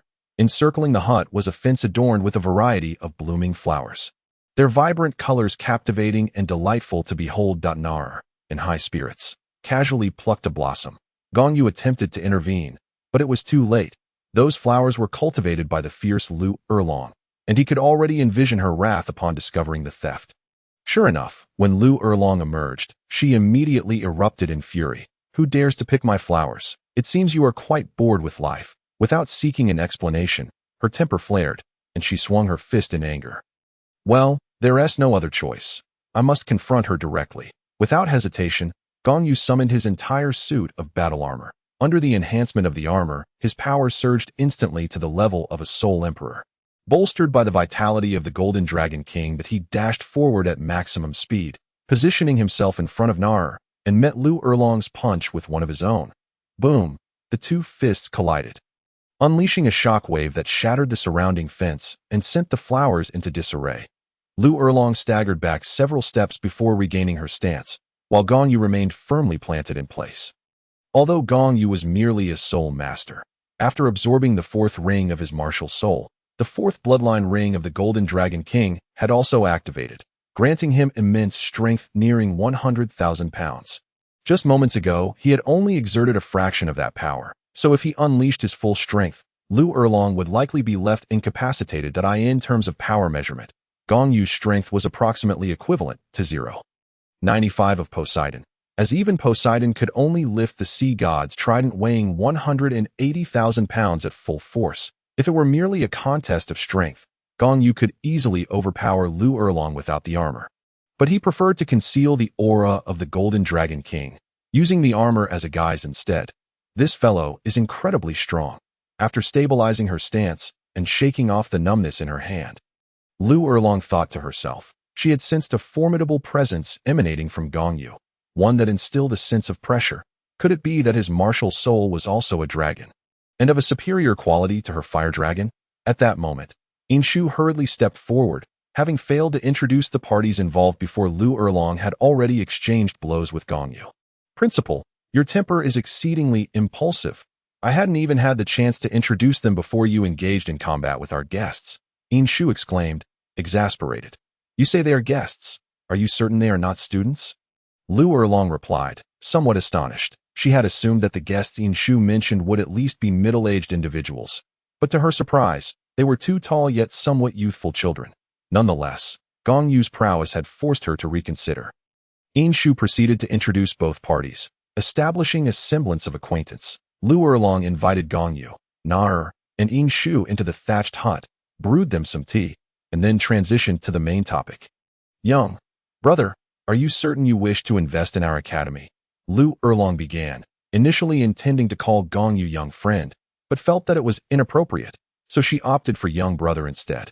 Gong Yu felt somewhat slighted but dismissed the feeling, recognizing it as merely a temporary form of address. To be precise, I wish to acquire this academy. If Principal Erlong agrees to sell, that would be ideal. However, if that is not feasible, I am willing to invest, though Inshu mentioned you would only offer 50% of the shares, which seems rather insufficient. Lu Erlong replied, selling is out of the question. This academy is my life's work, and I have my own principles. Therefore, I apologize, but I will only accept investments. Investing is acceptable, Gong Yu remarked indifferently, as his goal was merely to secure a place in the elite competition for high-level soul masters across the continent, as well as to ensure the eventual dissolution of the Shrek Academy. Given the capabilities of Flinder and his associates, had it not been for the fortuitous acquisition of the Lamba Academy to rename it, the Shrek Academy would have never survived. Gong Yu continued, however, for the investment, 50% is too little. I require a bit more. Lu Erlong inquired, how much are you seeking? 85%, Gong Yu stated. That is not feasible. Lu Erlong shook her head and added, in fact, I consider 50% to be more than sufficient. Lu Erlong's words held a kernel of truth. In an academy, having both shareholders and a principal at 50% each would lead to two voices of authority, creating ambiguity over whose decisions would prevail. However, Lu Erlong preferred not to manage affairs, which was why she was willing to cede 50% of the shares, allowing the shareholders to dictate day-to-day matters. But this did not mean she wished for the shareholders to act without restraint. Thus, she sought to retain 50% as a form of checks and balances. Yet Gong Yu countered, I understand that Principal Erlong is concerned that if I were to hold a significant share, I might exclude students from impoverished backgrounds, as is common in many academies. However, you need not worry. I can swear on my martial soul that I will never exclude students from humble origins. Lu Erlong furrowed her brow, contemplating what to say, but found herself momentarily at a loss. After all, he was willing to swear on his martial soul, which made her concerns feel unwarranted. Observing Lu Erlong's hesitation, Gong Yu decided to unveil a compelling offer. I can provide you with information regarding Yu Xiaojing in exchange that if not, Principal Erlong, would you consider selling the academy to me? If that is not possible, I would still accept 85% of the shares. How do you know I have a connection with Xiaogang? Do you know where he is? Upon hearing the name Yu Xiaojing, Lu Erlong immediately lost her composure. Gong Yu smiled lightly and remarked, when conducting business discussions, one must thoroughly investigate the background of the other party, don't you think? Moreover, since we have already conducted an investigation, we are bound to uncover some secrets. Otherwise, wouldn't it reflect poorly on my capabilities? Yet Lu Erlong reiterated, selling the academy is out of the question. However, I can agree to give you 60 of the shares, but you must provide me with information about Xiaojing. 60% is still too little, Gong Yu replied, shaking his head. How about this? Sell me 70 of the shares, and I will give you the information about Yu Xiaojing, but you must also agree to two conditions. Lu Erlong could reluctantly accept relinquishing 70 of the shares, provided the academy does not reject the enrollment of impoverished students. As for the two conditions, she felt it prudent to hear them before deciding whether to agree. So she inquired, what are the two conditions? Chapter 66. Academy of the Gods. Gong Yu stated, the two conditions are not unreasonable. First, the name of the academy must be changed. I am not fond of Lan Ba. Second, there are still 2 to 3 years until the next elite competition for high-level soul master academies across the continent, and I will have the final say on this year's participants. Upon hearing this, Lu Erlong sighed with relief. She had expected something more demanding. Thus, she replied, since I agree to sell you 70 of the shares, it is only natural that you have the final say regarding the academy. Whether it be the name change or the selection of participants, I will not interfere. At this point, Lu Erlong paused momentarily before continuing. Moreover, I will also step down from the position of principal. So you will need to find someone to take over as principal. Since you hold the majority of the shares, it is unreasonable for me to remain in the principal's position, especially since I do not wish to be a mere board member. Listening to Lu Erlong's words, Gong Yu appeared contemplative, and then a flash of inspiration struck him that he called out to the air, Sister Baiji, please make your presence known, following a ripple in the air. A beautiful woman clad in a green dress materialized. This was a title. Lu Erlong's heart skipped a beat. She had not anticipated that Gong Yu's background was so formidable, with the title Douluo as his guardian. However, Lu Erlong was unaware that Bai Ji's protection was merely incidental. Her true purpose was to safeguard Nar. Sister Bai Ji, from now on, you shall serve as the principal of our Academy of the Gods. Gong Yu said with a faint smile that I just thought of the new name. Henceforth, Lanba Academy will be renamed the Academy of the Gods. Very well, Bai Ji replied, adding, however, I will only hold the title. Let someone else manage the affairs. Lu Erlong and Yin Shu understood this well. After all, having a title to merely hold a title was already quite remarkable. The Academy could hardly expect the title Douluo to take on administrative duties, or else their value would diminish significantly. Lu Erlong then stated, all right, Teacher Yin Shu, please gather all the faculty and students for an urgent assembly. Additionally, send someone to invite an official notary so we can complete the formalities in the presence of all faculty and students. Understood, I will take care of it. Yin Shu nodded and promptly left. Lu Erlong turned to Gong Yu, saying, now, you can provide me with the information about Xiaojing, can't you? Naturally, that was part of our agreement. Gong Yu affirmed, nodding that Yu Xiaojing is currently in Suodo City, where Flinder has established an academy called Shalake, and Yu Xiaojing is teaching there. As he spoke, Gong Yu smirked and teased, why not transfer the remaining 30 of the shares to me? And you can directly go teach at Shalake Academy. It would be a delightful reunion of the former Golden Triangle, wouldn't it? Lu Erlong, however, shook her head with a smile. Forget it. Those were old matters and best left unspoken. Besides, I could never abandon an academy with a title Douluo and go to Flinder's miserly academy for that meager salary, while she felt a flicker of interest in Gong Yu's suggestion to teach at Shalake Academy. The thought of Yu Xiaojing deliberately avoiding her extinguished that notion. However, knowing Yu Xiaojing's whereabouts would make it easier for her to keep an eye on him in the future. About an hour later, the assembly of all faculty and students at Lanba Academy commenced. Following a series of handovers, Lanba Academy was officially renamed the Academy of the Gods, with Lu Erlong stepping down from the principal position, which was taken up by Bai Ji as the first principal of the Academy of the Gods. After assuming her role, Bai Ji announced a 10 salary increase for all faculty members and introduced scholarship and financial aid programs for every grade in the academy. She also declared the commencement of both enrollment expansion and campus construction. The Academy of the Gods would no longer be merely a high-level institution, but would integrate primary, secondary, and advanced education. Post-expansion, the academy would be divided into 3 teaching zones, with faculty rated according to their level and assigned to different zones accordingly. Naturally, these matters were orchestrated by Gong Yu, particularly the expansion of enrollment and construction, primarily aimed at relocating the training of the information network to the academy. In the future, after Gong Lan and the others took action, the children rescued would essentially be transferred to the Academy of the Gods for nurturing. Following the conclusion of the faculty and student assembly, Gong Yu stamped the principal's seal, completing enrollment procedures for himself and Nar, as well as for Gong Lan and the others. He then returned home with Nar, leaving the academy's affairs in Yin Shu's capable hands, promoting Yin Shu to vice principal. With a salary increase and a promotion, Yin Shu was more than willing to accept the management responsibilities of the Academy of the Gods. Days passed swiftly, with Gong Yu and the others frequently alternating between the academy and their home for training. One day, unbeknownst to them, Gong Yu's level increased once again, reaching level 45 that he concluded his practice.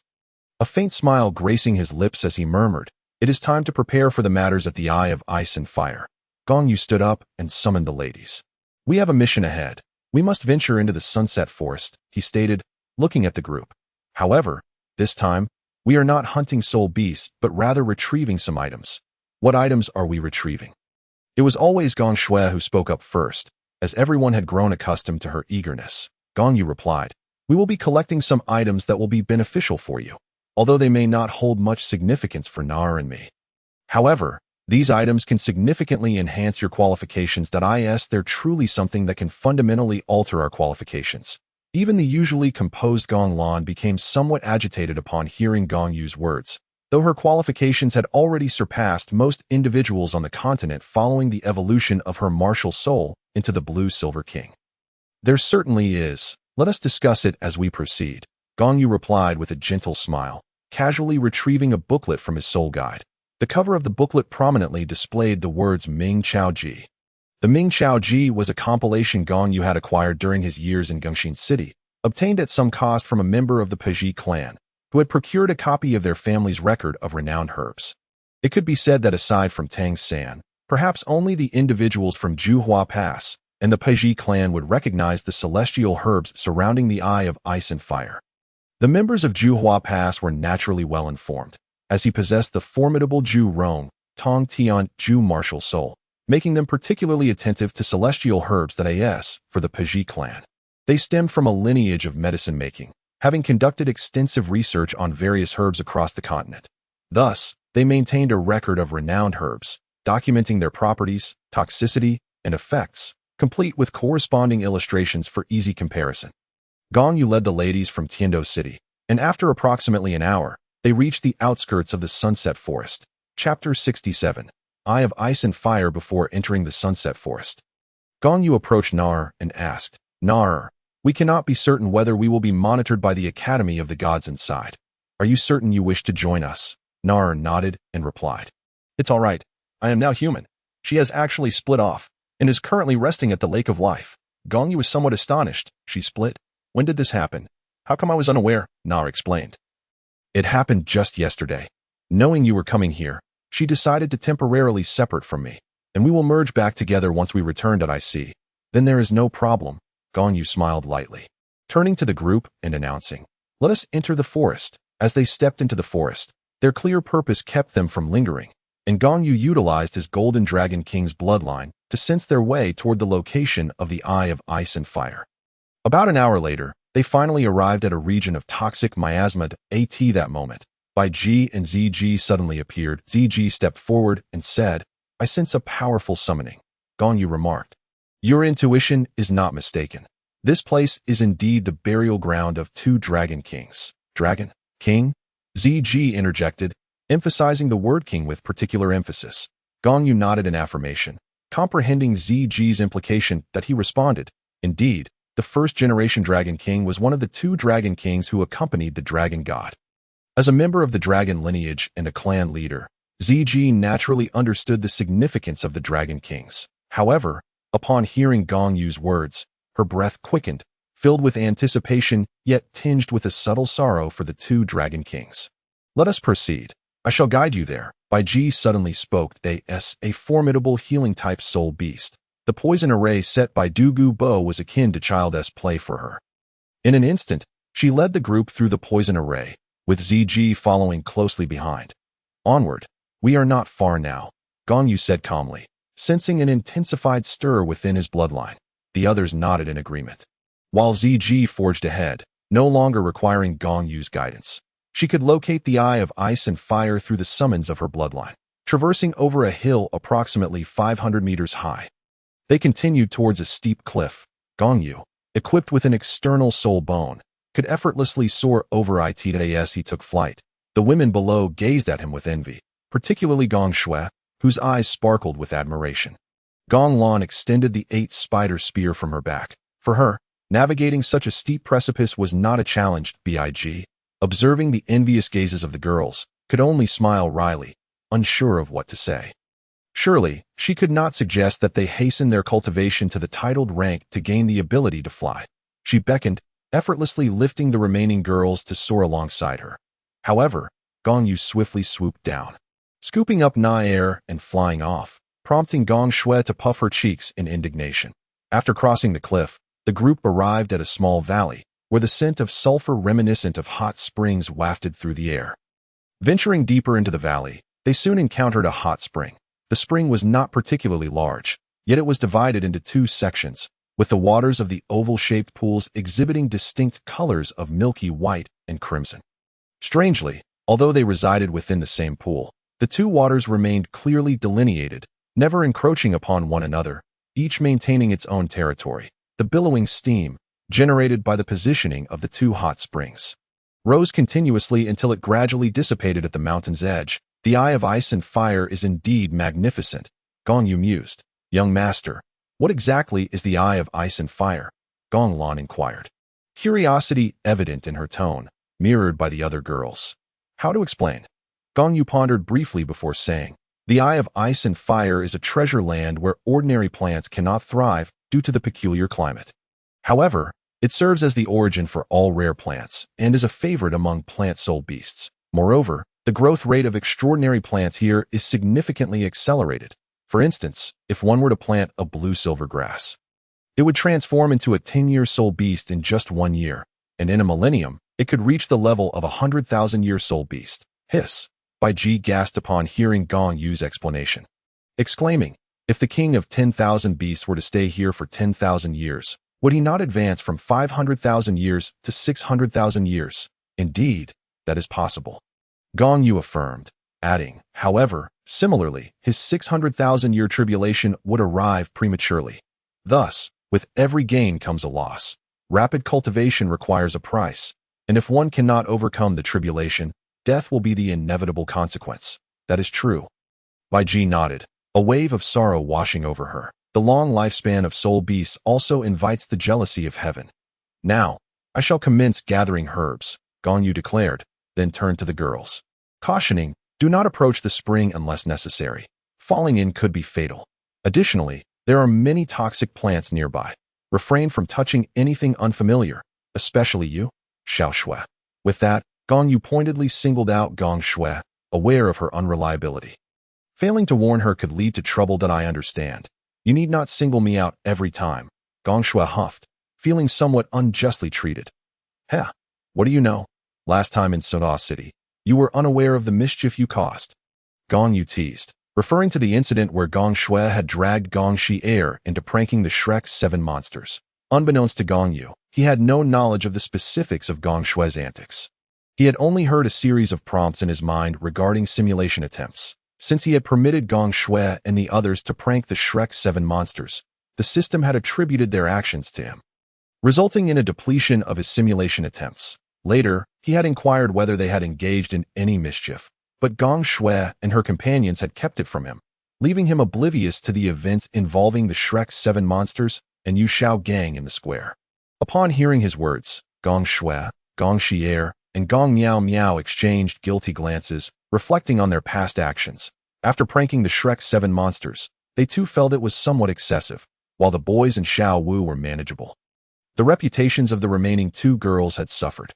Humph, you are forbidden from causing any ruckus, Gong Yu reiterated, then picked up the herbal compendium to compare the plants one by one. That the first plant to catch his eye was a large, fluffy chrysanthemum. The flower exhibited a resplendent purple hue, and curiously, each petal appeared soft and fluffy, creating an adorable impression. The entire flower was a harmonious entity, devoid of any fragrance, while the central pistil rose over half a foot above the petals, its tip shimmering with a faint golden glow. After comparing it with the herbal compendium, a gentle smile graced Gong Yu's lips as he announced, "This is the heavenly chrysanthemum." Chapter 68. Distribution of celestial herbs following the harvesting method outlined in the herbal compendium. Gong Yu carefully plucked the heavenly chrysanthemum and approached Gong Miao Miao. Miao Miao, your martial spirit is a chrysanthemum. Thus, this heavenly chrysanthemum is suited for you. Young master, what benefits does this heavenly chrysanthemum provide? Gong Miao Miao inquired first, with the others equally intrigued by the plant Gong Yu had gathered. Gong Yu smiled gently and explained, the heavenly chrysanthemum is a neutral celestial-grade herb that enhances physical vitality, promotes blood circulation, and can aid in cultivating an indestructible body. However, that is not its primary benefit. It is mainly because your martial spirit is a chrysanthemum, and consuming it might allow your martial spirit to evolve. Martial spirit evolution? Gong Miao Miao's eyes brightened with curiosity. What might my martial spirit evolve into? At that moment, Gong Shui interjected, what kind of ridiculous question is that? Your martial spirit is a chrysanthemum.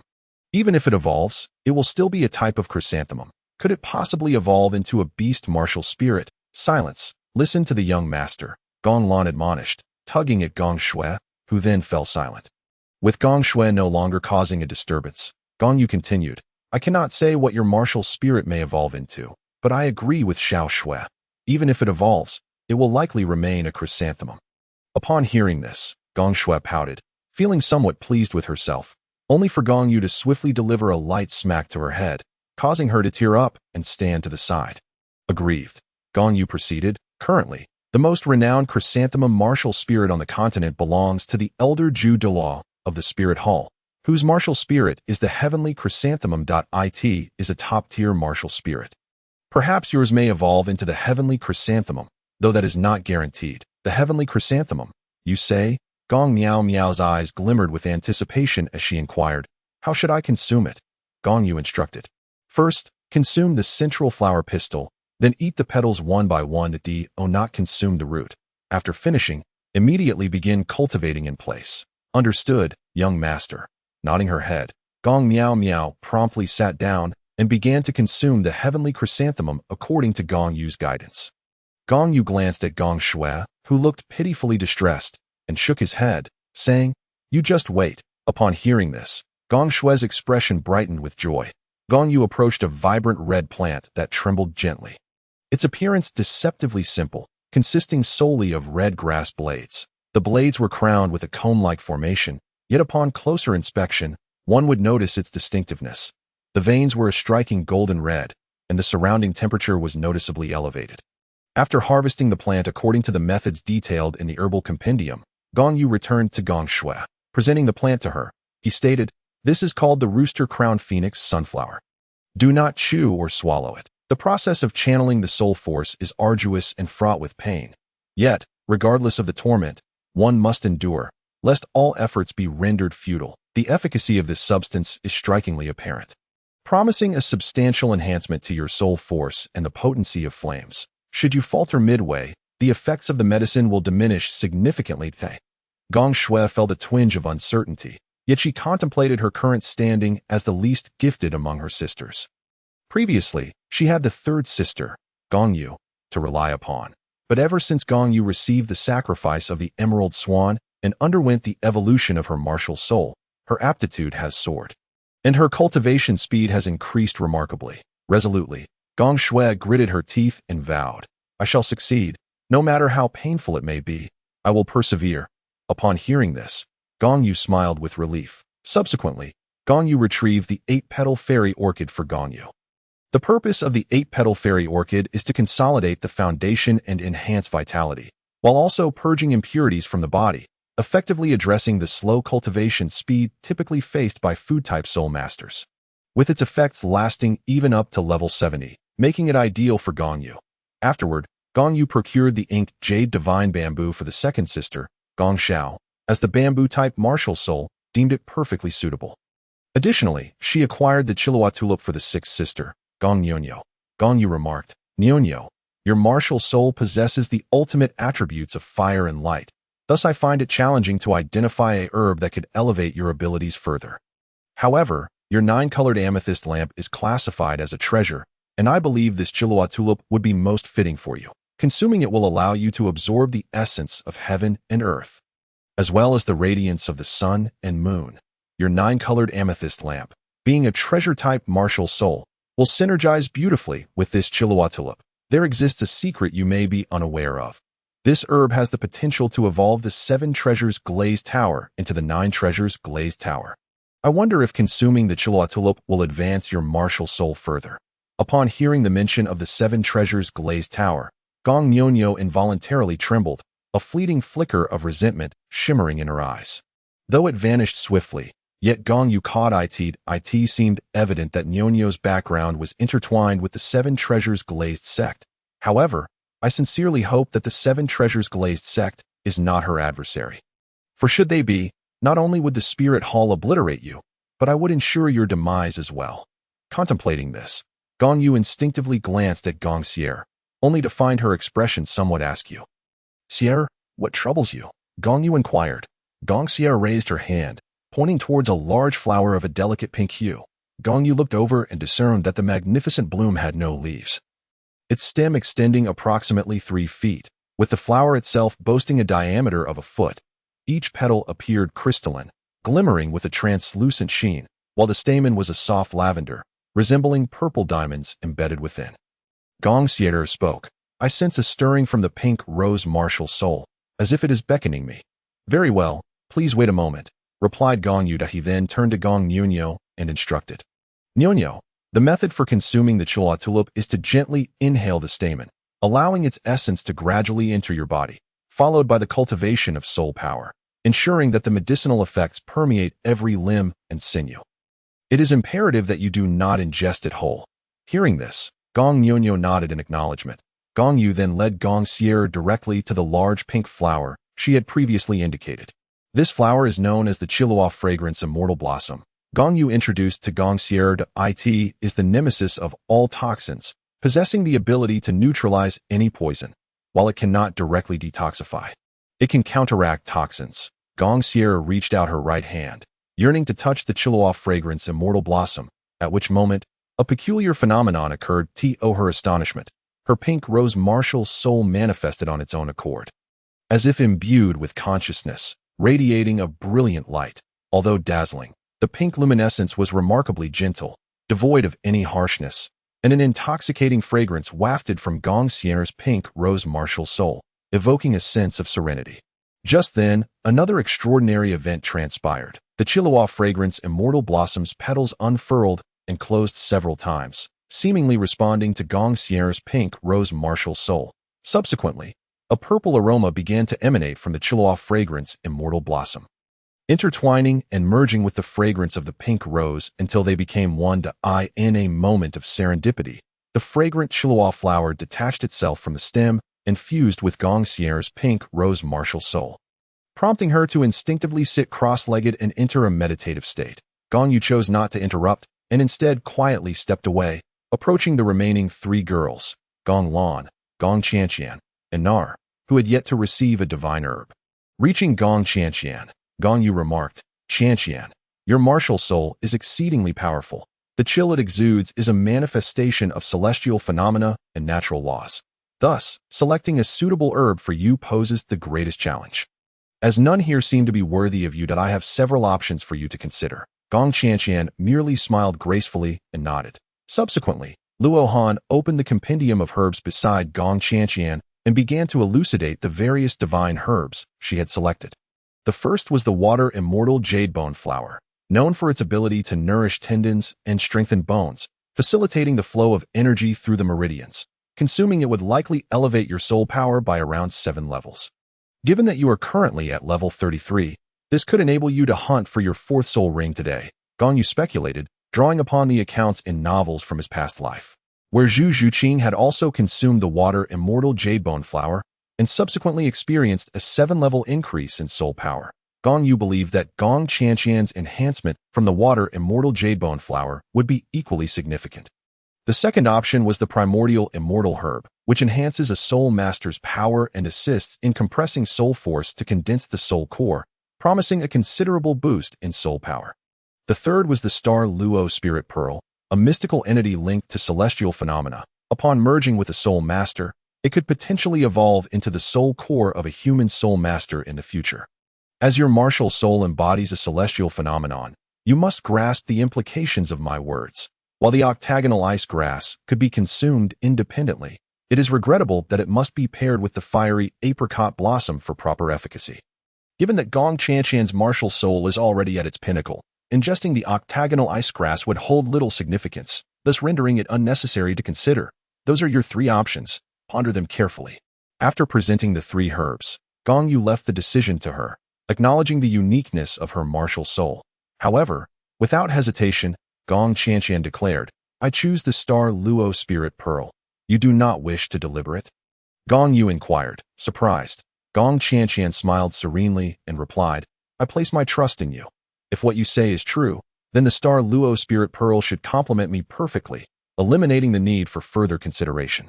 "Very well," Gong Yu nodded with a smile, saying, "Then follow me, as you must harvest the star Luo spirit pearl yourself."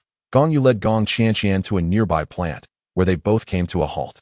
He pointed to the plant and stated, "That is the star Luo spirit pearl." Gong Qianqian followed Gong Yu's gaze and was instantly captivated by the star Luo spirit pearl. The star Luo spirit pearl is an exceptionally beautiful spiritual object, its branches exhibiting a rare black hue among plants, while at its apex, a golden fruit the size of a palm blossomed. This golden fruit shone brilliantly, resembling a colossal pearl. However, upon closer inspection, one would discover that its golden hue was composed of countless golden specks. A truly remarkable sight. Gong Qianqian approached it, her martial soul manifesting beneath her feet. As if she were treading upon ethereal energy, she extended her right hand to gently caress the golden fruit. Immediately, the fruit quivered slightly, and then its surface erupted in a myriad of starlight, shattering the vibrant poisonous miasma enveloping the valley, soaring upwards to reflect against the celestial stars. In an instant, the previously revealed Tiangang dimmed abruptly. As if daylight had unexpectedly transformed into night at once, beams of starlight cascaded down, enveloping Gong Qianqian completely. Beneath this starlight, the chill emanating from her feet morphed into a cloud akin to a nebula. Gradually unfurling across the ground, dots of twinkling stars hung in the night sky, and radiant beams of starlight descended, landing upon both the star Luo Spirit Pearl and Gong Qianqian at that moment. An extraordinary phenomenon occurred. As the starlight entered her body, the vast, nebula-like chill beneath her feet began to illuminate with points of fluorescence, as if stars were being birthed within that chill. Gong Qianqian closed her eyes, seemingly in deep contemplation, while the star Luo Spirit Pearl continued to tremble gently, emitting circles of golden radiance. In a brief moment, Gong Yu discerned that the star Luo Spirit Pearl appeared to be vying with Gong Qianqian for the descending starlight. Gong Qianqian snorted softly, and then 3 soul rings beneath her feet lit up, joining the contest for the starlight. The once trembling star Luo Spirit Pearl suddenly became still, its previously radiant golden aura retracting in an instant. Unable to continue its release, seeing the star Luo Spirit Pearl subdued, a faint smile graced Gong Qianqian's lips as she retracted her soul rings, allowing some of the fallen starlight to cascade upon the star Luo Spirit Pearl. The Spirit Pearl seemed to gain consciousness, swaying left and right, like a playful child expressing delight through its movements, growing ever closer to Gong Qianqian. Sensing the Spirit Pearl's affection, Gong Qianqian placed her hand beside it. And astonishingly, the golden fruit rolled into her palm of its own accord. Overjoyed, Gong Qianqian cradled the star Luo Spirit Pearl in her arms, basking in its pure star power, her face alight with joy. Before she could fully savor her happiness, the star Luo Spirit Pearl suddenly flashed golden light, rapidly shrinking, transforming into a golden beam that darted into her mouth and vanished. Gong Qianqian stumbled slightly, and then her entire being radiated with starlight. The stars within the nebula of chill beneath her feet shone with utmost brilliance, and she quickly assumed a meditative position, as if the entire expanse of chill had transformed into a starry sky. With Gong Qianqian seated like a giant within that celestial realm, Gong Yu smiled faintly, refraining from disturbing Gong Qianqian, and instead quietly moved to stand beside Gong Lan and Nar. Chapter 70. Celestial Spirit Herb. Gong Yu first addressed Gong Lan. Laner. Your martial soul is blue silver grass, making it relatively easy for you to select celestial herbs. I have chosen the 8-pointed mysterious ice grass and the fiery apricot blossom for you, as consuming either one alone would yield potent toxins. Hence, both must be taken together. Although these 2 celestial herbs were also suitable for Gong Yu, he ultimately decided to bestow them upon Gong Lan, allowing her to undergo the ice and fire body refinement, thereby gaining immunity to both ice and fire. Young master, your martial soul is also blue silver grass, so what is suitable for Laner will naturally be suitable for you as well. Therefore, you should consider consuming them yourself. Gong Lan responded, touched by Gong Yu's choice of herbs, yet she declined, asserting that her martial soul's impending evolution to Blue Silver Emperor was already sufficient. Gong Yu, however, chuckled heartily, saying, rest assured, Laner, I have prepared celestial herbs for myself as well, and my blue silver grass contains the bloodline of the Golden Dragon King. Even if your martial soul evolves into the Blue Silver Emperor, it will still fall short in comparison to mine, so do not refuse. Well, if that's the case, I will heed your advice. Gong Lan acquiesced with a nod. Gong Yu then added, however, this is still insufficient. The 8-pointed mysterious ice grass and the fiery apricot blossom will not enhance your soul power. They merely possess body refining properties. Thus, you must also consume another celestial herb to elevate your soul power, or else you will be left far behind by your sisters. With that, Gong Yu approached a patch of grass emanating a gentle white mist, reminiscent of moonlight. He plucked it and returned, presenting it to Gong Lan, saying, this is the celestial spirit herb. Consuming it will significantly enhance your physique, attributes, and potential, including your soul power. There exists a tale regarding the celestial spirit herb, a true legend connected to the king of myriad beasts. one of the 10 fierce beasts. The king of myriad beasts was once exceedingly weak, but fortuitously, a celestial spirit herb grew beside it. After devouring the herb, it gradually grew powerful, becoming the mightiest plant-type soul beast overseeing more than 1/3 of the Star Do Forest's periphery. The Yaoi Demon Tree clan was merely a rare type of high-level plant soul beast, not a top-tier one, had it not been for the king of myriad beasts consuming and integrating a celestial spirit herb, greatly enhancing its physique, attributes, and potential to reach the level of a top-tier plant soul beast. It would not have qualified to be among the 10 fierce beasts. Observing Gong Lan's hesitation to reach out, Gong Yu urged, "Take it, consume it, that I hope that you can walk further alongside me in the future, rather than confining yourself to being a mere soul master. Furthermore, the Douluo Continent is too small. You should broaden your horizons and gaze toward the vast sea of stars." At his words, Gong Lan gazed up at the sky with resolute determination, promptly accepting the celestial spirit herb from Gong Yu's hand, and then seated herself to begin consuming the herb. Gong Yu then approached Nar, smiling gently, and said, "Nar, it is your turn." Nar stood with her legs crossed, hands clasped behind her back, her head slightly bowed, appearing somewhat shy, a faint blush tinting her cheeks as she softly uttered, "I'm fine with anything. It doesn't matter to me." Gong Yu sighed inwardly. When a woman says such things, it is often the hardest to respond. He replied, "How can it not matter? Just wait." Gong Yu stepped into the blossoms and greenery, moving towards a flower that grew atop a black stone that appeared to be an ordinary white flower. Palm-sized and resembling a peony, devoid of leaves, its stem connected to a large, jet-black stone.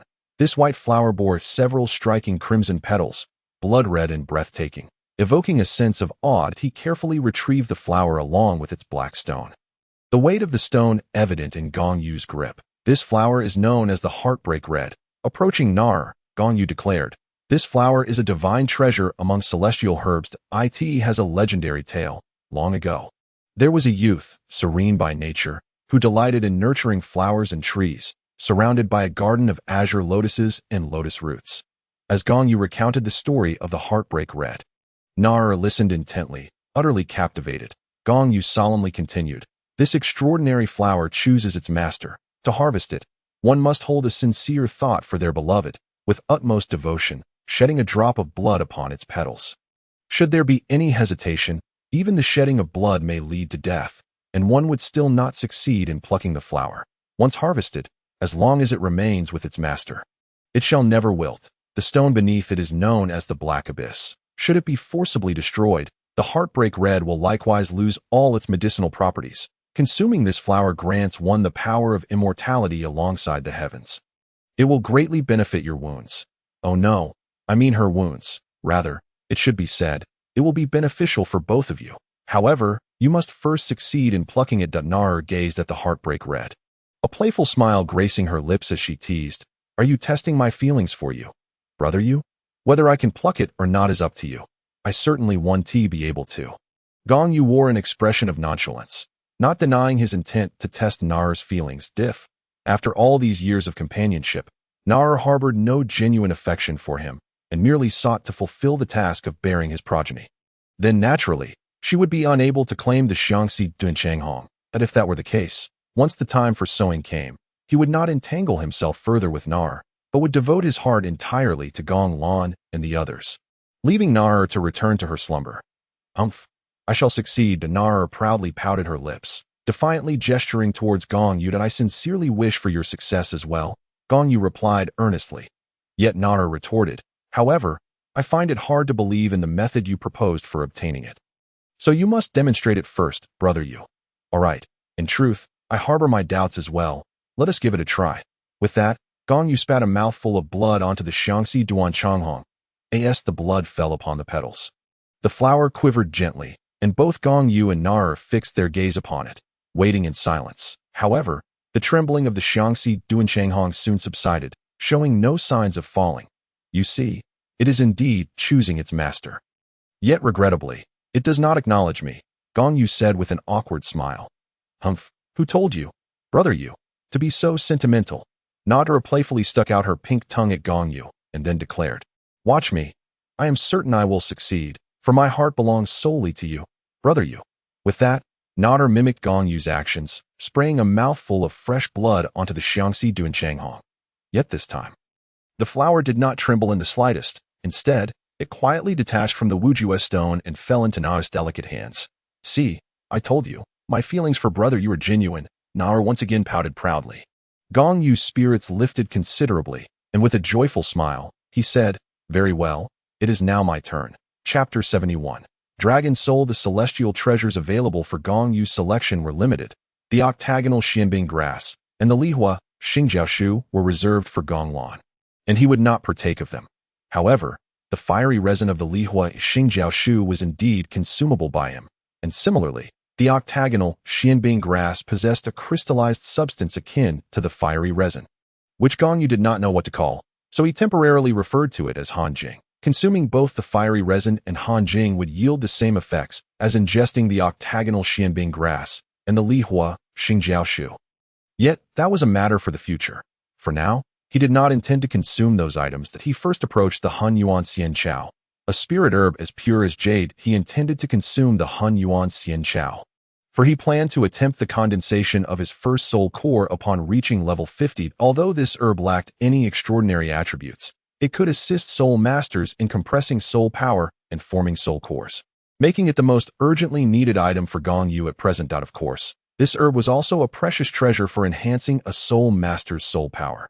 Gong Yu roughly estimated that after consuming the Hun Yuan Xian Chao, his soul power would rise by at least 5 levels. However, it was not so easy to obtain the Hun Yuan Xian Chao. He needed to earn its favor first, before the Hun Yuan Xian Chao. Gong Yu extended his right hand, reaching out to touch the jade-like spirit herb. The Hun Yuan Xian Chao trembled slightly, and a surge of intense white light erupted from the herb, its dense energy pushing outward, causing Gong Yu to stagger back several steps. Before him, the brilliant white light condensed rather than dissipated, swiftly transforming into a figure remarkably similar to his own, at least in terms of bodily outline. Appearing as a white mass of light, Gong Yu clapped his hands together, and the profound energy of the heavens and earth surged towards him. Gong Yu smiled slightly. Refusing to retreat, he spread his feet apart in a horse stance. And with the operation of the Longxiang Banji, he struck forth with both palms. When the hands of the Hun Yuan Xian Chao approached him, their palms collided, and the white light of Gong Yu was indeed sent flying backward in an instant. The white light, after being propelled backward, quickly dissipated into glimmers of white, returning to the Hun Yuan Xian Chao. However, the Hun Yuan Xian Chao soon glowed brilliantly, and then dozens of beams of white light surged forth, charging towards Gong Yu's body. With a cold snort, Gong Yu immediately donned his full-body battle armor, and under its enhancement, his strength surged to the level of a soul emperor. He then unleashed the bloodline aura of the Golden Dragon King, scattering the incoming beams of light. Without granting the Hun Yuan Xian Chao another opportunity to prepare its next attack, he pressed one hand down upon the Hun Yuan Xian Chao, and the aura of the Golden Dragon King's bloodline, which symbolized destruction, made the Hun Yuan Xian Chao tremble violently. Observing this, Gong Yu revealed a hint of a smile, then raised his hand to retract his battle armor and subdued the aura of the Golden Dragon King. At that moment, the Hun Yuan Xian Chao detached itself, leaving behind a small spirit herb in its place. Much like the previous Xing Luo Ling Zhu, its seeds would grow anew here, continuing the cycle of life. Gong Yu returned to Nar, only to find her surrounded by 2 dragon souls, one red and one blue, joyfully flying around her, while Nare played with them, her face alight with excitement. They must be the dragon souls of the Ice Dragon King and the Fire Dragon King. Gong Yu thought to himself. Earlier, when he had harvested the Hun Yuan Xian Chao, he had released the bloodline aura of the Golden Dragon King, attracting the attention of the Ice and Fire Dragon Kings, prompting their emergence. Upon getting closer, they sensed the bloodline of the Silver Dragon King on Nar, and thus they pursued her. Although both the Golden Dragon King and the Silver Dragon King were incarnations following the fall of the Dragon God, the Silver Dragon King inherited the powers of the 7 elemental dragons, while the Golden Dragon King descended from the Golden and Mountain Dragon lines. Therefore, the Ice and Fire Dragon Kings naturally felt a kinship with the aura of the Silver Dragon King, akin to children recognizing their mother, momentarily forgetting the presence of the Golden Dragon King. Yes, Little Blue and Little Red are indeed the dragon souls of the Ice and Fire Dragon Kings, Knocker affirmed with a smile. Gong Yu also raised his hand, enveloping it in the aura of the Golden Dragon King. Upon sensing this, the two dragon souls flew around him a couple of times. Yet they did not draw near as they did with Nar. Gong Yu immediately set his sights on the soul bones of the two dragon kings. Looking at Nar, he said, "Nar, the soul bones they left beneath the ice and fire duality, I are likely of little use. Perhaps you could have them bring the soul bones to me for fusion." Upon hearing this, Nar's expression turned peculiar, as if she were pondering something. Gong Yu sensed her reluctance and explained, "Once I fuse with the soul bones, they can dwell within them, benefiting from my soul power and the bloodline of the Golden Dragon King for nurturing. Moreover, when the time comes for my advancement, they could potentially be revived. Otherwise, if left here, they will inevitably dissipate one day." Nar nodded, saying, "I will communicate with them first to see what their wishes are." "Very well," Gong Yu replied, watching as Nar engaged in what appeared to be a conversation with the two dragon souls in an unintelligible tongue, likely the dragon language, which he could not comprehend. After a moment, Nar approached Gong Yu and said, "They have agreed. But brother Yu, which part of the soul bone do you wish to choose? We can select." Gong Yu's expression brightened. Realizing the perks of divine-level entities, the soul bones were not assigned randomly. Nar explained. Because the dragon souls of the Ice and Fire Dragon Kings still possess consciousness, they can offer Brother Yu a choice. Had they been in a dormant state, the selection would likely have been random. Gong Yu contemplated briefly before responding. "Then I would like the left leg bone of the Fire attribute and the right arm bone of the Ice attribute."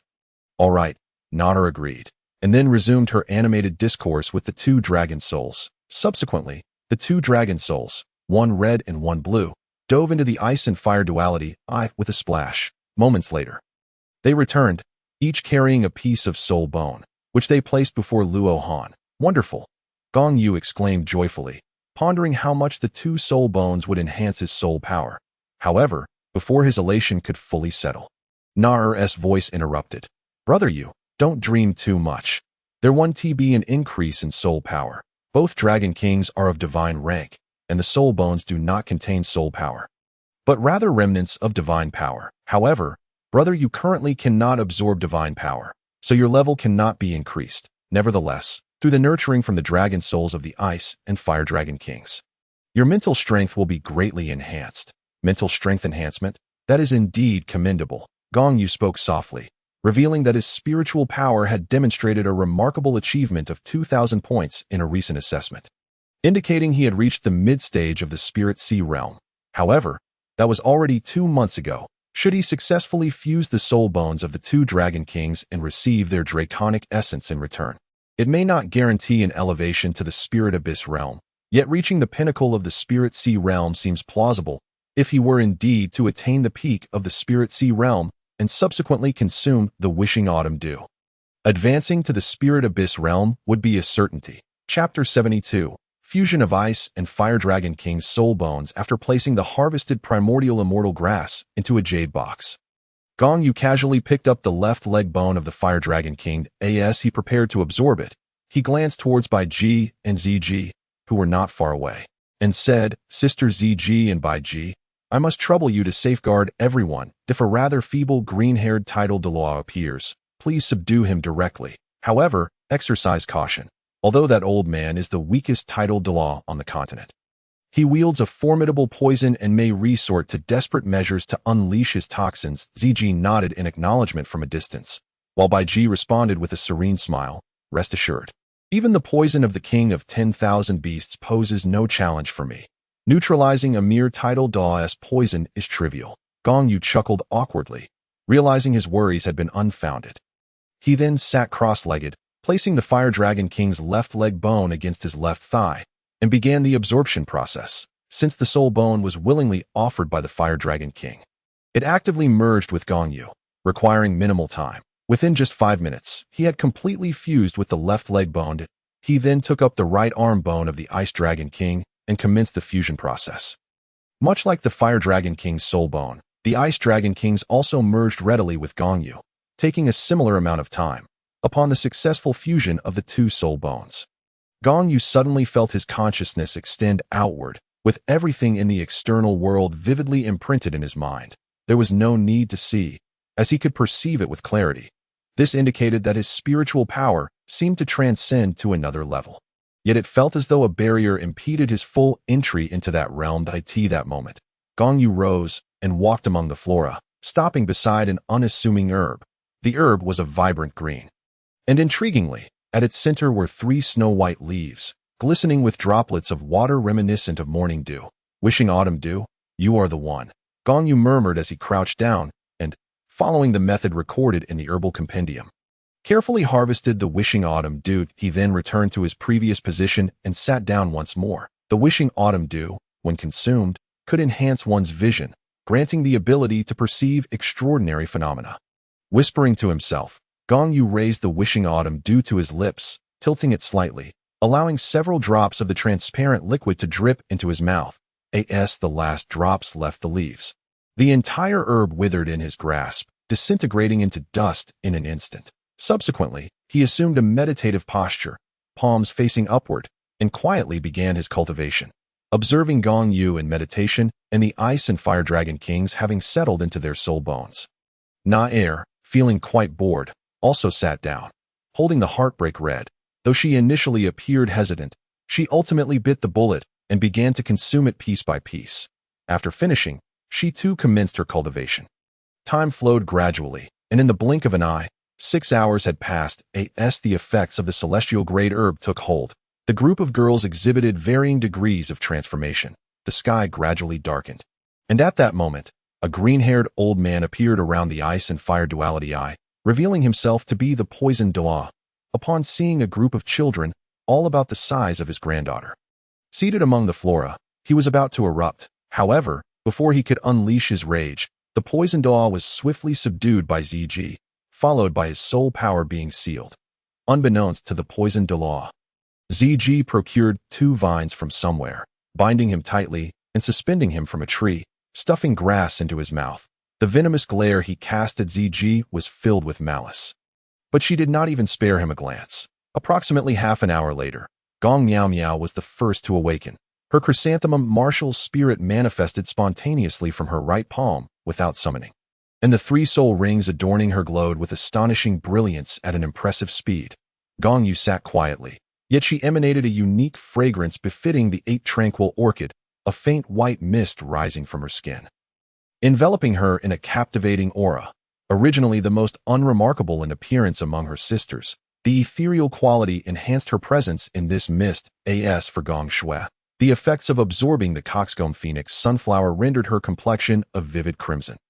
Moments later, the sound of a bird's call pierced the air, resonating with a tone reminiscent of a phoenix, echoing across the heavens without a hint of inferiority. Soon after, a multicolored bird soared from Gong Shui, circling twice in the air before returning to her body. This moment, Gong Shui languidly opened her eyes, and Gong Yu, sensing the intense fire element emanating from her sister, gently opened her own eyes as well.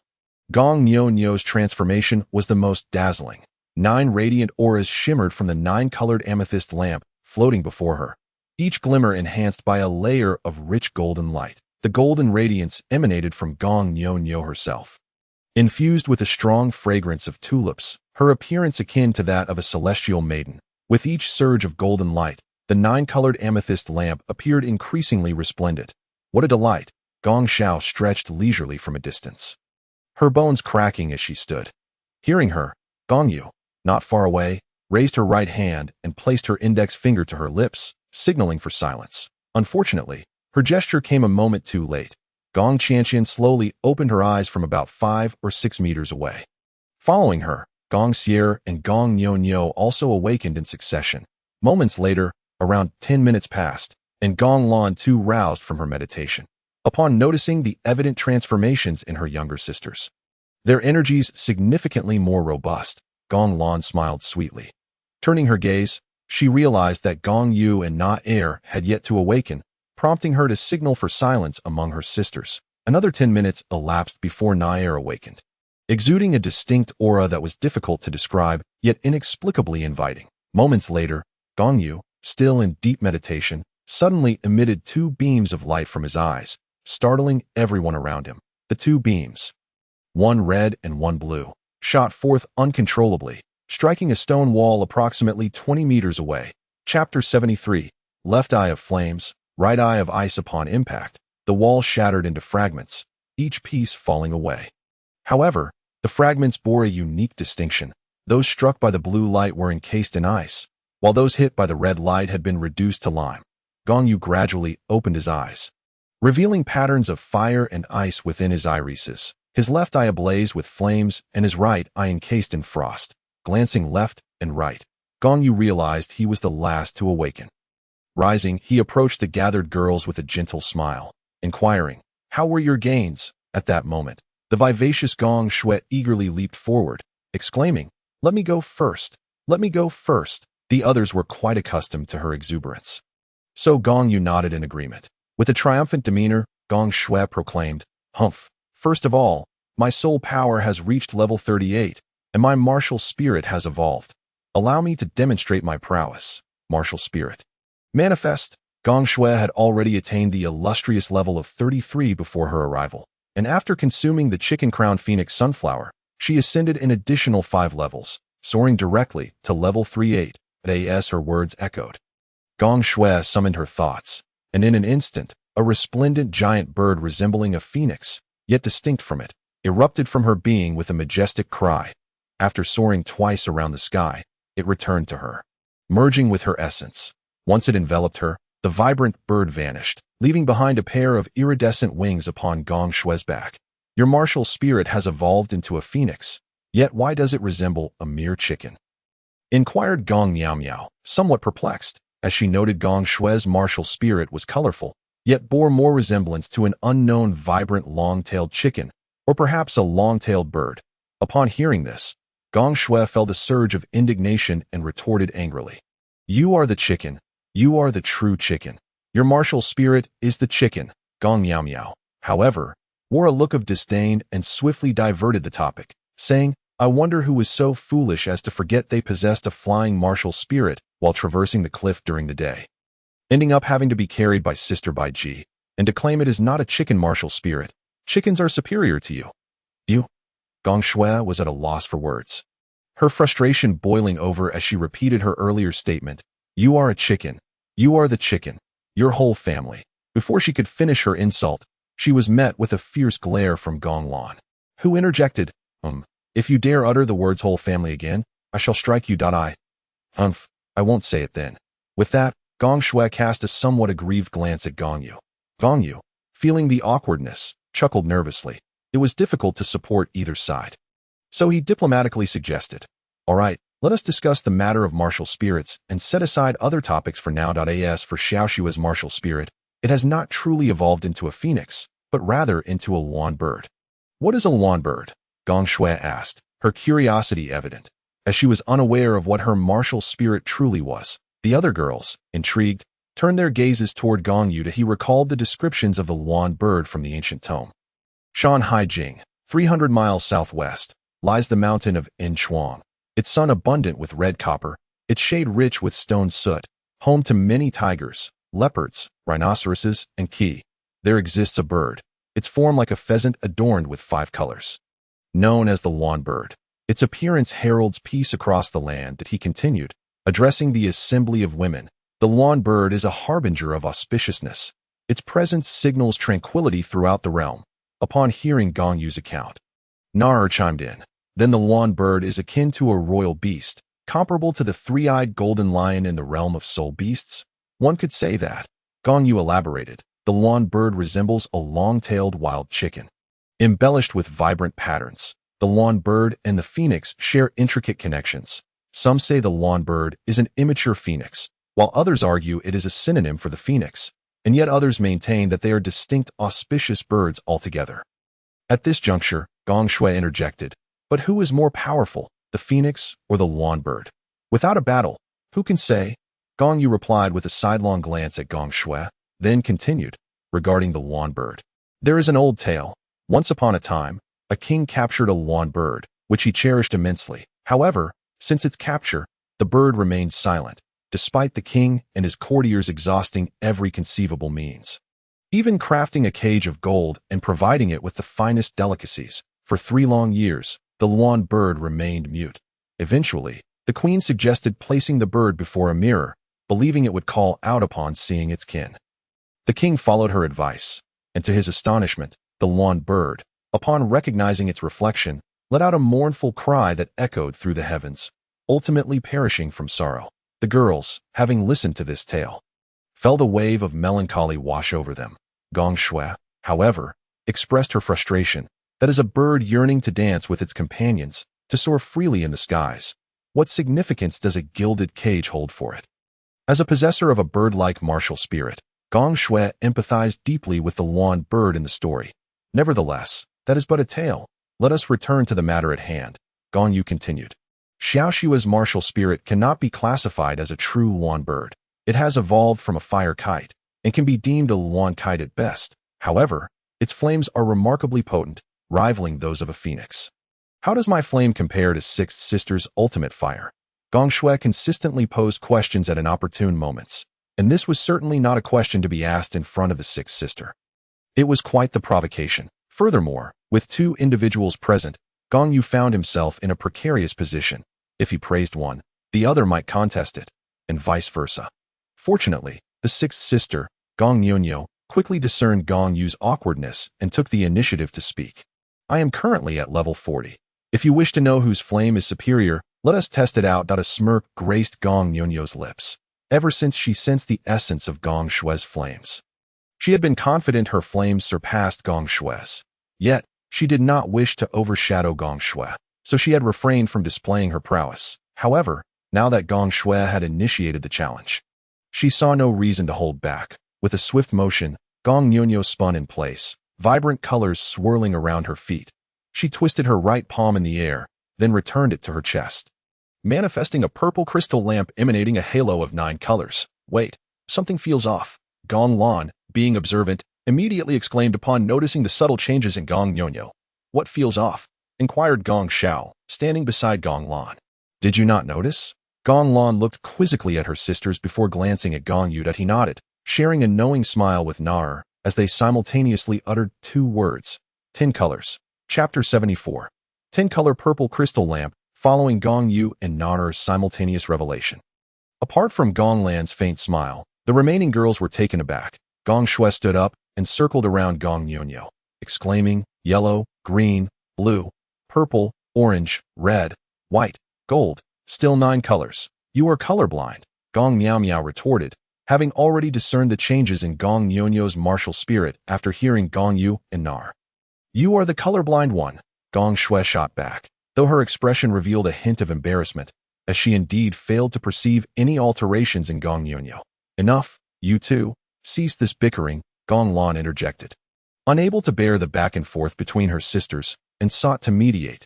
Clearly, there is a wide gap between red and white. It could accommodate the width of another color.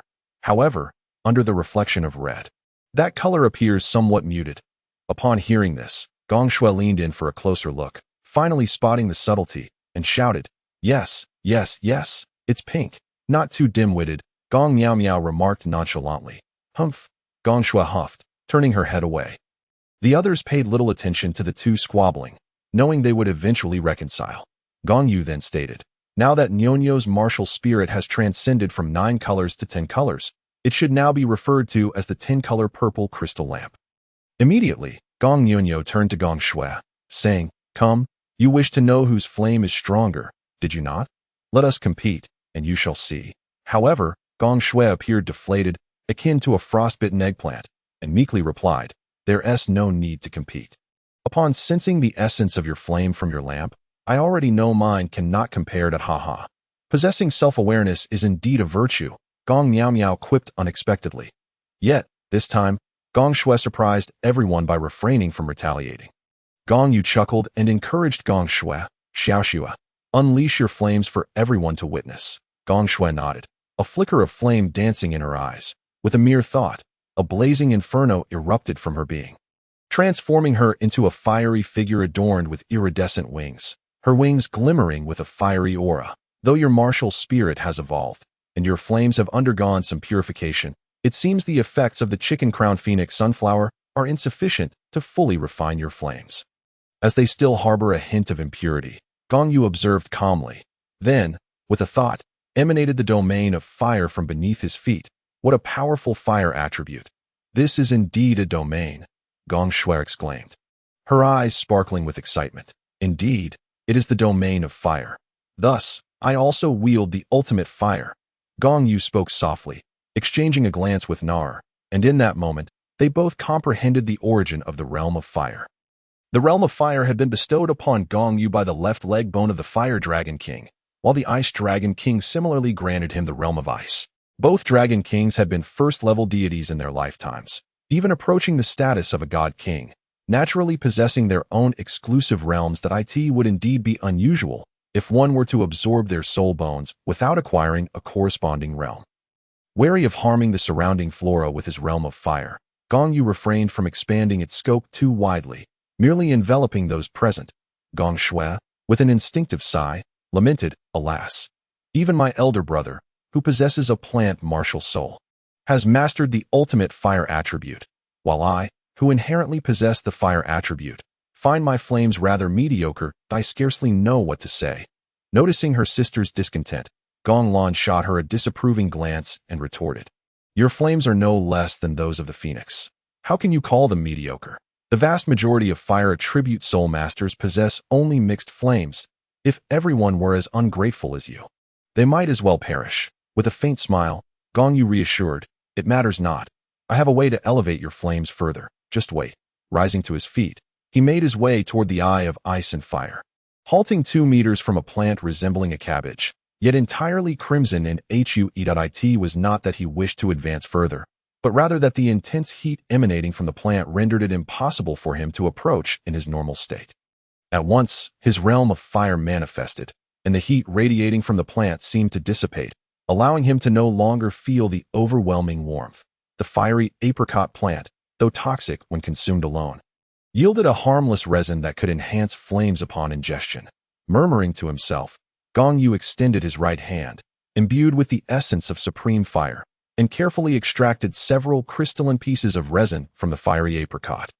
Turning around, he returned to the others, presenting 2 pieces of resin to Gong Shui. "Consume these and meditate. They should help purge the impurities from your flames, allowing them to evolve into the ultimate fire." "All right," Gong Shui replied, her face alight with joy as she found a corner to sit in and meditate.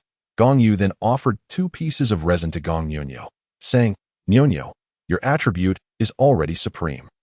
So I cannot be certain if these will benefit you, but do give them a try. Who knows, they may indeed be useful." "Thank you, my lord," Gong Nyonyo exclaimed, gratefully accepting the resin before also stepping away from the group to find a quiet corner to meditate. Gong Yu, still holding 2 pieces of resin, surveyed the remaining women and chuckled. "You are not of the fire attribute, so these would be of little use to you. I shall seek out something beneficial for you shortly." "However," Gong Sierra interjected, "I do not require any.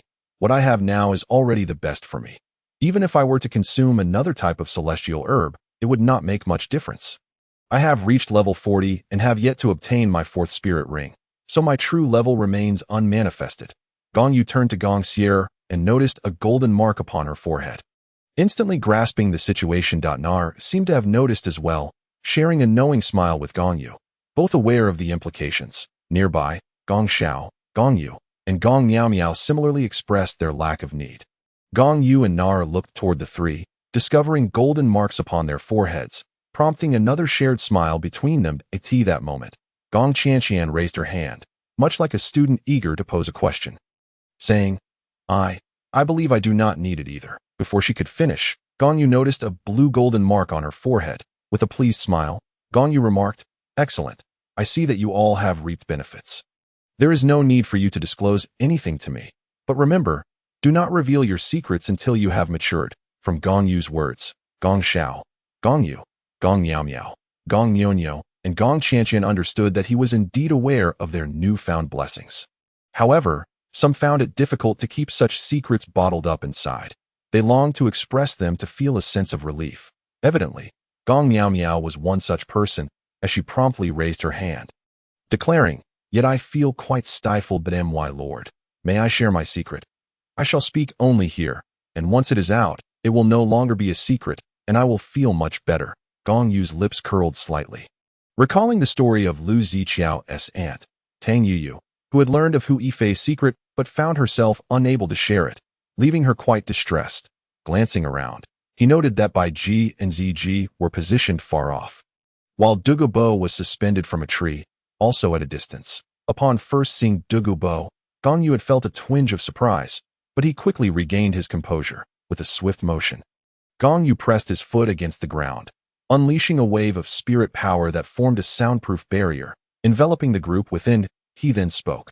"All right, you may speak now. Since you are sharing, each of you should reveal which deity has taken an interest in you." "Deity?" Gong Lan exclaimed, slightly taken aback. In her mind, the concept of a deity had always been abstract and elusive.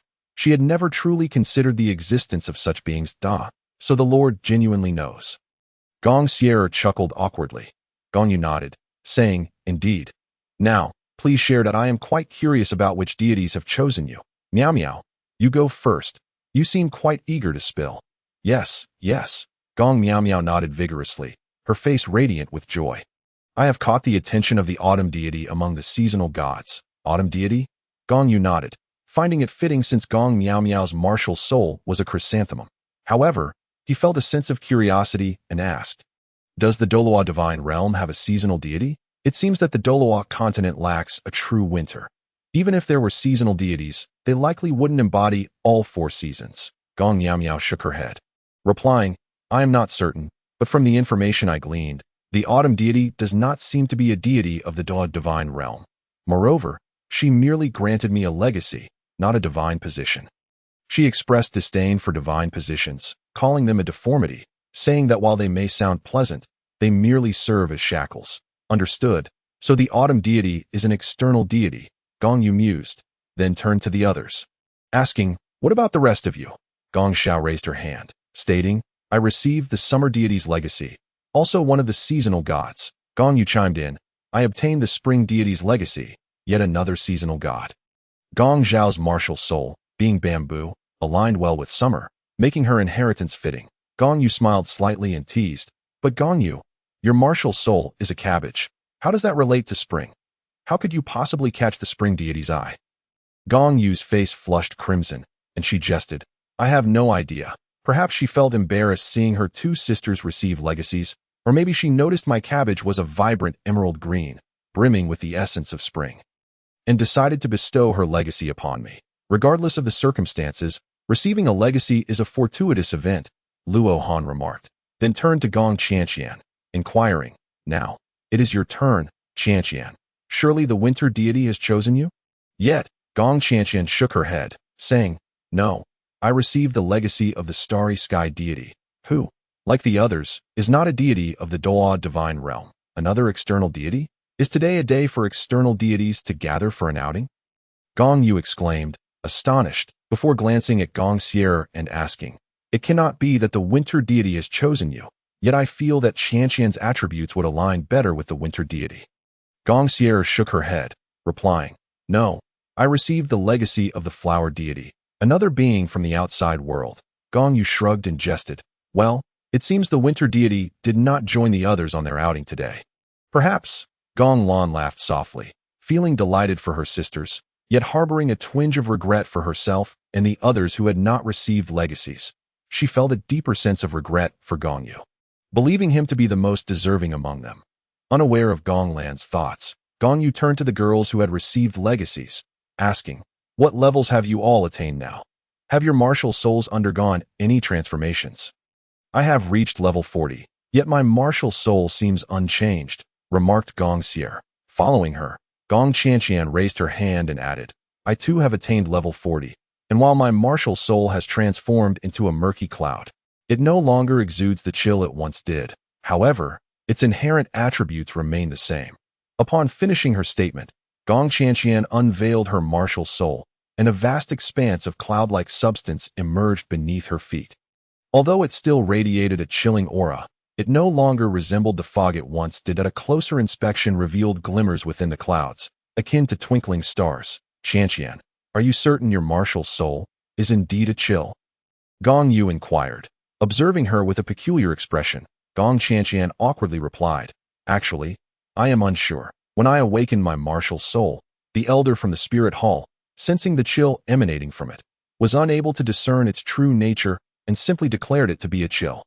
Hence, I have always believed that. Gong Yu's expression stiffened, and he chuckled while covering his mouth. The elders dispatched by the spirit hall to assist in martial soul awakenings are clearly lacking in knowledge.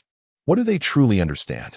There is even a fellow in Nodding City known as Su Yuntao, nicknamed the Blind-Eyed Douluo, who awakened Tang San's innate, full spirit power blue silver grass, yet claimed it to be a worthless martial soul. Then what is my martial soul? Gong Qianqian asked. That I cannot say for certain. Gong Yu replied, shaking his head, but I believe your martial soul bears resemblance to a nebula in the vast void. What is a nebula? Gong Qianqian inquired again, piquing the curiosity of the other girls. Their intrigue was understandable.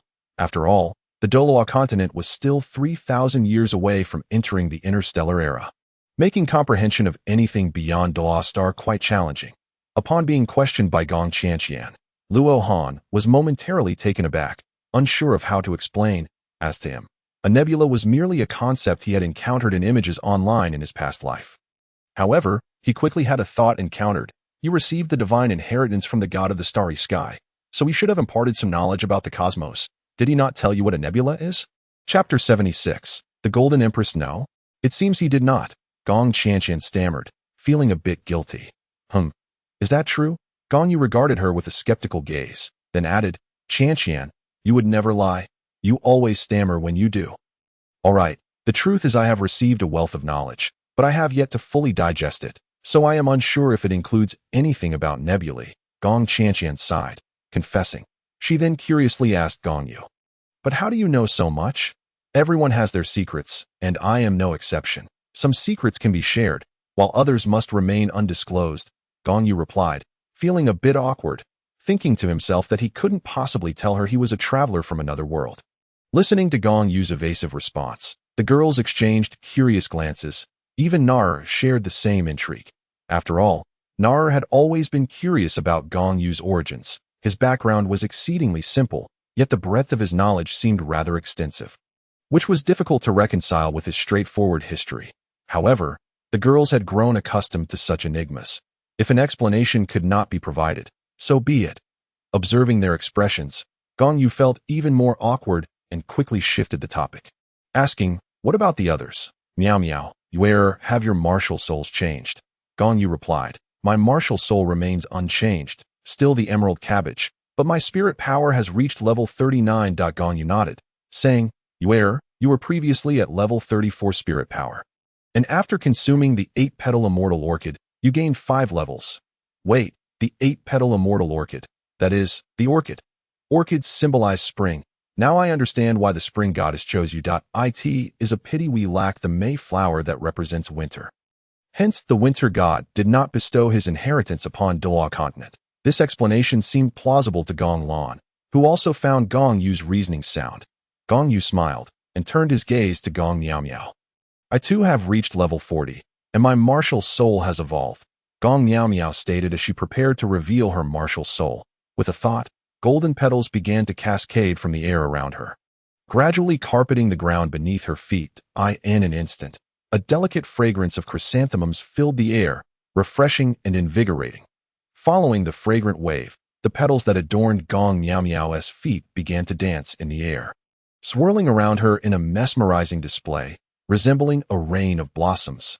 Then, with a flourish of her right hand, the floating petals gathered into her palm, merging to form a flower shaped like a golden crown. The way you summon your martial soul is truly impressive. If the 8th brother were to witness this, he would undoubtedly be envious. Gong Sierra remarked casually. The others nodded in agreement, recognizing the validity of her statement. As Gong Shui often engaged in playful banter with Gong Miao Miao.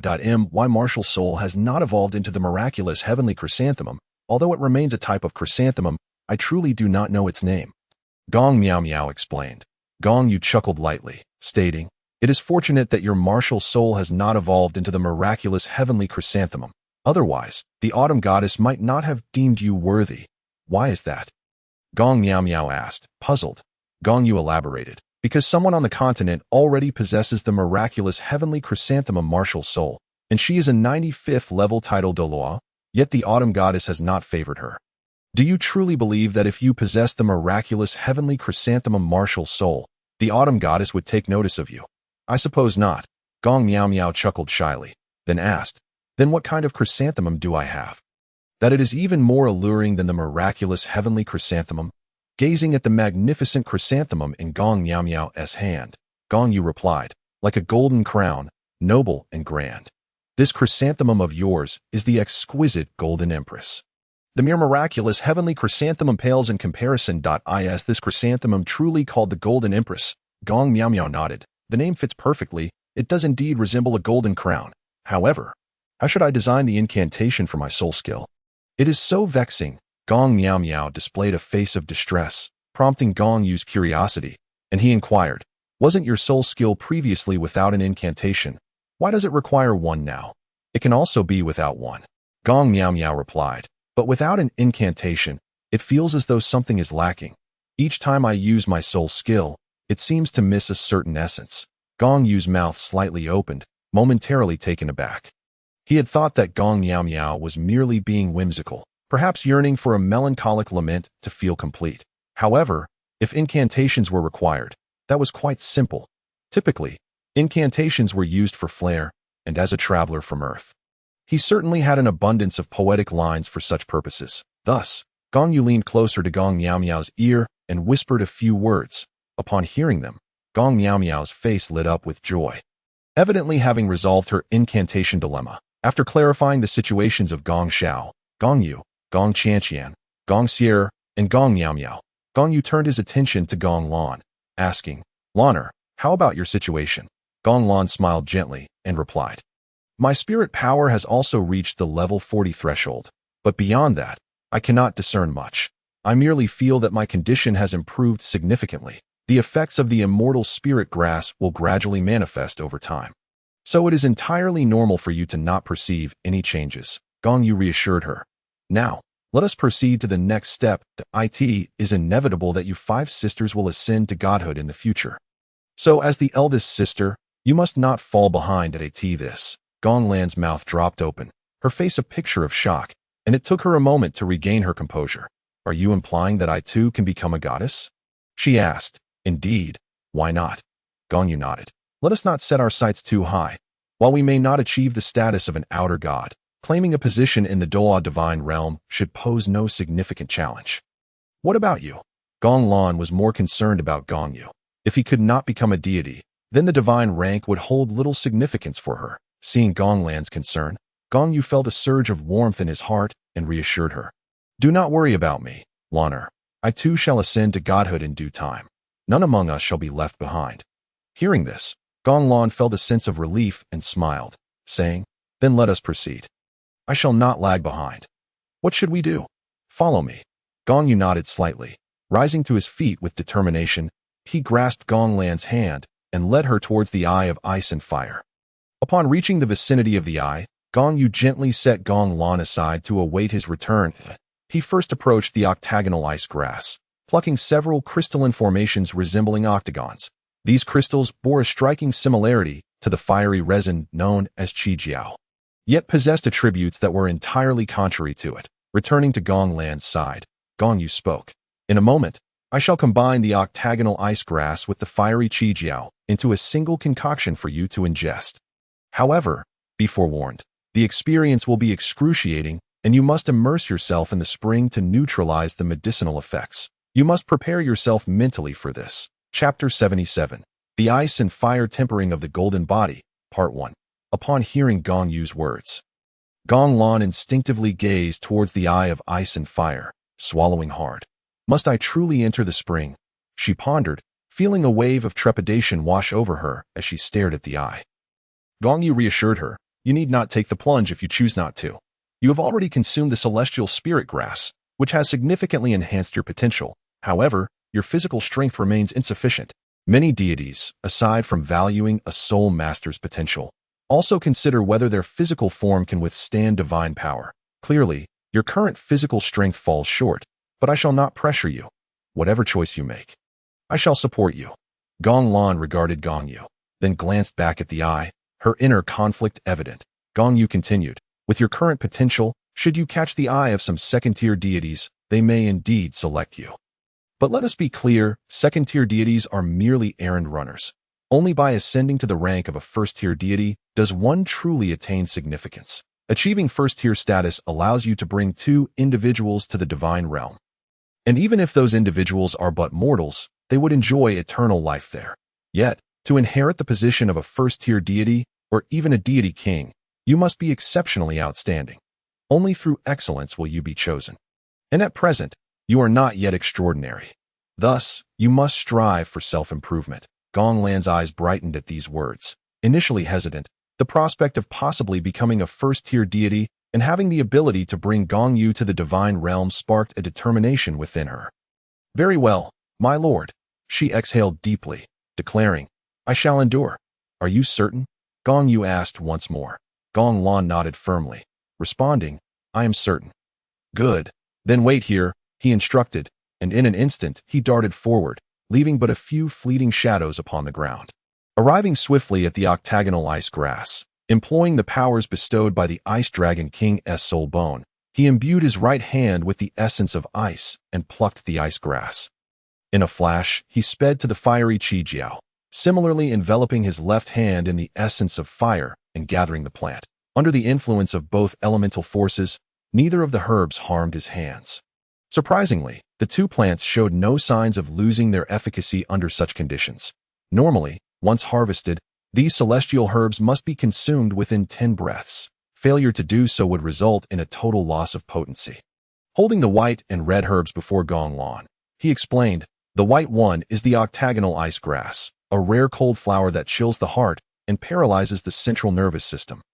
Within a 10-meter radius, its cold aura is overwhelming. Standing nearby for too long will lead to a heart freeze that is incurable. The red one is the fiery Qijiao, a highly toxic celestial herb with attributes that starkly contrast those of the ice grass. As he placed the two herbs together, their energies intertwined, and in that moment, an astonishing phenomenon occurred. The extreme hot and cold energies vanished simultaneously, and a faint red glow enveloped the octagonal ice grass. While a delicate white mist surrounded the fiery Qijiao, it appears I have long misunderstood. The 10 breaths refer to the time available during the convergence of their effects. Thus, there is no time to waste. Gong Yu mentally reminded himself, then promptly kneaded the two herbs into a swirling mass of blue and white energy. Open your mouth, he commanded, and Gong Lan instinctively complied.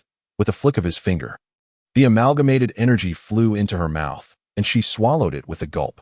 Now, circulate your energy and jump into the eye of ice and fire, Gong Yu instructed. Yet, at the moment of truth, Gong Lan hesitated briefly, in mere breaths. Her body began to tremble violently. Suddenly, an icy blue aura erupted from beneath her feet, transforming her entirely into a blue figure, only to be soon followed by a surge of red. Rendering her appearance akin to a freshly cooked shrimp, the alternating blue and red hues on her face presented a most peculiar sight. You have no choice but to leap now, Gong Yu insisted. Having ingested the two potent herbs, if you do not enter the eye to neutralize their effects, you will soon be ravaged by their powers to the brink of death. Gong Lan clenched her teeth, closed her eyes, and with a resolute plunge, she leapt into the depths. I haven't even removed my clothes. Well, it matters not, Gong Yu sighed, lamenting his lack of fortune, yet he knew that upon surfacing, her garments would surely have been dissolved, along with her soul device. Within the eye of ice and fire, Gong Lan felt little of her surroundings, as the effects of the octagonal ice grass and fiery Qijiao had dulled her senses entirely. The eye's properties would amplify the effects of the two toxic herbs, facilitating their absorption and transforming their energies into her own. However, the potency contained within these celestial herbs was formidable. The clash of ice and fire unleashed an explosive energy that left Gong Lan with no opportunity to resist. Moments after plunging into the tumultuous depths, she succumbed to unconsciousness. The waters of the eye churned momentarily with her descent. And before long, she quietly submerged beneath the surface. The water soon regained its tranquility, the milky white and crimson hues distinctly separated, with steam lingering in the air, all returning to a serene silence. At this juncture, Gong Yu sat cross-legged on the ground, retrieving a box containing the primordial celestial grass from his soul device. He took out the grass, plucked a leaf, and began to chew. initiating the absorption of its medicinal power through meditation. The method of consuming the primordial celestial grass involved taking it leaf by leaf. With each ingested leaf, one would meditate to gradually enhance their soul power. Gong Yu continued this process, and after 7 hours, he had completely refined the entire plant, bringing his soul power to the threshold of level 50. Noticing that Gong Lan had yet to emerge from the eye, Gong Yu enveloped himself in the ice and fire domain and leapt into the depths. The Eye of Ice and Fire was formed from the powers of both Ice and the Fire Dragon King. Thus, with his mastery of these two domains, neither the hot spring nor the cold spring could harm him. Upon diving into the eye, Gong Yu quickly located Gong Lan, who at that moment was completely devoid of color, stripped bare of all that could melt away. Chapter 78. The Ice and Fire Tempering of the Golden Body, Part 2, Lan Air. Awaken, Gong Yu called out as he swam to her side. Now, he could no longer afford to be cautious. He enveloped her in his embrace and expanded the ice and fire domain around them. Under the dual hues of red and blue, Gong Lan appeared as though draped in a new garment, no longer a mere specter of white but my. My lord, Gong Lan murmured drowsily, her voice weak that I nearly thought I would not endure. Holding her close, Gong Yu whispered gently in her ear, the potent attributes of those two celestial herbs were indeed overwhelming for someone like you, yet you ultimately persevered. However, the medicinal power within you remains unrefined. So I have come to assist you. Upon finishing his words, Gong Yu directly expanded the realm of ice and fire, forming a dazzling shield of red and blue, enveloping them inside the shield. It felt as though they were in two distinct worlds. Gong Yu had shed everything that needed to be discarded. The method of refining the two types of medicinal powers could involve not only the neutralization through the ice and fire duality, but also the harmonious interaction of yin and yang. As the ultimate objective was to refine the medicinal essence, as long as the goal was achieved, it sufficed. Moreover, at the tender age of 13, he was indeed capable. Unbeknownst to them, a faint light began to dawn at the horizon, and the girls above grew increasingly anxious. Since last night, Gong Lan had leapt into the ice and fire duality eye, and as dawn approached, Gong Yu followed suit. Neither had emerged, and even if something had indeed transpired, it was reasonable to expect that they would have struggled somewhat in the spring water. Yet, perplexingly, there had been no signs of struggle, not even a hint of their heads above water. Fortunately, after a short while, Gong Yu finally surfaced. Thanks to the protective coverage of the ice and fire realm, his attire remained pristine, utterly unscathed. However, Gong Lan was not so fortunate. After Gong Yu emerged, Han quickly followed suit, yet due to her clothing being entirely melted away, Gong Yu had no choice but to carry her out and manifest the ice and fire realm around her for modesty. Once he had placed Gong Lan in a secluded corner, he instructed Gong Shi'er to provide her with a set of clean garments, as their figures were similar enough for them to interchange their clothing comfortably. The remaining girls were compelled by Gong Yu to practice the purple extreme demon eyes. As the dawn was just breaking, presenting the perfect opportunity, after changing into fresh attire, Gong Lan joined Gong Shi'er in the training. However, when she glanced at Gong Yu, a faint blush crept across her cheeks, rendering her face akin to two rosy apples. An hour later, the sun had risen, and the training session concluded. It was then that Gong Yu turned his attention to the helpless Du Gu Bo, who was suspended from a tree. The old fellow had his soul power sealed, and had been hanging there for an entire night. One could only wonder how he had endured the night despite the onset of his poison. A glance at Bai Ji revealed the truth. Her gaze remained fixed upon Du Gu Bo, likely due to her kind-hearted nature, suggesting that she had intervened during the onset of his poisoning to lend aid. Du Gu Bo, what possessed you to occupy my family's medicinal garden? Gong Yu shamelessly claimed the ice and fire duality eye as his own, simultaneously pulling the grass out from Du Gu Bo's mouth. The suspended Du Gu Bo's eyes widened in shock, but recalling Gong Yu's various maneuvers over the past day and night, he began to believe that perhaps this place truly belonged to Gong Yu. Moreover, when he first discovered the location, he had been uncertain if it was already claimed. However, being a titled Douluo, how could he admit to forcibly occupying someone else's territory? Thus, he inquired, "How do you prove that this place is yours?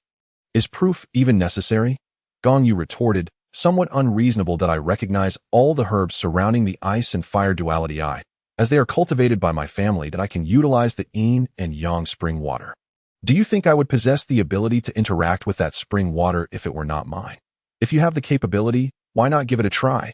Douluo was immediately at a loss for words. He had no means to utilize the yin and yang spring water unless he wished to court death. He promptly responded, so that spring is called the ice and fire duality eye? When I discovered this place all those years ago, I had no idea it was already owned, believing it to be a natural formation. What natural formation? The ice and fire duality I was constructed using 2 divine dragons. One of extreme ice and one of extreme fire, and is entirely man-made. Gong Yu thundered. Douluo stammered. Then, I shall vacate this place, provided you release me. I vow never to step here again. Gong Yu scoffed, not stepping here again. How will you suppress the poison within you? Without the constraints of the ice and fire duality eye, you will perish from the poison in a few years. Your demise is of little concern to me, but I have heard you have a granddaughter named Douluo Yan. I cannot believe she would escape the clutches of your soul's poison. Even if she is not deeply poisoned at present, what of the future? At the mere mention of Douluo Yan, Douluo instantly wilted. Since his son's death, she had been his sole companion, and he cherished her more than his own life. Thus, he implored, then tell me, what do you wish me to do? Seeing Douluo yield, Gong Yu proposed, I can guide you on how to control the poison within your body.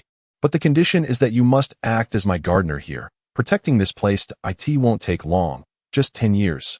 What do you think? Upon hearing this, Douluo was taken aback. You possess a method to control the poison within me. I do, Gong Yu affirmed resolutely. Douluo seemed to arrive at a significant decision, exhaling deeply as he stated, very well. As long as you can help me control the poison within, I swear by my martial soul that I shall remain here for a lifetime. Not just 10 years, but the position of gardener shall be limited to myself, with no involvement from my granddaughter. Seeing Douluo's compliance, Gong Yu smiled gleefully and added, suit yourself. My only requirement is 10 years. Should you desire to stay beyond that, you may. Douluo then inquired, how do you intend to help me control the poison within? Gong Yu smiled slightly, first slicing through the rope binding Douluo, causing him to tumble down with a thud. Sister Ziji, please release this old man's soul power seal. Gong Yu called out to Ziji, who was not far away. Ziji nodded and approached, tapping on Douluo, and at last, he regained his soul power. Subsequently, Gong Yu addressed Douluo, there are 3 methods to control the poison within you. One is a symptomatic treatment, while the other 2 address the root cause. Which will you choose? However, I must caution you, each comes with its own cost. Chapter 79. The method of poison control. Please share your methods, Douluo urged, understanding that the poison he bore was no ordinary toxin.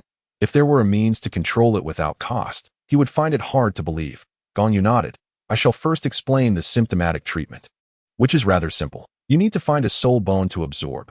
Then you can gradually force the poison within into the soul bone. For future use, you can directly draw from the soul bone. Upon hearing this, Douluo slapped his thigh, exclaiming, what a splendid method! Why didn't I think of this all these years? Alas, if I had thought of it sooner, my poor son wouldn't have met his untimely demise. Then Douluo turned to Gong Yu, asking, this method is quite good. Why is it merely symptomatic? Gong Yu sighed, alas, not understanding even this. No wonder you are only ranked 6th among poison users in the Douluo Continent. This remark irked Douluo, and he retorted, how could that be? I am the best at using poison. If anyone dares rank 2nd on the continent, no one would dare claim to be 1st. Yet Gong Yu pointed to a small pit nearby, advising, go there and relieve yourself. Then take a look. See if you still have the audacity to claim you are the best at using poison. A frog at the bottom of a well will forever think the sky is only as vast as the well's opening. Gong Yu's scolding only fueled Douluo's defiance, prompting him to ask, I truly do not believe that my poison use is so poor that I cannot even rank in the top 5. Who, pray tell, is stronger in using poison than I? Very well, if you wish to know, I shall enlighten you. Gong Yu replied with a slight smile. The top is Bibi Dong, the Pope of the Spirit Hall. Her soul-devouring spider emperor martial soul possesses poison of the utmost level, incomparable to your 91st level poisonous scaled serpent emperor. Indeed, Bibi Dong had reached the ultimate level, though due to the trials of the Rakshasa god, she could only exert the strength of a 98th level. Yet she was undeniably at the pinnacle, thus her poison was naturally regarded as top tier. Gong Yu continued, in 2nd place is Yang Wudi, the current patriarch of the Pa family, renowned for their pharmaceutical expertise and a family of poisoners. You cannot compete with them. In third place is Yang Wudi's brother, Yang Wushuang. In the past, the Haotian sect had to retreat after Tang Hao killed the Pope of the Spirit Hall, the four elemental families. As subordinate sects of the Haotian sect were abandoned, yet they still resisted the Spirit Hall. Ultimately, Yang Wushuang was captured and pledged loyalty to the Spirit Hall. The toxicity of Yang Wushuang manifested in the body of the Snow Knight Emperor, ultimately alleviated only by Yang Wudi, which clearly indicates that Yang Wudi's mastery of poison surpasses that of Yang Wushuang. Upon hearing this, Douluo Bo murmured, "So this is how the Haotian sect withdrew from the world. I never imagined that Tang Hao would dare to slay the Pope of the Spirit Hall. Umph. It is indeed true that those who wield a hammer as their martial spirit possess less wit." Gong Yu continued. In fourth place is Tang San, the son of the Haotian Doa Tang Hao. His body belongs to Tang San, yet his soul is that of a man in his 30s. Although he shares the name Tang San, he is not the original. Rather, he has forcibly seized the flesh of Tang Hao's son. Because he is not the true son of Tang Hao, he retains memories of his past life, wherein he dedicated himself to the study of poison. Thus, the fusion of 2 lifetimes enhances his toxic arts, allowing him to exert control over the poison within you. Naturally, Tang San ranks below Yang Wushuang in terms of poison mastery. As he was ultimately unable to assist Snow Knight in dispelling her poison, relying instead on Yang Wudi, is it truly possible for one to forcibly occupy another's body? Douluo Bo's eyes widened in astonishment, as if he had stumbled upon a monumental secret. Suddenly, Gong Yu heard a chime resonate in his mind. He deduced it was due to the revelation of Tang San's identity, prompting the simulator to grant him additional simulation attempts. However, having grown accustomed to life without the simulator over the past few years, he felt no inclination to check its data. Indeed, Tang San is the one in question. A meaningful smile graced Gong Yu's face as he added, "However, our discussion revolves around the use of poison, so let us not dwell on trivial matters." Gong Yu then stated. In fifth place is the Spirit Halls. Douluo Bo furrowed his brow, for he had not previously heard of this title and thus lacked understanding of the abilities possessed by such a titled Douluo. Indeed, it is the Gong Yu clarified. To say that the excels in poison would be an exaggeration, yet the martial spirit inherently harbors potent toxins, specifically designed to counteract your greenscale serpent emperor's venom. He can effortlessly absorb poisons weaker than his own without harm, thus naturally ranking above you, which relegates you to the position of 6th. Douluo Bo's expression soured.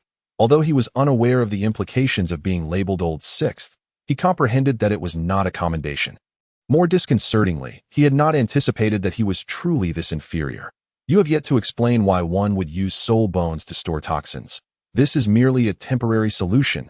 Douluo Bo, unwilling to continue the discussion on poison, promptly redirected the conversation. Nodding, Gong Yu replied, "The capacity of soul bones is ultimately limited. Even if you were to gather a complete set of soul bones, there will come a day when they reach full capacity with toxins. At that point, the toxins will inevitably begin to infect you, unless you can find an external soul bone with growth potential to serve as a container." That does seem to hold some merit, Douluo Bo conceded, albeit reluctantly. Feeling a wave of embarrassment wash over him, he then inquired, "What about a fundamental solution?" "There are 2 fundamental solutions," Gong Yu explained. "The first involves providing you with a rare medicinal herb capable of purging all toxins from your body. Upon ingestion, the toxins will be entirely eradicated, freeing you from the daily agony of toxic outbreaks." "And the cost?" Douluo Bo asked, fully aware that nothing comes without a price. "The cost is that once your toxins are cleansed, your mastery over poison will be broken, and as a consequence, your strength will experience a certain regression.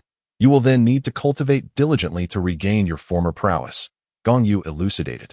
Douluo Bo shook his head, clearly unwilling to accept such a method. "You may as well suggest the alternative." Yet Gong Yu countered, "Not yet. Let us first discuss your granddaughter. I believe she is well suited for this method." Douluo Bo inquired, "Why is that?" "Sigh. How can you be so unthinking, old man?" Gong Yu replied, exasperated. "Consider this. Your granddaughter is merely a 3-ring soul master. The impact of purging her internal toxins would be minimal, as she is still young.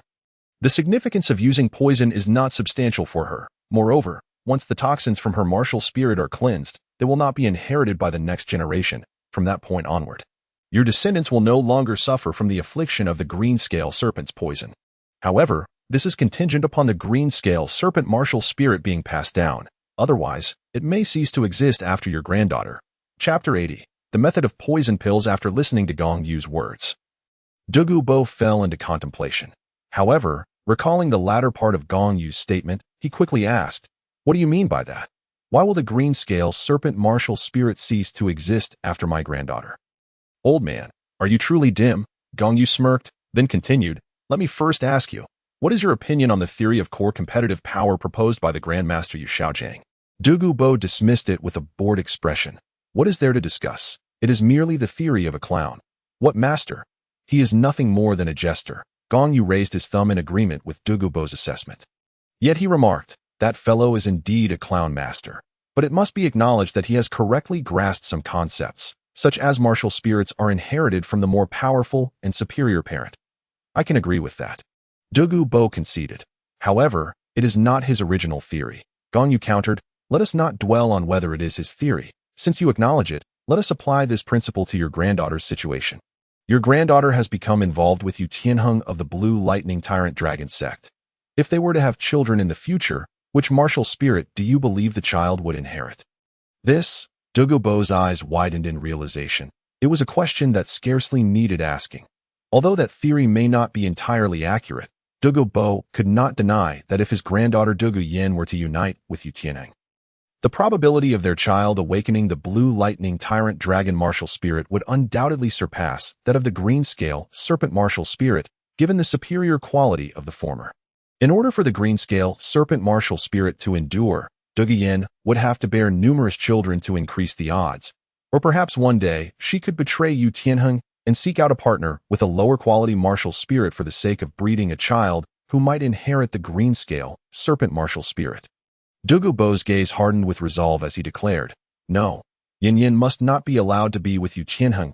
I shall take action to separate them, and if necessary, I will poison Yu Tianheng to render him incapable of fulfilling his duties." Upon hearing this, Gong Yu silently cursed to himself, realizing that Douluo was indeed ruthless. The way he spoke of poisoning someone was chilling. "Very well, that matter is yours to handle as you see fit." Gong Yu continued, "For now, let us return to the topic of poison control." Douluo regained his focus, recognizing that addressing the issue of poison was of utmost importance. As for Yu Tianheng, if necessary, he would find a way to eliminate him, ensuring that his actions went unnoticed. Seeing Douluo quiet down, Gong Yu stated, "The second fundamental method requires minimal cost, and, while resolving the toxins within you, will preserve your mastery over poison. However, if you wish to know, you must offer something in exchange." Douluo was taken aback once more, then confirmed, "Is it truly possible to eradicate my internal toxins while preserving my poison mastery?" "Indeed," Gong Yu affirmed with a nod. "Very well. What do you wish from me?" Douluo inquired earnestly. "I will not refuse anything within my means," Gong Yu replied. "What I desire is of little significance to you. I know you have condensed an inner Dan, so I wish to learn your method of inner Dan condensation." Although Douluo's strength may have waned, he possessed many commendable qualities, one of which was his method of inner Dan condensation, which differed from that of soul cores. The inner Dan he had formed was fundamentally distinct from a soul core, resembling more closely the inner Dan of Taoist practices. Gong Yu practiced the Chuanjin Daedage, and upon reaching a certain level, he would naturally embark on the path of Taoist inner Dan condensation. However, the Chuanjin Daedage did not explicitly outline the method for inner Dan condensation. Fortunately, Douluo had mastered it, albeit likely by accident during his own journey to condense a soul core into an inner Dan. This method of inner Dan condensation was precisely what Gong Yu required. That all.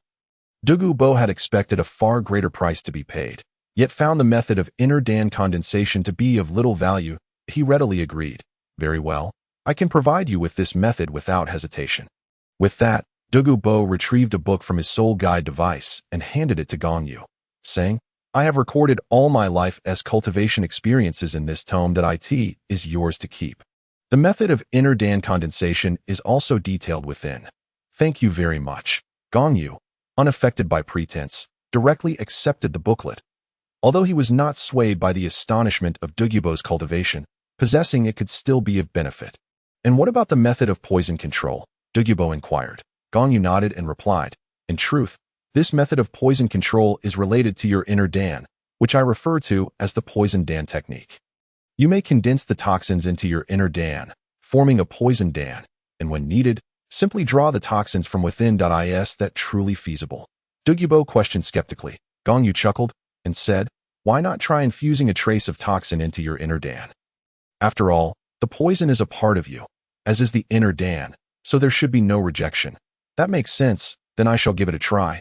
Douluo nodded and began experimenting right where he stood. After his attempts, he felt a sudden clarity that I never expected, that the key to cultivating my lineages by Lin Snake martial spirit lies within the inner Dan. Upon hearing this, Gong Yu continued. In fact, your cultivation approach has always been misguided. You have separated the poison from your soul power, which is utterly inadvisable. Your martial spirit inherently possesses poison. Yet you have kept the toxins in your body while concentrating your soul power within the inner Dan. This approach merely doubles the time spent on both poison and soul power. Therefore, you should integrate poison and soul power in your cultivation, ultimately refining them into a poison soul power that directly condenses into a poison Dan. Gong Yu's words illuminated Douluo's understanding once more. Had someone offered him such guidance earlier, he might have already condensed a poison Dan and avoided poisoning his body to such an extent. However, he soon had another question and asked Gong Yu, but what if my granddaughter cannot condense the inner Dan due to insufficient soul power until she reaches the rank of title Douluo? Gong Yu smiled lightly and replied, your granddaughter may not be a title Douluo, yet I have already provided you with a method. You may either employ the first fundamental approach or combine it with this current method. Splendid, the combination of both approaches is indeed promising, Douluo exclaimed, clapping his hands in excitement. Gong Yu then added, you must also integrate both methods, for your toxins have seeped deeply into your bones and can only be expelled gradually. To prevent the toxins within you from causing upheaval, it would be wise to first force some of the toxins into your soul bone to lessen the burden, and then proceed to merge with the inner Dan. I understand, Douluo replied solemnly. The toxins within me are too potent, and hastily transferring too much poses a risk of upheaval. If the toxins were to revolt, it would mean my demise, and I cannot afford to gamble with my life. Gong Yu nodded in agreement. It is good that you comprehend this. Moreover, the toxins cannot be entirely eradicated, as they are deeply entrenched. Removing them will involve excruciating pain. Under such circumstances, whether you can focus on poison control is uncertain. If you fail to maintain control and the toxins surge, it would spell your end. Douluo nodded again, stating, indeed, controlling the toxins within me is not a task that can be accomplished overnight. It requires a gradual approach.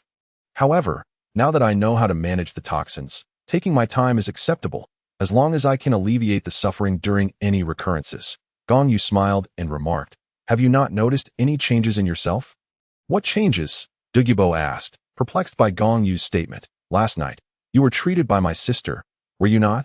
Gong Yu inquired, referring to Bai Ji. He had already received information from Bai Ji regarding the situation. Douluo looked at Bai Ji with awe and nodded.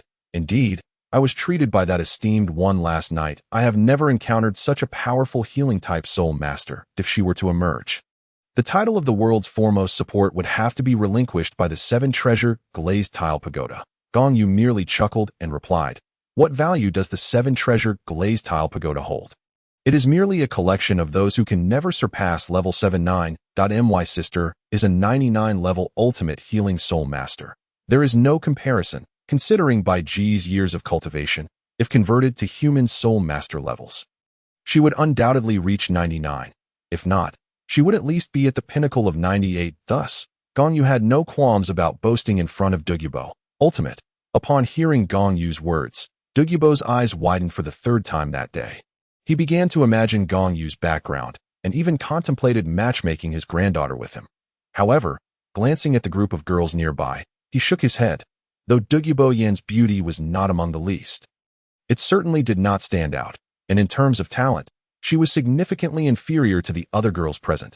Thus, orchestrating a match between Douluo Yan and Gong Yu seemed nearly impossible, unaware of Douluo's thoughts. Gong Yu spoke again. Since you have been treated by my sister, you should be safe from toxic outbreaks for a month. This is a change in your body. A month without outbreaks. Douluo was taken aback, realizing the true strength of a 99-level healing soul master. Indeed, Gong Yu confirmed, as Bai Ji had already informed him of the situation. He continued, You now have a month to transfer some of the toxins into your soul bone to alleviate the burden. The transfer of toxins to the inner Dan must be approached gradually, as it is not a mere transfer. It requires fusion with soul power afterward. Therefore, patience is imperative. Had you not separated soul power and poison in your cultivation from the start, it wouldn't have been so troublesome. Douluo sighed. Given the circumstances, what can I do? I must proceed slowly. However, having learned this lesson, I will ensure my yin does not continue on a misguided path. Upon my return, I will adjust her cultivation methods. Seeing that Douluo's matters were nearly resolved and that the rest depended on him, Gong Yu said, now that I have shared the methods for controlling the toxins with you, our agreement is fulfilled that I hope you will not go back on your word. Guard the medicinal garden for 10 years. Should you dare to renege, do not blame me for being merciless, rest assured. Douluo replied, though I may not be a good person, I have always kept my word.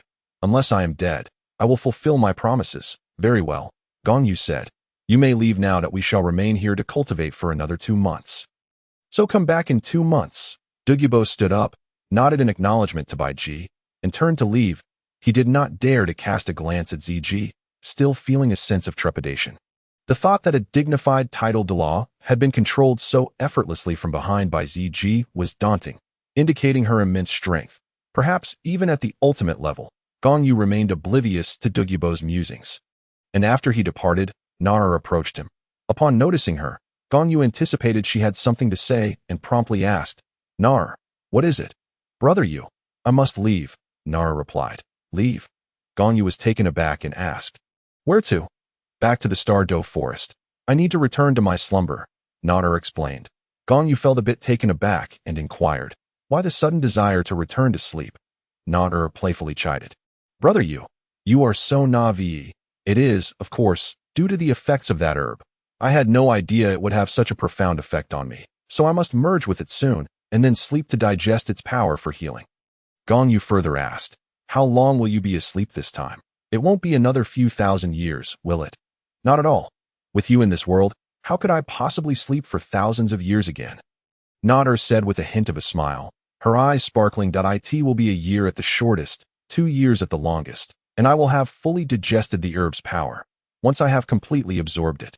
My injuries should recover by at least 30%, so it is merely a year or 2. Gong Yu sighed in relief, feeling comforted. He could not wait that long if Nar truly needed to sleep for 10,000 years. Smiling, he said, then go with peace of mind. I will await your return. Nar nodded and added, I will leave Bai Ji here. Ziji will escort me back, and then she will return to guard you. Very well, that is perfectly fine. You can rest assured.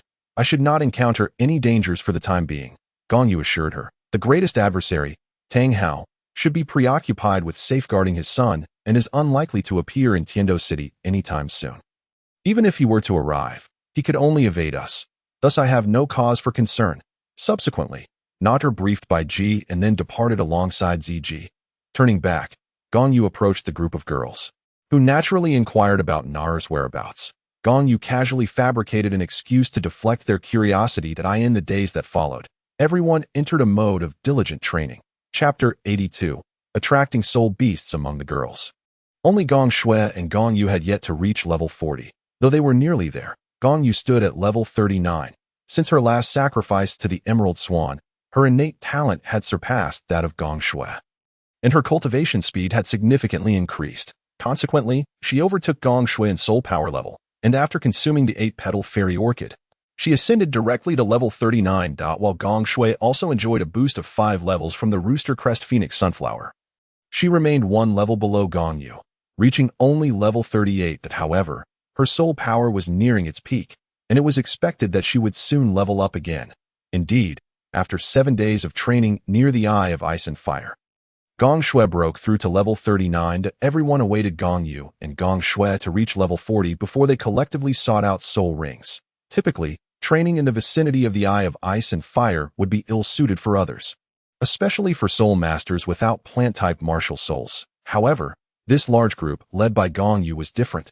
First, they had consumed the celestial herbs surrounding the area. Secondly, most of them possessed plant-type martial souls. Bamboo, cabbage, blue silver grass, chrysanthemums, and roses were all plants. Among the remaining 3, Although they did not possess plant-type martial souls, one wielded a tin-colored purple crystal lamp martial soul with attributes of ultimate light and fire, while another had a nebula martial soul with extreme cold attributes. The two could cultivate respectively around the hot spring and cold spring of the Eye of Ice and Fire. The last was Gong Shue's beast martial soul, which had evolved into a top-tier martial soul. After consuming the fiery gel, the impurities in her flames had been eradicated, elevating her fire to an ultimate level, thus allowing her to train around the hot spring without issue. Moreover, since everyone could adapt to the Eye of Ice and Fire, training in the vicinity proved beneficial, particularly for those with plant-type martial souls, as the Eye of Ice and Fire provided a slight acceleration in their cultivation. In the ensuing days, the group focused solely on their training. Gong Yu, having reached the 50-level bottleneck in soul power, had surpassed everyone else significantly in this regard, so he concentrated on mastering the dragon elephant prajna. While the girls diligently cultivated their soul power, he traversed in and out of the Eye of Ice and Fire, harnessing its energy to refine his dragon elephant prajna. 2 months swiftly passed. One day, while cultivating within the Eye of Ice and Fire, Gong Yu suddenly felt a barrier within him shattered. An overwhelming aura surged forth, prompting him to slowly open his eyes. I have finally broken through to the 6th layer of dragon elephant prajna. Sensing the newfound strength in his body, Gong Yu unfurled his wings and soared out of the Eye of Ice and Fire. Upon reaching the girls, he found they had been waiting for quite some time. It had been agreed that today would be dedicated to hunting soul beasts for soul rings. Gong Yu had reached level 40 half a month prior, and Gong Shui had just achieved the same 3 days ago. However, Gong Yu had sensed an opportunity for a breakthrough just before their departure, causing a delay of half a day. All right, we can set off now. Gong Yu surveyed the girls and spoke calmly. But we need not venture far. We can attract the soul beasts within the poison formation. The others exchanged perplexed glances at Gong Yu's words, including Bai Ji and Du Gu Bo. 2 months had elapsed, and Du Gu Bo had indeed arrived as expected, though his hair had turned black, and even the green in his eyes had faded, indicating that his poison control had yielded some effect. Additionally, his soul power had risen by a level after managing the toxins. Among the group, only Gong Shi'er understood Gong Yu's intention. She remarked, "What the young master means by attracting soul beasts refers to me. But there is no need for me to personally draw them in. I can use my martial soul at this juncture." The usually vivacious Gong Shui expressed her curiosity. "Can your martial soul truly attract soul beasts?" "I've never heard you mention this before," Gong Shi'er explained. "Previously, it was indeed impossible. However, since my pink rose fused with the ethereal fragrance of the exquisite fairy product, my martial soul now inherently carries that fragrance, which most soul beasts find irresistible, drawing them in." Gong Shui nodded in understanding. "So that's how it is. That will certainly make our future hunts for soul beasts much more convenient." With that, the group approached the perimeter of the poison formation. Gong Shi'er summoned her martial soul, which released an alluring fragrance that dispersed the surrounding toxic miasma. Upon witnessing this, Du Gu Bo was momentarily taken aback and exclaimed, "Stop! Your fragrance can dispel the poison. At this rate, the entire poison formation will be compromised. We need to preserve it to protect the herb garden." Gong Shi'er blushed with embarrassment at his words. Nodding, she focused her thoughts and commanded the pink rose to cease emitting its fragrance. Turning to Gong Yu, she inquired, "Young master, what should we do now?" Gong Yu approached her and asked, "Can the energy-type rose you create with your first soul skill release this fragrance?" Gong Shi'er affirmed. "It can." Understanding her capabilities, Gong Yu instructed, "Very well, create an energy-type rose and place it outside the poison formation. There is no need for it to explode. It should simply release the fragrance gradually. This way, the soul power you expend to maintain the soul skill won't deplete too quickly." "I understand, young master," Gong Shi'er replied, nodding. Her first soul ring glowed, and she promptly activated her first soul skill. Soon, an energy-type pink rose materialized, and with her mental command, she positioned it outside the poison formation, allowing it to gradually emit its fragrance. As the fragrant breeze wafted through, the purple aroma was carried far and wide, quickly attracting a few small soul beasts. The first to respond was a 4,500-year-old Earth King, but the group clearly regarded it with disdain. A 4,500-year-old soul beast was far too lowly, suitable only for serving as the third soul ring for the girls, which they had already obtained. To prevent the Earth King from becoming a nuisance, Gong Yu instructed Du Gu Bo to send it flying. leaving its fate upon landing uncertain. Over the past 2 months, Gong Yu had gathered numerous potent herbs for the girls to consume, aiding their cultivation of the dragon-elephant prajna. Thus, even the laziest among them, Gong Shui, had perfected her training to the 4th layer, making her capable of absorbing a 10,000-year soul ring without issue. Therefore, this time, the group aimed to hunt soul beasts far exceeding the 1,000-year mark, after Douluo Bo sent the Earth King soaring. Another soul beast was drawn in. It was a human-faced demon spider, estimated to be between 5 to 6,000 years old. While still not suitable for a soul ring, Gong Yu instructed Douluo Bo, "Old Poison, help me capture this human-faced demon spider, but remember to disable its legs and fangs." With a slight nod, Douluo Bo soared out of the poison formation and descended. Upon landing, he unleashed a powerful aura that sent the human-faced demon spider tumbling. Without hesitation, he leaped into action, transforming his right hand into a blade and swiftly severing the spider's 8 legs with 2 precise soul power slashes. Following that, he flicked his fingers a few times, releasing soul power that shattered the demon spider's fangs in the blink of an eye. Then, Douluo Bo executed a spinning kick, sending the massive body of the human-faced demon spider crashing into the poison formation. Returning to the group, he found the demon spider barely hanging on. At this moment, Gong Yu turned to Gong Lan and said slowly, "Lanner, go ahead and use your 8 spider spears to pierce the body of the human-faced demon spider and absorb its energy to evolve your 8 spider spears." 2 months prior, Gong Lan underwent a transformation due to her encounter with the ice and fire duality eye, resulting in the evolution of her 8 spider spears, which now exhibited vibrant colors and were adorned with red and white auras. Gong Yu recalled that the novel had described how Tang San had devoured a face-devouring demon spider at this very location, which bore a close resemblance in age to the current demon spider. After Tang San consumed the face-devouring demon spider, his 8 spider spears also underwent an evolution. Such soul beasts as the face-devouring demon spider were despised in the realm of soul beasts, leading to their near extinction. Thus, while Ling Yun could not assert with certainty that this demon spider was indeed the one devoured by Tang San, the likelihood was quite high. Therefore, allowing Gong Lan to consume it with her 8 spider spears was of little consequence, as the potential loss was negligible. Upon receiving Gong Yu's instructions, Gong Lan nodded in agreement and approached, her 8 spider spears unfurling from the opening in her garment, allowing her to traverse the ground as if walking. In that moment, Gong Lan resembled a humanoid spider. An observer of lesser discernment might easily mistake her for a transformed spider soul beast. Douluo Bo observed silently, deeply impressed. With his extensive knowledge, he recognized the 8 spider-like appendages on Gong Lan's back as external soul bones. However, such a precious item bestowed upon a mere girl seemed to elicit no concern from Gong Yu, as if he regarded the external soul bone as worthless. Little did Douluo Bo know that Gong Yu already possessed an external soul bone. Where then could the 8 spider spears be accommodated? When Gong Lan reached the face-devouring demon spider, she plunged the 8 spider spears into its body, commencing the absorption process. Beneath her, the demon spider quivered violently, powerful energy coursing through the 8 spider spears and into her being. At that moment, Gong Yu transmitted a message to Gong Lan. "Lanner, remember, the energy you absorb must be circulated according to the method of your cultivation, completing a full cycle before returning to the 8 spider spears. Otherwise, the violent aura of the face-devouring demon spider may affect you." Upon hearing this, Gong Lan, who had been immersed in the pleasurable sensation of energy absorption, regained her awareness. She realized that she had indeed been influenced, as evidenced by her overwhelming desire to consume the energy. Now alert, she exhaled deeply and followed Gong Yu's instructions. To her astonishment, after circulating the energy through her body, the once aggressive energy became tranquil, as though its violent essence had dissipated, and it returned to the 8 spider spears, condensing along her spine.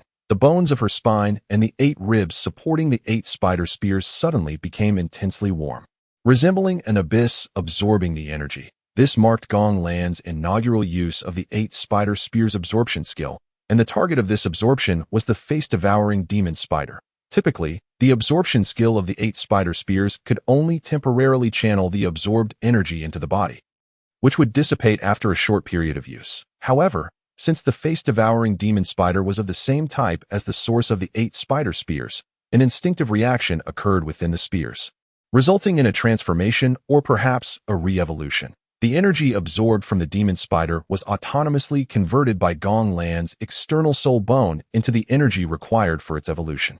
The evolution of external soul bones relies on fortuitous circumstances. Had Gong Lan not reached level 40, her 8 spider spears could absorb vast amounts of energy without achieving evolution. The uniqueness of external soul bones lies in their progression alongside the soul master. Not merely through incremental advancements, but through significant breakthroughs. Only upon attaining a new overarching level of power would the external soul bone evolve, given sufficient energy was acquired. Thus, with Gong Lan already at level 40 and absorbing the most suitable energy for her, she had no reason to hold back to at that moment. The 8 spider spears, originally 3 meters long, gradually extended to 4 meters, developing a row of orderly barbs, mirroring the very features of the face-devouring demon spider beneath her. The difference lay in the fact that Gong Lan's 8 spider spears now exhibited a ghastly pale hue, while the red and white auras adorned them with a mesmerizing pattern. Lanner, remember, if the soul ring of the face-devouring demon spider appears, do not absorb it. Its age is far too low and unsuitable for you. While Gong Lan's endeavors proceeded methodically without immediate danger, Gong Yu shifted his focus back to the area outside the poison formation to at that moment. A soul beast resembling an ant emerged from beneath the ground, not from an open environment that 1,000 ant. Gong Yu squinted, observing closely. This was the first time he had encountered such a creature, having only seen relevant images in soul beast catalogs. However, the descriptions in those catalogs were sparse, offering only brief introductions to the 1,000 ant. According to the catalog, a 10-year-old 1,000 ant measures approximately 3 inches in length, equipped with a pair of saber-like mandibles capable of severing tough materials. A 100-year-old 1,000 ant would not exceed 6 inches. While only a millennium-old specimen might reach a foot in length, that 1,000 ant of 1,000 years is exceedingly rare, as they lack formidable survival mechanisms and often fall prey to internecine conflict within their own species.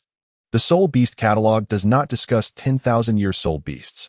Nonetheless, there are speculations in Yu Xiaojiang's writings regarding 1,000 ants reaching such a tier, should a 1,000 ant attain 10,000 years of cultivation. Its length might reach around 2 feet, with the possibility of exceeding 1 meter at 30,000 years. The 1,000 ant before them had evidently undergone a mutation, measuring slightly over 2 feet in length. Sporting a pair of translucent wings and exhibiting prominently elongated saber-like mandibles, all covered in golden exoskeleton. Additionally, it possessed 2 robust forelimbs, resembling the pincers of a scorpion, but not quite, more akin to 3 sharp spines fused together. Waving on either side, shimmering with a golden radiance and a layer of pale green at this juncture, Bai Ji remarked. This should be classified as a 1,000 ant king. Its age is approximately 12,000 years. However, given that the ant species are social creatures, it is curious why this particular ant king has ended up alone here. She then turned to Gong Xiao and added, I believe this soul beast would be quite suitable for you. Why is it suitable for me, and why the addition of quite? Gong Xiao retorted, as far as I know, 1,000 ants possess no special abilities. What soul skills could they possibly offer me? She expressed disdain for the creature. Yet, Gong Yu elucidated, the 1,000 ant is a soul beast with remarkable vitality, outstanding defensive capabilities, and immense strength, possessing power far beyond its size, which aligns perfectly with your own strength specialization, thus providing significant enhancement.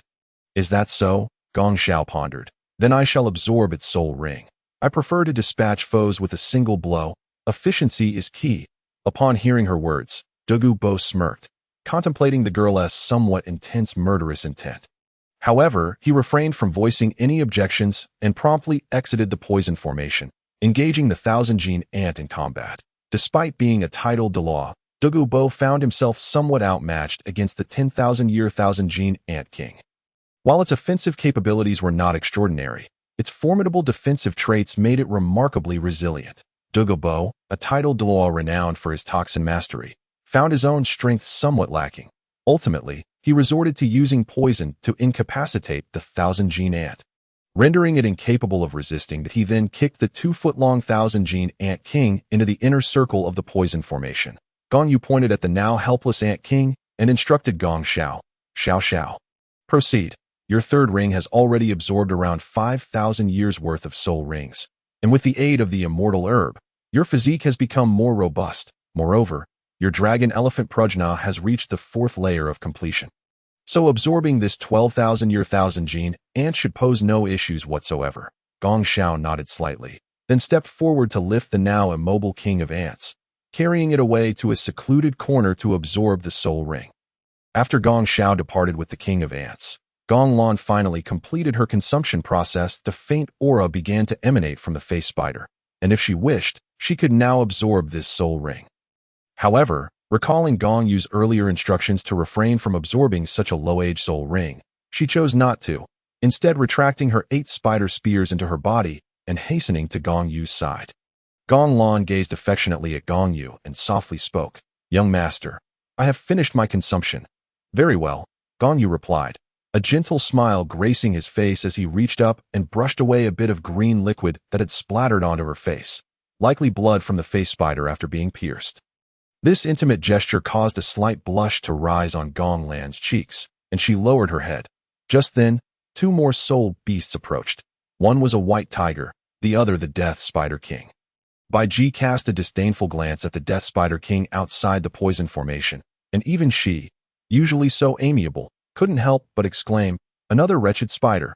How utterly vexing." Her aversion to spiders was profound. As soon as she finished speaking, she flickered with incredible speed outside the poison formation, raised her right foot, and with a powerful stomp, sent a shockwave that knocked both the white tiger and the burrowing demon spider unconscious. Douluo Bo's eyes widened in astonishment at this spectacle. His mouth agape. He had intended to emerge from the poison formation to capture the 2 soul beasts, but never anticipated that Bai Ji would act first. Yet, observing her ferocious actions and recalling her earlier words, he pondered the extent of her animosity towards spiders. Bai Ji kicked both the white tiger and the Death Spider King, sending them tumbling into the poison formation, landing approximately 15 meters apart. Upon their reentry, Bai Ji addressed Gong Lan, saying, "Little Lan, the Death Spider King has reached an age of 20,000 years. Consider whether you wish to absorb its soul ring. The others are not suitable. That is for the white tiger, approximately 13,000 years old. You may allocate it among yourselves." However, as she spoke, yet another soul beast appeared, a ghost tiger of around 20,000 years. Bai Ji remarked, "Another tiger has arrived. It seems allocation is unnecessary." This time, however, she did not take action but glanced at Douluo Bo, who sighed and stepped out of the poison formation. Moments later, he returned with the half-dead ghost tiger in tow. Gong Yu surveyed the 3 soul beasts and then looked at Gong Lan, Gong Yu, and Gong Miao Miao. He first addressed Gong Lan. "Laner, how many seals have been unlocked on your 3rd ring?" After the sacrifice of the Emerald Swan, Gong Yu had been unable to withstand the overwhelming soul power, resulting in a violent backlash, necessitating Bai Ji's intervention to impose several seals. These seals would automatically unlock as Gong Yu's physical strength increased, each unlocking adding 10,000 years to the soul ring's age. Gong Yu smiled faintly, replying, "Young master, I unlocked the 2nd seal on my 3rd soul ring a few days ago when I reached the 5th level of the dragon elephant prajna." Her body had significantly improved after the sacrifice of the 60,000-year-old emerald swan, and coupled with the enhancement of the dragon elephant prajna, she was able to unlock the 2nd seal so swiftly. Gong Yu understood and said, "You have already unlocked the 2nd seal. That means you can now withstand the soul pressure from a 2,000-year soul ring. So absorbing a 20,000-year soul ring is entirely feasible." He then assigned the soul beasts. Miao Miao will absorb the light attribute white tiger, while Yuer will take the ghost tiger. Miao Miao's martial spirit is suited for absorbing light attribute soul beasts, so she should have no trouble with the 13,000-year soul ring. Gong Yu and Gong Miao Miao nodded repeatedly, expressing their agreement with Gong Yu's allocation. Gong Miao Miao was self-aware, despite carrying the legacy of the Autumn God. That inheritance currently offered little assistance and could not help her forcibly absorb a soul ring of too great an age, so she did not expect to take on a 20,000-year soul ring. Satisfied with their attitudes, Gong Yu nodded approvingly and said, "Good. Then go ahead and absorb the soul rings. If you encounter any soul impact from the soul beasts during absorption, remember to utilize the purple extreme demon eye to resist." "Understood, young master," replied Gong Yu. "Yes, I know, young master," echoed Gong Miao Miao.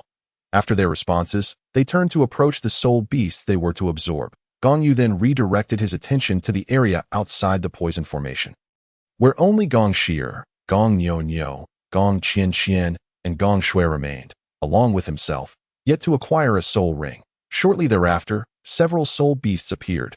Though none were suitable for the others, there was, however, a ghost fox of around 15,000 years that might suit Gong Shi. Although its age exceeded the ideal range slightly, Gong Yu looked at Gong Shi and inquired, "Shi, the ghost fox's age may exceed by a year or two. Are you certain you can handle it? If so, we shall select it. Given the ghost fox's skills, it would be a perfect match for you, as it is a spirit-type soul beast adept at creating illusions to confound its opponents." Gong Shi confidently replied, "Young master, rest assured, thanks to the enhancements from the Yuxi and Q Lu celestial product, I am certain I can absorb this 15,000-year ghost fox. Very well, we shall select it." Gong Yu nodded lightly, then turned to Douluo Bo, saying, "Old poison, I shall trouble you once more." "Not a problem. A trivial matter," Douluo Bo responded, stepping out of the poison formation and soon returning with a half-poisoned ghost fox. At this moment, Gong Yu addressed Gong Shi again. "Shi, detonate the energy type rose outside the poison formation to release its fragrance. Whether it attracts soul beasts is secondary. First, take a moment to adjust and recover your state before absorbing the soul ring." Gong Shi nodded, then ignited the energy type rose conjured through her soul technique, causing the surrounding fragrance to intensify as a gentle breeze carried some of the scent away. After waiting for a while, without any suitable soul beasts appearing, mostly just a few thousand-year soul beasts, Gong Yu observed as the fragrance gradually dissipated, causing those soul beasts to scatter. He then addressed the remaining individuals. "It seems we cannot attract any soul beasts for the time being. I will check on their progress." Having spoken, Gong Yu promptly turned around, first seeking the aura of Gong Xiao as the first to absorb a soul ring. Nearly 2 hours had elapsed, and if all went smoothly, she should be nearing completion. Upon locating Gong Xiao, Gong Yu discovered that she had indeed finished her absorption. At that moment, she was meditating to consolidate her realm while acclimating to her newly acquired soul ring. Subsequently, he made his way to find Gong Lan, who was absorbing the soul ring of the 2,000-year Death Spider King, a process that would likely take considerably longer than anticipated. Upon arriving beside Gong Lan, Gong Yu noted that she was still engaged in a struggle against the soul pressure emanating from the Death Spider King's soul ring. At that moment, the 8 spider legs of her martial spirit had fully manifested, firmly embedding themselves into the earth like supports, stabilizing Gong Lan's form. It was evident that she had begun to divert the soul pressure, channeling a portion of it to the external soul bone affixed to her body for support. Observing that Gong Lan bore no signs of distress, Gong Yu reassured himself that the 2,000-year soul ring posed no significant threat to her, and thus he decided to take his leave. He then glanced at Gong Yu and Gong Miao Miao, both of whom were diligently progressing through their own soul ring absorptions. Gong Yu appeared to be in a better state than Gong Miao Miao, even surpassing Gong Lan, who was also absorbing a 2,000-year soul ring.